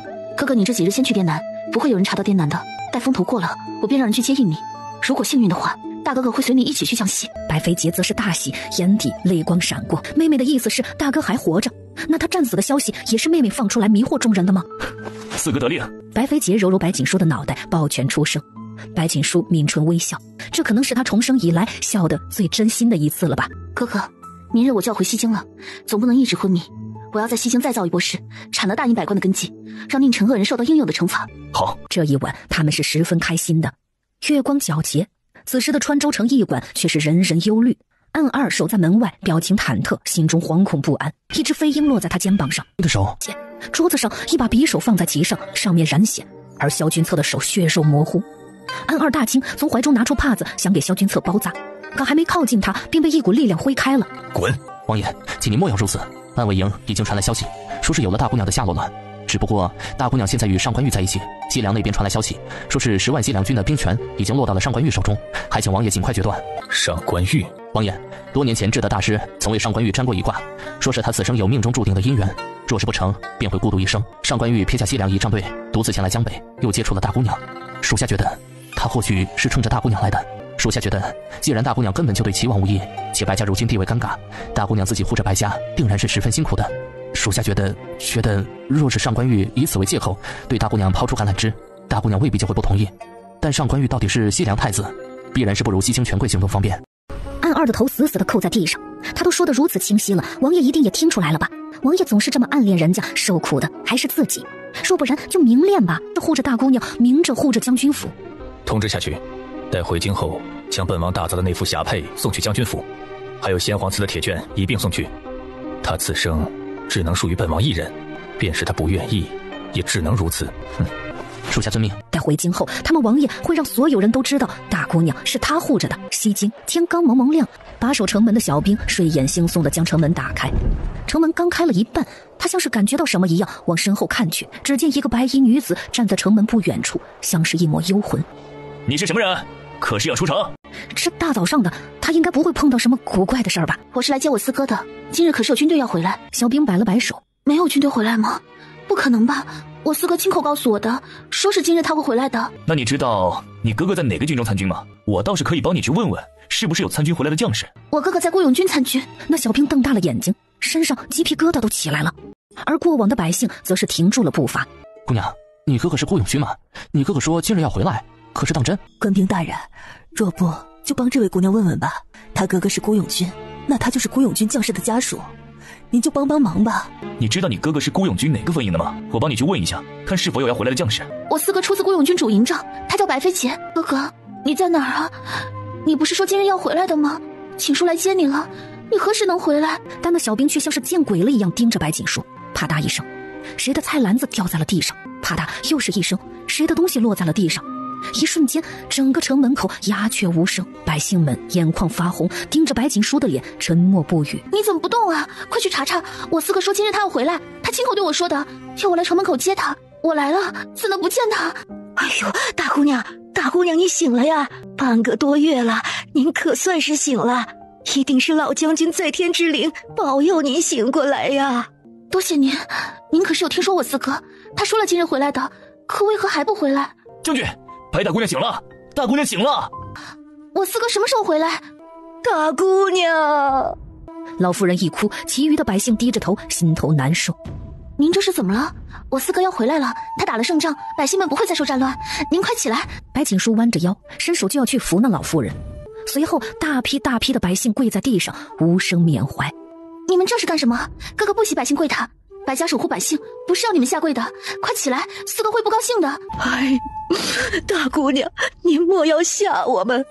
孤勇将军他已于3日前战死在春满关了。不会的，四哥亲口告诉我的，他昨晚才告诉我的，如何会死？他亲口告诉我的，怎么会死？我不信，我不信！白锦书疯狂摇头，往城外跑去。哎，大姑娘！百姓惊呼一声，而守城将军刚下来，便看见白锦书双眼发红，往城外冲去。大姑娘，百姓们说的是真的，白将军他确实已经战死了。守城将士大喊一声：“你说谎！你可知造谣义军将领有什么样的下场？”白锦书扭头，猛地拔出守城将士腰间的剑，架在他脖子上。守城将士动也不敢动，他不敢伤害白锦书，更不敢还手。你再敢拦着我，休怪我不客气！白锦书握着剑，又朝着城门外跑去。身后一道马儿嘶鸣声传来，文人言穿着一身白色的衣裙，看见白锦书的身影，他瞳孔一缩，从马背上飞身而起，瞬间拦在了白锦书跟前。锦书，你莫要冲动，我们先回去好吗？先回去再说。我不回去，我要去见我四哥，我不回去。锦书，白飞杰已经死了，他战死在了春门关。他话落，白锦书手上的剑掉在了地上，身子朝着地上倒去。他朝着城门口的方向跪下，眼泪一滴一滴砸在地上。百姓们看得心酸，慢慢跪在他身后。或许白将军他真的回来了，就让他们一起跪拜将军吧。短短几日，定国将军府先是老将军横死，后是大公子失踪，如今四公子战死，失去亲人有多痛，他们怕白大姑娘受不住。四哥，你不是说带你回来后要带我去西京有名的酒楼吃饭吗？你不是说要摘最好看的花给我吗？你还说过要教我习武，我一定好好学好不好？待我学会了，我便可以上战场了。我为何如此羸弱？我为何如此没用？若是我早些习武，我就可以跟着你一起，你就不会出事了，是不是？低低哑哑的话从白锦书嘴中传来，文人言眼泪落下，心头难受的厉害。他最是知道白飞姐与白锦书的感情有多好，这样的痛怕是会用一生来治愈。四哥，大姑娘，请您节哀呀，您可千万要保护好身子，白飞节将军在看着您呢。是啊，大姑娘，请您爱惜好身子，四公子在天之灵会保佑您的。西京街道上放眼望去全是跪地的百姓，他们将街道都堵了，也堵住了城外来的人。抬轿子的人无奈只能停了下来。公主，前面道路被百姓堵住了，听闻是白大姑娘醒了，正跪在城门口，说是要找白飞节将军。哼，白锦书，本公主还以为她要死了呢，怎么没死成又活过来了？哦，本公主倒是忘了，她哥哥死了。哼，真是有意思啊，她要找一个死人。本公主要立刻进城，若是耽误了本公主的好事，唯你是问。这样，去通知前面的守城将士，让那群贱民让开。女子的声音张狂。哼，永欢公主车驾前，尔等居然敢堵在这儿！守城将士是哪个？还不赶紧将他们驱散，给公主的车驾让路！请公主恕罪，皇上2日前有令，百姓们可随时悼念白将军，末将不能驱赶百姓。你大胆！若是耽误了公主进宫的时间，你可担待得起吗？白大姑娘是吗？哼，你要悼念白将军，干脆回将军府悼念好了，拦在这里阻挡别人入城又是为何？将军保家卫国战死，那不是应该的吗？你又何至于弄出这么大的动静？你再说一次，你再说一次，说！再说一次又如何？本宫不知何时保家卫国的将士如此矫情了。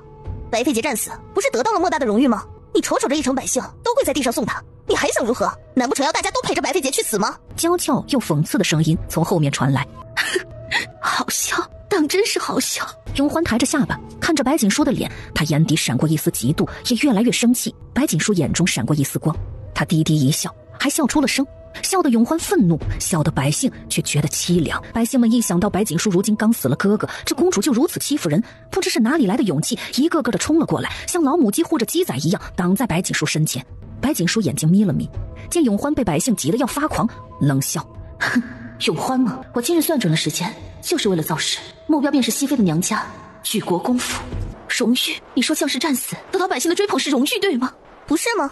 白飞节身为孤勇将军，他的职责不就是打仗吗？且不说是为了保护百姓而战死，就说这难道不是他的职责吗？他为职责而死，你却在此哭哭啼啼又是什么意思啊？这里是城门口，你故作悲态要做给谁看？公主殿下，我家中也有去参军的儿子，儿在外，我这个做母亲的不曾睡过一日好觉啊。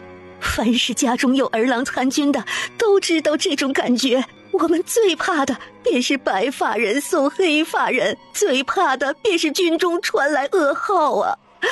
但即便是如此，我们知道保家卫国是荣誉，可这份荣誉却是带着伤痛啊。儿郎们在外征战，从来不是为了所谓的荣誉，而是家国呀。若说是为了什么荣誉，那这世间没有任何荣誉能比得过人命啊！贱民，你敢如此说本公主？是，我们是贱民，您是高高在上的公主，可您说的我们不能认。大英的将士绝非你说的那样参军都是为了荣华富贵，一上战场便是将命都交出去了。若是在乎那些虚名头，那便不会参军。永欢公主，你是在侮辱所有的将士。你们放肆！我外祖乃是举国公，他也曾带军杀敌，我举国公府上也曾死过将士，怎么没有如此大肆宣扬？为何没有实事拿来说？同样都是将士，为何白家人特殊？就白家人矫情是不是啊？文人言气得半死，他特别想冲上前给永欢2巴掌，可他又怕胡闹过后家中将他关起来，这样他就看不见白锦书了。是吗？我想公主殿下说的战死的人，应当是国公府上的3公子吧？这些年举国公府貌似就失了他一人吧？若是他的话，我想公主搞错了一件事，3公子他是如何死的，没人比国公大人更清楚。说起来此事还与我将军府有些渊源，若公主谈起此事，锦书倒是有几点想要说。白锦书往前走了几步，眼中全是冷意，身上的气势骇人，让永欢忍不住打了个激灵。大英天元13年，举国公奉旨带5万大军出征中关城，当时中关城下，中关县被敌军包围，300多名百姓被敌军当作人质。举国公与府上3公子和解，不顾成为人质的百姓强行攻城，妄图夺回中关县，却中了敌军的埋伏，造成大军损失了1万将士，人质惨死1半。3公子胸口中箭丧命，是我远隔一城的二舅舅率领白家军冲了过去。当时二舅舅只带了3000白家军与敌军厮杀，为救举国公，二舅舅险些被砍掉1臂，白家军3000将士惨死大半。随后中关县收回，血腥味传遍四周，3天未曾消散。若是没有二舅舅，不知举国公是否可以全身而退。你说3公子和解是英雄，是我不敢苟同。他若是英雄，惨死的百姓不会认同，惨死的白家军也不会认同。是以，我想问公主，3公子和解的死为何没有人会缅怀？府上为何对他的死只字不提？你如今又说起3公子，不觉得太可笑了一些吗？此为1点。其次，你口口声声将举国公挂在嘴边，不知举国公若是知道当年救了他的二舅舅之子白飞节被他的外孙女说成是贪慕虚荣的将士，死了还要被泼脏水，又会作何感想？还是说公主此举是被举国公府教导的？是以，举国公府是何居心？此为第2点。第3，你说举国公满门将士，从天元13年开始到如今，举国公上过几次战场？手中的军队黄金兵又战死了多少？屈指可数吧。我白家军将士的残骨，便是5个国公府也堆满了。敢问公主，这又是多少你所说的荣誉能换来的？还有，你身为公主，使百姓供奉，却一口一个贱民喊着他们。大英王朝千万百姓每年纳税养国，不是让你张口闭口贱民的喊他们。你固然是公主没错，但天下百姓都是圣上子民，你此举不仅骂了圣上的子女，更是骂了圣上。你身为公主，失德失行，不检讨一下自己吗？最后1点，我4哥孤勇将军白飞节，自13岁随大军出征，从一个小兵做到将军的位置上，6年打了上百场仗，获了数万百姓免于战苦，身上没有一块完整的地方，便是我哗众取宠，想让百姓们跟着我一起祭奠，不配吗？是否不配？白锦书穿着一身白衣，说完身形晃了晃，好似说这些话用尽了他身上的力气。百姓们担忧地看着他，越发激动。这便是白家人，大姑娘都如此了，还在护着他们，怎么不让他们感动？他配，孤勇将军他配。街道的一头，一道响亮的声音传了过来，傅子轩的身影缓缓出现，他走路一拐一拐的，看样子是身上有伤，可便是如此，他却走得异常坚定。直到停到白锦书跟前，他一掀衣袍，朝着城门口的地方跪了下来，高声喊道：我代表我自己叩谢白将军，望白将军走好。傅子轩跪在地上，不远处几位年轻的公子缓缓出现，他们眼神复杂地看着傅子轩，实在想不明白他为何如此反常。前方可是有什么事？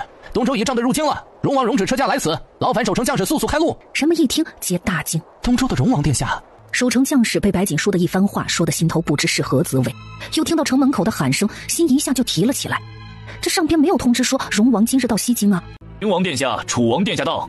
楚王与平王骑着马缓缓靠近，一看见白锦书，楚王先是松了一口气。白锦书若是再不行，只怕他这个被他救的王爷也要引起民愤了。可一想到刚才暗卫传来的消息，楚王头又疼了。如今不知为何，他有点怵白锦书，尤其是刚才暗卫说白锦书像是中邪了一样，说白飞节给他传信了，他更是觉得诡异。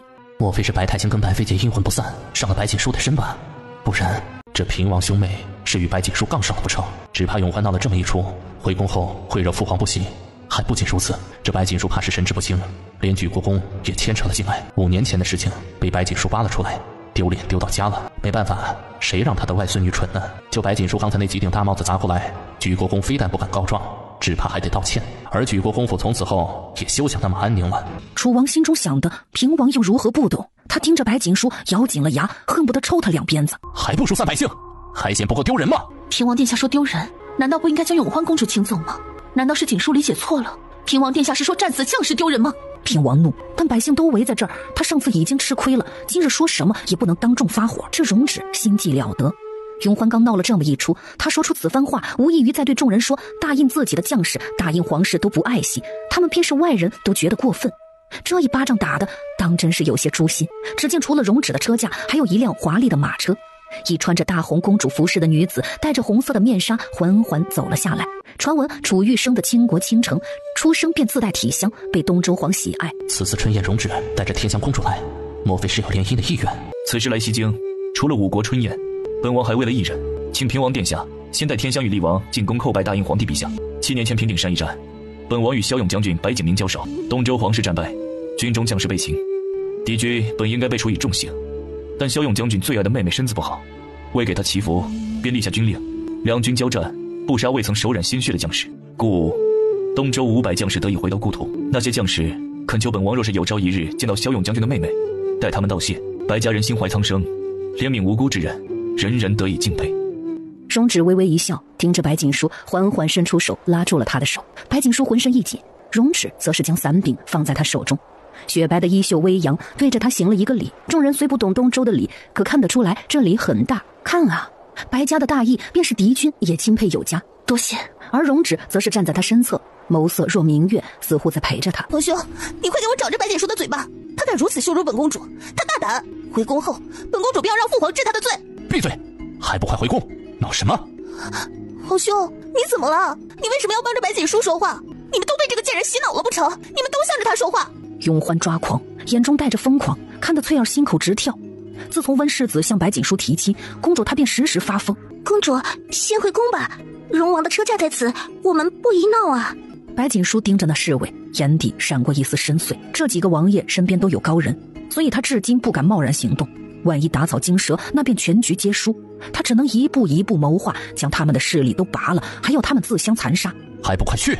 永欢被带了下去。不必劳烦了，本王步行即可。城门口，一道温润的声音传来，众人扭头，入目的便是一把白伞。白伞下，一公子握着伞柄，远远看去，众人只觉得看到了一幅水墨画。他一步一步朝着白锦书走来，唇角勾起，缓缓伸手将撑在自己头顶的伞举到白锦书头顶。孤勇将军白飞杰是一个值得称颂的好将士，本王亦认可他保家卫国的孤勇。是以今日东周人都步行踏入皇宫，不必叨扰英雄之魂。远处隐在暗中的人看着这么一幅场景，气息都不匀了。暗13咽了咽口水，扭头看向暗15，面巾下的脸哭丧了起来。完了完了，大姑娘刚从江北回来，这周围就有桃花了。一个上官玉还不够，又来一个荣止。王爷知道了，怕是恨不得立马飞回来。别人不了解荣止，他们是了解的。这个荣止深居简出，身边连个母鸡都没有，这刚来就往大姑娘跟前凑合，他没安好心呢。不过暗13觉得有些好奇，他总觉得荣止的容貌看起来有些眼熟，具体像谁，他一时间又想不起来。既如此，那本王先行带着公主与厉王殿下回宫了。这荣止腹黑狡诈，句句在维护白家军，将大印皇室置于何地？他越是对白锦书的态度好，便越是衬托出大印皇室的凉薄。哼，好一种杀人诛心！回宫。平王一声令下，天香公主被侍女扶着，面纱外面的美眸看了一眼白锦书，缓缓往前走去。快看，是白尚书，他莫不是来接大姑娘的？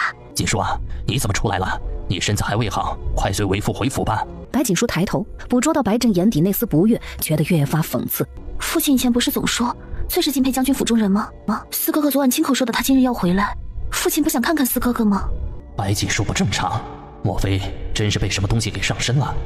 白振想起陈氏跟自己说的白锦书的反常，越发觉得陈氏说的对，或许是时候请个道士来瞧瞧，以免将军府的孤魂野鬼被引去了尚书府。这是自然，只是你刚醒，为父怕你的身子受不住，还是先回去吧。我们可以在尚书府设个法坛，祭奠飞姐。百姓们点点头，觉得白振不愧是将军府看上的女婿，他倒是对将军府的人很好。大姑娘，您身子羸弱，还是先回去吧。这里有我们呢，我等定不会让将军白白回来的。白锦书盯着跪在他身边那一张张淳朴的面容，点点头，对着他们行了一个礼。在白家人这里，他们感受到了做人的尊严。明日我就请人来府中做法，你放心吧，为父先带你回去，你祖母很是担心你。白锦书跟在白振身边，缓缓往前走。忽的，他猛地停了下来，吓得白振心头一跳。怎么了？而白锦书则是直勾勾地盯着某个地方，压低了声音：哥哥，你放心，我会习武的，我会让你的双转回马枪继续发扬，你安心去吧。父亲，走吧。哼，我睡了那么久，给陈氏和白如烟那么多机会，他们想来想去，却想要弄个道士来污蔑我，好心就帮帮他们好了。只怕白振现在恨不得立马请人来驱除我身上的脏东西吧。来吧。尚书府门口，怎么大姐姐还不回来啊？我听丫鬟说，如今城中的事情人人都知道了，这大姐姐也真是的，做事前也要考虑一下父亲啊，此举说不定会让皇上责怪父亲。孽障，家门不幸啊，家门不幸，家门不幸。祖母这话说得对，我昏迷了这么久，看来祖母还是不曾忘记妹妹做的事。不过这话有些严重了，妹妹也不是故意拖累父亲的，只要日后警觉一些，便不会牵连家族。祖母觉得我这话说的可对。还不快回府！你一醒来就闹得人仰马翻，还嫌不够丢人吗？为了一个死人闹这么大的事儿，听闻还得罪了永欢公主，这白锦书是不是想要尚书府没有活路啊？丢人？祖母是说锦书丢人吗？我刚从城门口回来，怎么不知道自己丢人了？相反，如今人人都在称颂我白家大义，称赞四哥英勇，怎么祖母是觉得我在城门口接四哥是丢人吗？四哥就在城门口，要不要让他来尚书府问问祖母，这是丢人吗？你说什么呢？你这个不孝子孙，还不快回府！大姑娘，你就莫要气你祖母了，她也是担心你。真是柔弱开口，母亲哪里的话，我如何气到祖母了？你是不是记错了？哦，你说的是妹妹对吧？毕竟父亲因为妹妹变成了礼部尚书，祖母为此动了好大的火。究竟是谁在气祖母？这白锦书到底是怎么了？怎么一觉醒来说话这么不客气了？难道是白飞杰的死对他的影响太大了？不对，我怎么瞧着白锦书如今的语气有些像白飞杰呢？不仅语气像，神色也像。陈氏身上起了一层鸡皮疙瘩，而白锦书却猛地对着他微微一笑，那笑也熟悉得很。白飞杰就是这样眼睛眯着冷笑。莫非白锦书真的中邪了？祖母还没回答我的话，您是觉得我去看望四哥是丢人对吗？祖母你当真是这么以为的？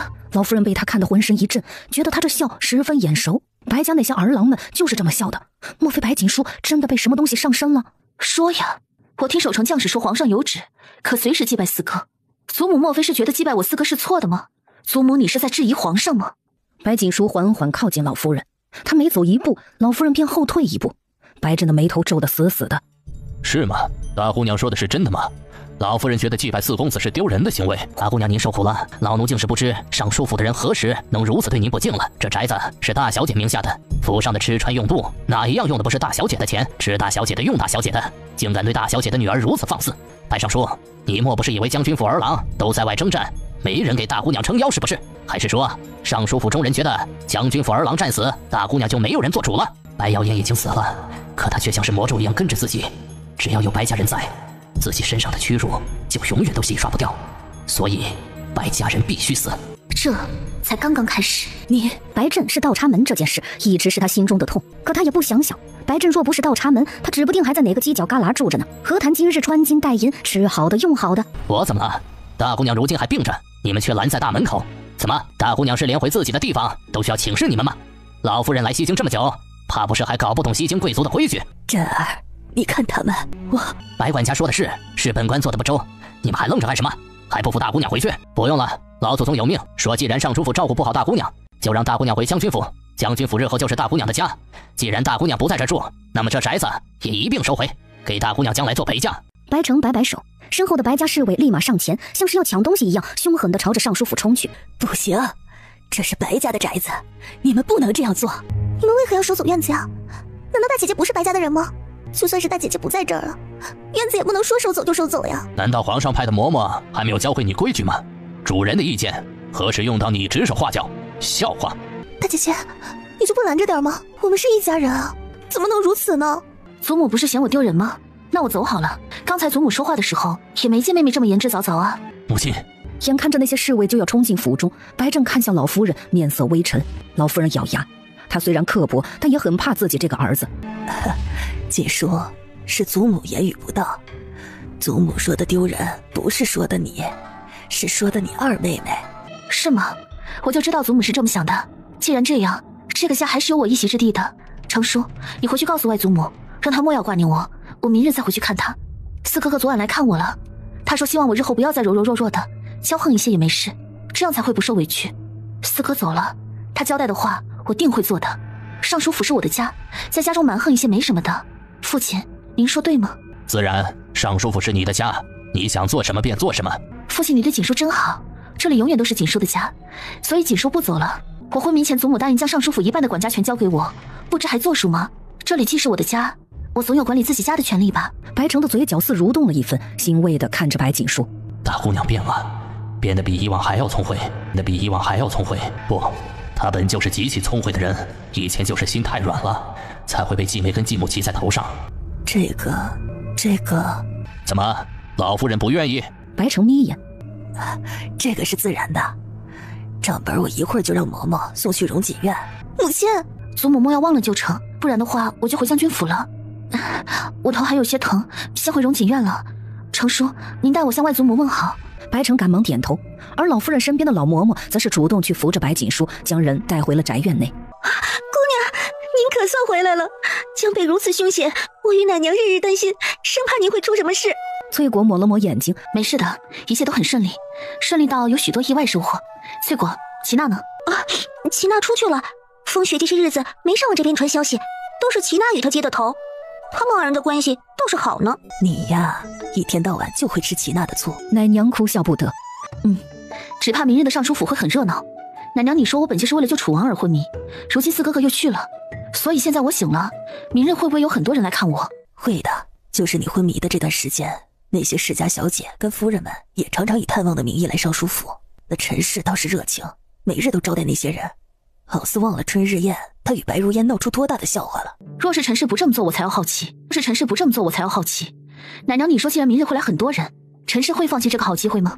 姑娘，您的意思是陈氏还会算计您？齐娜冷着一张小脸走了进来。主子，您回来了，我还以为是风华代替您醒的呢。抱歉，我一大早就去风雪那里等消息了。齐娜，这几日辛苦你了，你做得很好。风雪传什么消息回来了，让你如此生气？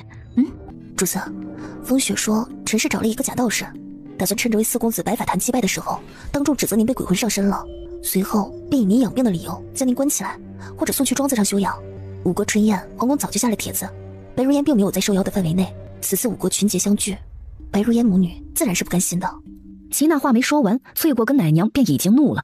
好啊，这是要弄坏姑娘的名声，要将军府也插手不了。这陈氏好毒的心肠，只要成功了，姑娘日后便嫁不出去了。谁家愿意娶一个这样的姑娘回去？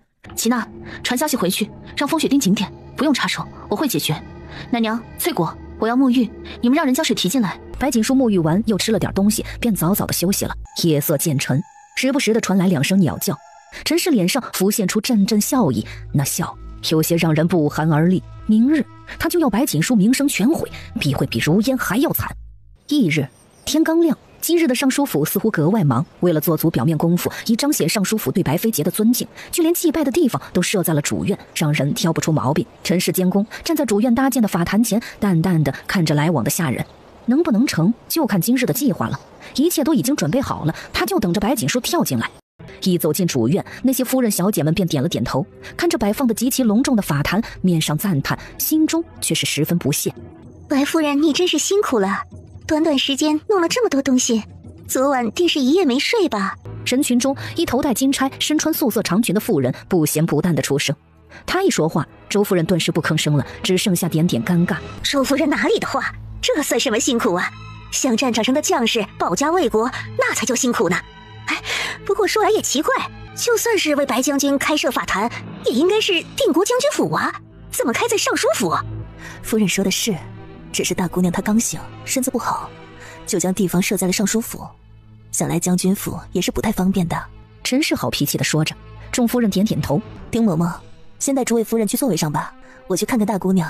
法坛祭拜马上就要开始了，莫要耽误了时间。来了，大姑娘她来了。白锦书被众人打量着走到主院中间，陈氏见状赶忙走了过去。大姑娘你来了呀，快些入座吧，祭拜马上就要开始了。这是祭拜吗？不知道还以为是宴席。四哥战死是一件值得宣扬的事吗？我以为父亲与母亲说的摆法坛祭拜只是4家人祭拜，母亲莫不是还弄了一个帖子邀请各府上门了吧？大姐姐，如今人人都感慨飞姐哥哥的英勇，想来祭拜一下。母亲也是想要更多的人送飞姐哥哥，让飞姐哥哥走好。时间太短，母亲有不知的不周到的地方，大姐姐莫要怪罪。陈氏身后，白如烟穿了一身白色的抹胸衣裙。是母亲考虑的不周了，但是法师已经到了，先超度白将军的阴魂要紧。大姑娘先坐在蒲团上吧。白锦书点点头，让翠果扶着跪在了蒲团上。看来尚书府真是用心了，连智云大师都请来了。你说这白将军的魂不会真的被请来又送走吧？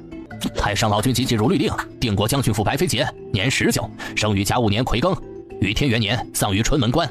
今我承天意，送其阴魂，望你走好。智云猛地挥着桃木剑，另外一只手还摇着铜铃，看着十分逼真，似乎真的是在送什么铃一样。众人双手合十，低头不语。叮铃叮铃的铜铃声越来越响，逐渐变得有些刺耳。智云余光瞥了一眼白锦书，不经意对上他的视线时，忍不住打了一个激灵。铜铃声猛地顿住，智云却是喷出了一口鲜血。他身后的小童惊呼一声，而众人抬起头，只见智云大惊失色地指着一个方向，脸上隐有黑气涌现。大胆妖孽！你固然生前英勇立下功德，可死后却变成恶魂附身，你早就不是白将军了，还不速速现身！众人听着志云的话，神色大变，顺着他手指的方向看去，诸位夫人心中害怕，盯着白锦书，面色怪异。志云是西京有名的道士，哪家府上做法事都会请他。如今他的意思是，白飞杰的魂魄确实是回来了。白如烟见众人眼中带着恐惧，怎么会这样？飞姐哥哥英勇非凡，怎么会害人呢？被众人盯着，白锦书没有说话，只是低低一笑。大胆妖孽，还不速速从这位姑娘身上出来！志云挥开小童，将桃木剑举起，指着白锦书。他说的意思是说，如今的大姐姐已经不是大姐姐了吗？我不信，这怎么可能呢？飞姐如此英勇，不曾想死后却要作恶，这如何可能？大师，你是不是搞错了？不会，她身上有很重的戾气跟血腥味，沾染了许多人命，我不会弄错的。若是不尽快将恶魂弄出来，只怕是时间久了，这位姑娘会被恶魂控制，做出有悖常理的事情。志云满脸冰冷，眉眼严肃，从怀中拿出一枚黄色的符纸。那符纸刚被拿出来，却是凭空自己烧了起来，众人又是一惊，而志云则是大喝一声：恶魂太恶，竟是连我的符纸都压不住！我肚子疼，我肚子好疼啊！救命啊！是不是恶魂要害我？白将军，求求你莫要害我，我与你无冤无仇啊！齐国公夫人面色煞白，盯着白锦书怒斥出声：没想到倒是世人看错了，保家卫国的将军死后，却要残害朝中大臣的家眷。什么将军？怕是死前也是居心不良。大胆妖孽，死不悔改！你这样的妖孽，人人得而诛之。闭嘴！白锦书说不是就不是，若他是妖孽，那便对我动手吧，我不怕。便是白飞杰的魂真的上了白锦书的身，我也不信他会害人。你们不信，我信，我就先打头阵好了，看看白锦书是不是真的会害我。若是我没事，我定一刀砍了你。在南京山时，我没有及时找到你，我一直很愧疚。你不知道，我一直想对你说一声谢谢，还有对不起。谢谢你让侍女救我，抱歉，我以前曾诋毁过白家的人，我很后悔。若是能再来一次，我一定不会那么说。从此以后，我与你一起维护将军府的名声，可好？谁若是敢嚼舌根，我就拔了他们的舌头。锦书，不管你是什么，我都相信你不会伤害我。谢谢你，文人言。看，我没事。他是不是妖孽，不是你这个狗道士说句话就能定罪的。你以为自己是皇上吗？一句话就能定人生死。忽的，那两位夫人猛地吐出一口鲜血，真是大惊。志云却像是抓住什么一样，高喊一声：你还有什么好说？这两个人马上就要死了。没错，是马上就要死了，不过却不是被我害死的，而是中毒毒发身亡死的。你连他们是怎么了都弄不清楚，还敢在此大言不惭。白家军白广何在？白家军白广何在？而大臣的身后，一道白影猛地窜了过去，一把掐住了志云的脖子。醒了醒了，他们醒了。他娘的呀，老娘我好多年没受过这样的罪了，我这暴脾气是压不住了。谁给老娘下毒？麻溜的给我站出来！我不管了你，我就不是我爹的女儿。哎呀，夫人呐，你没事了吧？你如何了？可吓死本官了！门外慌慌忙忙跑进来一个男人，他一手捂着自己的官帽，一手捂着自己的头，还没跑进来，眼珠子一翻就要晕过去了。哎呦，魏尚书啊，您这一路上都晕过去3次了，可不能再晕了，这魏夫人都醒了。秦朗，你麻溜的给我过来，我差点都死了，你跑哪里鬼混去了？他奶奶的，我差点就去见阎王了。今日我真是丢人，居然被一个骗子摆了一刀。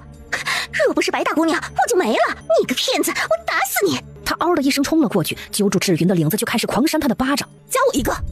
他娘的，反正老娘今日的脸已经丢光了，老娘打死你个死骗子，吃老娘一拳！我许多年不打人了，你可是惹到我了。好啊，原来你是一个骗子，为了污蔑人居然给我们下毒，我打死你！啊，居然是骗子！可是那道符纸是自己燃起来的。齐国公夫人喃喃自语。齐国公冷眼看了他一眼，一甩衣袖，越发不喜他。你千不该万不该，最不该的便是污蔑军中将士。我说了，我会要你付出代价。随后手猛地挥起，一剑砍掉了志云的帽子，白光闪过，吓得世家夫人猛地闭上了眼。志云更是两眼一翻，晕死了过去。白广，将人带去将军府，让府上人审问，审问出结果，公知天下人。今日我话放在这里，但凡是污蔑将军府的人，便是我白锦书的仇人。我将军府的人可以战死，绝不受人污蔑。多谢二位夫人今日对锦书的帮助，明日锦书必备厚礼，亲自前往府上答谢。锦书先行告辞。齐国公胸口起伏了2下，声音沉沉：白尚书好手段，明日本国公必定亲自备厚礼，带夫人去将军府赔罪。告辞了。苏夫人瞥了一眼摇摇欲坠的陈氏，眼中带着讽刺走了。这陈氏心思恶毒，他可真是替白谣言不值。与这样的人当朋友，可惜了那样飒爽英姿的人儿。死后他的女儿还要被人算计。不过嘛，那白大姑娘倒是与传闻中的不太一样。白如烟恨不得将帕子搅烂。可恶，白锦书那个贱人！夫君，我倒真是不知为何会这样。但白振却是极快地冲到了他跟前，抬起头，啪的一声给了他一。父亲，你怎能打母亲呢？当年若不是为了你，母亲如何会入府那么晚？又如何要在白谣烟属下受气？父亲，您都忘了吗？就算是母亲犯了错，可那都是为了父亲，为了如烟呀！你怎能打母亲呢？一盏茶后，大姑娘，白尚书来了，说是想要求见老夫人，老夫人命奴婢来问问您的意思。告诉外祖母，就说我昏倒了，一切全都交给外祖母处理。外祖母想必此时心中憋了好大的气吧。白尚书送上门来让外祖母出气，他又如何会拦着？姑娘，奴婢去给您拿点点心吧，您一定是饿了吧？还有奶娘，一起去吧。白锦书哪里不知道他想去看热闹，点点头允了。忽的窗边传来一阵声音，齐娜谨慎地走了过去，一黑衣人闪身而进，快得像是错觉。风墨跪在地上，手上拿着一封密函交给白锦书。主子，见白锦书的神色实在太过于吓人，眼眶红得好像能滴出血来，齐娜十分担忧。主子，兰花楼传来消息，要属下口述关于萧景辉的事情。希望萧景辉身患疫病，按照您的吩咐，蜀州城医馆内的大夫暗中给萧景辉喝的都是寻常的药，并不能解毒。疫病让萧景辉痛苦万分，风云阁的人暗中盯着，想要揪出他背后的势力。可的确是有人救他，但对方实力太高深，风云阁的人险些暴露。兰花楼连夜动用暗示，终于查出那支秘密的暗卫，他们乃是大印皇室暗兵，背后的主子乃是天元帝。前世我一直以为是萧景辉卖了将军府夺得皇位，是他伪装一切欺骗了众人，却没想到原来天元帝心中早就有了心仪的皇位继承人了，那便是萧景辉。好一个天元帝，好一个大印皇帝！既天元帝如此喜欢帝王谋术，那他便要天元帝尝尝失去一切的滋味。他要萧景辉死。风墨，改变之前的计划，风云阁与兰花楼的人先按兵不动。目前你们要做的就是排除风险，不能让自己暴露，其他的等我吩咐。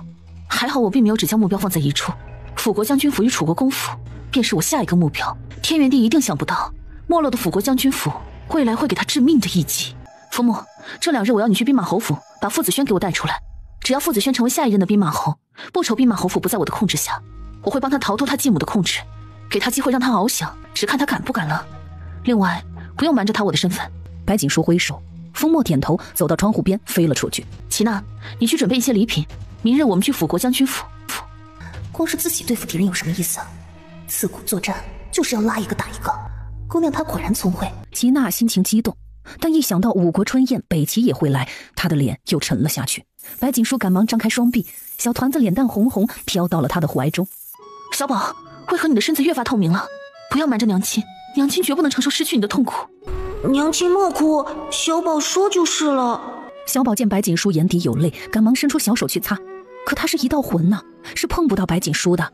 白锦书见状，心又酸了，将脸伸了过去。娘亲还记得前世是何时有了小宝的吗？就是上次春日宴，可是因为那些算计娘亲的人计划没有成功，所以娘亲与父王也没有这样那样，所以小宝的魂魄虚弱，若是再不能出生，小宝可能会消失。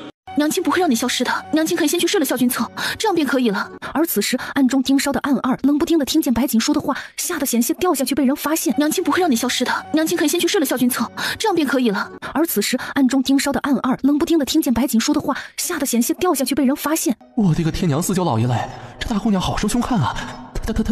他竟是这么直接，亲都不成，直接要睡了王爷。也顾不得听墙角了，赶忙去传消息了。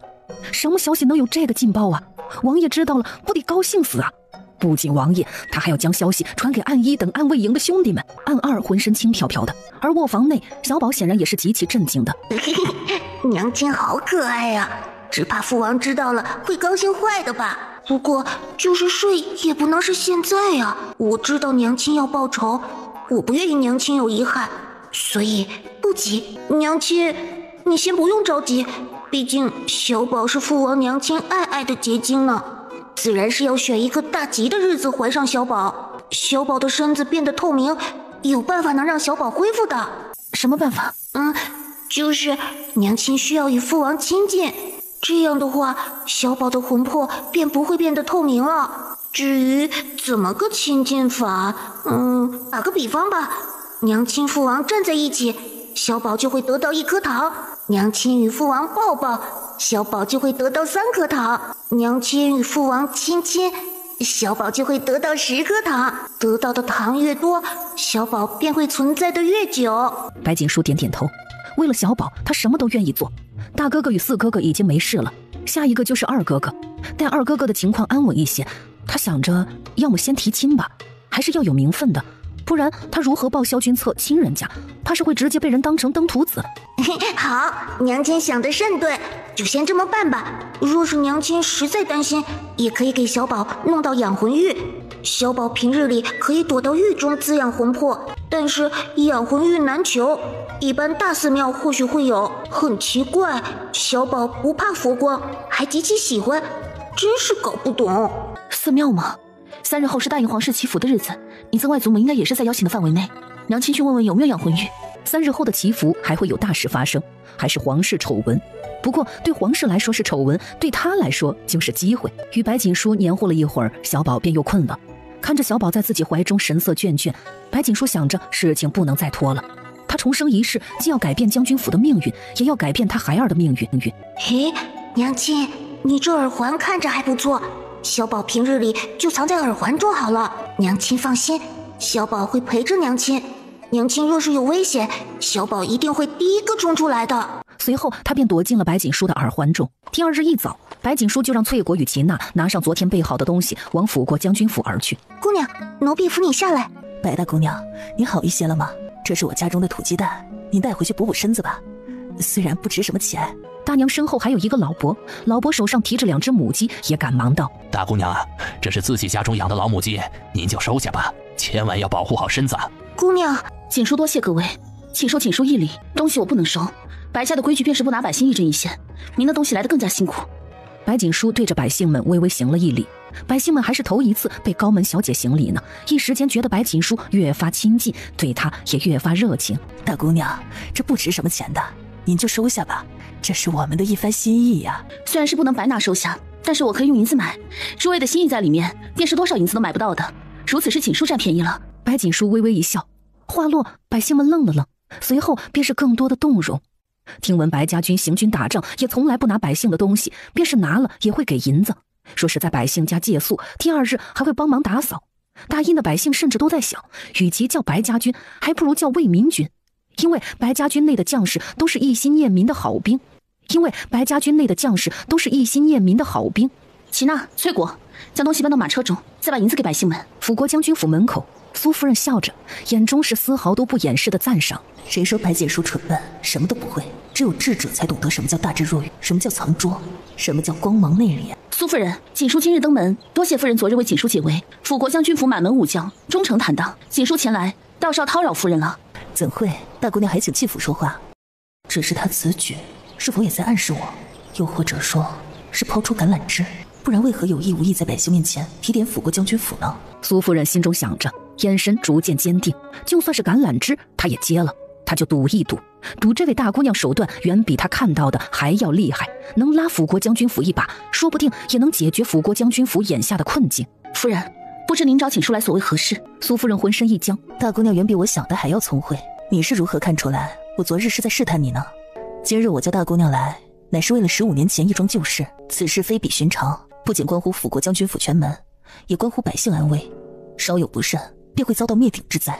我原本也在想着是否要将姑娘牵扯进来，但事情涉及到你已故的母亲，我一时不知该如何处理，因而昨日在尚书府，我言语间多有引导，本想着若是大姑娘听不出来便算了，若是听出来了，那便是天意。然是我猜的那样，10年前辅国将军府忽然将兵权上交皇室，如此匆忙地从世人视线里隐退，必然有不为人知的秘密。不过没想到还会牵扯上娘亲，莫非是那半份藏宝图吗？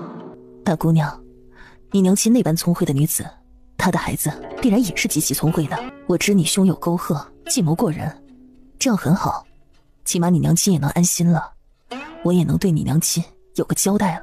您与我娘亲？他忽然想起，大概是从这几年起，总是有人在暗中帮助自己。他一直都在猜测对方是谁，却不曾想那人会是苏夫人。不错，是我。不管你为何会有如此大的变化，总归是好的。接下来我所说的每一句话，你都要听清楚。15年前，我苏家军在汉南驻军时，无意发现了一座墓穴。那墓穴周围机关重重，我夫君不敢声张，只带了几个小兵去探查情况。不曾想，还未靠近，便中了毒。等他再一次清醒时，便遇到了你娘亲。当时白家女军也恰巧在汉南驻军，而那座墓穴，你娘亲也在研究。后来，大印发生了100年难得一遇的旱灾，大印百姓死伤无数，国库空虚，百姓饥饿难耐，没东西可吃，甚至食人果腹。你娘亲是一个非常厉害的人，她好似什么都会，就连探墓都会。她不知用了什么办法进了墓穴中，发现墓穴内乃是一座金屋，里面放着成山的宝藏。当年因为旱灾，大印的军队饿死了好多将士。彼时突厥先王还在，他趁此发动战事，眼看着大印万千子民就要丧命于战争中。关键时刻，你母亲动用了墓穴内的东西，有了钱，大印将士暗中将养生息，与突厥一战大胜。也是从那个时候开始，不知道从哪里流出谣言，说你母亲手上有一张藏宝图，里面有巨额宝藏。一旦得到那份宝藏，里面的东西不仅能振兴家国，甚至还能统一5国。也是从那个时候开始，皇上便开始对你母亲动了念头，想要她入宫为妃。所以是有人想寻那份藏宝图，又找上了辅国将军府，对吗？所以你可是知道那藏宝图的踪迹？苏夫人点点头，她确实是没有办法了。这些年暗中来辅国将军府的人太多，多到不知道到底是什么人派来的。至于藏宝图到底在哪里，你母亲当年很谨慎，她将藏宝图分为了2份，又将其中一半剪裁藏在不同的地方。我只知道其中一份的位置，便是在大印东番地界，那里常年干旱，无人能猜到此地。锦书，你娘去世前曾说过，15年后会再生大乱。藏宝图本身的存在是一个危险，但它却能救很多百姓的命。苏家世代忠良，也希望百姓们能生活安稳。所以天元帝是让苏家做了一个选择，在藏宝图与兵权之间选一个吗？苏家没有将消息告诉皇上，而是选择放弃兵权，又居住在西京，让皇上方便监视。这腐朽破败的王朝，到底要埋葬多少忠良将士的尸骨，又到底要灭了多少人心中的明灯？像辅国将军这样的老臣，整个大印不在少数。他们如此爱民，如此忠心，却落得个什么下场？相反，佞臣奸恶，却作威作福，为何？苏姨，您甘心吗？甘心向命运妥协吗？苏将军的恶疾与苏少爷的腿疾真的是意外吗？您当真甘心让将军府中人再受迫害吗？当压迫堆积到了一定程度，您当真愿意以妥协而结束一切吗？我若是您，大印皇室放弃了我便非要争一个机会，不是我放弃所有找别人完成遗憾，而是自己的遗憾自己修补。自己的遗憾自己修补吗？门外一道低沉的声音传来，一男子坐在轮椅上，垂着头，整张脸都埋在阴影中。风儿，你终于愿意出来了。母亲，我与妃姐交好，她战死在春文关，我甚至都不能送她一程。但白锦书却能从他的眼神中感受到伤痛。我与妃姐曾经有过约定，将士保家杀敌，若是双方谁先出了意外，便代替对方为家中尽孝。可如今的我，如何能替妃姐保护她所亲所爱之人？